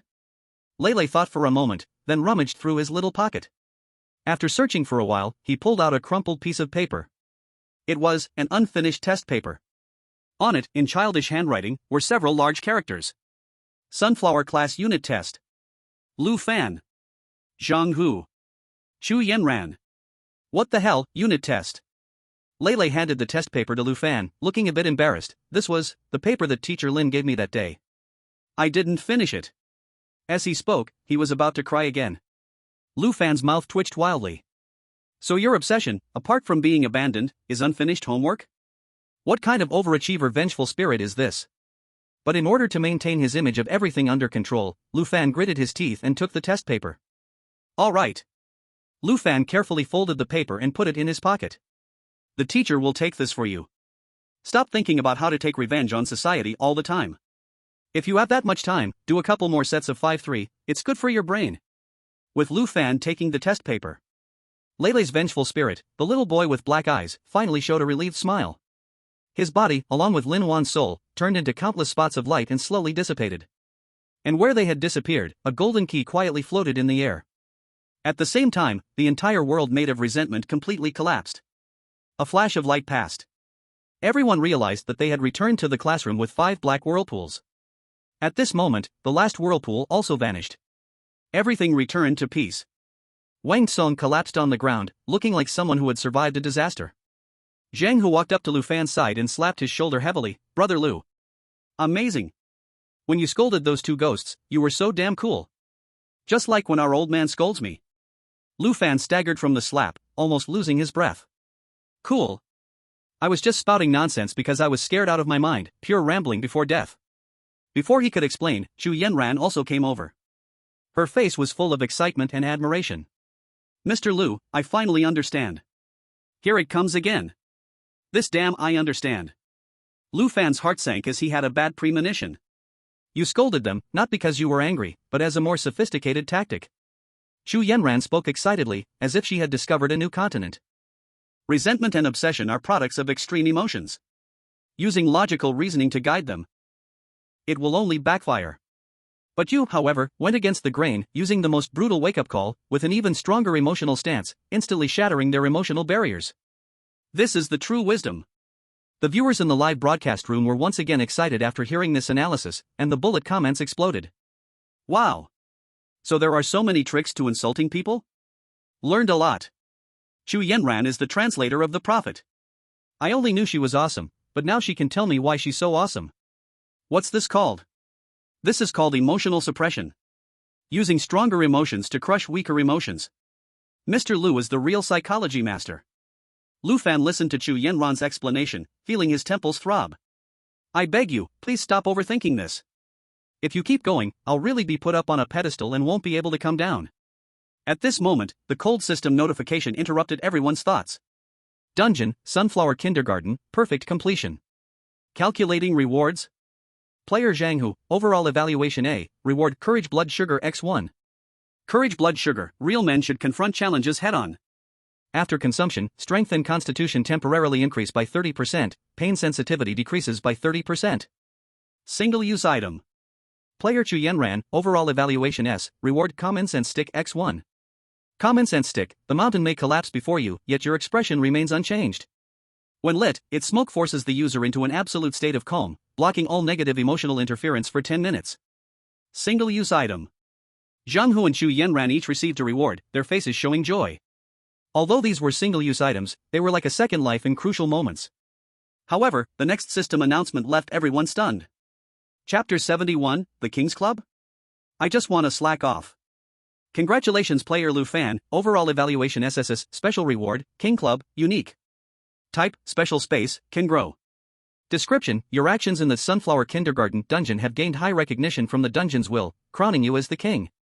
You will receive an exclusive private space as your club. Initial features. 1. Member invitation, you can invite other players to join your club. Member limit, 1/4. Note, club members have a high chance of entering the same dungeon in subsequent instances. A series of system messages flooded Lu Fan's mind. King? Me? Lu Fan pointed at his own nose, looking completely absurd. Is the game messing up? I just want to be a useless piece of trash, not a king. King. King's Club? Zhang Hu's voice changed in excitement. Lu Gu. You've been officially recognized by the game. You're the king. Chu Yenran's gaze became even more passionate. Mr. Lu, look, a high chance of entering dungeons together. This means you'll be able to form a completely yours, unbreakable team. This is the most crucial part. In the endgame, the most terrifying thing isn't monsters, but human hearts. Players fighting alone are always just a scattered bunch. But once you have a fixed team, your combat power will grow exponentially. Zhang Hu and Chu Yenran looked at each other, both seeing their undisguised desire in the other's eyes. They stared eagerly at Lu Fan, like two golden retrievers waiting for their owner to feed them. The meaning was clear, boss, please take us in. Please carry us. Lu Fan looked at these two and felt his scalp tingle. Invite them? What a joke. One is a reckless brute, the other is a delusion maker. If I take them in, how am I ever going to live a peaceful life? He wanted to immediately cut ties with these two. But then he thought, if he didn't invite them, what if the next dungeon matched him with even worse teammates? At least these two. Although they're not all there, they wouldn't stab me in the back. And that high chance description is pretty tempting. Being alone, it's too easy to die. With them here, at least when running away, there will be more targets to draw fire. Thinking of this, Lu Fan's heart wavered. A fierce battle between reason and emotion. In the end, he still darkened his face, and in the club invitation list, he added the names of Chu Yenran and Zhang Hu. Ding. Player Chu Yenran has joined King's Club. Ding. Player Zhang Hu has joined King's Club. The two instantly received system notifications, their faces lit up with joy. Thank you, Mr. Lu. Lu Gu. From now on, you're my real brother. Lu Fan looked at the two extra names in the club member list inside. One spot left. His gaze landed on Wang Song, who was still trembling in the corner. Wang Song, although timid, was quite obedient and hadn't caused much trouble along the way. And, adding another person meant another cannon fodder. Ah no, it meant more power. That. Wang Song, would you like to also? Before Lu Fan could finish his sentence, Wang Song suddenly jumped up like a cat whose tail had been stepped on, shaking his head violently like a rattledrum. No no no. I'm not worthy. What great ability do I have to join your club, Lord Lu? As he spoke, he frantically waved his hands and backed away, his face full of panic. What kind of joke was this? He knew his own worth. Following this group of immortals, he didn't even have the qualification to be cannon fodder. He'd be a burden. If he slowed them down, he wouldn't even know how he died. Lu Fan. Well, the cannon fodder plan has failed before it even began. Detecting player has completed settlement, about to return to player space. A white light flashed, swallowing everything. The light faded, and the solid ground beneath his feet returned. Lu Fan was back in the familiar pure white room. Player space. Before he could catch his breath, a series of system notification sounds, like death orders, began to bombard him. Ding. The ladder ranking has undergone drastic changes, please check. Ding. Your achievements have sparked heated discussion on the player forum, currently ranked first in popularity. Ding! Your King's Club has become a special focus, with 999 plus applicants. Lu Fan's eyelids twitched wildly, and in a panic, he opened the global player forum. What he saw were blood-red hot and explosive tags. The pinned post's title was simple, blunt, and filled with visual impact. Breaking a new record. Prophet Lu Fan perfectly cleared the Sunflower Kindergarten, ladder ranking skyrockets to the 60th step. 60th step? Lu Fan almost threw the system panel in shock. He quickly switched to the ladder ranking. Sure enough, the lonely name that had been hanging on the 52nd step. At this moment, it had soared to an even more despairing height. The 60th step. The golden Lu Fan 2 characters, like a sun, overlooked all the small stars below. The comments section below the post had completely exploded. I'm fucking stunned. What does the 60th step even mean? The previous record was the 45th step, and he broke the ceiling twice by himself? To all the haters who said Lucian was just lucky, where's your face now? Come out and walk a few steps. Shut up. The most important question right now is, what the hell is the King's Club? The system announcement mentioned it as the only reward. Listen to the name, it's dripping with dominance. You're too out of touch. Inside info, King's Club can invite members, fix team up. In the future, Lucian will have his own personal guard. What the hell? Is this true? Does that mean that if I can join Lucian's club, I can walk through dungeons like it's nothing? Lucian. Look at me. I've been a fan for 10 years. Please give me a spot on your squad. Panic. Endless panic instantly engulfed Lu Fan. He just wanted to stay low-key. But this damn game had to push him into the spotlight, roasting him on a spit. Now, the whole world knew how awesome Lu Fan was. In the future, when entering dungeons, wouldn't people just stare at him like he was a rare animal? If anyone is not convinced and wants to spar a little, what else can he do, except perform an on-the-spot death scene? The more Lu Fan thought about it, the more scared he became, his hands and feet cold. He shakily clicked on the club member list, looking at the two glowing names of Chu Yenran and Zhang Hu, feeling slightly comforted in his heart. At least, there are two targets to draw the fire. Just then, Zhang Hu's voice message popped up again. Brother Lu. Damn. Level 60. You did it again. I knew you were the best. Ha ha ha ha. Enough talk, I gotta rush to the forum and argue with those bastards. Whoever dares to question you, I'll smash his dog head. Then came Chu Yenran's text message. Mr. Lu, congratulations. Every move you make is reshaping our understanding of this game. The title of king is well deserved by you. Please take a good rest, and wait for the next journey. Lu Fan looked at these two messages, wanting to cry but having no tears. You guys don't understand a thing. I was forced into this situation, almost couldn't make it back. He turned off all the messages, threw himself heavily on the bed, and covered his head with the quilt. He didn't want to do anything now, just wanted to sleep. If he fell asleep, he wouldn't have to face this crazy world anymore. He didn't know how much time passed, but Lu Fan was awakened by a violent shaking. The entire pure white player space seemed to turn into a washing machine drum. Forced teleportation countdown, 3, 2, 1. Welcome to the Endgame. Current instance, harmonious neighborhood apartment. Number of players, 10. Mission objective, survive in the apartment for 7 days and earn the model resident honor. Note, this apartment strives to provide all residents with the most harmonious and peaceful living environment. Please be sure to follow the resident code of conduct. Any actions that disrupt neighborhood harmony will be severely punished. The cold notification sound ended, and the feeling of spinning also disappeared. Lu Fan opened his eyes and found himself standing in a dimly lit corridor. The air was filled with the musty scent of old dust and a faint smell of spoiled food. Brother Lu. You're awake. Zhang Hu's big face leaned in, his face full of joy. Chu Yenran was also standing by, nodding at him, as calm as always. Lu Fan felt a little relieved. Luckily, the club's function is real, and these two meat shields came along. Before he could even feel grateful, he sensed several unfriendly gazes. Besides the three of them, there were 7 other players in the corridor. These 7 players had different expressions, but most of their attention was vaguely focused on Lu Fan. One of them, a tall and thin guy in a floral shirt, immediately smiled widely when he saw Lu Fan wake up. You must be the legendary god Lu, right? I've heard so much about you, My name is Akan. From now on, if you need anything, just say the word. God Lu, nice to meet you. Big boss, please, I need a trinket slot. Immediately, 2 or 3 people followed suit, their faces full of flattery. Hugging the big leg. It's human nature. However, where there are people flattering, there are also those who step on others. A sarcastic voice came from the other side of the crowd. Ha, what era are we in, and there are still people who believe in this kind of inflated god? Everyone looked towards the source of the voice. It was a man wearing gold-rimmed glasses. He had a scholarly air, like a university professor, but the arrogance between his brows ruined that scholarly aura. Zhou. Ranked 40th in the ladder rankings, even among regular players, he was considered a god that required looking up to. Joey pushed up his glasses, his eyes scanning Lu Fan from top to bottom. But his look seemed like he was evaluating a product. Level 60? Do you really think you earned that ranking from 2 trash instances? How much of it is real? You know it in your heart, don't you? His voice wasn't loud, but it was clear enough to reach everyone's ears. I admit, maybe you have a little bit of cleverness, or you had some luck and got some special item. But the final game relies on true skill and brains, not on hype and flattery. As soon as the words left his mouth, the 2 players next to him immediately understood.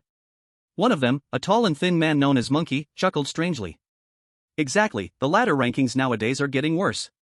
Any random cat or dog can make it up there. The other, a fierce-looking bald man, was even more direct, spitting towards Lu Fan's direction. A silver-plated spearhead looks good but useless. This blatant provocation immediately dropped the atmosphere to freezing point. The 10 players present silently split into 3 small groups. Lu Fan, Chu Yanran, and Zhang, who were undoubtedly the core. Zhou and his 2 lackeys were the open challengers. The remaining 4 smart ones chose to stand far away, watching from the sidelines. They didn't want to offend the powerful Zhou, who was at level 40, nor did they want to provoke the legendary prophet Lu Fan. They were all seasoned veterans, having fought through many battles.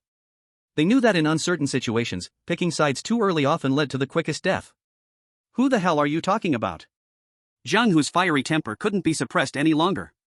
He clenched his fist, as big as a sandpot, the joints cracking with a crack sound, ready to step forward. The intense killing intent made the atmosphere even more tense. Zhang Hu. Just as the confrontation was about to explode, Lu Fan spoke calmly. He wasn't trying to act cool, he was really scared. This damn place was filled with strange vibes. What if the first rule of the tenant rules was no fighting? If Zhang Hu punched now, wouldn't the 3 of them be wiped out instantly? That would be a total loss. Oh. Zhang Hu withdrew his fist but still shot Joey a vicious glare. Joey pushed up his gold-rimmed glasses, a hint of calculation flashing behind the lenses. He wanted to provoke this brute, force them into action, and use them to test the death rules of this dungeon. He didn't expect Lu Fan to stop him. Interesting, seems like he's not just a pure fool. Zhouyi's mouth curled into a mocking smile. So what if he saw through it? He didn't even have the guts to fight. In the end, he was just a coward hiding behind brutes and women. Chu Yanran frowned slightly, lowering her voice. This guy has a problem. He's deliberately trying to provoke us, to test our bottom line, or to make us make a mistake first. Lu Fan bitterly smiled in his heart. Of course I know he's got a problem. But what can I do? My only trump card is to die and restart. Can I tell him that? If I say it, I'll end up being grabbed by the slit-mouthed woman for a local Ascension performance. The livestream supporters and doubters formed 2 completely different storms of comments. What kind of scum is Joey? A mere level 40, daring to bark in front of Lu God? Truly courting death. The person above knows nothing. Joey is a well-known intellectual player in the circle, leading teams through several puzzle dungeons. What he said is not wrong. Lu God's 2 dungeons, the Midnight Hotel and Kindergarten, you can tell from their names that they're not that valuable. Stop talking nonsense. Lu God's wisdom is something mere mortals cannot comprehend. While you're still calculating in the first layer, Lu God is already on the 5th layer overlooking everyone. Didn't you see how he stopped Zhang Hu? That's unshakable like a mountain, that's the aura of a great general. Enough with the big general aura talk. I see nothing but a silver-plated spearhead, too scared to even retort when someone points their finger at him, just a pure coward. Wasted the 60th rank. Lu Fan ignored all the external disputes, his mind focused on only one thought. Find the rules, figure out how to die in this dungeon. No, how to play. Survive. As long as he could live, being cursed out didn't matter. His gaze began to sweep across the hallway. The peeling walls, the flickering sound-activated lights, and the long-accumulated dirt on the floor. Finally. His gaze was fixed on the wall at the deepest part of the hallway. There hung something that looked like a bulletin board. Found it. He immediately stepped forward, heading straight towards that direction. His movement was so natural. It was as if he had ignored Joey's provocation from the very beginning, with a clear goal, unperturbed. This stance, when seen by Chu Yanran, took on a whole new interpretation. In the face of provocation, he disregarded it. In the face of conflict, he ignored it. Because in Mr. Lu's eyes, from the start to the end, there was only one goal: completing the level. This is absolute confidence. The weak are the ones who need to use words and anger to prove themselves. But the truly strong only need to use the final result to silence all doubters. Joey looked at Lu Fan's back, slightly stunned. Then, he snorted softly. Pretentious. But he still led his group to follow. The other players, seeing this, also started to move. No matter the faction, the most important thing right now was to figure out the rules of this dungeon. The crowd quickly gathered in front of the bulletin board. It was a dark red wooden board covered in thick dust. On it were large crooked letters written in a dark red paint that seemed to have already solidified. The color looked almost like blood. When they saw the content on it, almost everyone gasped sharply. Chapter 73, Joey's analysis is amazing. Harmonious Neighborhood Apartment Tenant Code of Conduct. 1. Please maintain absolute silence. Any noise above 40 decibels caused by you may disturb your dear neighbors. They do not like being disturbed. 2. After 10 p.m., please refrain from walking casually in the apartment. If you must go out, make sure to tiptoe. The administrator's sleep is light, waking him up will have consequences. 3. Please do not refuse any kind requests from neighbors. A harmonious neighborhood relationship requires mutual assistance. 4. It is strictly forbidden to keep any pets in the apartment, especially those that bark or meow. If you hear the sound of a dog barking or a cat meowing at night, immediately block your ears and pretend you didn't hear anything. 5. Household trash must be placed at your doorstep precisely at midnight. The administrator will collect it. Be sure not to be late or have the trash bags torn. 6. If you see a little girl dragging a broken doll around the corner of the hallway, make sure to give her a piece of candy. If you don't have candy, give her your most precious possession. 7. The apartment walls are very thin, and the soundproofing is terrible. So, please take care of your ears and do not eavesdrop. Some secrets, once known, can be deadly. 8. Do not easily trust anyone, including yourself. Because sometimes, the reflection of yourself in the mirror may be the true you. The rules went on and on, listing more than 10 items in total. Every line carried an eerie undertone. The hallway fell into a dead silence. What the hell is this? 40 decibels? Can a person even do that? If I sneeze or fart, it's probably louder than that. The tall, skinny guy named Monkey was the first to lose his composure. Someone next to him, pale-faced, joined in, and the 8th rule: what does it mean not to trust yourself? Could this dungeon brainwash us? Or, is something evil mixed in with us? The most ridiculous is Rule 6. Most precious possession? If I don't have candy, am I supposed to give my life? The crowd erupted in chaos, and panic spread quickly through the group. This type of rule-based dungeon was the most insidious and malicious. It wouldn't give you a chance for direct confrontation, only using seemingly harmless rules to weave an invisible death net. One wrong step, and there would be no trace left. Ha! A cold laugh broke the noise of the crowd. Joey crossed his arms over his chest. He pushed up the golden-framed glasses on his nose, the lenses reflecting a faint glow. A bunch of idiots. Such an obvious trap, and you're all scared like this? The moment he spoke, he became the center of attention in the room. Rule-based dungeons are all about information gaps and logical games. These rules may seem contradictory, but in fact, they all point to one core idea: disguise and deception.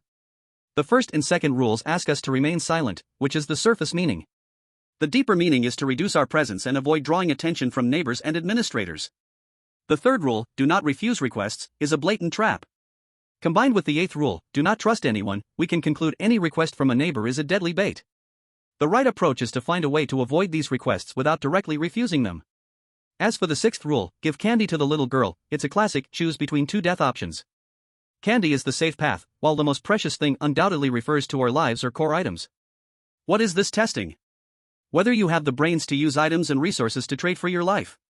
His analysis was logical and convincing, clear in its reasoning. It immediately gave a sense of security to the players who were still nervous, and their eyes toward Joey changed. Respect, even admiration. Even Zhang, who furrowed his brows tightly. He had to admit, despite Joey's foul mouth, the guy did have brains. The livestream's bullet screen was buzzing again after Joey's brilliant analysis. Wow! The big shot is a big shot. This analytical ability is amazing. Hearing you speak is better than reading 10 years of books. I never realized the rules could be interpreted like this. I was foolishly thinking that just following the rules was enough. Joey is amazing. His logic is so clear. With him, this dungeon is definitely stable. Ha, a bunch of backseat drivers.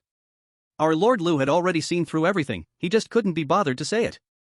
Exactly. Real strong people do, not talk. Just wait, Lord Lou will definitely have more astonishing moves later. Joey really enjoyed the reactions of admiration from everyone. He glanced at the silent Lou Fan, his disdain even greater.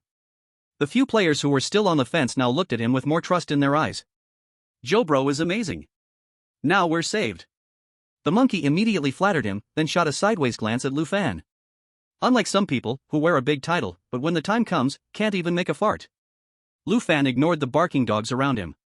He stared at the bulletin board, his brows furrowing slightly. His full attention was drawn to a few words on the rules. He focused on the third rule, and something about it fell off. If it was just a simple deception, why not just write request directly? And the eighth rule, not even trusting myself?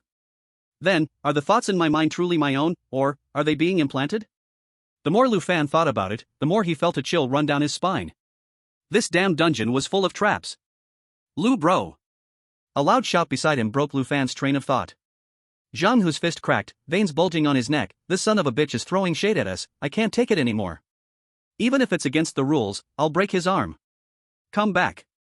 Before Lou Fan could speak, a slender hand firmly pressed down on Zhang, whose thick forearm. Are you crazy? Mr. Lou hasn't moved, why are you so anxious? I just can't stand it. Look at that little bastard, his nostrils are almost touching the sky. Zhang, whose eyes were spitting fire. Chu Yanran ignored him, staring at Lou Fan's silent back. 1 second, 2 seconds. Lou Fan still said nothing, not even turning to argue. Why? With Mr. Lu's intellect, it was impossible for him not to see the flaws in Zhou Yi's reasoning. Since he saw it, why didn't he slap him in the face? Unless. Chu Yanran's heart suddenly contracted. She understood. She lowered her voice, her tone filled with excitement. Mr. Lu, he's fishing. Huh? Fishing? Zhang, who froze, his usual brute strength suddenly fading away. Where's the fish in this godforsaken place? The fish is right across. Chu Yanran slightly raised her chin, pointing towards the crowd surrounding Joey. Isn't that already it? Her eyes were full of fervor as she stared at Lu Fan's back, as if gazing at a god. Mr. Lu doesn't argue, it's not because he has no words, it's because he's using a knife to kill people. Zhang, whose eyes widened like a bull's. What do you mean? Since the rules are unclear, someone has to make a mistake, right? Instead of us risking it, why don't we let that self-righteous fool Joey test the waters? Chu Yanran's lips curled into a cruel smile. If he's right, we'll follow. If he's wrong, they'll be the ones dying. Mr. Lu is using Joey's life to pave the way for us. Zhang, who inhaled sharply, his scalp tingling. Too dark. Too dirty. But damn, that's impressive. Is this the world of the big shots? Without lifting a finger, just using silence to control your opponent? Just now, I thought Lu Fan was wronged. But now it seems that Zhou Yi and his people are probably nothing more than corpses in Lu Ji's eyes. Lu Ge, Zhang, who swallowed. His gaze towards Lu Fan instantly filled with awe. Not far away. Zhou Yi was basking in the flattery of the crowd when he suddenly felt a chill run down his spine. He turned around, just in time to meet the eyes of the trio in the corner. Lu Fan had his back to him, silent as ever. But the looks in Zhang Hu and Chu Yanran's eyes, they were off. It wasn't anger, nor jealousy. It was the look of seeing a fool, a dead person, even with a hint of caring for a mentally disabled person. Playing tricks. Joey snorted coldly, his anger only burning hotter. At that moment, from the darkness, a figure slowly appeared. It was a hunchbacked silhouette wearing an old, worn security uniform, with no facial features, only a smooth patch of skin. It was the manager. In his hand, a string of rusty keys clinked together with a ding-dong sound. In the dead silence of the hallway, it was especially ear-piercing. He spoke in an inhuman, sandpaper-like voice, slowly opening his mouth. New tenants? Come. Pick up your room keys. The temperature in the hallway dropped sharply, the chill intensifying. Zhou Yi, however, simply adjusted his collar and stepped forward. He placed himself right at the front of the group. Hello, Mr. Manager. His tone was calm, carrying an air of superiority, as if looking down on the world. We are the new tenants, here to check in. The manager's smooth face showed no reaction. A hand, resembling a bird's claw, reached out, holding a decayed wooden tray. Inside the tray, several keys were stained with dark brown grime. Apartment rooms are limited. The manager had no mouth, yet his voice squeezed out forcibly. 10 tenants, free to group as you wish. 3 tenants maximum per room. Once you take the key, no refunds. The brief rules made the players behind shiver with fear. Choosing the wrong room was like choosing your own grave. No one dared step forward to test their luck. Ha! Joey sneered. He strode confidently to the tray. His gaze quickly scanned the room numbers, his brain calculating at lightning speed. 2 seconds. In just 2 seconds. His finger picked up a key from the tray, raised it high, showing off his superior intelligence to the crowd. The key tag was marked 302. First floor, near the main door and the end of the corridor. This is a high-risk buffer zone, a place every unknown neighbor will pass through. Living there is like sleeping in the middle of a highway, pure suicide. As for the top floor. Joey's voice echoed in the silent hallway, filled with a preacher-like confidence. In case of fire or being trapped by monsters, it's a dead end with no way out. The rooftop may have a door, but betting your life on an uncertain rooftop door. Stupid to the extreme. So, the best survival spot is always the middle of the third floor. You can attack when needed, defend when necessary, and the view is clear, allowing you to instantly spot any movements upstairs or downstairs. And the position of 302 is even more crucial. It's located right in the middle of the third floor, offering a wide view of the movements below. At the same time, it is far from the staircase's blind spot, so it won't be easily noticed by people coming up or down. This is the only optimal solution derived from probability theory and behavioral psychology. The long speech ended. The originally uncertain players immediately exploded. The two lackeys behind Joey quickly began to flatter him. Brother Joe is brilliant. The monkey yelled with a sharp voice, fawning. The bald man pointed his chin at the silent Lufan on the other side, snorting heavily through his nostrils, full of contempt. The remaining 4 casual players seemed to wake up from a dream at this moment. Damn! Grab it! Someone shouted, and the remaining casual players rushed like mad towards the tray. Don't push me! Get out of my way! This one's mine! Shoving, cursing, a few of them almost came to blows in front of the administrator over the key. Zhang Hu stamped his feet anxiously, his muscles tight with tension. He turned to look at Lu Fan, Brother Lu. Should we go too? I'll grab you a key for the second floor.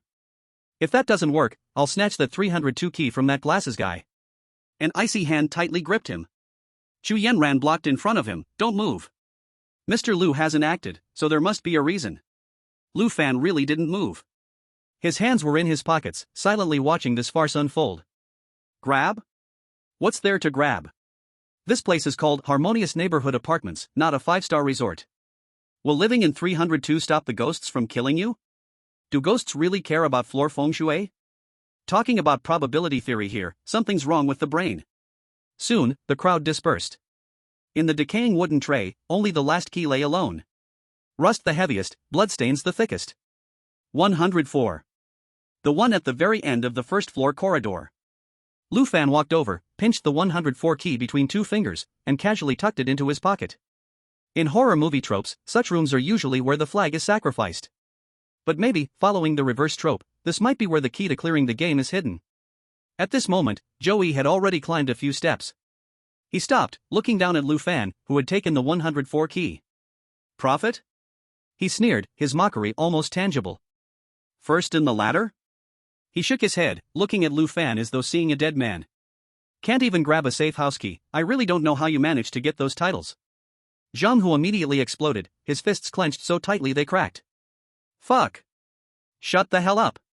He pointed at the back of Joey's head, roaring, Is our brother Lu someone you can belittle? Believe it or not, I'll tear your mouth apart right now. The air around them seemed to crackle with tension as he was about to charge up the stairs. Chu Yenran once again grabbed him tightly. Think, Zhang Hu. What are you stopping me for? This bastard is too arrogant. Zhang Hu's cheeks puffed with rage. Think, Zhang Hu. Think about what room that is. 104, so what? Zhang Hu was still too angry to think clearly. What's the homophone for 104? Zhang Hu froze for a moment. Want to die?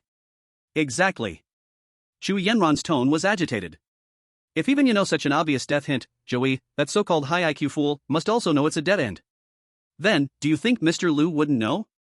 Zhang Hu was completely stumped. But he still took it.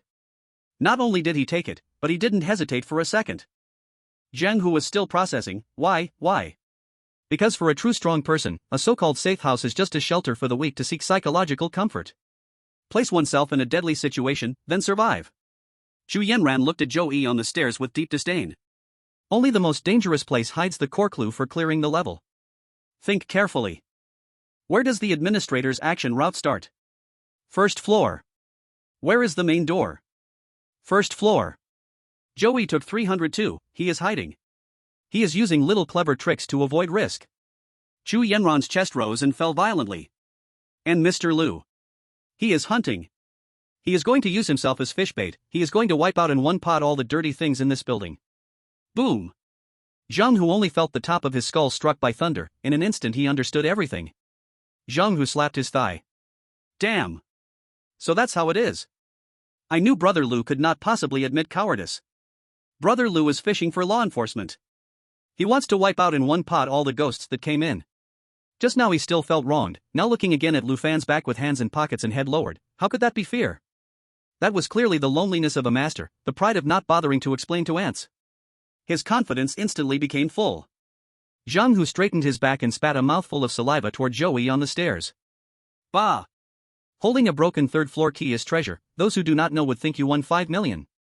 Zhang Hu pulled his loud voice and roared. Four Eyes Kid, since you think your set of dogs hit theory is invincible under heaven. Do you dare to make a bet with me? Zhou Yi's face sank down. Bet what? Bet who can walk out upright tomorrow morning. Zhang Hu grinned, showing a mouthful of white teeth. According to your set of dogs hit theory, if we live in 104 we will surely die, right? Fine. If tomorrow we are alive and kicking. When you see our brother Liu, you must immediately bend your waist, bow a big bow, and call him Grandpa. Do you dare? Joey kept a cold face. Betting with dead people is indeed unlucky, but also quite interesting. He adjusted his cuff. Fine. But I fear tomorrow you will not even have the life to fulfill the bet. At that time, I will personally go to 104 to collect your corpses. After throwing down this sentence, Joey took that group of followers and went upstairs without looking back. On the steps were full of dusty footprints, all the way leading to the 302 room he believed absolutely safe. On the first floor corridor only Lu Fan and the other two remained. Chu Yenran looked at Lu Fan's back, madness in her eyes. Zhang Hu beside him grinned with a cold smile, his fists clenched making cracking sounds. And behind the two people, at the boundary of shadow, Lu Fan had his hands in his pockets, cold sweat had already soaked the bottom of the pockets. Fishing? What damn fish am I fishing? Who the hell has nothing better to do and uses his own life to fish ghosts? I just want to be a transparent person and endure these 7 days. What on earth are you all imagining? Lu Fan felt bitter in his heart like he swallowed 2 gene of Coptus. But this silent and wordless look, in the eyes of the live broadcast audience, was another scene. The bullet comments instantly exploded, densely covering the screen. Damn! It's burning! It still has to be brother whose hot temper that feels right. Zhou Yi, this fool is still pretending there? Really think God Lu is a soft persimmon? This is the gap of pattern. Zhou Yi is still calculating how to survive, God Lu directly chose the fiercest room. What is this called? This is called walking toward death to be born. Sitting and waiting for tomorrow morning Zhou Yi's face to be swollen from slaps.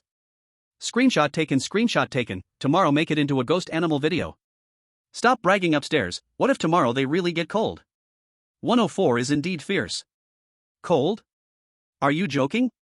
If God Lu gets cold, I will live stream upside down diarrhea. The whole internet is witness. Under the different gazes of everyone, Lu Fan and the other two braced their scalps and walked toward the deepest part of the first floor corridor. At the end of the flickering light, was a broken wooden door marked 104. The doorboard was full of scratch marks, like it had been clawed by some wild beast. Lu Fan's trembling hand inserted the key into the keyhole. With a click sound, the door opened, a wave of mold smell mixed with rotten meat smell rushed to the face. Lu Fan almost vomited on the spot. Inside the room there was only an old sofa with exposed springs, and a single bed with only wooden boards left. Even the empty ground to place a foot was pitifully little. Yellowed newspapers pasted filled the walls. From the gaps of the newspapers seeped large patches of dried dark red bloodstains. It made people hard not to suspect, this place was exactly a slaughterhouse. Seeing this environment comparable to a crime scene, Lu Fan's last bit of unrealistic hope shattered into pieces. He curled up into the corner. As long as he stayed invisible enough, he could survive the next 7 days in peace. This action, in Zhang Hu's eyes, had a different interpretation. Brother Liu is starting to rest his eyes. He's adjusting himself, preparing for the tough battle tonight. Zhang Hu whispered, his voice filled with awe. Chu Yenran nodded, silently acknowledging, and didn't disturb Lu Fan. She swiftly pulled out a folding tactical knife from her boots and scanned the room with sharp eyes. Zhang, check all the door seams and window edges to see if there are any signs of being sealed or broken. Understood. The two quickly entered a combat-ready state, working seamlessly together. The old-fashioned clock on the wall ticked monotonously. Time passed in the dead silence. Midnight was approaching. Outside the apartment, sounds began to stir. The faint footsteps, accompanied by the dragging sound of some heavy, wet object across the floor. Slap. Slap. The sound moved slowly across the floor tiles on the first floor. With each sound, the clock's hands shifted a notch. The air grew cold and sticky. Lu Fan gritted his teeth, forcing himself not to make a sound. The footsteps circled outside, growing nearer. Finally, they stopped at the door of apartment 104. Chapter 76, Welcome to the Death Rewind. The hallway light outside seemed to completely go out at this moment. Darkness seeped in through the crack under the door. Time froze at 11:45 p.m. The second hand and the number 9 overlapped. Tick. Tick. Tick. 3 distinct knocks on the door, regular and methodical. The sound wasn't loud, but it struck directly at everyone's nerves. Lu Fan's breath slowed, terrified of making even the slightest noise. Zhang Hu's muscles tensed, his gaze locked on the thin door panel. Outside, there was a brief silence for 3 seconds. Then a sinister female voice crept through the crack in the door. New neighbors. I made some hot, delicious midnight snacks, specially brought over, to let you try. The voice was muffled and wet. It carried a heavy nasal tone, as though her mouth was full of thick, old phlegm. New neighbors. I made some hot, delicious midnight snacks, specially brought over to let you try. That voice, muffled and wet. Midnight snacks? Lu Fan's scalp instantly went numb. His mind immediately flashed to the third rule of the building's code. Do not refuse any kind requests from neighbors. But in the game of extinction, in this ghostly apartment, could midnight snacks delivered in the middle of the night possibly be anything good? This was no midnight snack, this was clearly a death warrant. Eat or not eat? Open the door, or not open the door? Refusing would violate the rules.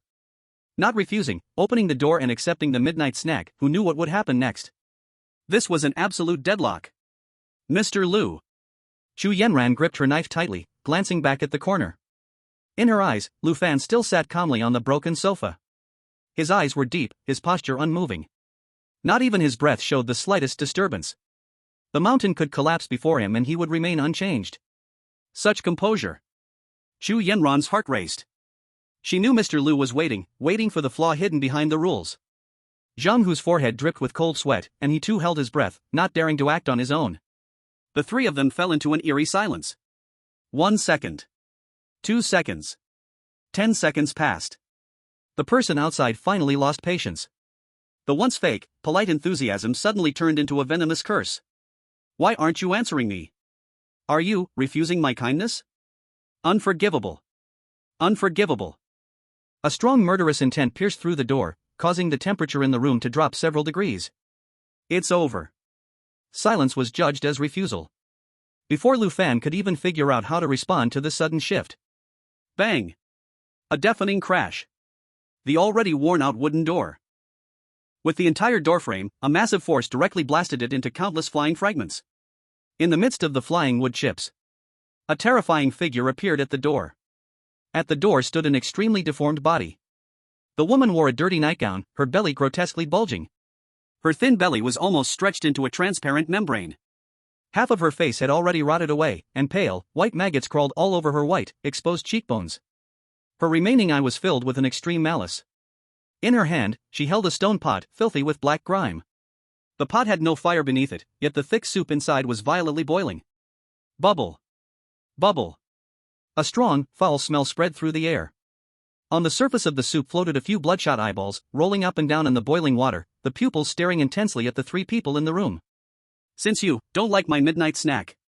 The female ghost cracked her mouth wide, extending to her earlobe, revealing black strands of flesh hanging from her gums. Then I'll use your flesh to make a new pot. She let out a howl that was not human, and with the boiling eyeball soup in hand, she violently stepped into the room. Standing closest to the door, Lu Fan was the first target. He didn't even have the thought to dodge before the terrifying female ghost had already reached him. Crash! The scalding, foul-smelling eyeball soup poured down on him. Ah! The unimaginable burning pain instantly swept through every nerve of Lu Fan's body. His skin and flesh made sizzling sounds as they burned in the scalding, strange liquid. However, this was not the end. Before he could scream a second time, the female ghost's sharp, jet-black claws pierced through his chest. SSS. A chilling sensation. Lu Fan's gaze dropped. A dry, ghostly claw was clutching his broken internal organs, forcing its way out of his chest. He could even feel that the ghost's claw was impatiently stirring inside his chest cavity. The power, along with his life force, rapidly drained away, like the receding tide. Lu Fan opened his mouth but couldn't make a sound. His vision plunged into an endless abyss of darkness. Huff. Huff. Huff. Lu Fan suddenly opened his eyes, gasping for air. The terrifying phantom pain of his chest being forcibly hollowed out made him involuntarily hunch his body, pressing his hands tightly against his chest. His clothes were dry. There were no torn wounds, no warm blood. He lifted his eyes and looked at the old-fashioned clock on the wall. 11:35. There were still a full 10 minutes before the knocking sound came. The death rewind had taken effect. Looking at the two people still cautiously scanning their surroundings, completely unaware of the terror about to unfold, Lu Fan fell into deep despair. What nonsense disguise, what tactical reasoning. It was all that fool Joey talking nonsense. This is simply a deadly trap with no logic. Beside him, Chen Yanran, who was checking the window frame, stopped her movement and focused her gaze on Lu Fan. Since entering the house, Mr. Lu had been resting with his eyes closed. But just a moment ago, Mr. Lu's breathing had become slightly irregular, and a trace of pain flashed in his eyes, before quickly being suppressed. Chang Yanran was shocked in her heart. With Mr. Lu's composed demeanor, like a mountain collapsing before him, how could he show such an emotional reaction? Could it be? Chang Yanran's pupils contracted slightly, her brain racing. There is only one explanation. Mr. Lu had not been resting earlier, but instead, he had faced off with some terrifying presence in the apartment's spiritual realm. He must have used his perception ability to mentally simulate a brutal death scenario. Lu Fan had no idea that Chun Yanran had already crowned him as a king in her mind. All he had left in his mind was one thought. Survive. He must not accept that bowl of soup. And he absolutely cannot do nothing. Zhang Hu. Lu Fan's voice was dry because of the phantom pain he had just experienced. Quick! Move that couch over here and block the door. Use anything heavy, block the door completely. Zhang Hu did not hesitate. He rolled up his sleeves, his muscular arms bulging as he lifted the broken couch and slammed it against the door with a loud crash. Hey! Next, he took apart the only creaky single bed in the room and wedged the slats tightly between the couch and the wall. Chu Yanran looked at this sturdy defense, her eyes shining with admiration. Mr. Lu had given the command. This meant that his earlier calculations had paid off. He had predicted that something bad was going to violently break through the door. Time ticked by second by second. 11:45. Knock. Knock. Knock. At the exact moment, a dead silence was broken by knocking on the door. The new neighbors. I made some hot midnight snacks. A damp, sticky female voice slithered through the crack at the bottom of the door into his ears. Lu Fan stared intensely at the door. Silence equaled death. Then, there was no choice but to speak. Lu Fan cleared his throat and shouted at the door, "No need. We've already eaten." This sentence was incredibly loud in the dead silence of the room. He tried to avoid a rejection by saying this. "I've already eaten, so I don't need your late-night snack." This isn't rejecting your kindness, it's just that I can't eat anymore. This was the most perfect wording he could come up with in a short time. Theoretically, this should work. However, he never imagined that under extreme fear and tension. In an effort to make sure the ghost outside could hear, his shout went beyond a deadly threshold. Almost instantly after he shouted, the entire apartment seemed to tremble. Without warning, the ceiling above them cracked with a deafening sound. What's going on? Zhang Hu jumped, startled by the sudden change, and looked up. What he saw were countless pale, swollen arms, like those of drowned corpses. They were pouring out from the cracks in the ceiling and walls, madly reaching for them. The arms had only one target. Lu Fan. Ah! Lu Fan barely had time to let out a short scream before dozens of cold arms latched onto him. He struggled with all his might, but the strength of those arms was astonishing. Mr. Lu! Chu Yanran and Zhang Hu screamed, rushing to help. But it was too late. Countless pale arms dragged Lu Fan straight into the wall. A massive crushing force instantly enveloped his body. His bones creaked under the unbearable weight, his organs deformed as they were squeezed, and his eyeballs exploded from the immense pressure. In his last moment of consciousness, the first rule of the residence code flashed through his mind. Please ensure absolute silence. Any noise exceeding 40 decibels caused by you may disturb your dear neighbors. So, this was it. In the agony, Lu Fan lost consciousness again. Huff. Lu Fan opened his eyes once more. The pain from his crushed bones made his facial muscles twitch uncontrollably. Cold sweat dripped down his chin, landing on his pants. The clock on the wall read 11:35. A second time rewind. And this time, he died even more horribly than before. He glanced at the clock on the wall, it was 11:20. Another 10-minute cycle. Despair washed over him like a tide. Shouting at the door triggered the noise rule, death. Remaining silent was deemed a rejection, death. Both paths were blocked. Was it really only possible to open the door and drink the cursed soup?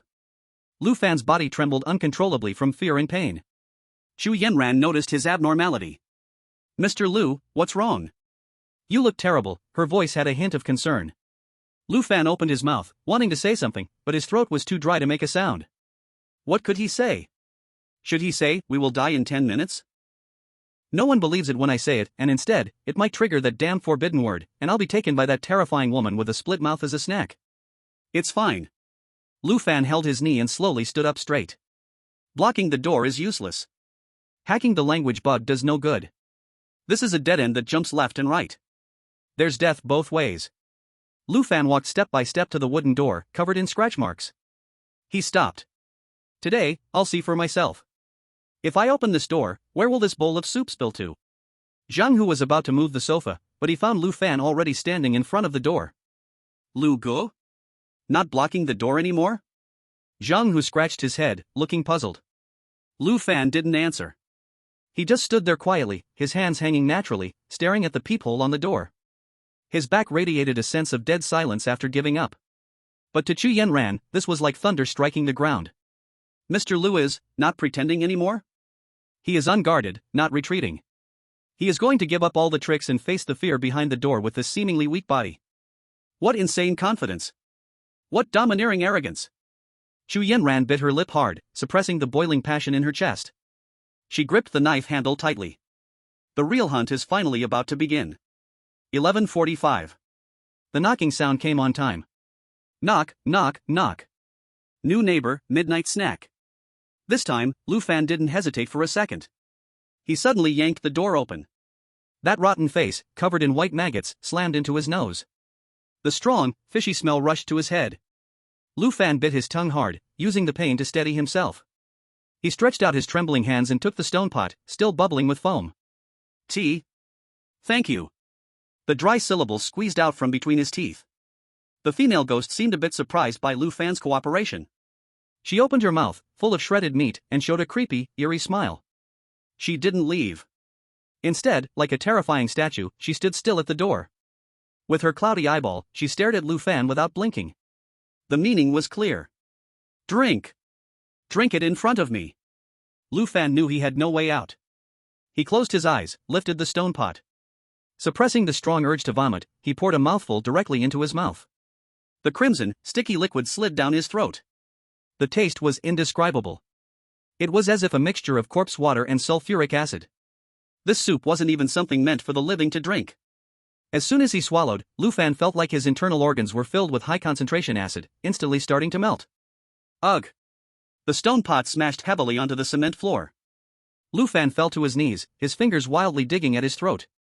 He even started bleeding from his 7 orifices. Blood plasma mixed with shattered organs poured out of his eyes, ears, and nose, splattering everywhere. Lu Gu! Mr. Lu! Zhang Hu and Chu Yenran screamed in horror. They drew their weapons and charged at the female ghost at the door without hesitation. I'll kill you, monster! Zhang Hu's fist, cutting through the air, smashed towards the female ghost's head. Chu Yenran's folding knife also turned into a cold gleam, stabbing at the female ghost's heart. However, their attacks seemed so weak in front of the terrifying female ghost. The female ghost didn't even dodge, letting Zhang Hu's punch and Chu Yenran's knife land on her body. Ding! Bang! A dull sound rang out. The female ghost didn't even sway. She grinned, casually swinging her hand. The sound of flesh tearing pierced their eardrums. Put! Zhang Hu's half-body was sent flying, crashing into the wall. Ah! Chu Yenran was grabbed by the female ghost by her arms, and they were torn off with a horrifying force. Blood and warm internal organs splattered across the yellowed wall. Lu Fan could only watch as his two teammates were cruelly slaughtered before him, unable to do anything. With deep guilt and the searing pain from his corroded organs. Darkness devoured everything. Who? He woke up again. Lu Fan looked up at the wall clock. 11:35. The fourth cycle. Attempting to communicate, searching for a loophole. The female ghost lost her patience and bit through his carotid artery. The fifth cycle. Create a loud noise to divert attention. A mountain of rotting flesh descended from the ceiling, crushing the three of them into a puddle of mud. The sixth cycle. Smash the window and jump out. The dead trees outside instantly came to life, and countless dry branches pierced his brain through his ear canal and nostrils. The 10th cycle. The 20th cycle. Dozens of terrifying and tragic ways of dying slowly sawed and reassembled Lu Fan's nerves. The extreme pain made his pain receptors go completely numb. He opened his eyes again. The second hand of the wall clock ticked. Chu Yenran gripped her tactical knife and stood by the window, but her peripheral vision was locked firmly on Lu Fan. Mr. Lu is not right. Since just now, Mr. Lu's eyes have become colder and colder. It was a look of absolute stillness, as if life and death meant nothing. He sat on the broken sofa, his chests rise and fall not disturbed even a little. The entire presence exuded a suffocating sense of pressure. The live-streaming comments began to change direction. Look at Lucian's eyes. I got goosebumps.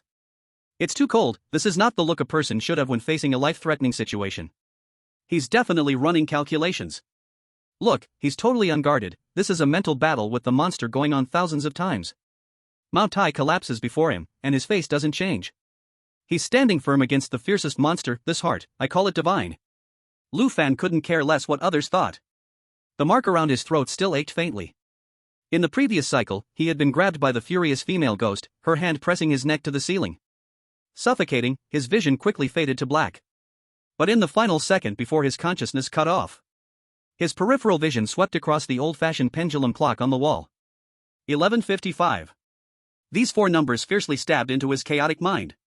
Lu Fan suddenly straightened his back. In the dead stillness of his pupils, a terrifying gleam erupted. The Resident Rules Section 5. Household waste must be placed exactly at the doorstep at 12 o'clock every night, not a second early or late. The breakthrough is here. Chapter 78, Thank you, neighbor, we'll accept the midnight snack. Household waste. 12 o'clock. Exactly on time. These seemingly unrelated words exploded in Lu Fan's mind. His thoughts completely cleared. This is not a dead-end situation at all.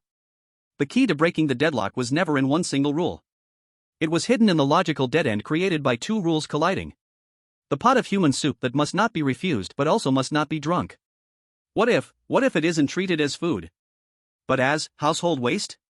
This thought ignited his long-despairing brain like a spark catching fire. Who? Lu Fan didn't know how many times this was, but he woke up suddenly. This time, his expression was no longer one of terror and despair. He just felt tired, extremely tired. He wiped the cold sweat off his forehead casually. Deep in his pupils lay the absolute numbness from dozens of brutal deaths. Numb from the pain. Now, even if the sky were to fall, he wouldn't even lift an eyebrow. This expression, seen by Chu Yenran, was a completely different scene. 1 second ago, Mr. Lu was still with his eyes closed, running mental simulations.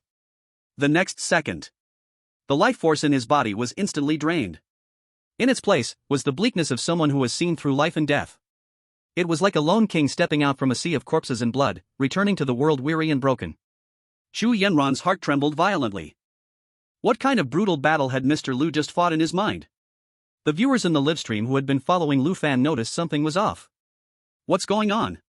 Lucian's appearance seems a bit off? Yeah, before, although he was calm, he still had some human warmth left. It feels like a moving corpse, the eyes are terrifying. You guys don't understand a thing. This is shedding mortal bones, revealing divinity. Can't you see? God Lu has enlightened. He must have found the key to break the situation. Enlightened? I think he's scared out of his mind. There's not much time left. Lu Fan spoke. His voice was hoarse, devoid of any emotional fluctuation.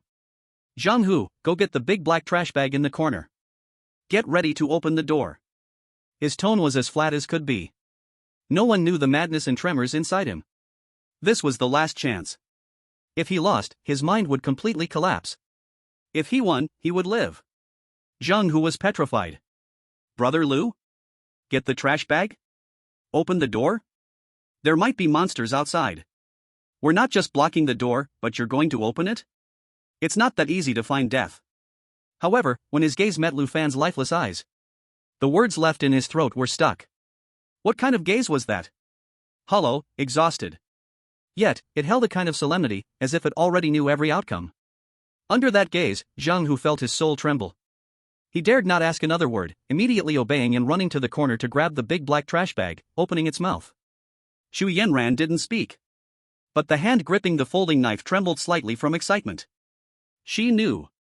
Mr. Lu's performance was about to begin. Behind this seemingly absurd act, there must be an earth-shattering trump card. She focused all her attention, unwilling to miss any detail that followed. 11:45 p.m. The hallway was filled with the muffled sound of knocking. Dong. Dong. Dong. New neighbor. Late night snack is ready. A damp, female voice slipped through the door crack. If it were the usual cycle, Lu Fan would definitely hesitate and be afraid. But this time, he didn't even pause for half a second. As soon as the first knock sounded, he took a step forward to the door. His movement was even faster than Zhang Hu and Xu Yanran's reactions. He had to open this door to hell before the female ghost could be judged as rejected for not getting a response. Ka-cha. Lu Fan yanked open the door. The female ghost's face, covered in white maggots, slammed right up, almost nose to nose. The stench of rotting flesh hit him full force. Lu Fan bit his tongue forcefully. The sharp pain suppressed the nausea rising in his stomach. He reached out, taking the stone pot from the female ghost's hands. "Thank you, neighbor, we'll accept the late-night snack." Lu Fan's tone was flat, without any ripple. Not even the muscles on his face twitched. In fact, his facial nerves had completely paralyzed, making it impossible to show any expression. The female ghost was stunned. She felt uncomfortable with this human's willingness to cooperate so easily. She stretched her mouth full of flesh strands, pulling out a horrifying grin. Then, she froze. Just standing there, rigid in the doorframe. Her murky, yellow eye glued to Lu Fan. Full of scrutiny, full of sickly expectation. The meaning was clear. Drink. Drink it in front of me. Lu Fan's heart dropped sharply. He glanced at the clock on the wall. 11:45 p.m. There were still 15 minutes left until the rule of throwing the trash at exactly midnight. Those 15 minutes. In normal times, they were just enough to watch 2 short videos. But now, they felt like an insurmountable chasm between life and death. If he threw this pot out now, it would violate the rule of throwing trash at midnight, and that would be certain death. He had no choice but to wait. Holding this pot of human organ soup. Staring eye to eye with the terrifying female ghost outside the door. Every passing second felt like dancing on the edge of a blade, an agonizing torment for Lu Fan's mind. Time passed, second by second. The air in the hallway grew thick. The female ghost's patience was rapidly wearing thin. Her rotten flesh began to peel off in chunks, hitting the back of Lu Fan's shoes. Dark red muscle fibers were completely exposed to the air. A strong murderous intent rose from her body. The atmosphere dropped to freezing point. Zhang Hu stood behind Lu Fan, gripping his fists tightly, cold sweat soaking his back. Xu Yanran clutched the folding knife in her hand, her heart hanging by a thread. She knew. Success or failure, it all depended on this one moment. "Why, won't you eat?" The ghost woman's voice became deep, filled with the anger of being neglected. "Is it because you don't like how I made it?" The killing intent was ready to explode. Chapter 79, Big Sister, I'm just dead more often. In the crucial moment. Just as the ghost woman was about to completely lose control and tear these 3 ungrateful neighbors to pieces, Lu Fan spoke up. "It's too hot." He stared at the yellowed eyeball. "I want to let it cool down a bit before tasting your craftsmanship." The ghost woman stopped. She tilted her head, the remaining cloudy eyeball rolling slightly. "Right. Freshly cooked soup is too hot, that's normal. Wanting to let it cool before drinking it is completely reasonable." This excuse was flawless. The ghost woman stepped back half a step, standing at the door, staring intently at the stone pot. This meant she was going to wait. Time passed, second by second. Lu Fan held the scalding hot stone pot, steady as an old dog. No one knew, his legs were actually shaking like a sieve. After dozens of death resets, his pain nerves had been burned out. Now, his facial muscles were stiff, and he couldn't make a terrified expression. But this look, in others' eyes. It was like a mountain collapsing in front of him, without a change in expression. It was an absolute cold demeanor that disregarded life and death, mocking ghosts and gods. Xu Yanran stared at Lu Fan's side face, calm like a deep well, her heart racing. So strong. Facing the vicious ghost, he used the most ordinary excuse to stubbornly block the inevitable death rule. The livestream chat exploded instantly. What the hell? Too hot. This actually works? Is this the legendary high-level game? Using social etiquette to exploit a ghost's bug? Look at Lou God's eyes. He doesn't take this ghost seriously at all, he's completely toying with her. Time passed, second by second. The stone pot was scorching hot, roasting Lu Fan's palm through the stone wall. He didn't even wrinkle his brow. In the silent room, the only sound was the ticking of the wall clock. Tick-tock. The ghost woman's patience wore thin, and the flesh on her face peeled off in chunks, hitting Lu Fan's brand new leather shoes with a slap. Lu Fan didn't even blink. He was waiting. It's now. The hour and minute hands of the clock perfectly overlapped at 12 o'clock. Lu Fan's lifeless pupils suddenly focused. He abruptly turned around and slammed the stone pot into Zhang Hu's already open black trash bag. Tie it tight. Zhang Hu reacted quickly. At the moment the stone pot entered the bag, he skillfully and firmly tied the bag's opening. Then, in front of the dumbfounded ghost woman outside the door, Lu Fan raised his leg and kicked violently. Bang! The black trash bag filled with neighborly goodwill flew in the air, landing right in the middle of the corridor. Resident Rules Article 5 triggered. Please place household trash precisely at your doorstep every night at 12 o'clock, without fail. Roar! The ghost woman completely broke down. Her hard work. Her goodwill. It was actually treated as trash. She went mad, rushing toward Lu Fan. But it was too late. In the deep darkness, heavy footsteps echoed right on time. The faceless administrator, like a precision recycling machine, stretched out its dry arm and grabbed the trash bag from the floor. The ghost woman's single, bloodshot eye widened, and she actually turned to charge at the administrator. That was her soup. Boom! The highest level of rule conflict erupted. The administrator struck back with a heavy blow, smashing the ghost woman halfway into the wall. Blood and flesh flew, bones shattered. Close the door. Lu Fan dropped those two words and slid down the wall to sit on the floor. Zhang Hu frantically shoved the broken door closed. He pushed the sofa tightly against the wall. The world fell silent. Lu Fan leaned against the wall, his back already soaked with sweat. He had won the bet. These short 15 minutes felt longer than dying a dozen times. Before he could catch his breath, two burning gazes pinned him to the wall. Chu Yanran yanked Zhang Hu over, her voice low but filled with intense fervor. Got it? Zhang Hu. Zhang Hu, still in a daze, shook his head. Room 104, at the end of the hallway, that's the first stop for the trash collection by the administrator. Chu Yanran's eyes gleamed, frighteningly bright. Mr. Lu, first take the soup, avoid the rejection of kindness dead end. Then say it's too hot, forcing another 15 minutes of life. Finally, at exactly 12 o'clock, turn the deadly soup into trash. This isn't escape. This is using a knife to kill someone. This is playing with two monsters at your fingertips. Zhang Hu's scalp tingled, and goosebumps rose all over his body, saluting involuntarily. He turned to look at Lu Fan, who was slumped on the ground, eyes closed, resting. That back, in this moment, appeared infinitely tall in his eyes. Thud. Zhang Hu's knees went weak, and he knelt on the spot. Lu Gu. He shouted hoarsely, his face red with excitement, amazing. Truly amazing. Compared to your series of tricks, that Joey is just a mentally disabled child playing with mud. At the corner of the wall. Lu Fan couldn't even be bothered to lift his eyelids. A series of tricks? Using a knife to kill someone? Big sister, big brother, can you stop imagining things? I just died a lot and wanted to go home for a hot meal. He was so tired he didn't even want to move a finger, maintaining his deep and mysterious posture, pretending to be dead. Meanwhile, in the room 302 on the second floor, with an excellent view, a piercing scream, sharp and horrible, suddenly erupted, muffled by a hand covering the mouth.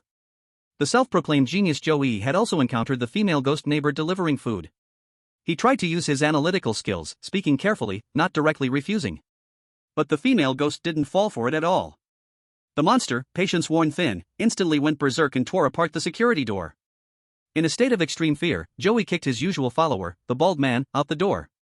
He sacrificed his teammate. Amid the sound of flesh tearing, the bald man was chewed and swallowed alive by the female ghost. Taking advantage of this moment, Joey retreated with another terrified teammate into the master bedroom. Click. The door lock clicked shut tightly. The monkey shrank into the corner of the bed, trembling like a sieve. He looked at Joey, who was panting on the floor, and at the captain, who had just been full of righteousness but had kicked out his brother to block the disaster. After the extreme fear, A deep resentment crawled into the monkey's eyes. The next morning, the first ray of light filtered through the hallway window. The door of room 302 cracked open slightly. Joey, clothes torn, covered in the bald man's dirty blood on his face and neck. With heavy dark circles under his eyes, he staggered down the stairs. He urgently needed to find new clues to break the deadlock. Following him were two players with faces ashen, like the living dead.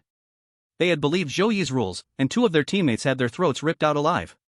As the group reached the first floor, the door to room 104 was opened. Lu Fan yawned and walked out. His white shirt was spotless. Apart from looking a little tired, he was unharmed. Zhang Hu and Xu Yanran followed closely behind. They were full of energy, their eyes still filled with excitement from witnessing the miracle. The two groups met right in the middle of the hallway. One side was disheveled, like dogs, the other strolled leisurely. Joey looked at Lu Fan, his eyelids twitching unnaturally. This couldn't be possible. How could they not have a single scratch? Before Joey's self-righteous brain could figure out why, an even more dizzying scene appeared before his eyes. In the center of the hallway, where the tragedy had occurred last night, rotten flesh and peeling wall dust mixed together, forming a huge, glaring red mess. Lu Fan dragged his feet and walked past. The soles of his shoes squashed against the blood and flesh, making a wet sound. The sound of a loud pop echoed. He didn't even lower his head. Only Lu Fan knew that his legs were trembling in fear. In the dozens of cycles, the pain of being torn apart still scrambled around his brain's cortex. He stopped at the center of the blood pool. A small item was half submerged in the red goo. It was a clue left behind after the neighbor had been cleaned up. Lu Fan wrinkled his brow in disgust. He reluctantly extended two fingers, pinched the sticky object, and lifted it up. What is this thing? Why is it covered in disgusting slime? I hope it doesn't carry any bacteria. Lu Fan cursed wildly in his mind, even feeling the urge to grab a tissue to wipe his hands. So gross. It was nothing but an unknown liquid thread. Lu Fan cursed again in his mind, his stomach churning. But he was simply too tired. His entire face was as stiff as a stone, and he carelessly shoved it into his pocket. The process was as casual as it gets. It was like an old man casually picking up an empty bottle by the flower bed during a morning stroll. To Chu Yanran, however, this scene was entirely different. Chu Yanran's breath hitched, and her gaze became even more awestruck. He was so composed. That was a clue item condensed from the death of a fierce ghost. Ordinary players would often sacrifice a few lives just to catch a glimpse of a clue of this level. But what about Mr. Lu? No wild joy. No excitement. Even in that extremely casual motion, there was an undisguised disgust. This meant that such a reward was not even worth Mr. Lu's attention. He just reluctantly took it to advance the dungeon progress. Xu Yanran's heart stirred with intense waves. The chat room exploded because of this casual gesture. Damn. He picked it up. He didn't even look at it and just shoved it in his pocket. Is this the relaxed feeling of a max-level boss mowing down newbie villages? I'm on my knees. Compare this to that guy named Zhou next door. I bet he wet his pants last night. Don't insult Lu God upstairs. That trash can't compare to Lu God. Joey took a step back, his back against the cold wall. His self-righteous intelligence became a huge joke in front of this relaxed action of picking up loot. He racked his brain. He calculated human hearts. He even personally kicked his obedient teammates out to their deaths just to buy himself a worthless life. And the other side? He had simply slept well. His clothes had no wrinkles. He stretched out lazily in the morning, casually shoving the spoils into his pocket. In front of this relaxed loot-picking action, he had become a ridiculous clown. Oh my god. Zhang Hu's rough voice exploded down the hallway. He crossed his arms and his eyes roamed around Zhou bloody figure. Who is this? Isn't this the Zhou god who was giving lessons to everyone yesterday? Zhang Hu bared his teeth, his grin as sharp as a wolf's. Zhou the Wise, did you fall into a slaughtering pit? You smell like blood. Weren't you just teaching us all about getting along with the neighbors? Looks like you really have great relationships. Zhou face instantly turned purple as a pig's liver. He was about to say something to smooth things over. Zhou, stop acting like an idiot. A monkey suddenly dashed out from around the corner of the stairs. His eyes were bloodshot, pointing at Zhou's nose, and he screamed hysterically. Everyone, don't be fooled by this bastard. Last night, when the monster stormed into the room, this bastard didn't hesitate for even a second. He kicked the bald guy out to block the knife. He's just a scumbag who steps on his brother's corpse to survive. The hallway instantly fell into dead silence. The two casual players behind Zhou were stunned. One of the young men, whose body was stained with blood, suddenly came to his senses and pointed at Joey, spraying accusations. So you're the one who sold out your teammates? Do you even know the rules? Didn't you swear that we should maintain harmony with the neighbors? My buddy only listened to your nonsense and... Go open the door and put on a smile, only to be chewed on by that monster for 10 minutes before it finally died. You reputation-seeking scum, why don't you just die? The bullet comments in the live stream exploded at this moment. Damn. Joe Scum. He's really ruthless. Blocking with a teammate? This is the so-called genius leader? I really want to poke the eyes of those who compare him to Lord Liu. One is in the sky, the other in the sewer. Lord Liu uses the rules to make the monster dogs fight each other. This trash uses teammates to fill the hole. Kill him. A scum like him will be a disaster in the dungeon sooner or later. Filthy insults were shouted one after another. Joey was pressed against the wall, with no way to retreat. The wise demeanor he usually put on was completely stripped away in front of everyone. Not even a shred of modesty was left. Zhang Hu put away the mocking look on his face. He walked toward Joey with imposing steps. His tall figure blocked all light from Joey. I'm sure you all remember. Zhang Hu leaned slightly forward, his white teeth gleaming with cold light. Yesterday, before we entered this damn place, someone jumped out and made a bet with our brother Liu. Now the ledger is open. Zhang Hu stared at Joey's constantly dodging pupils, his lips curling. Grandson. Want to hear you call me grandpa? Chapter 81, If a dog bites you, do you bite back? The atmosphere in the corridor was tense to the extreme. His muscles bulged high, his fierce aura was ready to tear the man with glasses in front of him apart. The remaining few free players all glared at Joey. The situation was on the verge of exploding. Joey's face was ashen, cold sweat dripping from his forehead. At this moment, in the face of absolute power and life and death, he had no choice but to grit his teeth and prepare to humiliatingly bend down. He had to fulfill the bet and call out Grandpa.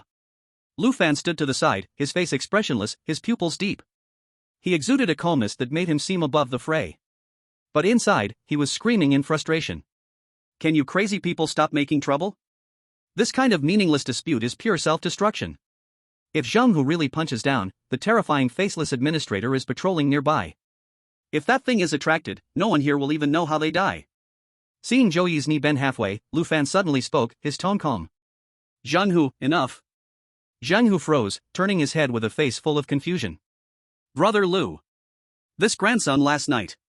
Lu Fan directly interrupted. If a dog bites you, do you bite back? He just wanted to quickly find an excuse to pull Zhang Hu away. Don't let things escalate in this corridor. This sentence fell into Chu Yanran's ears. Her pupils shrank, her brain automatically entering a 10-level reading comprehension mode. Mr. Liu's realm is too high. He doesn't even care to argue with a clown like Joey. Forcing the other party to kneel and call him grandpa is just a physical torture. But completely ignoring the other party's existence, degrading them to an irrational animal. Purely killing their spirit. The livestream bullet comments were instantly flooded with Liu God's grand vision. Damn. Liu God's vision is unbeatable. Did you hear? If a dog bites you, do you bite back? Directly expel Zhou from humanity, dimensional strike. So satisfying, this kind of ignoring is even more thrilling than slapping him 10 times in the face. The audience went wild praising Lu Fan's commanding presence. And ruthlessly mocking Zhou. Zhou, does he even deserve to carry Liu God's shoes? He doesn't even have the qualification for Liu God to step on him. A pure street dog, hurry up and find a hole to bury yourself. Zhou was frozen in place. He heard this sentence, his face burning red. Not only did he not feel relieved, but he also felt a humiliation that was worse than death. He would rather Zhang Hu beat him up. But he could not bear such complete disregard, being treated like garbage. His mind twisted completely. He swore silently in his heart that he would kill Lu Fan in the upcoming rules. Zhang Hu, after hearing Lu Fan's words, scratched the back of his head. Lu Gu is right. Why would I argue with a dog? He sneered at Zhou, then turned around and followed Lu Fan. The three of them walked directly back to room 104, under the odd gaze of the others. The door closed behind them, blocking the view from outside. Zhang Hu couldn't wait to get closer. His face was full of curiosity, his hands rubbing together. Lu Gu. What exactly is that magical item we picked up from the blood outside? Come on, let us see it. In his simple understanding, anything that came out from that terrifying ghost must be a game-changing item. Lu Fan stood by the broken table. He sneered in disdain. Reluctantly, he put his hand in his pocket. His 2 fingers pinched the sticky object and pulled it out. It was still hanging with a dark red, eerie streak. He threw it away casually. Thud. The object landed on the dusty table. Inside, Lu Fan couldn't stop complaining. The stuff in this ghostly place was absolutely full of bacteria.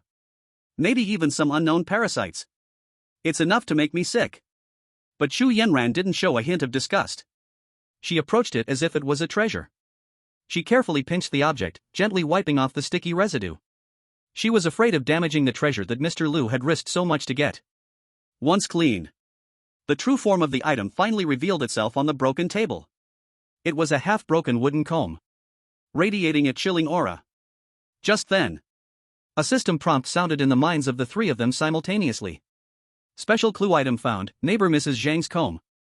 Item background, Mrs. Zhang loved beauty in her lifetime, but she lost her face at the corner of the 4th floor.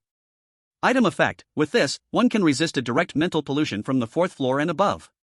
Upon hearing this system prompt, Zhang Hu and Xu Yanran's eyes widened. They exchanged a look, both seeing shock in each other's eyes. In rule-based dungeons, the deadliest thing is never physical damage, but mental pollution. It drives people insane, causes hallucinations, or even leads to self-destruction. Once affected, there's no chance to fight back. But this comb could resist mental attacks. It was like a priceless amulet. Zhang Hu swallowed hard. Lu Gu. This thing is too overpowered. With this, we can explore the 4th floor with confidence.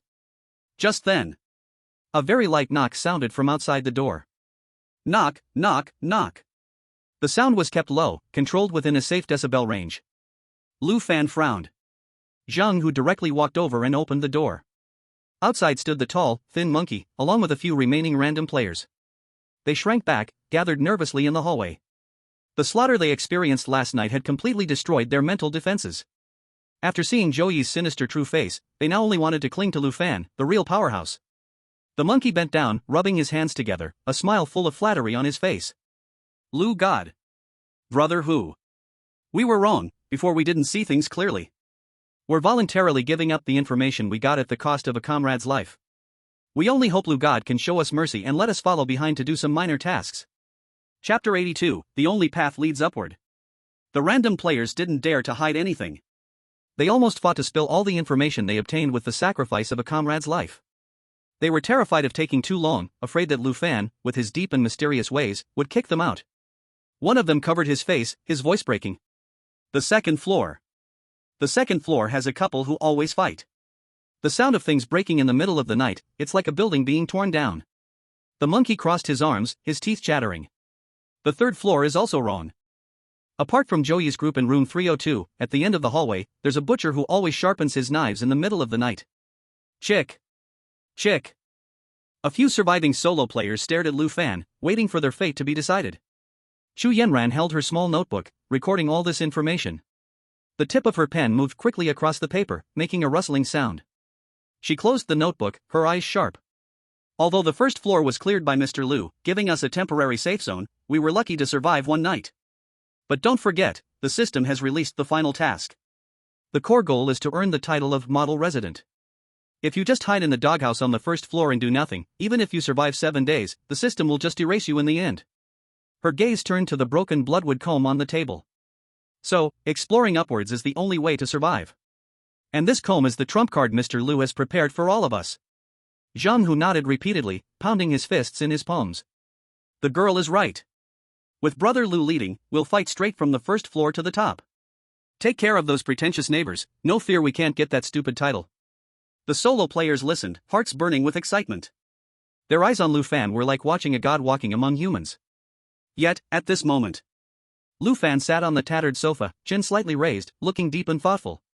But his heart was bleeding madly. Exploring my ass. I don't want to go upstairs at all.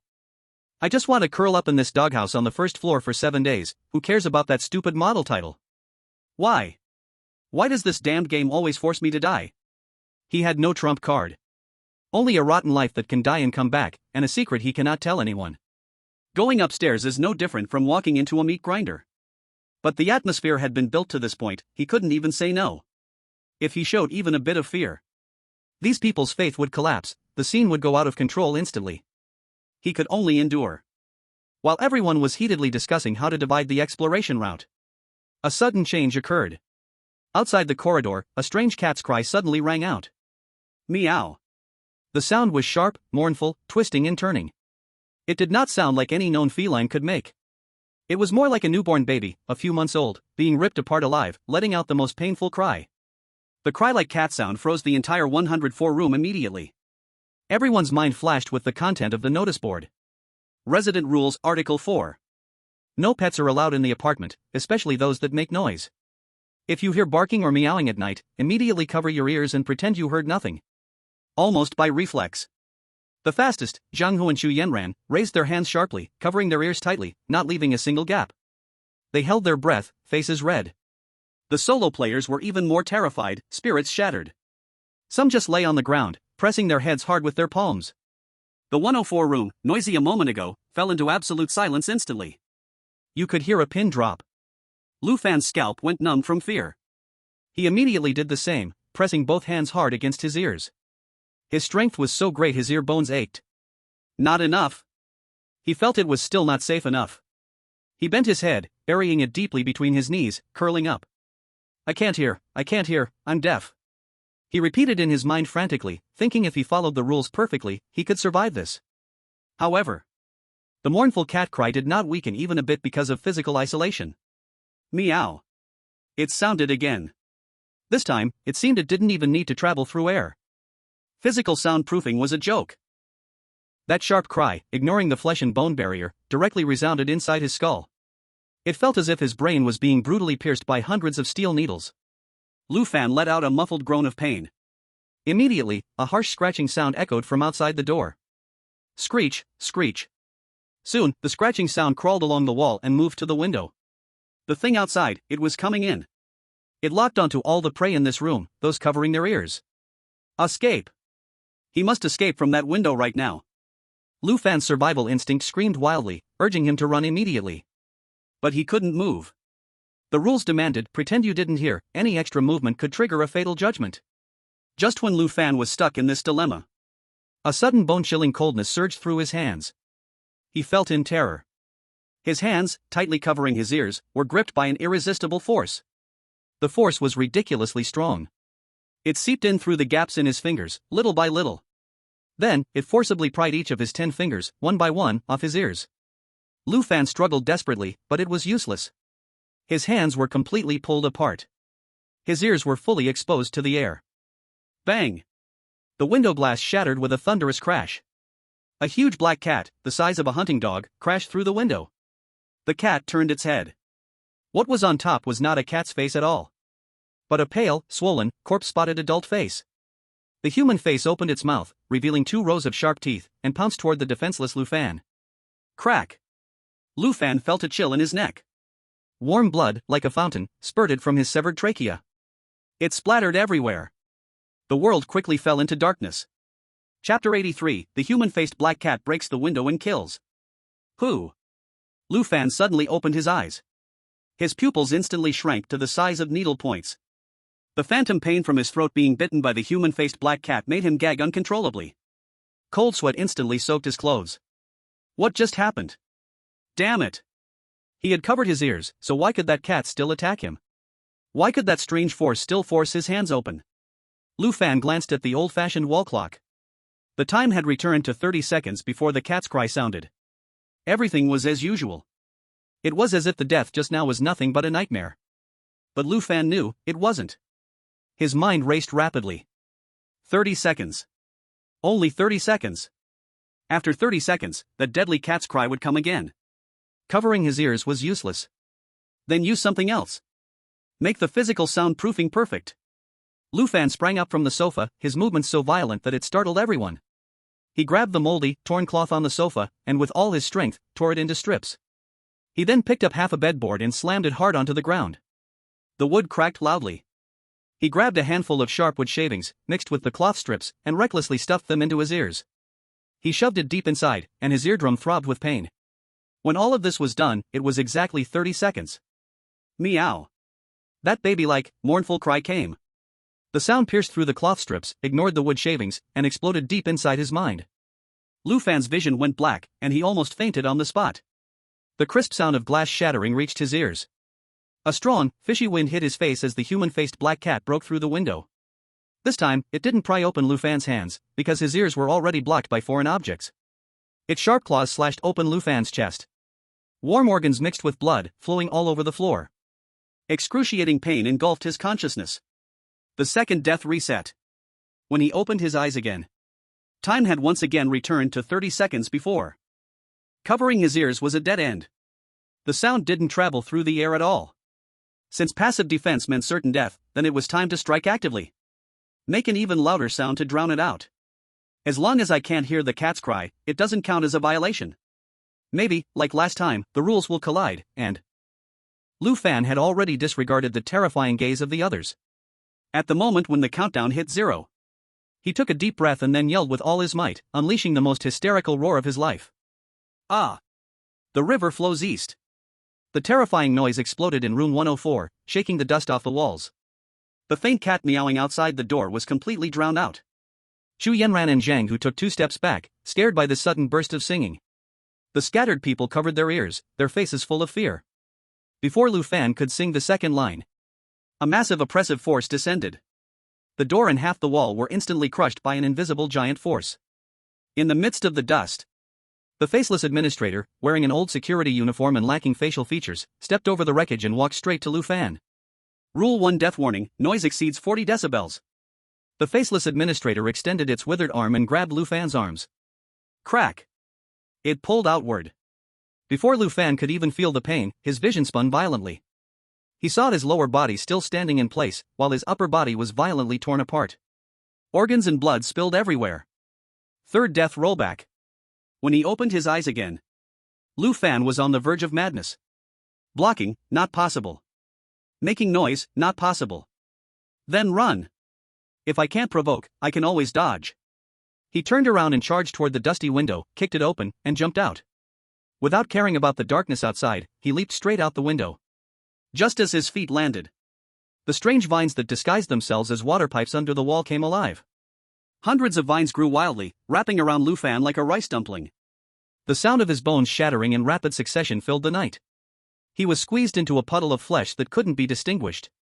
Fourth rollback. The 30 seconds of extreme time forced Lu Fan to begin a series of brutal trial and error. This was an endless slow torture.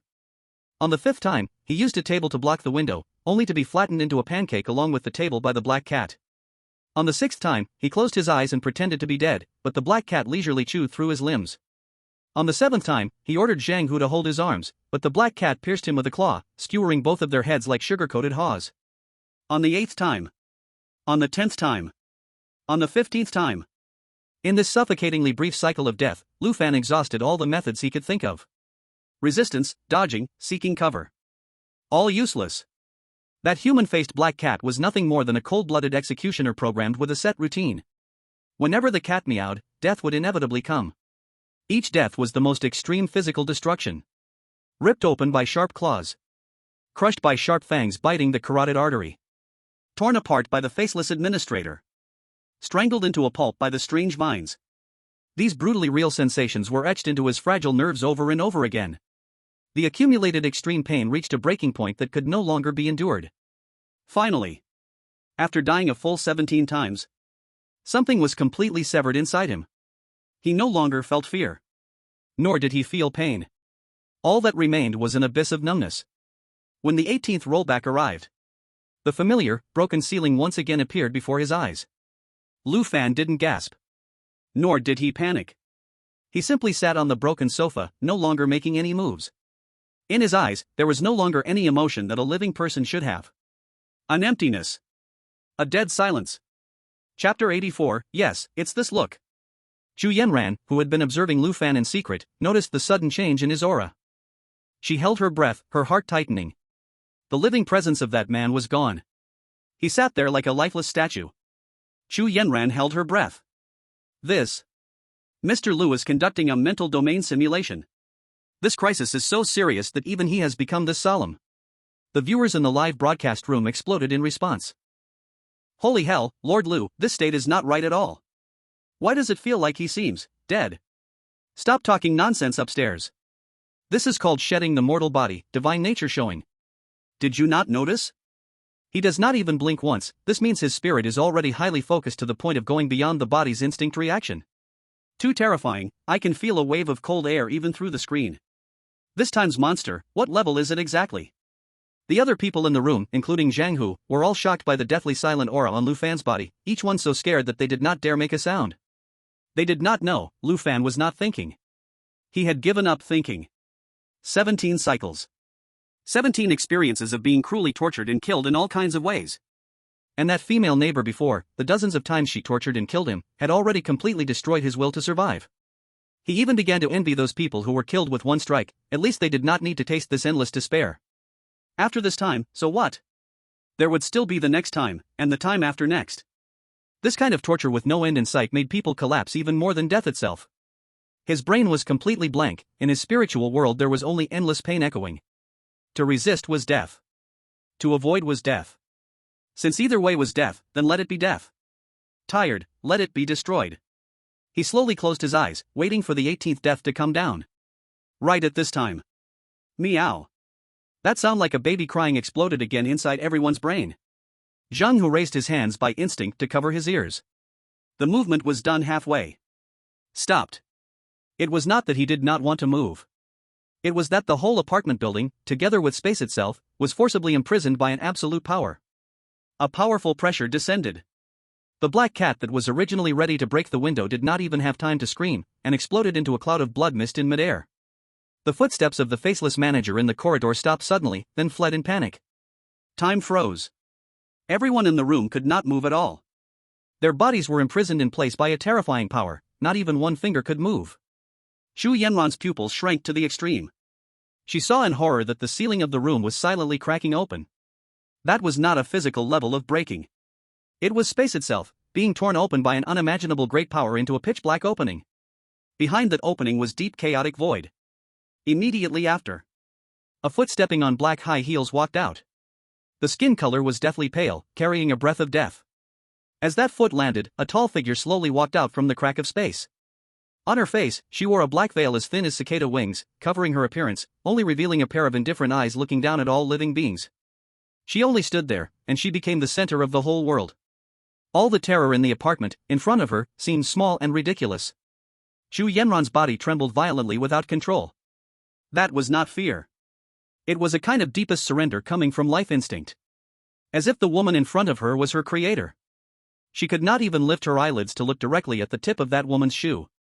All the live broadcast screens in the whole world fell into darkness at the same second. Snow static replaced the picture. All spying was directly cut off. Inside the imprisoned room, only the high above God, and Lu Fan on the sofa who had given up struggling remained. The 17th time. The woman's voice did not spread through the air, it exploded directly inside Lu Fan's brain. You already reached the limit? Really, too disappointing to me. Lu Fan's eyeballs shrank fiercely. She knew. This crazy woman actually knew everything. She even clearly remembered that he had died a full 17 times. Who exactly was she? The woman slightly bent down. A pleasant cold fragrance rushed to his face. The distance closed. Lu Fan clearly saw under that layer of veil an extremely strange dark red shadow. That fleeting glance. It showed Lu Fan hell. Under that veil, there was no human mouth at all. Starting from under her nostrils, a grotesque, jagged tear ripped her cheek open, the blood-red crack spreading all the way to her ear root. Inside the tear, there were no lips, no gums. Only a dense mass of sharp, bone-white fangs. The tear-mouthed woman. Is it her? Before Lu Fan could escape from this overwhelming horror, the woman stretched out a finger. There was no physical resistance. That pale finger directly pierced through Lu Fan's shirt, through his flesh, even through his sternum. Strangely, not a drop of blood flowed, and the clothes remained perfectly intact. But an indescribable, excruciating pain completely erupted in Lu Fan's mind. Ugh! Lu Fan couldn't help but scream in agony. This pain was 100 times more intense than the black cat biting through his carotid artery. This pain surpassed the physical realm, it was more like it directly attacked his soul. Too weak. The woman's finger twisted inside him, a hint of disgust flashing in her eyes. Your mind is filled with the cowardice of mortals. A body filled with fear, truly filthy. Lu Fan's features contorted in pain. Damn you, filthy. If you think I'm filthy, then don't touch me. Is it wrong for a man like me, who struggles at the bottom of society, to fear death? It seemed that Jiang Li heard the blasphemy in his heart. Her movements paused for a moment. She raised her eyes, a playful glint flashing in them. Interesting. Even like this, inside your vile soul, you still hide such boring thoughts. She suddenly exerted force with her wrist. Then let the cleaning process be a little more thorough. An invisible scalpel raged violently inside Lu Fan's body. Skin peeled away. Muscles were torn apart. Bone marrow was slowly drained. The woman's whispers burned into Lu Fan's mind, never to be erased. This bone is tainted with too much worldly weakness. This meat is filled with fear of death. Your internal organs, they are even more chaotic and need to be cleaned properly. Don't worry, I'll make you perfect. Lu Fan's mind was crushed inch by inch in this ultimate torture and twisted whispers. The nerve, stretched to its limit, finally. Snap. It broke completely. He stopped trembling.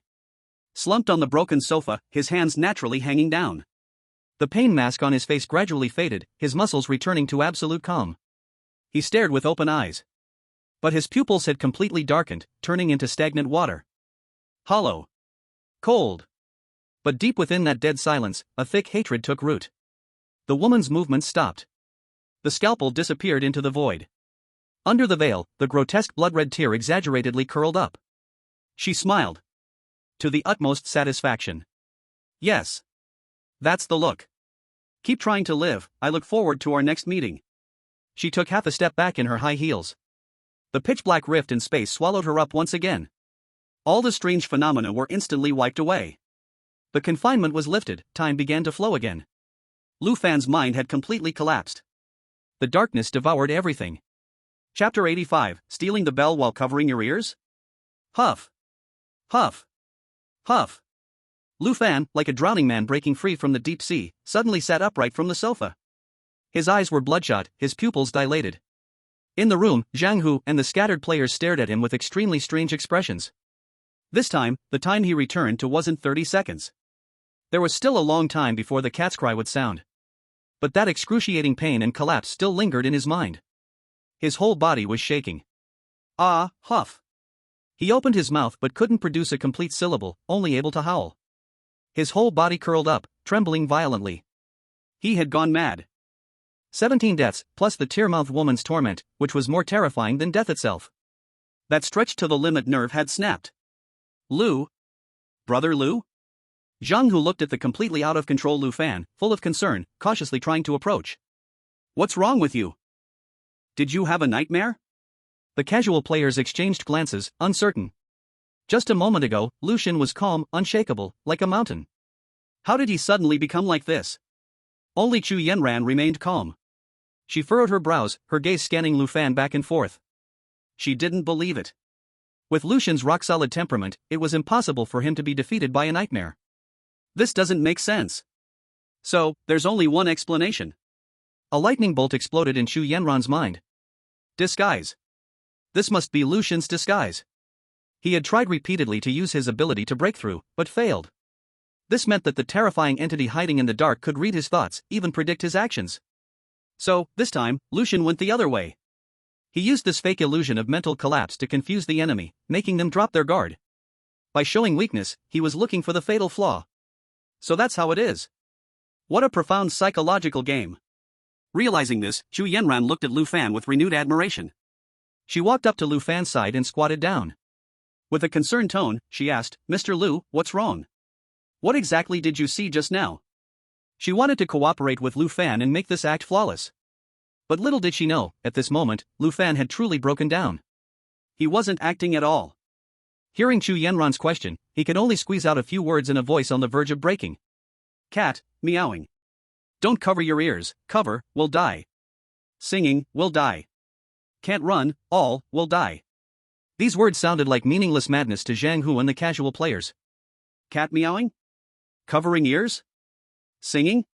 What in the world does this even mean? However, when these broken words reached Chu Yanran's ears, it sent a huge shock through her heart. She understood. The cat's meowing. It referred to Rule 4 of the household regulations, regarding the rule about hearing a cat meowing. Covering your ears will result in death. Singing will result in death. Running won't help. This meant that Mr. Lu had already predicted it. These methods, without exception, all lead to a dead end. No. If all proactive responses are dead ends, does that mean the key to breaking the game is not responding? The original rule says, immediately block your ears and pretend you didn't hear anything. There's a deadly logical trap in that sentence. Blocking your ears is inherently in conflict with pretending you didn't hear. You only block your ears because you've already heard it. It's not pretending at all. Singing or running away is even more foolish. So, the real pretending not to hear is to continue as usual and ignore it. So, that's it. Chu Yanran muttered to herself, her gaze at Lu Fan filled with utmost respect. She lowered her voice and asked, Mr. Lu, so the correct way is to do nothing, right? We just need to, like usual, not react to anything we hear? She stared at Lu Fan's face, hoping for a response. A nod, a glance, anything, would serve as evidence to confirm her guess. However, Lu Fan, sitting on the couch, didn't react to her question at all. He was still curled up, trembling. His silence poured over Chu Yanran like a bucket of cold water. Could it be that she was wrong? No. Silence. Mr. Lu's silence itself was an answer. Why was he silent? Because the role he was playing was that of a mentally broken madman. How could a madman logically answer your questions? Silence and ignoring were meant to make the act more convincing. And, what's the core of pretending not to hear? Isn't it about ignoring it? Isn't it about responding with silence? Mr. Lu demonstrated this with his actions. He didn't nod or shake his head. He simply maintained the state of collapse. This meant Mr. Lu was telling her to trust her own judgment. I understand. Chu Yanran slowly stood up, her eyes firm. I completely understand, Mr. Lu. The live stream chat exploded. Holy sh*T. Holy sh*T. I think I understand too. Plugging your ears and pretending not to hear are contradictory. This is a damn word trap. I see now. The real way to survive is to go against the rules. Covering your ears means you're telling the ghost you heard it. This design is so twisted. Yanran Goddess is amazing. Her logic analysis is incredible. She and Mr. Lu are truly a perfect match. Wait. Did you all notice? It was Mr. Lu who first gave the clue with crazy words, and Yanran Goddess figured it out. This round, Mr. Lu is on the 5th layer, and Yanran is on the 4th. What crazy words? That's called encrypted communication. This teamwork, I'd call it God level. But Mr. Lu doesn't look like he's pretending. What if he really has gone crazy? Get lost, you upstairs. You don't get it. This is called pretending to be a fool. This is called putting oneself in a desperate situation to be reborn. Just wait, Mr. Lu is about to perform a miracle. Inside the room, Zhang Hu and Monkey, along with the others, were still looking bewildered. They didn't understand Chu Yanran's analysis at all. They only saw that her aura had completely changed. Yanran, sis, what kind of riddle are you and Brother Lu playing? Zhang Hu scratched his head, his face full of confusion. Brother Lu said everyone will die, and you said you understood, but I didn't get a single word. Chu Yanran's expression was serious. Zhang Hu, and all of you, listen up. Her voice wasn't loud, but it carried an unquestionable authority. Wait for the sound of a cat's meow to ring out. When that happens, no matter what you hear or see, absolutely do not react. What you need to do is maintain your current posture. If you were talking, continue talking. If you were daydreaming, continue daydreaming. What the hell? Zhang Hu's eyes widened, the first to show he didn't understand. Sis, are you kidding? The rules clearly say to cover our ears, and now you want us to do the opposite? Isn't that like cleaning your neck and sticking it out, just waiting for the ghost to chop it off? His words immediately struck a chord with the other players. Yeah, Miss Chu, this is too risky, isn't it? Monkey hugged his arms, his teeth chattering. With Mr. Lu acting like this, can we still trust what he says? What if something's influencing him, and he's deliberately saying the opposite to get us killed? Another survivor nodded. I think it's safer to follow the rules. Covering our ears is better than doing nothing, right? Human nature is like this. When faced with fear, most people instinctively choose the option that seems the safest. And asking them to do nothing, to face that unknown terror head on. That requires not only courage but also blind trust in the one giving the orders. And at this moment, the only person they could trust was lying on the sofa, babbling nonsense. How could they believe in that? Foolish. Chu Yanran coldly snapped, her gaze sweeping over everyone's faces. Did you forget how Zhou Yi's teammate died? While you're still busy, like headless flies, stuck on the literal meaning of the rules, Mr. Lu has already seen the deeper level. Her voice rose. Use your pig brains and think carefully. Who here is the only one who can lead you to survive? Her words struck deeply in everyone's hearts. Right, Zhou Yi's seemingly logical analysis ended up pushing his teammates into the abyss. And Mr. Lu, from start to finish, said nothing but led the team to survive without a scratch. Who should they trust? The answer was obvious. Zhang, whose trust in Lu Fan had already reached its peak. I'll listen to Sis. What Sis says, is what Brother Lu says. Monkey and the other scattered players exchanged glances, seeing the struggle in each other's eyes. In the end, the desire to survive outweighed everything else. They chose to gamble again. To bet on this Mr. Lu who had created countless miracles. This time, they could still lead them to create miracles. All right, we will listen to you. Everything will be done as Miss Chu said. Seeing that everyone had reached a consensus, Chu Yanran finally breathed a sigh of relief. The air seemed to have frozen. Everyone was like a student about to take an exam, their hearts pounding wildly. Brother Tiger, are those muscles of yours natural? Or did you build them over time? A random player started a conversation to break the silence. These. I built them from working on the farm since I was little. Zhang Hu scratched his head, his smile stiff. Chu Yanran also picked up a small notebook, pretending to write and doodle on it. Time flowed slowly. Meow, a sharp cat's cry suddenly rang in everyone's mind, without any warning. It's here. The thing has arrived. Chapter 86, What the heck? The moment that sound appeared, the monkey shuddered, his hand uncontrollably moving toward his ear. Don't move! Chu Yanran shouted, her voice hushed. The monkey's trembling hand froze midair, his lips biting down hard as he swallowed the scream that was about to escape his throat. It did not end with the silence. Meow, the voice was shrill, like a newborn baby being choked, cruelly drilling through everyone's minds. Cover your ears. Scream. Run for your life. This was everyone's instinctive reaction. But they didn't dare. Everyone stood still like wooden puppets, rigidly maintaining their frozen postures. Screech. Everyone's hearts were in their throats. No one dared to glance with their peripheral vision. They knew the thing had arrived. It was right outside the window. It was watching, listening. Looking for the prey that had been disturbed by the sound, exposed to vulnerability. Every second felt like torture. The monkey's teeth clattered uncontrollably, making a click-click sound. In this dead silence, the noise felt like a thunderclap. Chu Yanran's heart also sank. Cold sweat had already soaked everyone's back. It was almost reaching its limit. An ordinary person's willpower could not maintain such a facade of calmness for long in the face of the fear of imminent death. As long as one person collapsed, everyone would be dragged into the abyss. Instantly, they would all be wiped out. She instinctively placed her last hope on the curled figure. Mr. Lu. Please, give us one last bit of guidance. Just as this thought flashed through her mind, a change occurred. The curled figure in the corner of the sofa moved. The head that had been buried deep in his knees lifted, revealing eyes that were unlike those of any god or demon. Chu Yanran's breath stopped completely at this moment. What kind of eyes were those? There was no fear, no tension, not even a trace of warmth from a living person. Hollow. Dead silence. It was as if he had just crawled out of the 18th level of hell, looking at this world as nothing more than boring ashes. Lu Fan's gaze swept over everyone in the room. The few scattered players who were on the verge of wetting their pants instantly felt a cold chill run from head to toe. They didn't dare to move. They even forgot to shake. This gaze was terrifying. It was a kind of disdain, as if looking at trash, at air, at nothingness. In the face of this gaze, their fear seemed so ridiculous. Crash. A massive black cat slammed into the room, fragments of glass flying everywhere. It turned its head. That pale, corpse-streaked face of a middle-aged man was facing the crowd, a strange smile hanging on his lips. The human-faced cat froze for a moment. This wasn't part of the plan.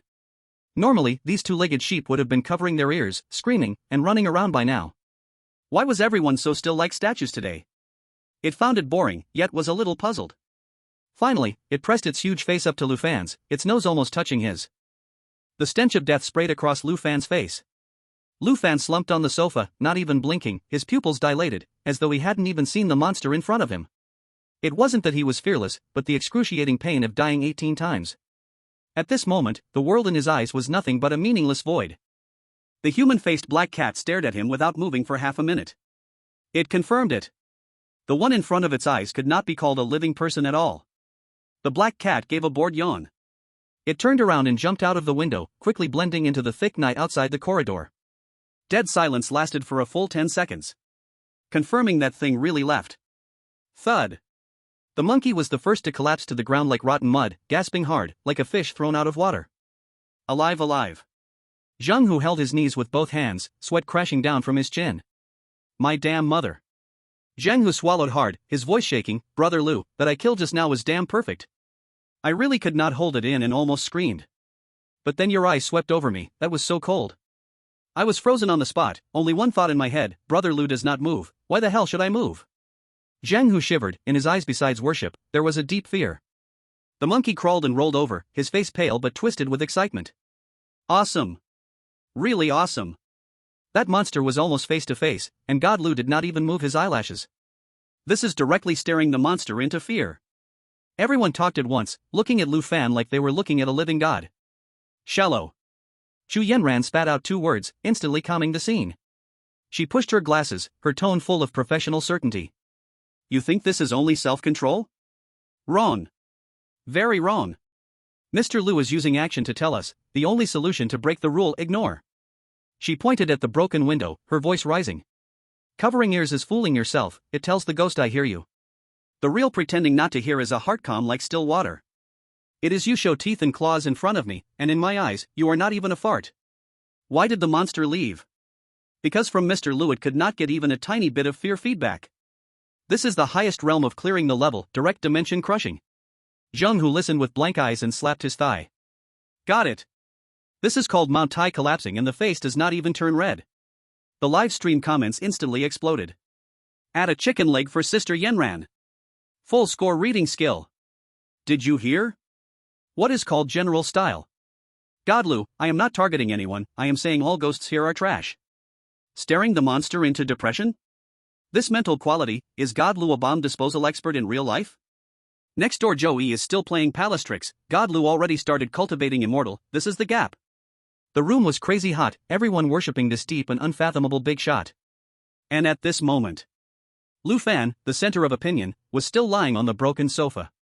His brain was like paste beaten by a blender. 1 second ago, he was on that mad woman's operating table, watching his own intestines pulled out and tied into knots. The next second, why did the picture change?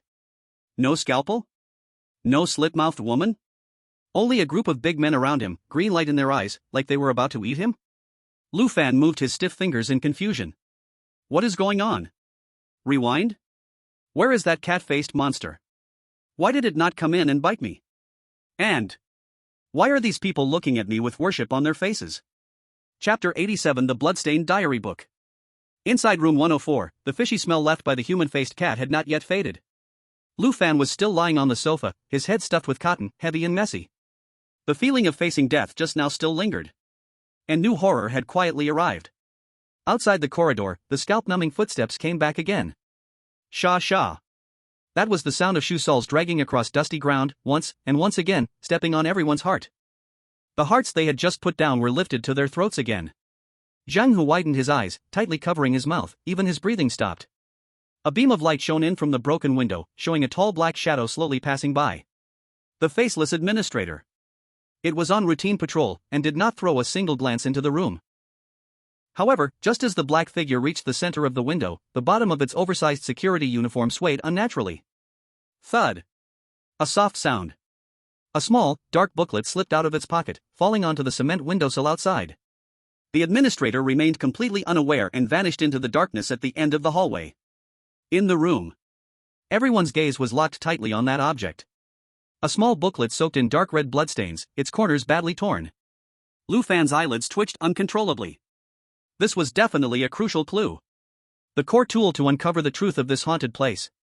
But pick it up, or not? The beast-like instincts honed by 17 deaths were frantically sounding alarms in his mind. What the hell? That was the faceless administrator's thing. Who knows if this is a trap deliberately left by that perverted monster? What if I reach out to grab it, and it suddenly flashes from the darkness to give me a surprise? Wouldn't that be a pointless death? Not to mention whatever's stuck on the booklet. God knows if there's some curse that causes instant death with a single touch. Cold sweat oozed from the corner of Lu Fan's forehead. He didn't dare move. He didn't dare gamble. His face was drenched in cold sweat, his mind full of uncertainty, but when Xu Yanran saw him, she interpreted it with deep meaning. Her brain spun rapidly. Why isn't Mr. Lu moving? That was clearly the key clue, just within reach. Was it fear? Impossible. A strong person who can stare coldly into the face of a black cat and force it to retreat with just a glance, how could they be scared of a little booklet? Unless. This is a test. Chu Yanran's heart jolted, and she instantly understood. Mr. Lu was silently telling her, in the team, the leader makes decisions, and the subordinates execute. If even such a small task as retrieving loot requires him to act personally, then what is the point of having followers like us? Not to mention, Mr. Lu's gaze was fixed on the windowsill, clearly calculating the administrator's patrol route in blind spots. He's waiting for me to act. A sense of trusted duty surged up Chu Yanran's head. She no longer hesitated. Her body shot out like a cheetah. She didn't recklessly rush toward the target but instead did a swift, silent forward roll, her body slipping into the shadowed dead angle beneath the windowsill. Confirming that there were no strange sounds from either side of the hallway, she then extended her hand in a flash. Fast. Accurate. Decisive. She gripped the bloodstained booklet firmly and swiftly pulled it back. The entire process was as smooth as flowing water, not making a single extra sound. Lu Fan was still locked in internal debate, wondering whether he should take off a piece of clothing to wrap around his hand before picking it up, when his vision suddenly blurred. The next second. Chu Yanran was already kneeling in front of him on one knee, holding the booklet high with both hands, her eyes wild with excitement. Mr. Lu, I did not fail you. Lu Fan. He looked at Chu Yanran's face, which was full of I want praise, and in his heart, 1,000 angry horses galloped by. Sister. Is your brain a super-fast CPU? If you're this reckless, what if there's a time bomb on the booklet? Wouldn't we be going to the sky together? Of course, these roars only played inside his head. Lu Fan kept a straight face, reached out his still trembling hand, took the booklet, and squeezed out a word from his throat. One word, the coldest limit. Chu Yanran, however, acted as though she had received the highest reward, contentedly stepping aside to stand guard for him. Lu Fan fought back his nausea and opened the sticky diary. The yellowed pages were filled with hasty, frantic handwriting. X month X day, I finally got that title. I'm the first model resident in this building. I have face now. X month X day, they lied to me. There is no reward. The so-called reward is becoming part of it. October XTH, I'm going upstairs. I'm going to the 7th floor to find that damn woman and get some answers. Only by collecting all the recommendation letters? I must gather recommendation letters from all neighbors between the 2nd and 6th floors to open that door. October XTH, my face. My skin. She peeled off my skin. She turned me into the administrator too. The diary ends abruptly here. Lu Fan felt a cold shiver run straight to the top of his head. That terrifying faceless administrator was actually the last player to clear the game? The so-called model resident reward is to have your skin peeled off alive and become the next roaming monster? The malice of this damn game is beyond comprehension. On the last page of the diary, using dried bloodstains, the final rule was written in a crooked manner. Warning, the higher the floor, the worse the soundproofing. Absolutely. Absolutely do not eavesdrop on your neighbor's secrets. Once you know their secrets, you will become part of the secret. Lu Fan slammed the diary shut, his palm drenched in cold sweat. This isn't a strategy guide. This is clearly a death sentence. His dream of surviving on the 1st floor for 7 days shattered more completely than a window glass. If I don't go upstairs and get the recommendation letters, I die. If I go upstairs, I face murderous, evil neighbors, and the deadly rule of do not eavesdrop. It's a dead end. A complete, absolute dead end. Brother Lu, what's written up there? Zhang Hu asked nervously as he leaned in. Lu Fan didn't answer. He pulled out the sticky item from his pocket, the Mrs. Zhang's comb. Without thinking, he tossed the comb to Chu Yanran. Take it. Chu Yanran instinctively caught it, her whole body freezing in place. She looked at the life-saving item in her palm, her eyes filled with disbelief. This is the item that can defend against certain death attacks. Mr. Lu just handed it to her so casually? Such trust. Mr. Lu. Chu Yanran's voice trembled with emotion. But Lu Fan didn't even look at her. He suppressed the rising fear in his chest and slowly stood up from the sofa. If I can't avoid it, then I'll just go headfirst into it. He looked at the stairway to the 2nd floor, now swallowed by darkness, and uttered 2 words. Go upstairs. These 2 short words, to Zhang Hu and Chu Yanran, were like the signal for a counterattack against hell. The undefeated, strategic Lu Fan was finally going to take the initiative. Yes. Both of them responded in unison, their blood boiling as they followed his back. Unaware, beneath that towering figure, were legs that had already started trembling. Chapter 88, The Scheme from Joey. Leaving room 104. The cold wind in the corridor was even worse than inside the room, blowing on the skin like countless needles stabbing into it. Lu Fan walked at the front. Each step he took was incredibly cautious, fearing that a floorboard might suddenly collapse and send him straight to hell. But to the others following behind, it looked like he was proceeding step by step, calm and unhurried. When they reached the stairway corner leading to the second floor, the light was consumed by thick darkness. Suddenly, a figure shot up straight from the shadows. Who? Zhang, who reacted the fastest, shouting loudly and throwing a massive punch with the sound of the wind. The monkey and the other two random players behind were so scared that their souls nearly left their bodies, trembling and almost collapsing to the ground. Don't strike! It's me! The figure shrank back in a panic, raising both hands high. In the dim light coming from the first floor, everyone finally saw the face clearly. The gold-rimmed glasses were broken in half, with the earpiece crookedly hanging off the ear. The once immaculate high-end suit was now covered in dust and wrinkles, with noticeable scratches on the face. It was Joey. He hadn't died. The monkey's eyes widened. After that terrifying cat scream purge, he almost broke down if not for Lucian's help. He never expected this guy, who had taken the so-called golden spot 302, would actually survive. Seeing Lu Fan and his group, Joey's pupils flashed with malice, but it was quickly replaced by a look of relief. He patted the dust off his clothes, straightened his back, and tried to regain his posture as an elite person. "Het, it looks like we're all lucky," Joey chuckled awkwardly, but his gaze remained fixed on the unharmed Lu Fan. The cat's cry earlier was indeed a challenge, but as long as we use the gravity overlap rule in the stairwell and get stuck in the dead corner between the third and fourth floors, we can minimize the spread of sound. He began to show off his self-righteous high-level theory again. This is the essence of an expert. Joey arrogantly lifted his chin, his eyes glancing over at the monkeys and others, sneering, unlike some people, who can only hide in a corner on the first floor, trembling in fear, relying on luck to survive. When Zhang, who heard this, his temper flared, "Shut the hell up. Our brother Lu is relying on." A hand was gently raised, stopping Zhang Hu from spewing his angry curses. It was Lu Fan. He couldn't be bothered to argue with this fool, it would be beneath him. Seeing that Lu Fan didn't speak, Joey thought he was stunned by his professional theory, and his disdain deepened. "Alright, I'm not the kind of person who would leave others to die." Since everyone made it out alive, in this strange rule-bound tale, more people mean more power. "I suggest we form an alliance." "Alliance?" Chu Yanran sneered. "Form an alliance with someone who treats their teammates as cannon fodder?" Joey stiffened for a moment, then quickly recovered. "That's called a reasonable resource exchange." "Enough talk, I have crucial intel about the second floor." He stretched out a finger, pointing at the closed wooden door on the second floor, room 201. Room 201 is occupied by a couple. From my observations last night, they often have intense arguments and physical confrontations. Joey lowered his voice, putting on a compassionate expression.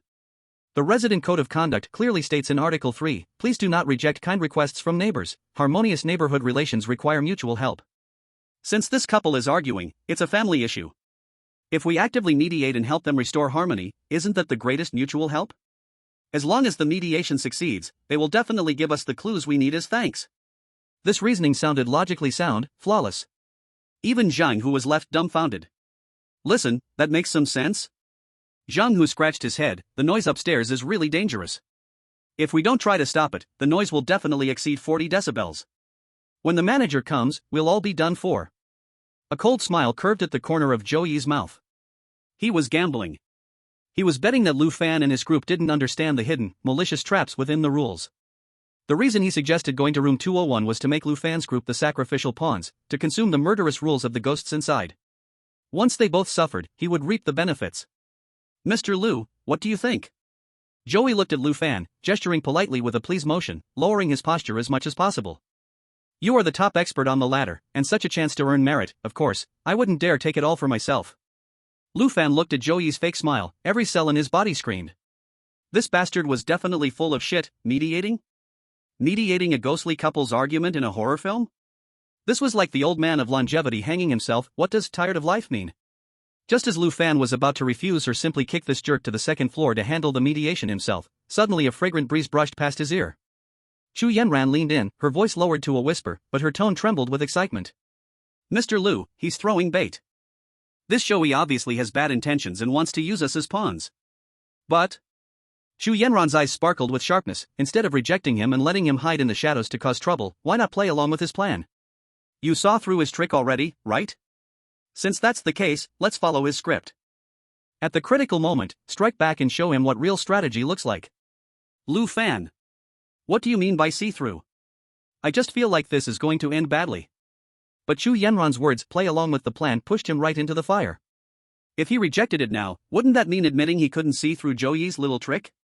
Then his carefully maintained image as a wise man would be ruined, right? Lu Fan felt the bitterness in his heart. He could only awkwardly nod, maintaining the expression of someone who could see through everything. Let's go. One word, simple and to the point. At this command, Zhou Yi's heart soared with joy. Fool. He took the bait after all. Does he really think he's some all-knowing prophet? Just wait for your death. Each person had their own secret thoughts as they climbed the stairs toward the second floor. The closer they got to room 201, the more intense the disgusting, nauseating smell became. The sounds from inside the door grew clearer. Bang! Bang! It was the sound of a blunt object smashing into rotten flesh, followed by a dull, wet sound. Then came the woman's desperate crying, "Stop hitting me, please, stop." The sound carried an overwhelming mental poison, and Monkey and the other two random players had already gone pale. One of them tightly covered his mouth, making dry heaving sounds.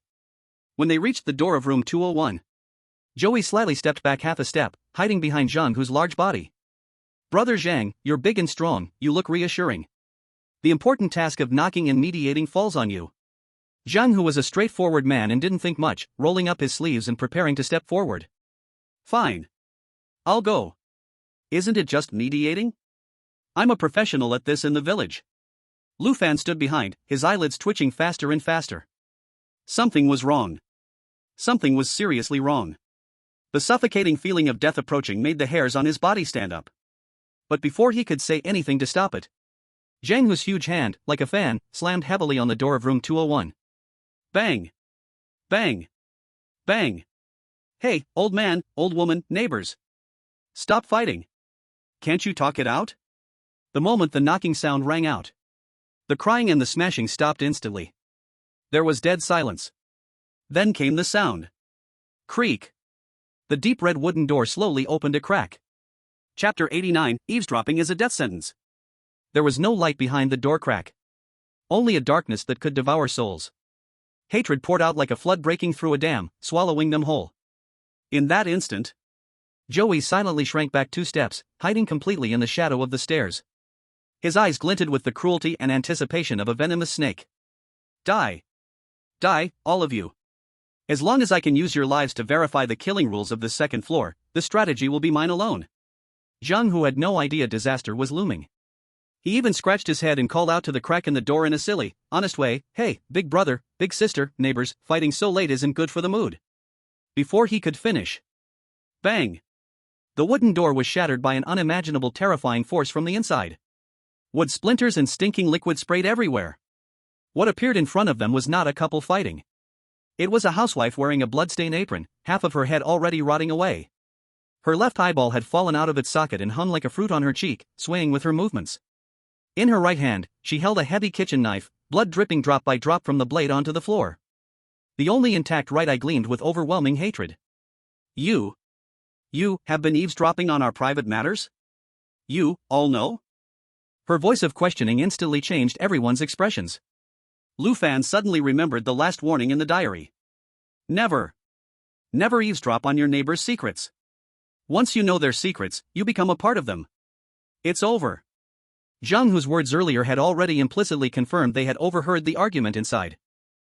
This action directly triggered the rule of certain death. No. I didn't mean to eavesdrop. Zhang Hu instinctively tried to explain. But the vengeful ghost never needed an explanation. Knowing the secret means you must stay. Become the seasoning for this soup. The housewife let out a piercing scream, and the kitchen knife in her hand suddenly swung out without warning. The knife was so fast that it surpassed visual perception. The resentment turned into a solid black knife light, sweeping across the entire corridor. Zhang Hu's beast-like instinct saved him. In this life-or-death moment, he roared and lunged sideways, narrowly dodging the deadly strike aimed at his head. But the man standing behind him, Lu Fan, was not so fortunate.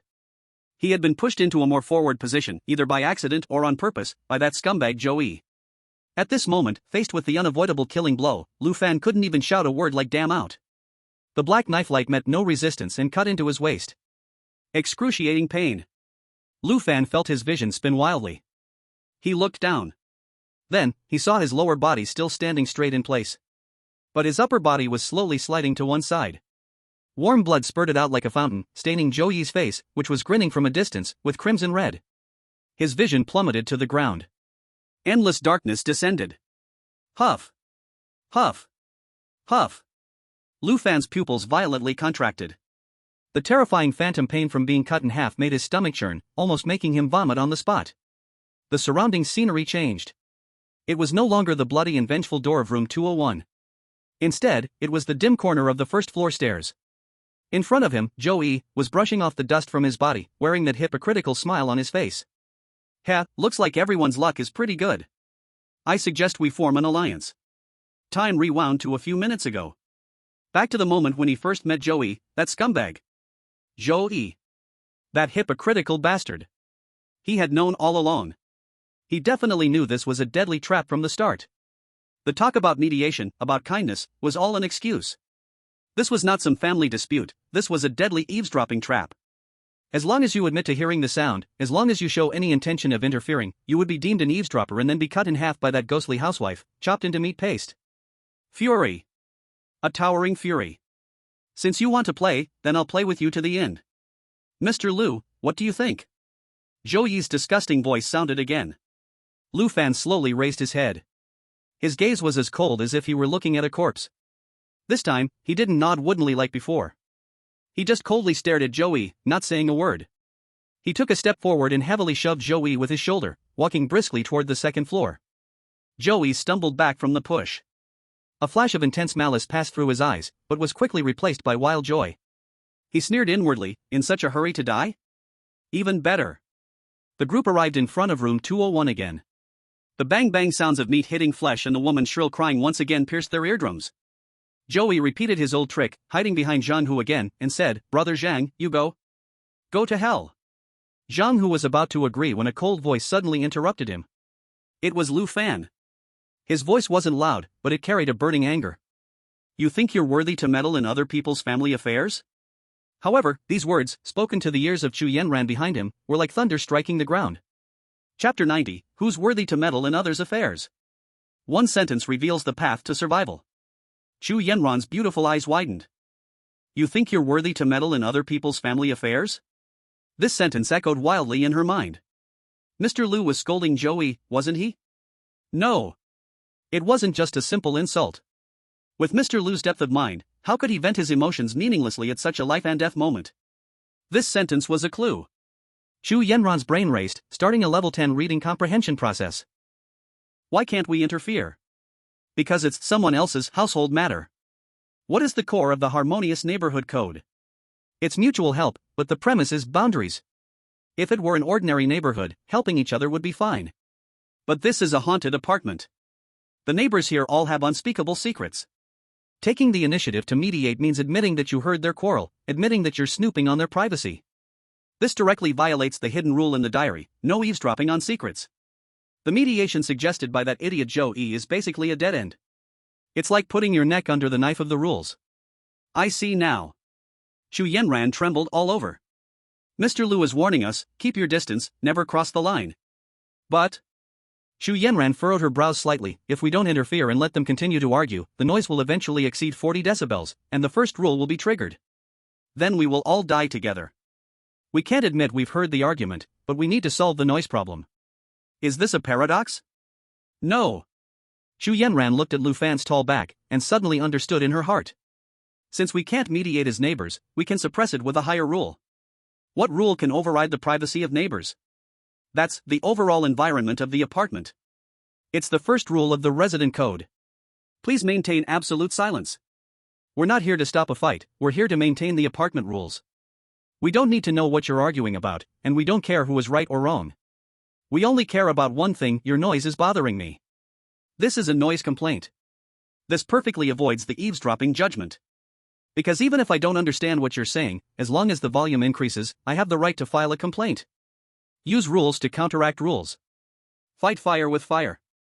Is this Mr. Lu's wisdom? So terrifying, so profound.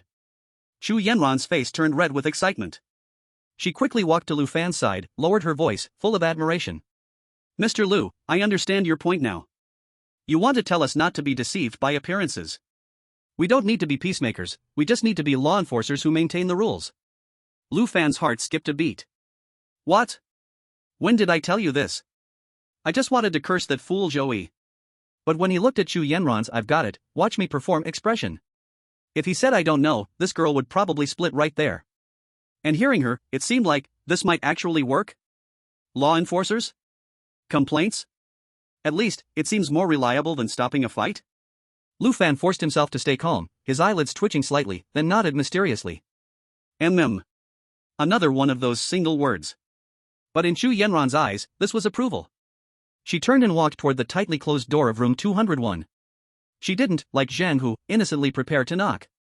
Clang. She pulled out the folding tactical knife. Joey, hiding behind, stared in shock at the scene. Has this woman gone mad? Instead of knocking, why is she pulling out a knife? Does she want to break down the door? That's death wish, no way. However, the next second, Chu Yanran's action completely overturned his understanding. She turned the tactical knife backwards, using the hard metal handle to smash violently on the doorframe of 201. Bang! Bang! Bang! The sound was heavy, loud, full of violence and impatience. But if you took a decibel meter, you'd be surprised to find that this sound precisely hit the 39 decibel edge. It was sharp, yet didn't break the rules. The smashing sounds and cries inside the room were startled by the sudden violent noise, and surprisingly, they actually stopped. A few seconds later. Creak. The door opened.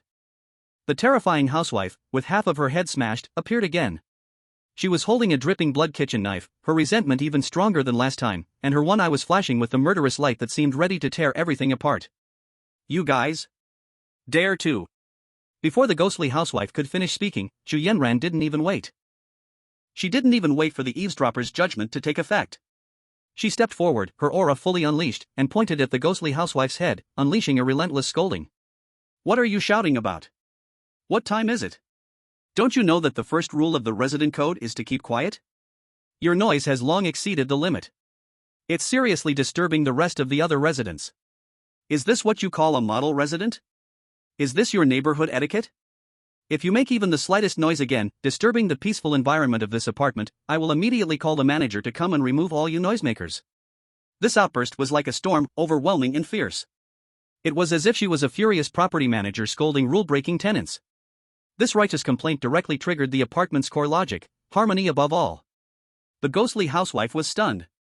The kitchen knife in her hand froze in midair, the fatal blow she had prepared couldn't come down. Because the other party never mentioned family matters or mediation. She was enforcing the apartment rules. In this building, rules are sacred. The ghostly housewife's murderous aura visibly wilted. In her one-eyed gaze, there was actually fear. It was awe of the rules. Sorry. The ghostly housewife shakily lowered the kitchen knife. We will keep quiet, we will be careful. Chapter 91, Violent Complaint. This scene not only stunned the ghost, but also left Lu Fan speechless.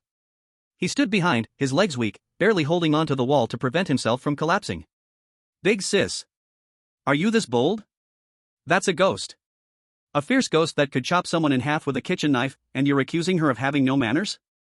If this backfires, you'd be minced into meat filling for dumplings. Cold sweat poured down Lu Fan's back like a river. Joey, standing beside him, was completely dumbfounded. His mouth hung open wide enough to fit an egg, his glasses nearly slipping off. This wasn't the script. According to his calculations, anyone who dared to confront the ghost couple would surely die. He had even prepared to watch Lu Fan be dismembered, then take advantage of the chaos to benefit. But what is this? A violent complaint? And this was resolved like this? What's going on in this woman's mind? Or rather, how many layers of plans did Lu Fan, the one behind all this, actually see? Zhou Yi's gaze towards Lu Fan changed. Before, it had been full of disdain and calculation, now, it was mixed with deep wariness and fear. His supposedly perfect logic trap had been shattered by the other party using this rogue complaint strategy. At the door of room 201. Chu Yanran saw the ghostly housewife give in and felt a sense of relief, but her face remained cold as ice. She knew it wasn't over yet. If apologies worked, why would we need the police? Chu Yanran, holding her ground, took out a piece of white paper and a pen from her pocket, thrusting it right into the ghostly housewife's rotten face. Words alone are not enough. Now, immediately, right now. Write a guarantee. Prove that you will never make noise again, prove that you are model neighbors who know how to follow the rules. Otherwise, this matter will not end. This move was the perfect display of using a tiger's power as a fox's trick. The ghostly housewife, left with no choice, trembled as she took the paper and pen with her blood-stained hands. She scribbled blood-soaked words on the paper, each stroke full of resentment, but still had to write them. Moments later. System prompt sounds. Congratulations, player, you've received the harmonious recommendation letter from the second-floor resident, 1/5. Description, though forced, this is indeed a kind proof. It worked, it really worked. The ghostly housewife handed the letter to Chu Yenran, then slammed the door shut like she was sending away a plague god. No more arguing sounds came from inside the house. It was completely silent. Chu Yenran, holding the recommendation letter still stained with warm blood, turned and walked in front of Lu Fan. She offered it with both hands, as if a knight presenting a trophy to a king. Mr. Lu, I did not fail my mission. The whole room was dead silent. The monkey and the scattered players now looked at Lu Fan, no longer as if they were looking at a person, but as if they were looking at a god walking among humans. From beginning to end, Lu Fan only said one sentence. Do you think you have the right to meddle in other people's family matters? This seemingly casual mockery shattered the deadlock and pointed to the only path of survival. Without firing a single shot, without shedding a drop of blood, he directly took down that most troublesome ghost neighbor. Is this the true worth of a level 60 boss? Is this the crushing of intelligence? It's terrifying. Lu Fan took the letter, his palm sweaty and slippery. But on the surface, he was as steady as an old dog. He tucked the letter into his pocket and then turned his head, his indifferent eyes coldly glancing at Zhou Yi in the corner.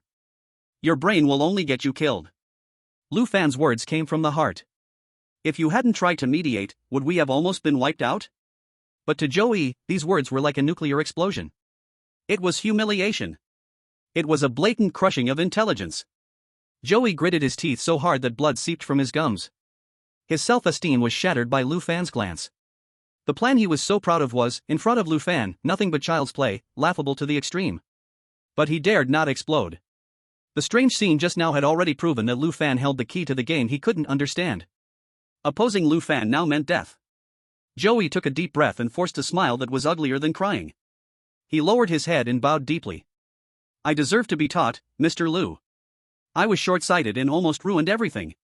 For the next steps, I am willing to go first and clear the way for you, to redeem myself. He was holding back. Like a venomous snake hiding its fangs. He was waiting for an opportunity, for a mistake from Lu Fan, then he would strike and rip out his throat. Lu Fan looked at Zhou Yi's appearance and instinctively wanted him to get lost. Clear the way? You just want to trick me again, don't you? But before he could speak to drive him away, Chu Yenran stepped up again. Mr. Lu, leave him. Chu Yenran whispered, the butcher on the third floor is even more dangerous, the rules are more complicated. Since this person wants to be cannon fodder, let him go. Using useless people is also a form of resource management. Lu Fan. Good, a form of resource management. You tactical players are also dirty in your hearts, huh? But after thinking about it carefully, having a scapegoat in front to trigger the traps is indeed better than me dying alone. Lu Fan could only nod, silently agreeing to Zhou Yi's following. The absolute control over the team was firmly established in this moment. Zhou Yi was forced to become the very cannon fodder he once despised. The group began heading toward the third floor. However, no one noticed. As they passed the corner of the second floor stairs, Zhou Yi, walking at the front, quietly unbuttoned a button stained with black, filthy blood from his sleeve. He secretly stuck the button on the inner side of the stair handrail. It was a guiding button. Its only function was to attract the filthy things that roamed in this building. Lu Fan. Zhou Yi walked in the shadows, cursing viciously. The second floor, consider yourself lucky. But once we get to the third floor, facing the butcher who even the administrator fears. And with this special gift I've prepared for you. Let's see how you die. A strong stench of blood and the muffled sound of meat being chopped echoed from the dark hallway on the third floor. Crack, crack. That was the sound of bones being chopped in half. The pressure was rising exponentially. Lu Fan stared at the stairs leading to the third floor, silently crying inside and praying desperately. Sister Chu. Brother Zhang. The monsters on the third floor, please, keep up the extraordinary performance. I'll give my miserable life to you all.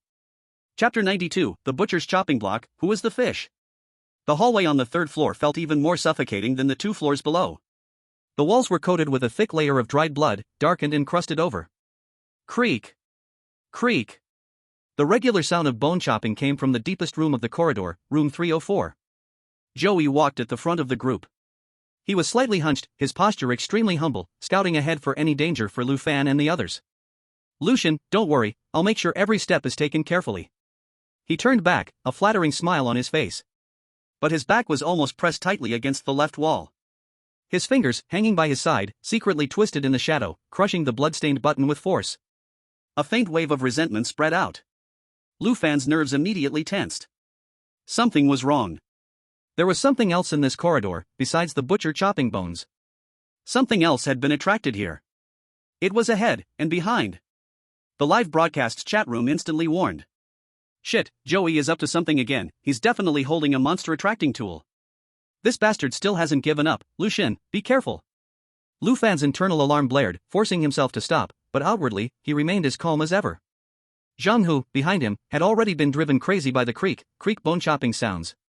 In this high-pressure environment, his patience had long been worn thin. Damn it, is he chopping pigs or people? Zhang Hu muttered under his breath, irritated. His voice wasn't loud, but in the empty corridor, it sounded extremely abrupt. At the moment his words fell. Creak. The bone-chopping sound at the end of the corridor stopped. The noise abruptly ceased, making everyone's heart skip a beat. Silence descended. The sense of pressure multiplied exponentially. The monkey and the other two casual players at the back turned pale in an instant. Their teeth uncontrollably chattered, producing a faint clack-clack sound. Chu Yenran's nerves were stretched to their limits, her hand gripping the handle of her tactical knife. Her gaze rapidly scanned the darkness around them. At that moment, she noticed a faint colored light flickering under the door of room 304 at the end. What was that?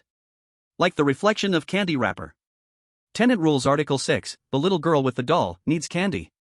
The thought flashed through her mind. Creak. The blood-soaked wooden door of room 304 slowly opened a crack on its own. Behind the door was a darkness deeper than the corridor, nothing could be seen. There was no one inside. At the same time, a strange sound of footsteps came from the staircase behind them. Tap, tap, tap.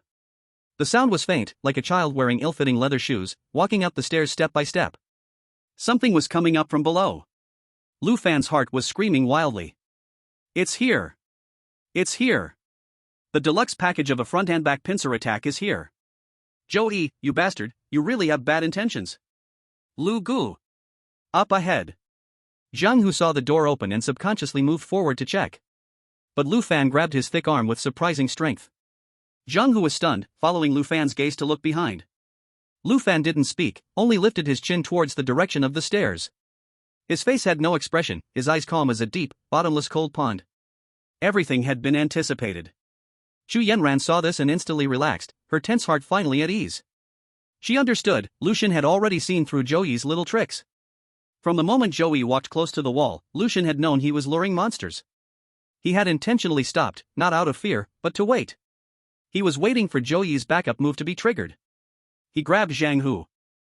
He pointed behind him, further using his actions to tell everyone. The enemy is not just one. We are about to fall into the desperate situation of being attacked from all sides. The viewers in the live stream were completely stirred up. Did you see that? This is God Lu's plan. He never took the butcher in front seriously, he had already expected something behind him. While everyone is still panicking about the danger in front, God Lu is already overlooking the situation from the 5th floor. The sound of footsteps, da-da-da, grew closer and closer at the stairway. A little girl, dragging a broken doll, slowly emerged from the darkness. And from the crack of the door to room 304 in front of them, a bone-chopping knife, stained with bits of flesh and bone fragments, silently extended outward. A double crisis instantly descended. The little girl at the stairway slowly lifted her head. On her face, there were no eyes, no nose, only a dark, gaping mouth that seemed to swallow all light. She opened her mouth and made a strange, echoing murmur that did not belong to any human. Candy. Candy. At the same time, inside room 304, a burly figure pushed open the door and stepped out. It was a giant of nearly 2 meters tall. He wore a filthy pig head mask, and his muscles were bulging all over, full of explosive power, like a ferocious beast walking on 2 legs. 2 deadly pressures from the ends of the corridor trapped everyone in the middle. It's the ghost from Rule 6. Give me candy. I'll find a way out. When Joey saw the little girl, he let out a terrified scream. He seemed to be scared out of his wits and ran wildly towards the stairs without looking back. His acting was perfect. Using the appearance of the little girl, he successfully attracted everyone's attention, creating the perfect moment for his escape plan. He didn't even glance at the tragic scene behind him. However, the next scene surprised everyone. The butcher wearing the pig head mask, upon seeing the little girl, let out an angry roar from his throat. He ignored Lu Fan and the others who were right in front of him and directly swung his huge bone-chopping knife at the little girl. It seemed he was protecting something from the little girl's approach. Ah! The little girl let out a piercing scream. Her body instantly transformed into a swirling black shadow, narrowly dodging the butcher's powerful strike. The bone-chopping knife slammed heavily into the wall, sparking and scattering shards of stone. The black shadow that avoided the attack did not hesitate and lunged towards the nearest monkey. The butcher, whose strike missed, turned to see Lu Fan and his group as intruders disturbing his territory. He turned the blade, and the giant pig head mask shifted towards them, launching a frenzied attack. The entire scene instantly spiraled out of control. Ah! Help! The monkey barely had time to let out a short, desperate scream before being completely enveloped by the black shadow. In just 2 or 3 seconds, the black shadow dispersed, and the monkey had already turned into a dry corpse, drained of all its blood and flesh, slumped on the ground. On the other side, the rampaging butcher had already charged in front of the others. His bone-chopping knife swept through the air with a strong, bloody wind. Unprecedented despair and chaos enveloped everyone. Run! Scatter! Zhang Hu shouted angrily, trying to use his body to block, but the terrifying power could not be matched by any human strength. Zhu Yanran could only desperately roll to the side to avoid. In the chaos, Lu Fan tried to lead the remaining people to the stairway for cover. He was taking a gamble, betting that after the little girl killed the monkey, she would prioritize fighting the butcher. However, he made one mistake. The butcher's target was not any one person, but all living creatures that entered his territory. A dark shadow flashed by. Lu Fan only felt a chill at his waist, and excruciating pain spread throughout his body. He was struck solidly by the huge bone-chopping knife. Just like before, it chopped him at the waist. Endless darkness descended. Chapter 93, Using Ghosts to Kill. Your candy fell. Who? Lu Fan suddenly opened his eyes. The scene before him returned to the moment when Zhou Yi crushed the guiding token. Behind him were the unaware Zhang Hu and Xu Yanran. In front of him was Zhou Yi, wearing a humble smile, but with malicious schemes hidden in his eyes. Lu Fan looked at him, and the last trace of warmth in his eyes disappeared. Running away would be a fast death, caught between the little girl and the butcher. Fighting would be futile, a single strike from the butcher would kill him without hesitation. Hiding would lead to being pinpointed by the little girl's shrill scream, drained of life. A dead end. No matter the choice, it was a dead end. Unless, he could make those two terrifying monsters kill each other. At the end of his 7th near-death cycle, he was struck by the butcher's knife, flying through the door of room 304. Before the darkness consumed his vision, he saw the room filled with candy wrappers and a small spirit tablet grave of a beloved daughter. The butcher was protecting his dead daughter. And the little girl outside was a thief here to steal the sacrificial offerings. The key to breaking the situation was not in fighting, but in leading the disaster elsewhere. The 8th reset began. Joey still walked ahead, his fingers quietly crushing the guiding token in the shadows. Crack! Crack! The sound of bone chopping struck everyone's nerves. At that moment, a strange set of footsteps came from the staircase behind them. Clop, clop, clop. The sound was light, like a child wearing ill-fitting shoes, slowly walking up the stairs. Meanwhile, the bone-chopping sound from the end of the hallway stopped. Creak! The bloodstained wooden door of room 304 cracked open. Behind it was a darkness even deeper than the hallway. A foul stench mixed with strong blood and decaying flesh rushed towards them. In front was a wolf, behind was a tiger. Everyone's hearts contracted into a tight ball. The atmosphere of despair nailed everyone to their spots. The last 2 random players, trailing behind, had weak legs and couldn't stand, their teeth chattering uncontrollably. The live stream's comments were flooded with panic. It's over. This time, it's a pincer attack. A dead end. Lu God, think of a way. Stop standing there. If you don't act now, it'll be too late. How can we break this? Even a god would be torn in half. However, Lu Fan, at the center of the storm, became the only still point. He stood in the middle of the group, not even blinking his eyes. Huzi, he suddenly spoke. Zhang Hu was startled, huh? Lu Go, what's wrong? Go, Lu Fan pointed to Joey ahead, his tone flat and emotionless, tell him, his candy fell. Huh? Zhang Hu's eyes widened, candy? What candy? Lu Go, at a time like this. I said go, then go. Lu Fan's tone was cold. Though his mind was a mess, Zhang Hu responded quietly, "Oh, okay." He quickly caught up to Joey and patted him on the shoulder. "Hey, glasses." Joey turned back, his expression disgusted, but still forcing a smile. "Brother Zhang Hu, what's the matter?" "Our Lugo asked me to tell you something," Zhang Hu said in a deep voice. "Your candy, it fell." "Candy?" Joey furrowed his brows. "I don't have any." Before he could finish, the change happened suddenly. Behind them, the little girl dragging a doll silently appeared. At the end of the hallway, the door to room 304 creaked open. It was the same script as before. But this time, the little girl's murmuring in her hollow mouth changed. "Candy, so much candy." Her gaze passed over Lu Fan and the others, locking onto Joey at the front of the group. At the same time, the butcher with the pig's head emerged from room 304, his violent gaze also immediately fixing on Joey. Joey's smile froze instantly. Two murderous auras locked onto him like iron pincers. "No, it's not me," he screamed in fear. "I don't have any candy." "You got it wrong." However, his defense was weak and powerless. In the monster's logic, Lu Fan's words were an accusation. Moreover, the lure button that Joey had crushed to attract the monster had the sweet flavor that the little girl loved. The evidence is solid as a mountain. Chu Yanran stood behind Lu Fan, completely stunned. Just a moment ago, they were surrounded and in a deadlock. The next moment, all the danger was shifted onto Joey, thanks to a vague, headless sentence from Lu Fan. Her brain surged with a storm of thoughts again. "Your candy fell, this was meant for the ghost." How did Mr. Lu know that Joey used candy as bait? And how did he know that this sentence would anger both monsters at once? The only explanation is that Mr. Lu saw through Joey's plan from the very beginning. He remained calm, allowing Joey to perform, just waiting for Joey to lead the monsters over. Then with one sentence, he would complete the fatal framing. He guided the disaster eastward, using someone else's hand to kill. Once Chu Yanran realized this, she looked at Lu Fan's back, her eyes almost bursting with fervor. Joey's small trick, in front of Mr. Lu's absolute control, was as fragile as a piece of paper. "Ah!" The little girl let out a sharp screech, transforming into a black shadow and pouncing on Joey. The pig-headed butcher also let out an angry roar, taking heavy steps toward the candy thief.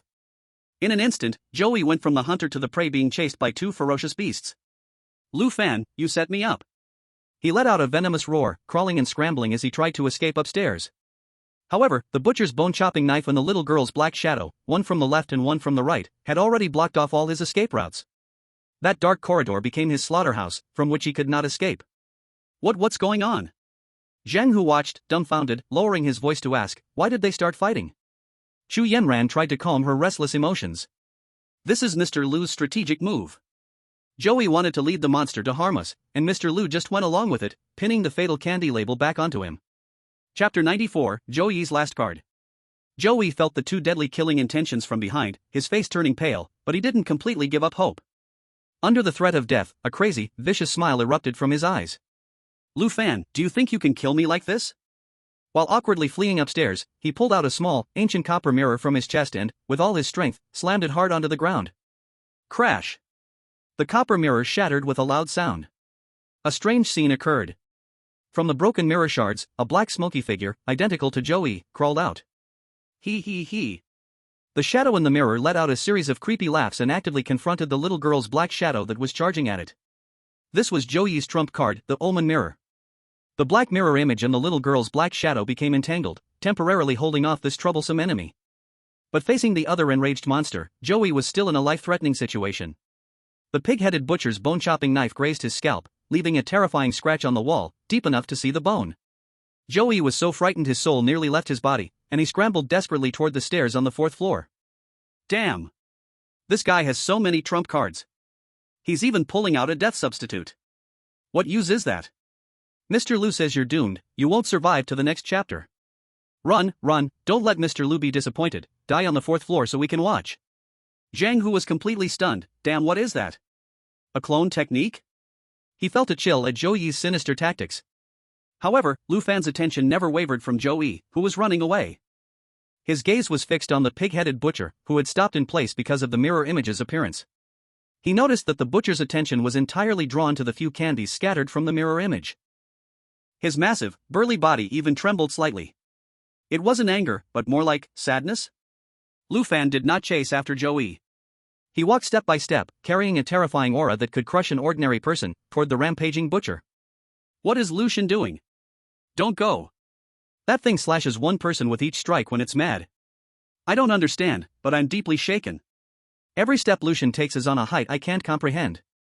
Everyone, stay alert. The streamer is about to start his performance. Lu Gu. It's dangerous. Zhang Hu shouted in panic, his heart nearly in his throat. Xu Yanran immediately signaled the people behind her to prepare for battle. She thought Lu Fan was going to use this chance to eliminate the huge threat on the third floor. However, Lu Fan's next move shocked everyone. He stopped right in front of the butcher. He didn't attack, nor did he make any defensive moves. He simply bent down, picking up a piece of candy that had been slightly deformed from being stepped on.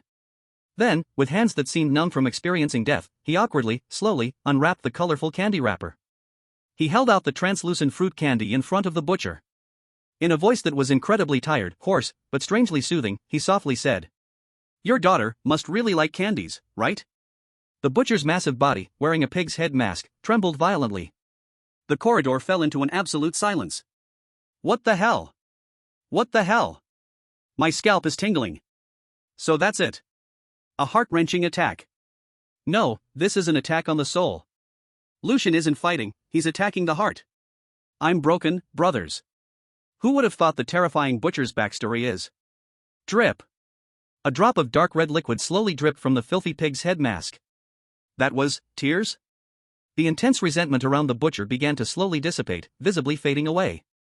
He took off the grim pig's head mask. Underneath the mask was a middle-aged man's face, covered with scars. He didn't attack Lu Fan, only extending a trembling finger to take the candy.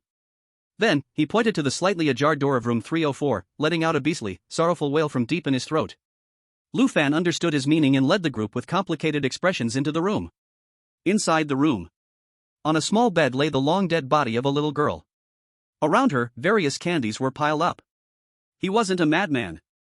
He was simply a pitiful father who used killing and candy to protect his daughter's final rest. The butcher gently placed the candy into his daughter's cold hand, and his massive body began to turn transparent as the resentment completely vanished. Just before disappearing completely, he raised his semi-transparent hand and pointed to a blood-stained family photo on the wall. In the photo, besides him and his daughter, there was a man dressed in an old security guard uniform. That man had no facial features. It was the faceless administrator. It turned out they used to be a family. This revelation caused Lu Fan and Xu Yanran's hearts to tremble violently at the same time. The butcher's figure completely disappeared. In the spot where he vanished, a recommendation letter automatically floated above the spirit seat.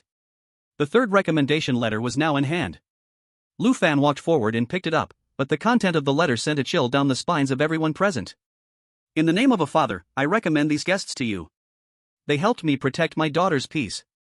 I hope you can use their fresh bodies to make a beautiful doll for my daughter. To the tailor on the fourth floor, with good intentions. Lu Fan held the letter, mentally cursing madly. Is this a recommendation letter or a death sentence?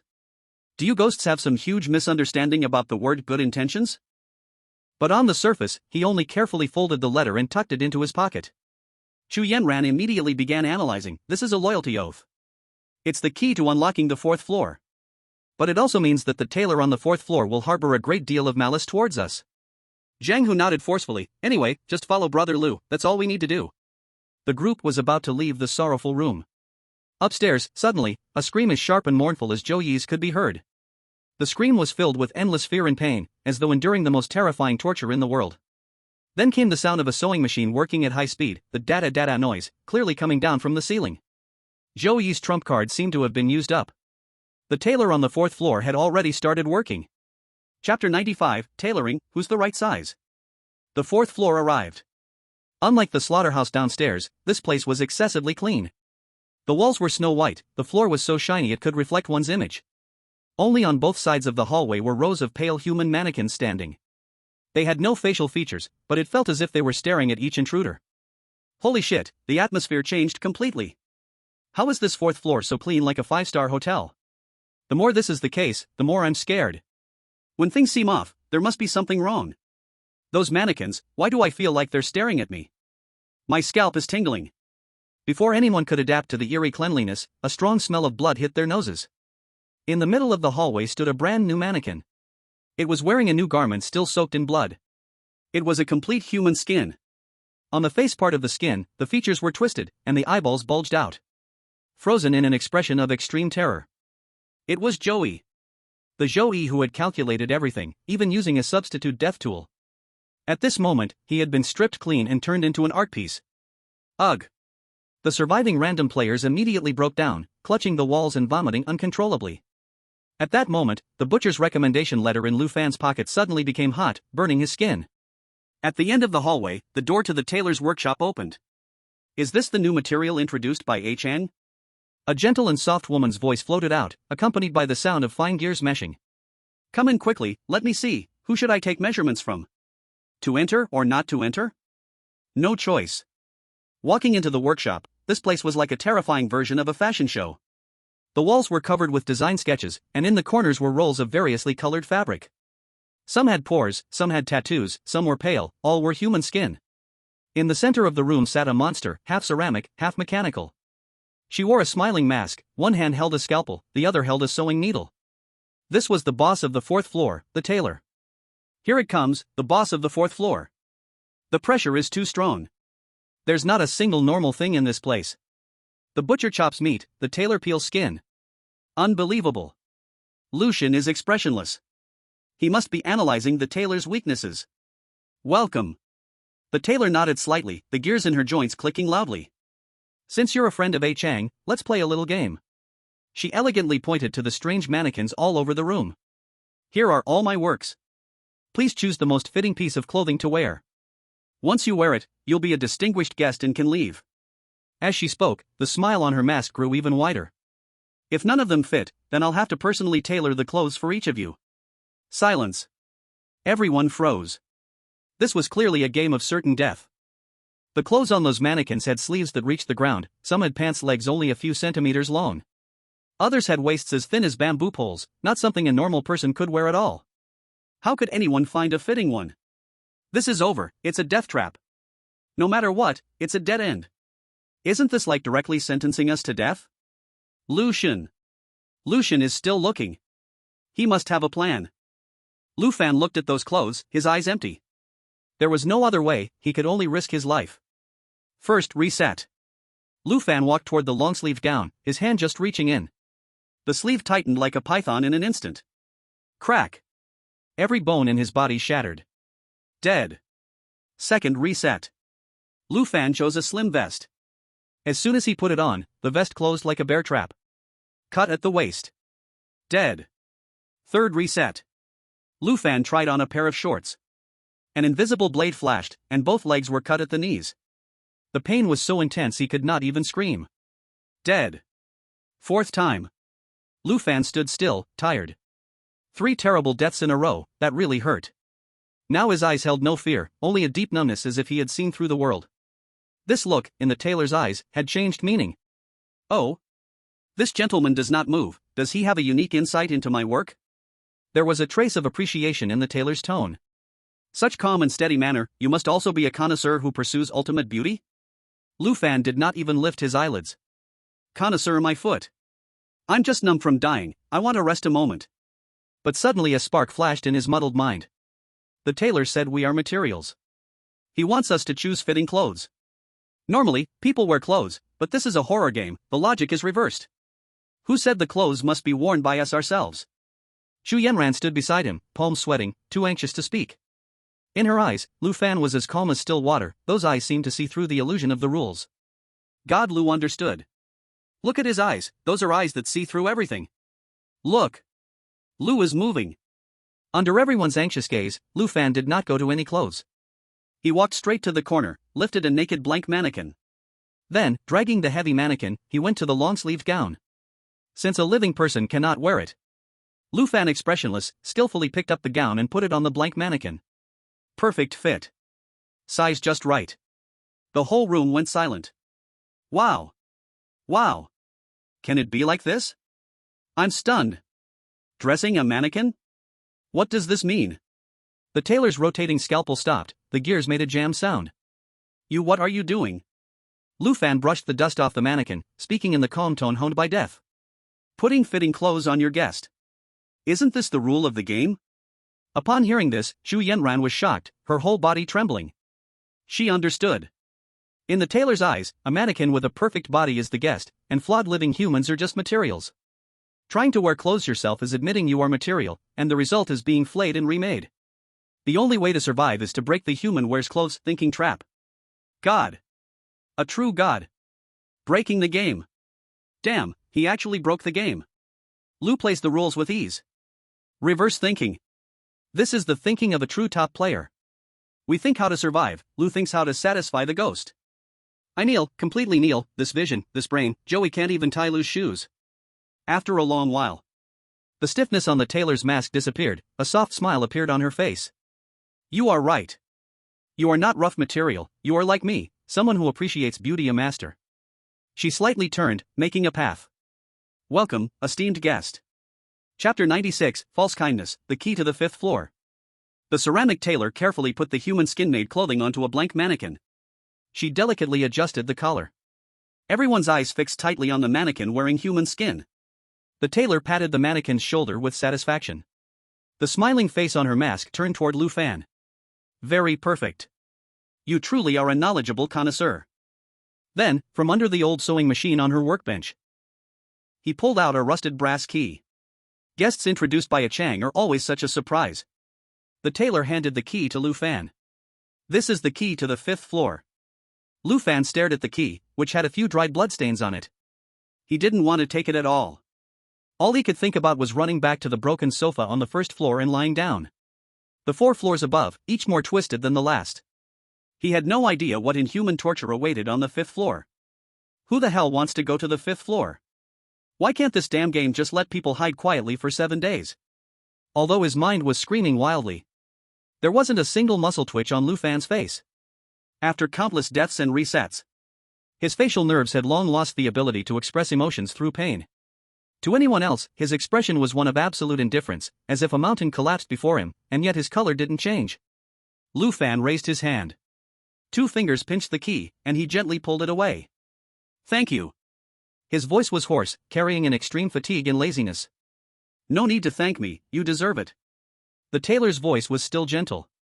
She turned around, lightly brushing the row of faceless mannequins. This building used to be a harmonious and beautiful place. Everyone competed for the title of model resident, striving to hide their true selves. Every day, they greeted each other, exchanged gifts, and flattered one another. There was a touch of sickly nostalgia in her voice. But, excessive pretending can drive people insane. To maintain the appearance of perfection, everyone wore extremely fake masks. We stripped away our ugly, real selves. The tailor suddenly turned her head, her smiling face mask staring directly at Lu Fan's eyes. Those realities we discarded have nowhere to go. So, everyone had to lock them all away in mirrors. That is the most untouchable taboo in this building. Hearing these words, Zhang Hu inhaled sharply. Chu Yanran instantly pulled out the torn notebook from her pocket. The pen tip scratched wildly across the paper. Mirror. Pretending. A sudden flash of realization hit her mind as she recalled rule number 8 of the Residence Code. Don't easily trust anyone, including yourself. Because sometimes, the person reflected in the mirror might just be the real you. It connected. This seemingly absurd rule finally revealed its true meaning at this moment. The danger on the 5th floor must be related to mirrors. Chu Yanran raised her head and looked at Lu Fan's back. Fervent admiration surged in her eyes. Mr. Lu's move was absolutely brilliant. He deliberately catered to the tailor's artistic taste, using an almost absurd approach to solve the puzzle. Not only did he defuse the deadly situation on the 4th floor, but he also extracted crucial information about the way to the 5th floor from this boss's mouth. Such tactics, skillfully testing the edge of life and death, while effortlessly squeezing out benefits, are beyond the wisdom of ordinary people. The live stream chat exploded in excitement. Amazing. Truly amazing. I can brag about this move of Lu God for a lifetime. Without fighting, he made the enemy surrender. Not only did they not fight, but the boss also willingly gave him the key and information. Look at Lu God's expression, he's not surprised at all. He must have already guessed the hidden plot of this building. Nonsense. Lu God is a prophet, he probably ran this plot through his mind 1,000 times. Lu Fan stared at the heavy key in his hand. Inside, he had cursed the ancestors of the building's residents all the way back to the 18th generation. For a meaningless title, they acted every day, and in the end, turned themselves into freaks. Crazy obsession with pretending had cost them their lives, they deserved it. Lu Fan put the key in his pocket and turned to leave. He didn't even want to say a single extra word.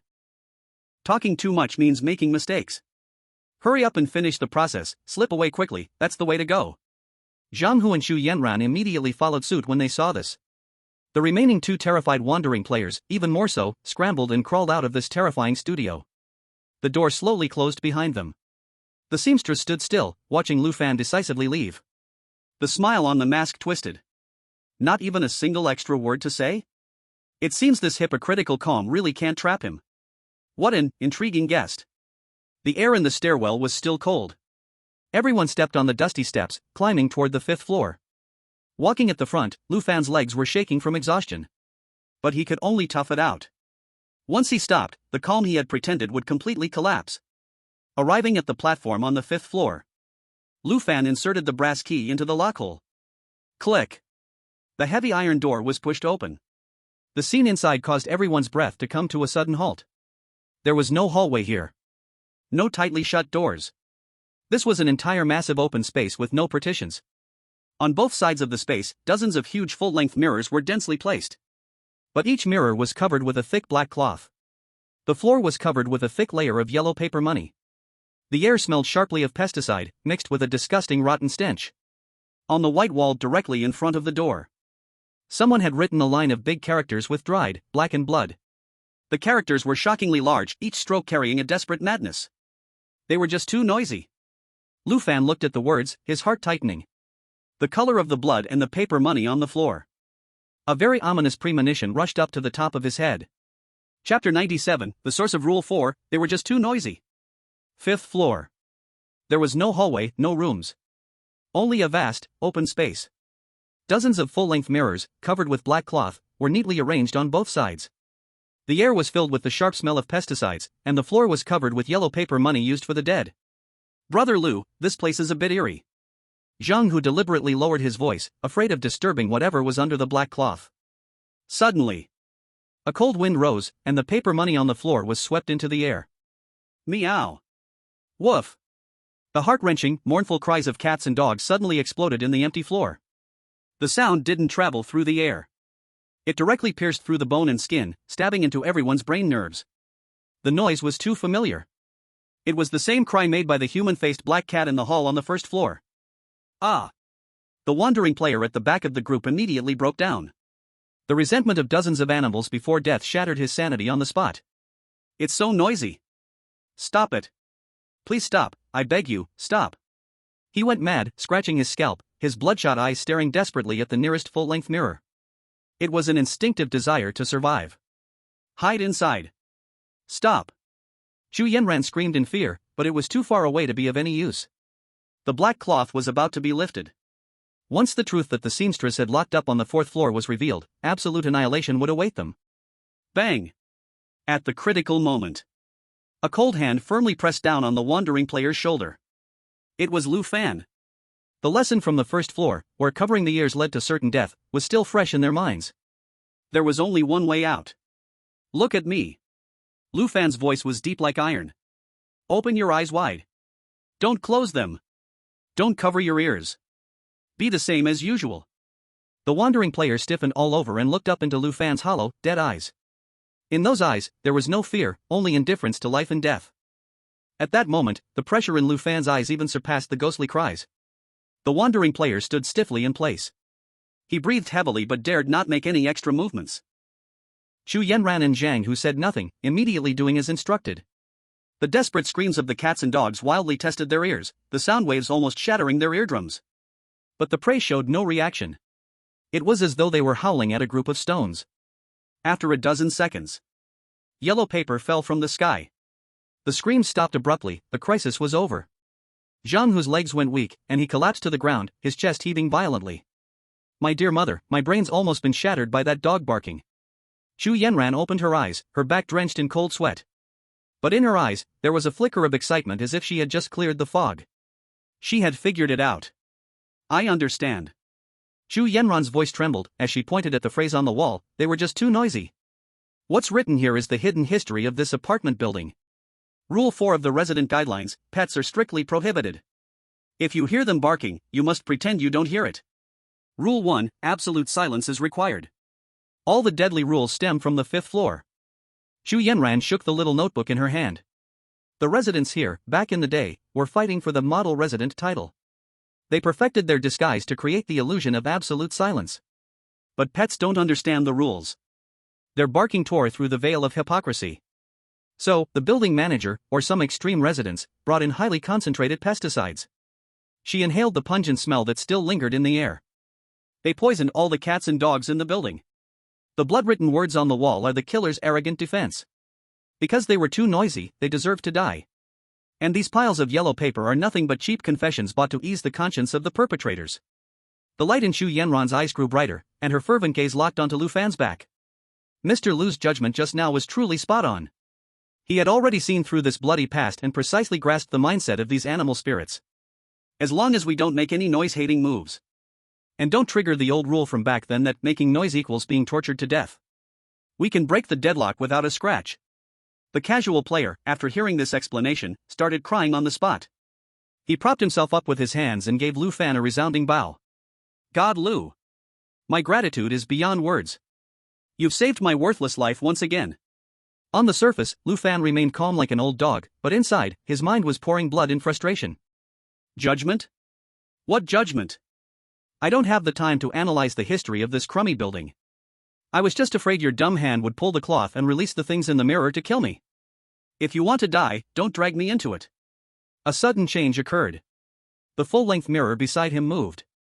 The black cloth seemed to be pulled from inside, making a faint scratching sound. Shwa! The cloth fell to the ground. In the mirror, there was no reflection of the yellow paper scattered on the ground. No reflection of the casual player in Zhang who's sitting on the floor. And there was no reflection of Chu Yanran. In the giant mirror, only one person was reflected. A man whose figure and outline were identical to Lu Fan's. But, the face that should have belonged to Lu Fan now had a grotesque smile, with white teeth bared, a twisted, perverse grin. The Lu Fan in the mirror held a short blade upside down. Thick black blood was dripping from the blade's channel. Pa! Pa! The demon in the mirror stared viciously at Lu Fan outside the glass. Slowly, it raised the knife in its hand. Chapter 98, The Demon in the Mirror, The Arrival of Evil Lu Fan. The black cloth falling marked the beginning of the death sequence from the 5th floor. Zhang Hu sprang up from the ground, his massive fists cracking loudly. But he didn't dare to move forward. This was completely beyond his understanding as a reckless man. Chu Yanran's hand holding the knife trembled slightly, her pupils constricted. Rule 8 of the Resident Guidelines. Do not easily trust anyone, not even yourself. Sometimes, the person reflected in the mirror may be the real you. It came true. The tailor on the 4th floor was right. Here, locked away, is the truth abandoned by everyone. This mirror reflects another side of Mr. Lu's heart, a side that's been suppressed deep inside. The mirror's surface ripples with strange, eerie waves. The evil Lu Fan, with a twisted grin on his face, slowly stretches out his left hand. That hand penetrates the physical barrier of the mirror. With a bone-chilling coldness, it suddenly reaches for Lu Fan's neck outside the mirror. Lu Gu! Be careful! Zhang Hu screams with all his might. The live stream screen is instantly flooded with exclamation marks. Holy sh*T! Holy sh*T! A ghost crawled out of the mirror. What is this twist? Lucian's dark side? This is it, the heart-piercing rule kill is the hardest to solve. The stronger you are, the stronger your inner demons are. Lucian is so deep and calculating, how perverse would his evil side be? This is definitely a fatal trap. In reality, Lu Fan stands before the mirror, frozen stiff like a block of wood. It's not that he doesn't want to dodge. He watches as that pale, black-tinged hand slowly moves closer to his throat. Lu Fan's mind is in chaos. What the hell is this? When did I ever have such a perverse expression? I hesitate for half an hour just to kill a chicken, and you're holding a bloodied knife trying to scare who? Just as the cold fingers are about to touch his Adam's apple, evil Lu Fan launches its most deadly attack. Mental deprivation. It is the extreme malice born from the hypocritical masks of the apartment's residents. Its hunting method is to forcibly connect to the host's mental world. It absorbs the host's inner ambition, greed, murderous desire, and cruel emotions. It uses them as nourishment to grow stronger. In the end, it swallows the weak facade, and evil completely replaces the original body. The twisted grin on evil Lu Fan's face grows more rampant. It senses the establishment of the mental channel. It can't wait and dives straight into Lu Fan's subconscious. It's ready to embrace the grand mental storm of a ruthless hero. It wants to see the layout of a mountain of corpses and a sea of blood, to witness all the schemes and calculations. Then, it saw Lu Fan's heart. So tired. When will this damn game end? I just want to go home and lie down. That ceramic ghost on the 4th floor is so scary, my legs are weak, I just want to sit down for a while. If the monster rushes over later, should I lie to the left or roll to the right to die with dignity? I really want to eat that spicy hot pot downstairs, with extra wide noodles. Destroy it, just blow up this garbage world already. A dead silence. No earth-shattering ambition. No cruel, brutal killing intent. No flawless schemes. Not even the most basic human greed. In the subconscious, there are only boundless lazy thoughts. And the disheartened attitude born from dozens of deaths. All that's in his mind is wanting to lie down, fearing death, and whatever happens to the world, happens. The twisted, frantic face of evil Lu Fan froze completely. It tried to search through these lazy thoughts for any malice it could use. After flipping through for a long time, the most malicious thought was actually the one where Lu Fan secretly cursed Joey, wishing that fool would be hit by a car and die. That's it, no extra negative energy at all. What the hell is this? As a rule, monster born from feeding on malice and ambition. It faces Lu Fan's heart like a vampire who's been starving for 3 days, eagerly biting into the neck of its prey. And finds that what's coming out is plain water, the kind with no sugar. The twisted smile on the demon's face in the mirror can no longer be held. Its left hand stopped just 1 centimeter in front of Lu Fan's neck, unable to move forward any further. Not only could it not advance, but because it couldn't absorb any malice to sustain itself. Its body began to flicker violently in the mirror. Like a black and white TV with a poor signal. No, this is impossible. Evil Lu Fan let out a confused and humiliating scream. How could you have nothing at all? What about your ambition? Your killing intent? Your desire for power? Lu Fan stared at the fake version of himself that was starting to glitch. He was equally confused inside. You ask me? Who should I ask? I'm so broke I can't even pay rent, where would I have time for ambition? At this moment, a slight cracking sound echoed through the space. Crack! From the center of the mirror, a crack appeared at the chest of the evil Lu Fan. Because it couldn't get any energy supply. This body of evil thoughts, born from the rules, began to collapse on its own. Its body shattered inch by inch, turning into threads of black smoke that dissipated in the mirror. Only the final roar of unwillingness remained. You damn, empty shell. Crash! The whole mirror shattered with a loud bang, glass shards scattered all over the ground. Everything returned to calm. The crisis, inexplicably, was resolved. Lu Fan stood among the broken glass, still in a daze. Is it over already? I was prepared to reload and try again, but how did it break itself?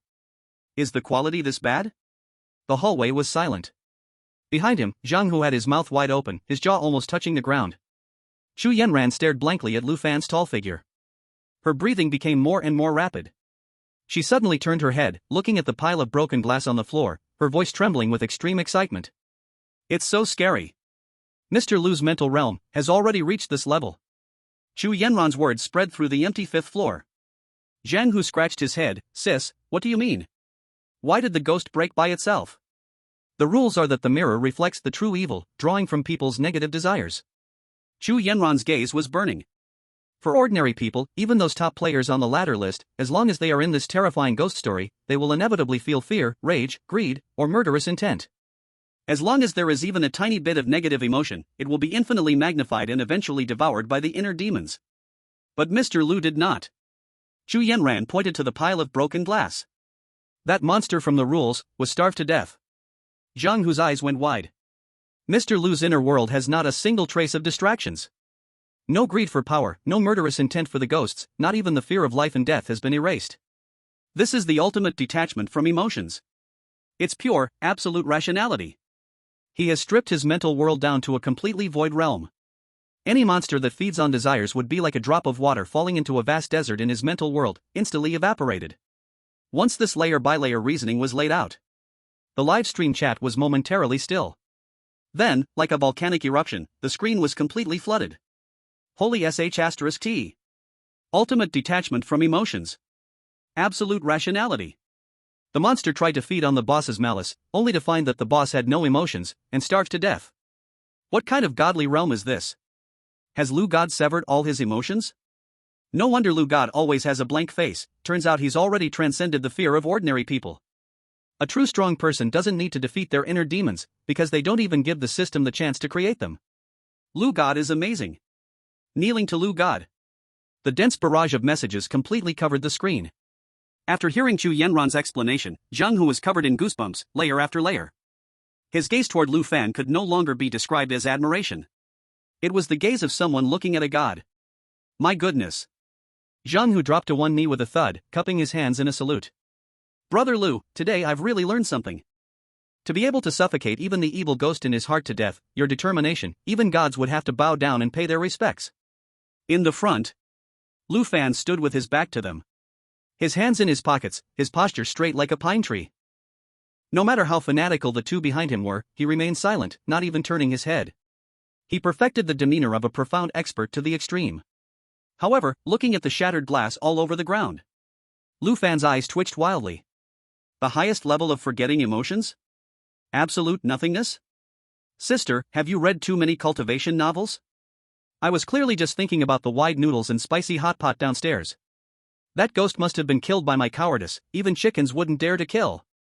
Hearing Zhang Hu's worshipful admiration behind him, Lu Fan felt two streams of tears fall in his heart. Ha! Am I really that amazing? Lu Fan's eyes twitched violently. Right now, he really wanted to turn around and loudly tell them the truth. But seeing Zhang Hu's expression, ready to jump into fire for him at any moment, and the look from the casual player as if he were a savior, Lu Fan could only swallow the words that were on the tip of his tongue. He took a deep breath. Suppressing the waves in his heart, he slowly turned around. With his signature expressionless deadfish eyes, he casually scanned the three of them. Let's go. 6th floor.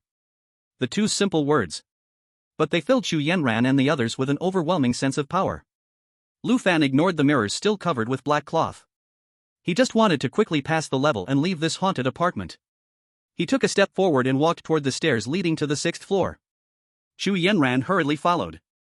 Just as they stepped onto the stairs, the air on the 5th floor suddenly grew heavy. The black cloth covering dozens of floor-to-ceiling mirrors suddenly started to shake violently, as if something terrifying inside was struggling desperately, trying to break through the cloth. With one mirror's pressure lost, the balance of the entire 5th floor seemed to be disrupted. Hurry up! Chu Yenran's face changed dramatically, urging Zhang Hu and the casual player. The group quickened their pace, not looking back as they rushed up the stairs, leaving the eerie shaking sound of the 5th floor far behind. The higher they went, the colder the air became. On the stairs leading to the 6th floor, there was no longer dust, but a layer of sticky dark material. It emitted an incredibly pungent mixture of formalin and rotten smell. Lu Fan held back the urge to vomit and pushed open the half-closed security door to the 6th floor. The sign on the door was about to fall off. It read, Apartment Residence Committee/Archives. Entering the 6th floor. The sight before them made everyone hold their breath at the same time. There was no wide corridor, nor were there any monsters. The entire 6th floor was nearly filled with piles of black garbage bags. The bags were stacked up like mountains, reaching all the way to the ceiling. Dark red blood was slowly flowing from the seams of those bags, gathering into a small blood pool on the floor. What kind of ghost place is this? Zhang Hu covered his nose, his stomach churning violently. Chu Yenran's gaze crossed over the garbage bags. Her eyes fixed on an office with an open door beside them. That was the archive room. Let's go in and take a look. Chu Yenran led the way, carefully stepping around the blood pool on the ground and entering the archive room. Lu Fan followed closely behind. He looked at those huge black garbage bags, and the ominous feeling in his heart grew stronger. The size of these bags, and the liquid leaking from them. This was definitely not ordinary household waste. The archive room was in chaos, with various paper documents scattered on the floor. Chu Yenran quickly searched through the files left on the desk. This was related to the ultimate truth behind the strange events of this apartment. She opened a thick, blackened name book. The inner pages were densely packed with records of the residents' daily harmony behavior scores. Chu Yenran softly read the text on the page. March 5th, Resident 201 gifted homemade nourishing soup to Resident 302, harmony score +10. March 6th, Resident 404 received red date stewed meat soup from Resident 301. March 8th, the resident of Unit 502 refused the chicken soup from the neighbor, judged as disrupting neighborhood harmony, and deducted 50 points. Her voice became colder and colder. The soup. It's all about the soup. As she connected the strange states of the residents from the 2nd to the 5th floors, a chilling thought emerged in her mind. Chu Yenran suddenly turned her head, looking at a rusty metal cabinet in the corner of the wall, which was not locked. She quickly walked over and opened the cabinet door. Inside, there were no files. Only rows of small glass bottles with white skull labels. The bottles were filled with grayish-white powder. The black words on the labels were horrifying. Potent, tasteless chronic rodent poison. The moment she saw those words, Xu Yanran felt her scalp nearly explode. The clue formed the most desperate loop. The so-called good intentions exchanged between neighbors were not soup at all. It was nothing but poison. At that moment, the clue formed the most hopeless circle. Chapter 100, The Truth of Rule 5, The Dismembered Body Bag at 12 o'clock. The temperature in the archive room dropped to freezing point. Zheng Hu stared wide-eyed at the cabinet full of poison, stammering, "What? What does this mean?" Xu Yanran's fingers tightened on the archive book, her knuckles turning white. This is what so-called harmonious neighbors really means. Her voice carried an unbearable chill, brutally laying the truth before everyone. Clause 3 of the Resident Code, do not refuse any kind request from neighbors. In order to compete for the title of model resident, everyone pretends to be loving, exchanging soup every day. In reality, every bowl of soup contains this tasteless, colorless chronic poison. If you refuse to drink, you violate the rules by rejecting kindness. If you drink, you're ingesting poison every day, until you die from chronic poisoning. Thinking back to the boiling red soup that the ghost on the first floor brought last night, Lu Fan felt his stomach acid rising, nearly gagging. It turned out that it wasn't just the ghost's killing pattern, but also the bloody reality that had once happened in this building. Poisoning each other. Spying on each other. In this perverted apartment, the living people were even more malicious than the ghosts. The remaining survivor, a solo player, was so scared that he collapsed to the ground, muttering, "They're all crazy. These people are all crazy." Xu Yanran forced herself to calm down. Her gaze slowly turned to the piles of black garbage bags in the hallway outside. Those bags were so full that their surfaces bulged in weird ways. Since everyone is killing each other. Xu Yanran swallowed, pointing at the mountain of garbage outside the door. Then, Rule 5 of the Resident Code. Please place all household garbage precisely at your door at midnight every night, and the administrator will collect it uniformly. That's not household garbage at all. In this apartment where people poison and kill each other, the biggest garbage produced every day is. Before Xu Yanran could say the words corpse. Thud. Outside the hallway, one of the closest black garbage bags suddenly ripped open. A pale, swollen, and bruised severed hand fell out of it. It hung limply on the floor. Under the nails of the severed hand, traces of black flesh and blood remained from frantic scratching. Zhang Hu cursed loudly, "Damn. That's a dismemberment bag." The entire 6th floor hallway was completely a giant body storage area. Those residents who died fighting for the title were dismembered by the living neighbors, stuffed into black garbage bags, and thrown out as household garbage. Then, the faceless administrator collected them like trash, piling them all up here. Lu Fan felt a chill run down his spine. The malice of this damn game left no room for survival. At that moment, an old-fashioned clock on the wall of the archive room suddenly made a strange mechanical sound. The clock's hands, originally pointing at 6:30 p.m., began to move forward rapidly at a visible speed. 6:40. 10:50. The hands were spinning wildly, causing a terrifying screeching sound to fill the air. Finally. Ding. A dull and long bell echoed on the 6th floor. Exactly 12 o'clock. At the end of the hallway, by the stairwell leading to the 5th floor, came the sound that would snap everyone's nerves to the breaking point. SSSSSSSSSSSSSSSSS. Heavy, dragging. The thick rubber soles scraped against the blood-stained ground. The administrator was coming. Resident Rules 2nd Clause, no movement allowed after 10 p.m. Any noise waking the administrator will have consequences. Resident Rules 5th Clause, garbage must be collected precisely at midnight. Both death conditions had been triggered. It was midnight. The administrator's legal time for collecting bodies. And here they were, standing stark naked amidst a sea of body bags. It's over. The solo player closed his eyes in despair. The footsteps grew closer. Outside the archive room, the light was completely blocked by a massive shadow. The faceless administrator, with its towering, bloated body, stood firmly blocking the only exit of the archive room. Its worn security uniform was covered in dark, dried bloodstains. Its face, smooth without features, appeared especially terrifying in the faint light of a flashlight. It stood amidst the pile of trash bags. Suddenly, the center of its face, which lacked a mouth, split open to reveal a massive, bloody gash. It looked like a mouth big enough to swallow a full-grown man. A gust of air, mixed with the stench of rotting organs, burst from its open mouth. The deep, grinding sound of 2 pieces of iron scraping together echoed in everyone's mind. "Your trash hasn't been thrown out yet." The crushing sense of oppression felt almost physical, threatening to crush the spine of everyone present. I'm going to fight you. Zhang Hu's eyes were bloodshot, his muscles tense with rage.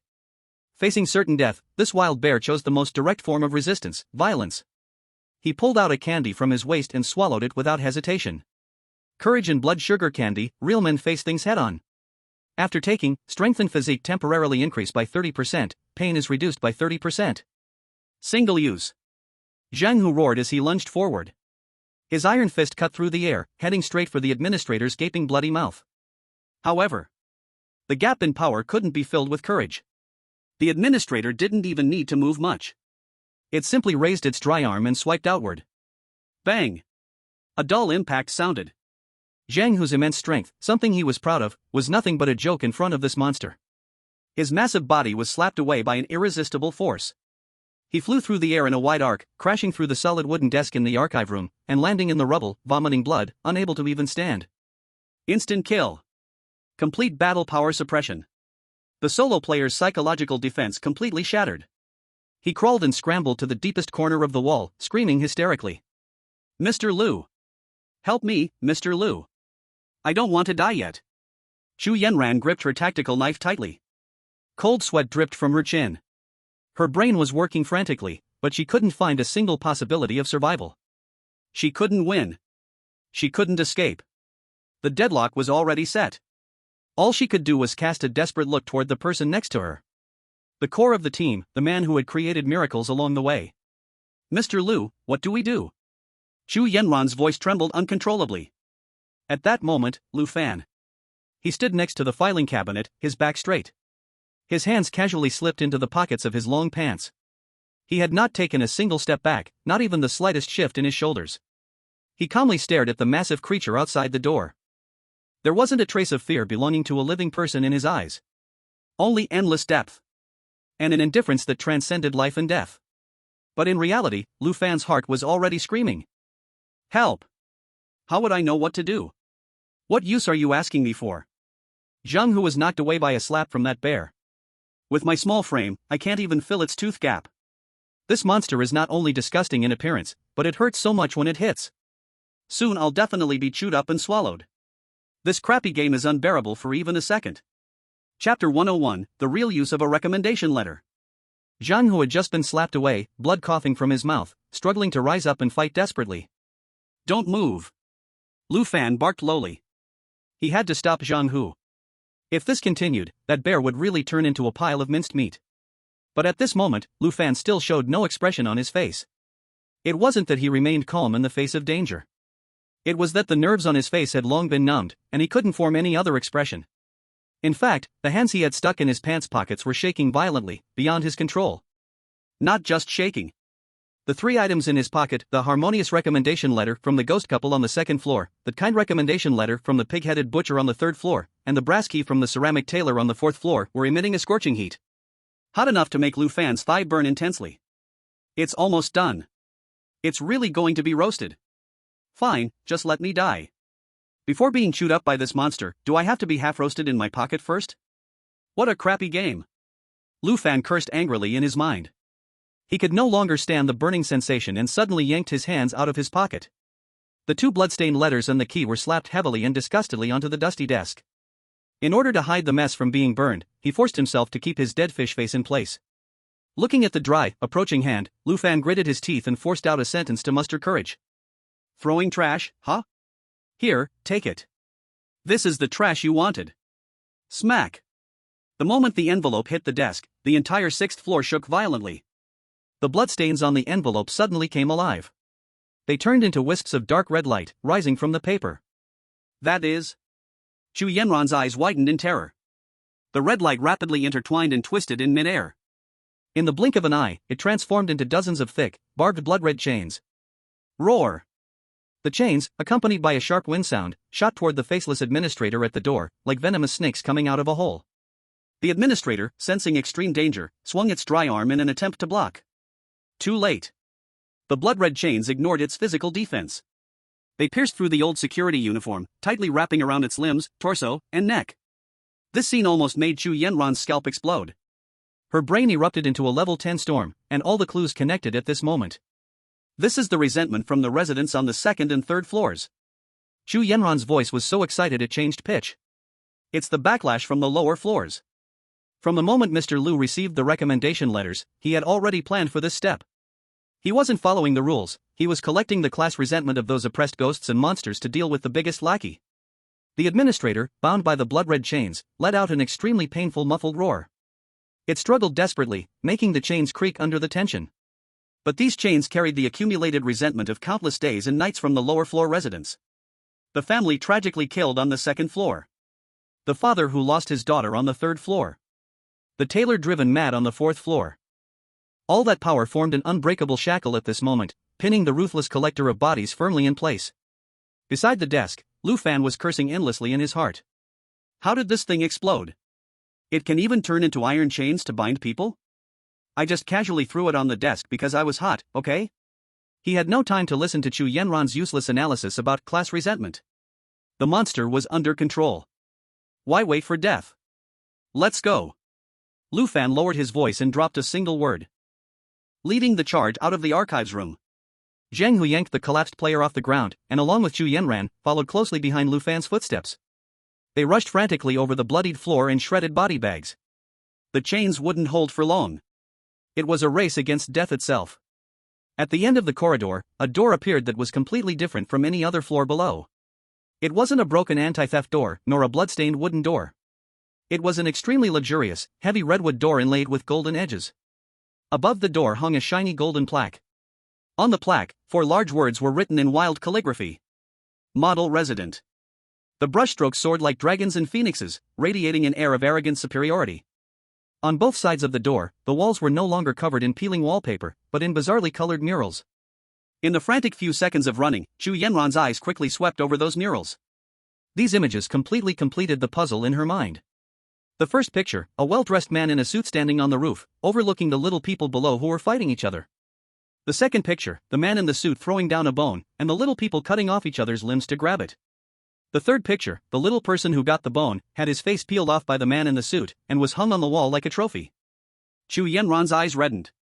It was the ultimate rage that arose from seeing everything clearly. I understand it all.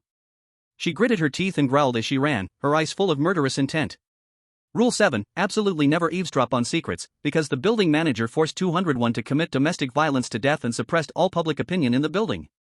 Rule 6, the little girl in the corridor is the butcher's daughter, because she saw through the building manager's hypocrisy, she was starved to death outside the door.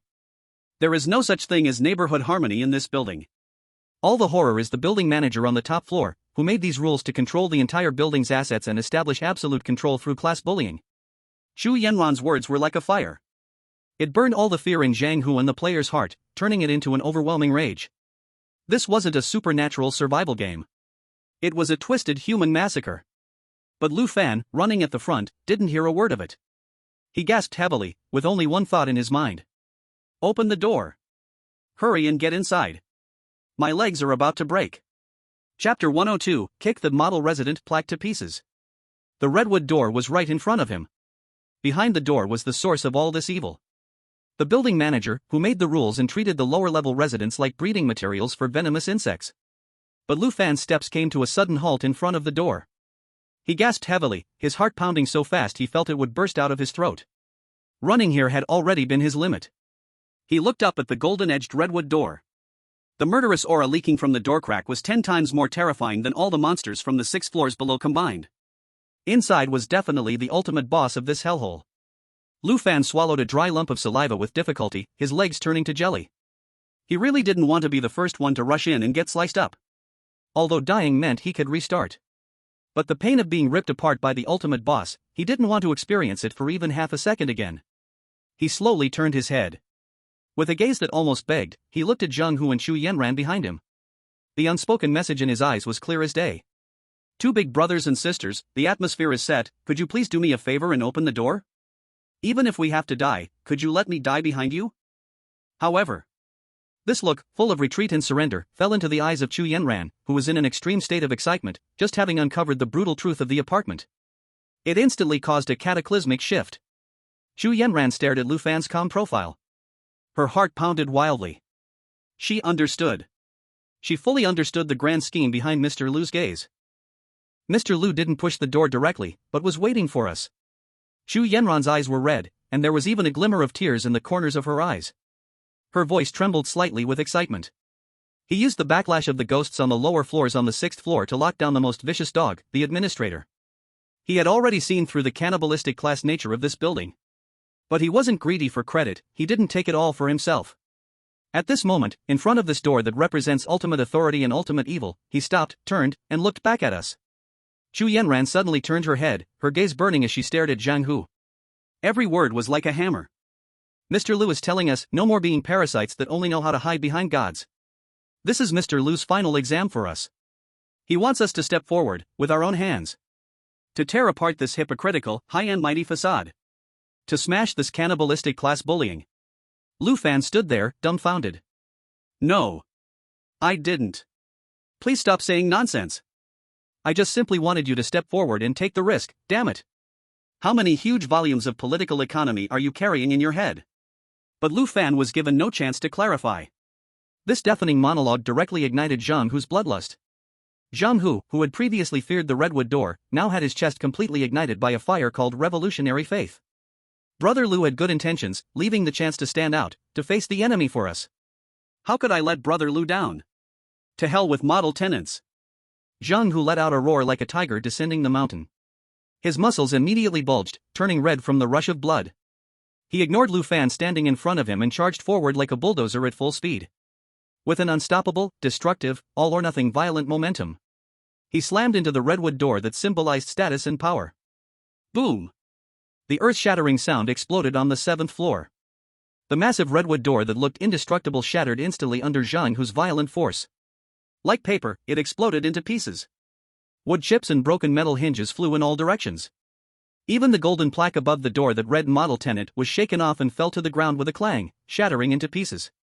With the door broken, the interior of the 7th floor revealed its true nature, tearing away its last layer of modesty. There was no stinky blood water from the floors below. No piles of dismembered corpses. This was an extremely luxurious penthouse duplex suite. The floor was covered with a hand-woven Persian carpet. Crystal chandeliers emitted a dim yet expensive glow. In the center of the spacious living room, there was a massive pure black leather sofa. A man dressed in a deep burgundy custom suit was sitting gracefully on the sofa. His legs elegantly crossed. His left hand holding a glass of gently swirling red wine. The man's back was to the floor-to-ceiling windows, his face mostly hidden in shadow. But at the moment the wooden door shattered. A terrifying mental pollution, high above, viewing all living beings as ants, suddenly poured out. Without warning, it slammed onto the heads of the 4 people outside the door. Thud. The surviving casual player didn't even realize what had happened. His knees went weak, and he fell to the ground, kneeling fiercely. Even Zhang Hu, who had just broken through the door with unstoppable momentum. The moment he was struck by this invisible aura, felt his spine sink. He grunted in pain, his legs shaking violently, barely managing to kneel on one knee.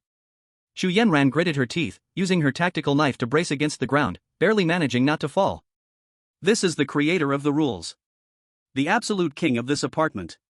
Even if he just sat there and did nothing, the mental crushing force he exuded was enough to destroy the rational defenses that ordinary players prided themselves on. In the entire room, only one person still stood straight. Only one person. Lu Fan. He did not kneel. He stood tall by the broken doorframe. With his hands in his pockets and his chin slightly raised, he expressionlessly stared at the suited man on the sofa. Like a spear piercing the sky.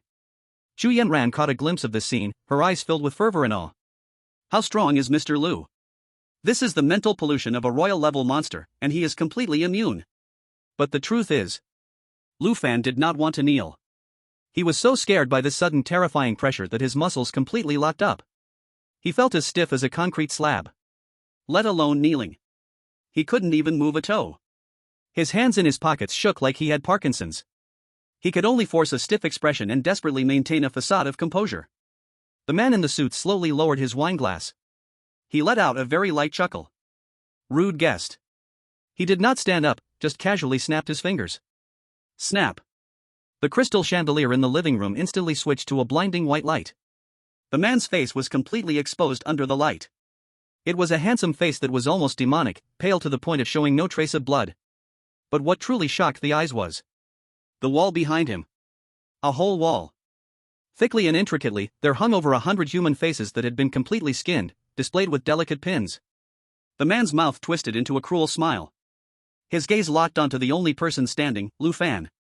Interesting, there's actually a bug that can stand firm in my living room. He slightly raised his hand, pointing at the coffee table in front of him. There was a silver tray that had appeared out of nowhere. On the tray were 4 crystal glasses.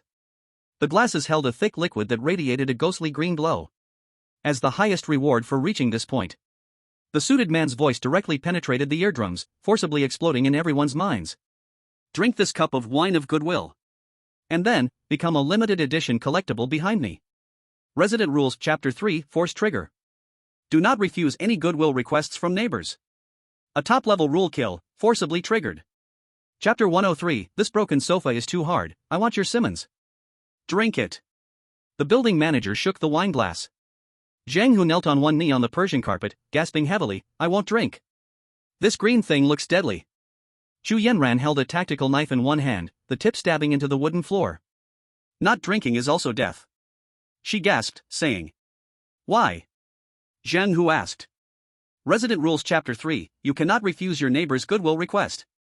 Zhu Yanran's lips turned pale. He offered us a drink. If we refuse, the erasure of the rules will come immediately. Zhang Hu cursed angrily, this dogmatic rule. The random player trembled on the ground, it's over, it's all over, no matter the choice, it's a dead end. The building manager leaned back on the black leather sofa, legs crossed. Rude guest. He pointed to the 4 cups of green liquid on the coffee table. This is a treasure that can grant you immortality. Just drink it, and you will possess eternal beauty like those artworks on the wall.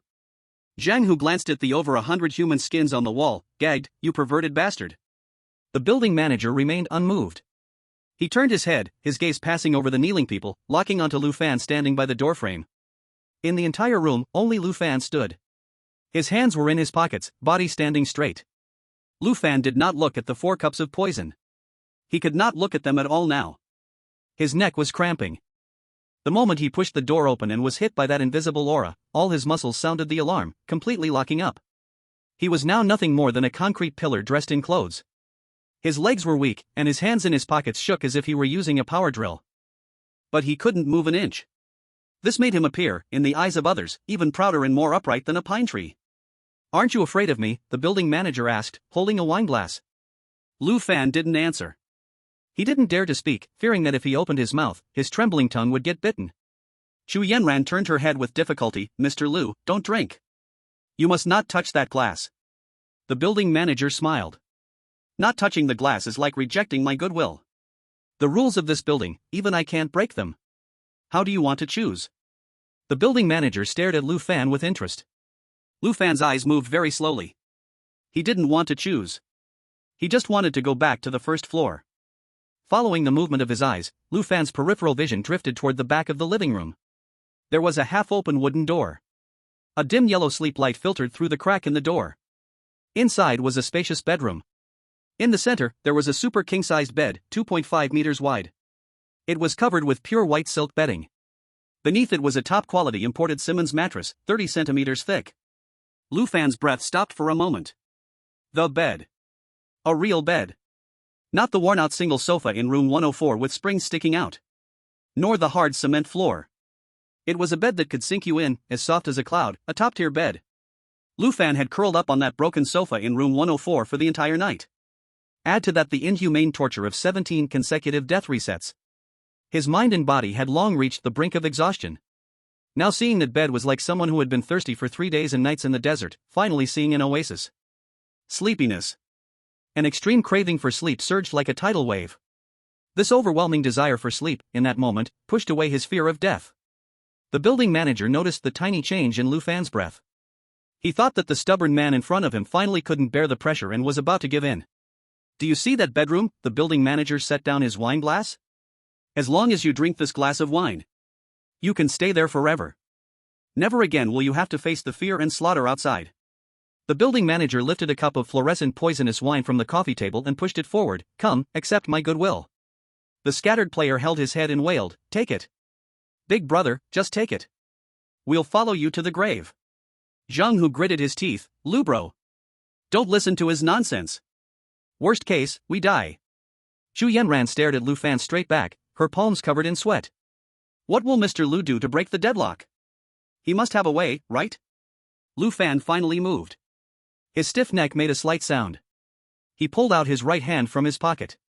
His 5 fingers struggled to control their trembling. He didn't take the poisonous wine. Instead, he slowly extended his index finger. He reached across the coffee table, past the building manager. Directly pointing at the half-open bedroom door. Pointing at that 2.5-meter wide Simmons mattress. That one. Lu Fan spoke. His voice was dry, carrying a hoarse, grainy texture. To others, it sounded like indifference, as though he had transcended life and death. I want that. The entire penthouse suite became silent. Not a single sound. The building manager's hand holding the poisonous wine froze in midair. What did you say? The building manager thought he had misheard. Lu Fan glanced at the pure black leather sofa where the building manager was sitting. It was too hard. There wasn't even a cushion, sleeping on it for long would definitely cause cervical spondylosis. This broken sofa is too hard. Lu Fan repeated, expressionless. I want your bed. The words fell. Zhang, whose mouth was wide open, big enough to fit a steamed bun.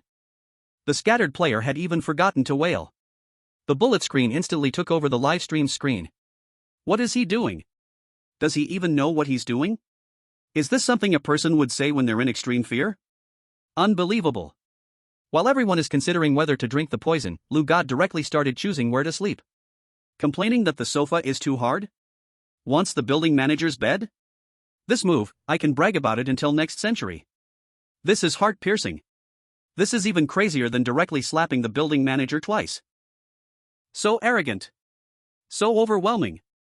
Who's the boss here? I can't tell who is robbing who anymore. The light in Chu Yanran's eyes completely erupted. She understood. I see now.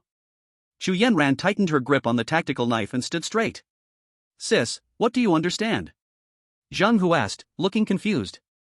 Mr. Lu is breaking the deadlock. Chu Yanran spoke with passion. How is he breaking it? Rule 3 of the code, you cannot refuse a neighbor's kind request. Chu Yanran spoke quickly. If you answer no or spill the wine, that's a clear refusal, immediately triggering the rule to wipe you out. But Mr. Lu didn't do that. He completely ignored the poisoned wine option. He directly made a higher level demand. Chu Yanran pointed toward the bedroom. What is that place? That is the master bedroom. The core territory of the highest authority in this building. Mr. Lu is not asking for a bed. He is stripping the building manager of their kingly power. He's using this extreme arrogance to tell the other person. The kindness you're offering means nothing to me. The things I want, you must give up willingly. Chu Yanran grew more excited as she spoke. In the logic of the rules, this is not a refusal. This is negotiation and bargaining. As long as negotiations are ongoing, the rules can't determine Mr. Lu has broken any law. He forcefully found a loophole in an unsolvable deadlock with the most domineering method. Zhang Hu's blood boiled as he listened. He wiped the blood from the corner of his mouth and stood up from the ground with difficulty. I told you, Brother Lu is invincible. What so-called model tenants? In front of Brother Lu, they're not even fit to serve tea and water. Get Brother Lu's bed ready. Change the sheets. Zhang Hu shouted toward the building manager. The building manager's pale, eerie face twisted into an inhuman shape. The crystal glass in his hand cracked with a sharp, brittle sound. It was such humiliation. Crimson wine dripped from the building manager's fingers, and the Persian carpet was corroded into blackened holes. Behind him, hundreds of human skins twisted wildly, emitting a tearful wail as the entire 7th floor was engulfed in thick bloodlight. Such courage. The building manager said, each word slow and deliberate.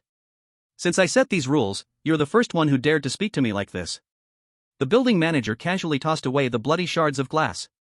Do you think you can survive by exploiting a loophole in the rules? Even if the rules don't wipe you out. I will personally skin you today and hang your skin in the most visible place. A terrifying murderous intent locked onto Lu Fan. The casual players scrambled and ran outside. Chu Yanran gripped the tactical knife in both hands, standing in front. Zhang Hu clenched his fists, ready to fight to the death. Only Lu Fan. He maintained his posture, pointing toward the bedroom. No unnecessary movements. To others, this might look like absolute confidence. But it wasn't confidence at all. His arm, still raised, was aching horribly. His legs had gone from trembling to completely numb. Right now, he only had one thought in his mind. Who cares about human skin or killing intent? Who cares about any threats? Stop talking. Lu Fan spat out 3 words. Are you giving it or not? The building manager smiled viciously, his anger escalating. Want my bed? Go to hell and sleep in it. The building manager spread his arms, and 10 long fingers grew into sharp black claws. He transformed into a red shadow and rushed directly at Lu Fan's face. Zhang Hu shouted, "Brother Lu, be careful." Xu Yanran gritted her teeth and swung the knife to meet the attack. In an instant, he charged in front of Lu Fan. 5 black bone claws, like poisoned daggers, tore through the air, reaching for Lu Fan's throat. Brother Lu. Zhang Hu's eyes turned red, and he tried to rush forward with his trembling legs, but it was too late. Xu Yanran's movements were even faster. She placed her tactical knife in front of her, throwing herself at the side of the building leader, hoping to trade injury for time to give Lu Fan a chance. But the building leader didn't even glance at her. He casually swung his left arm backward. Boom! Xu Yanran was struck by a massive force, flying through the air and smashing into the distant wall, which was covered with human skin. The wall cracked upon impact. She spat out a mouthful of blood, and the tactical knife flew from her hand, clattering to the ground. She was immediately knocked away. In front of the building leader, her skill and courage were useless. The bone claws were now only 3 inches away from Lu Fan's neck. The wind created by the claws made his skin ache. Lu Fan's mind went blank. Though he had died many times, he was already familiar with the process of death. But he was still afraid. The feeling of flesh tearing, bones crushing, and hot blood spraying out was painfully clear every time. I don't want to die again. I'm so tired. Why won't they let me sleep? That bed. That big, soft Simmons mattress. At this moment, the desire to sleep was even stronger than the fear of death. His body reacted faster than his mind. Just as the bone claws were about to touch his skin, Lu Fan's stiff body moved a step sideways in an awkward position. The movement looked slow and stiff. He just wanted to get farther from the person who was trying to kill him, and closer to that bed. His only goal, from the beginning to the end, was that half-open bedroom door. Whoosh, the black bone claws brushed past Lu Fan's neck, slicing through a few strands of hair, but failing to hurt him. Everyone was stunned by this scene. Zhang Hu, who was about to charge forward and fight desperately, had to stop, his eyes wide as copper bells. Xu Yanran, who had just slid down the wall and was still coughing blood, widened her eyes even more. He dodged? In such a fast attack that was almost invisible, Mr. Lu actually dodged? And he did it in such an easy way. He didn't even make any extra moves, he simply shifted his position as if taking a stroll. This was a humiliation. He was using an arrogant attitude to tell the building leader, "Your attack, in my eyes, is as slow as a snail." The live stream chat exploded after a brief moment of silence. What just happened? Did I see that right? He moved. He really moved. Walking leisurely. This is the true stance of a strong person. My God, this can't be explained by just skills, this is a crushing on a whole different level. The building leader put everything into that attack, and Lu God didn't even lift an eyelid. So show off. I'll call it the Mount Everest of the copycat world. The building leader's attack missed, and his handsome face twisted in an instant. He knew better than anyone the speed and strength of that move. That was speed no human could react to. But this man in front of him, this man who had been wearing a dead fish expression the whole time, just dodged it so lightly. Are you messing with me? The building leader's voice was filled with coldness. Lu Fan didn't hear a word he said. After dodging the attack, Lu Fan's body didn't stop, still keeping that stiff posture, moving step by step toward the bedroom. Step. 2 steps. His eyes were firmly fixed on that white bed. The bed. Soft bed. Sleep. His indifferent attitude completely enraged the building leader. Die for me. The building leader let out a roar that didn't sound human, and his red figure rushed forward again. This time, his speed was even 3 times faster than before. 10 bone claws emitted a piercing sound in the air, sealing off every possible place for Lu Fan to dodge. This time, let's see where you can hide. However, Lu Fan had no intention of hiding at all. He only wanted to move forward. Just as the building manager's ferocious face was about to press against his, Lu Fan's toes, neither too left nor too right, landed perfectly on the corner of the Persian carpet that had curled up. His body immediately lost balance, and he uncontrollably fell forward. The fall was extremely awkward, with no grace whatsoever, his limbs losing control. His hands flailed wildly in the air, trying to grab something to steady himself. Bang! His palm slapped heavily onto the ebony wood coffee table in the center of the living room. The table shook violently. The 4 crystal glasses filled with emerald green poison were sent flying by the force. The 4 streams of green liquid traced arcs through the air, shooting in different directions. The building manager thought for sure that the attack would land, because Lu Fan's sudden fall had caused him to miss. He almost pressed his body against Lu Fan's back, and his bone claws only managed to tear a few slashes in Lu Fan's clothes. The building manager forcibly twisted his body, stabilizing his footing, and his expression shifted from anger to surprise and disbelief. Did he dodge again? In such a falling way? Was this a coincidence, or an inexplicable premonition? However, before he could figure it out, the situation suddenly changed. 3 of the 4 glasses crashed to the ground with a clink, shattering into pieces, and the green poison quickly corroded the carpet, releasing a cloud of black smoke. But the last glass. It flew the highest and the farthest. It landed perfectly, hitting the wall covered with over 100 human skins. No! The building manager let out a shriek and reached out to try and stop it. But everything was too late. Crack! The crystal glass collided with a human skin midair and shattered. The thick, glowing poison inside the glass splashed onto the skin. It was a face skin, smooth like a mirror, with no facial features. It was the face of the previous model tenant, the unlucky guy who had been flayed and turned into the faceless administrator. Sizzle! A sound like meat roasting filled the air. The green poison, like scalding strong acid, erupted into a violent reaction as soon as it touched the face skin. The skin began to dissolve, darken, and bubble at an observable speed. Ah! A scream so tragic it didn't sound human came not from the building manager, but from the face skin itself. A black mist, full of endless hatred, erupted violently from the face skin. This black mist immediately triggered a chain reaction.